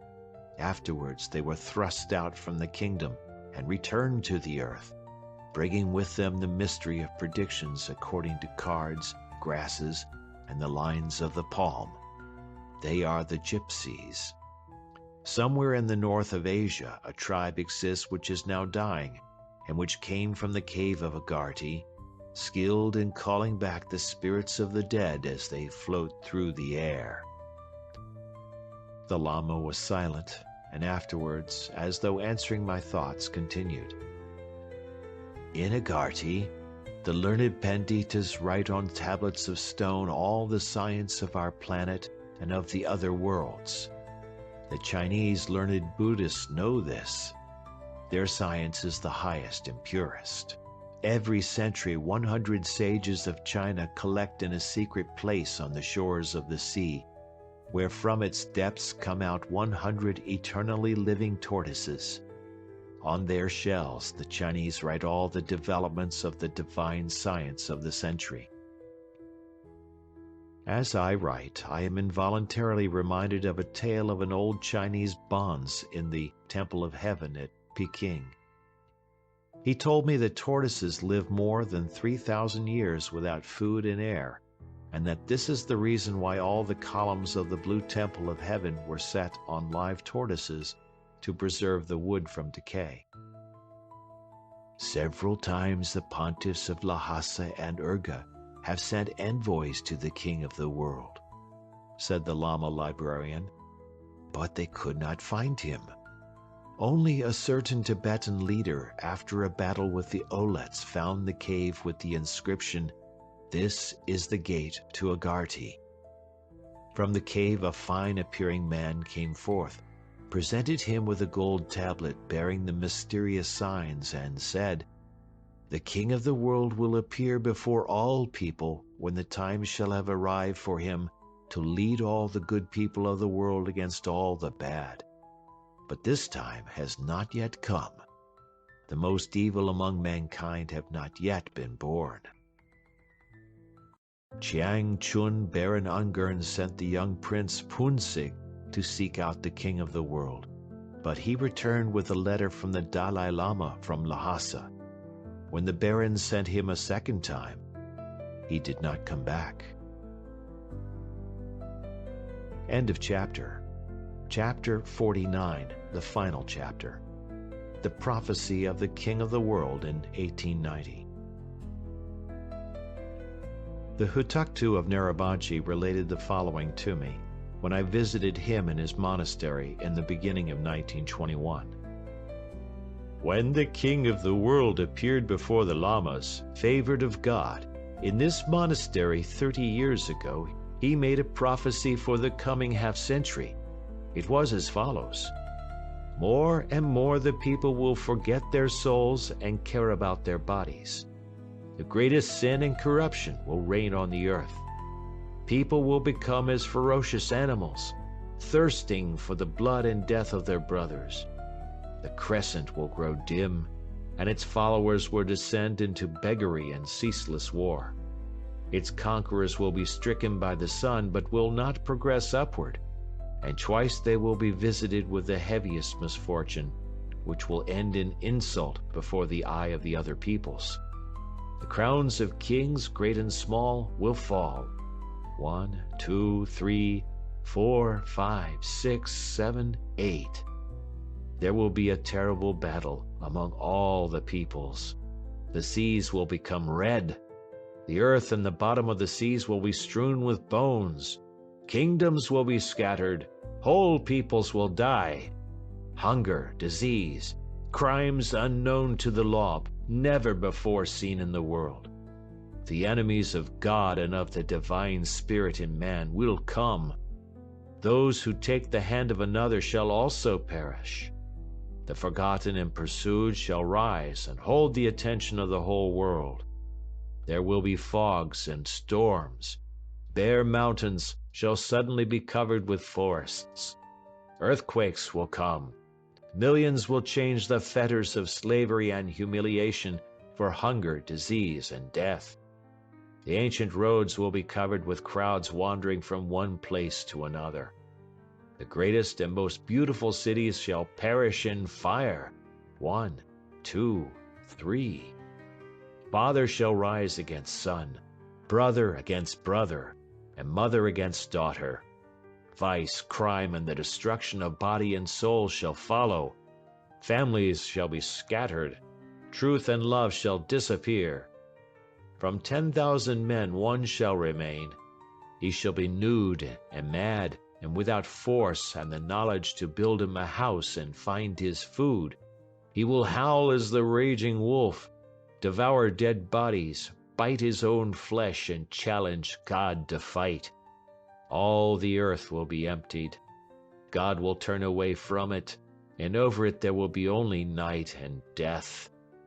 Then I shall send a people, now unknown, which shall tear out the weeds of madness and vice with a strong hand, and will lead those who still remain faithful to the spirit of man in the fight against evil. They will found a new life on the earth, purified by the death of nations. In the 50th year, only 3 great kingdoms will appear, which will exist happily 71 years. Afterwards there will be 18 years of war and destruction. Then the peoples of Agartha will come up from their subterranean caverns to the surface of the earth. Afterwards, as I traveled farther through eastern Mongolia and to Peking, I often thought, and what if whole peoples of different colors, faiths, and tribes should begin their migration toward the west? And now, as I write these final lines, my eyes involuntarily turn to this limitless heart of Asia, over which the trails of my wanderings twine. Through whirling snow and driving clouds of sand of the Gobi, they travel back to the face of the Narabanchi Hutuktu as, with quiet voice and a slender hand pointing to the horizon, he opened to me the doors of his innermost thoughts. Near Karakoum, and on the shores of Ubsanor, I see the huge multicolored camps, the herds of horses and cattle, and the blue yurtas of the leaders. Above them, I see the old banners of Genghis Khan, of the kings of Tibet, Siam, Afghanistan, and of Indian princes, the sacred signs of all the Lamaite pontiffs, the coats of arms of the Khans of the Olets, and the simple signs of the North Mongolian tribes. I do not hear the noise of the animated crowd. The singers do not sing the mournful songs of mountain, plain, and desert. The young riders are not delighting themselves with the races on their fleet steeds. There are innumerable crowds of old men, women, and children, and beyond in the north and west, as far as the eye can reach, the sky is red as a flame. There is the roar and crackling of fire, and the ferocious sound of battle. Who is leading these warriors who there beneath the reddened sky are shedding their own and others' blood? Who is leading these crowds of unarmed old men and women? I see severe order,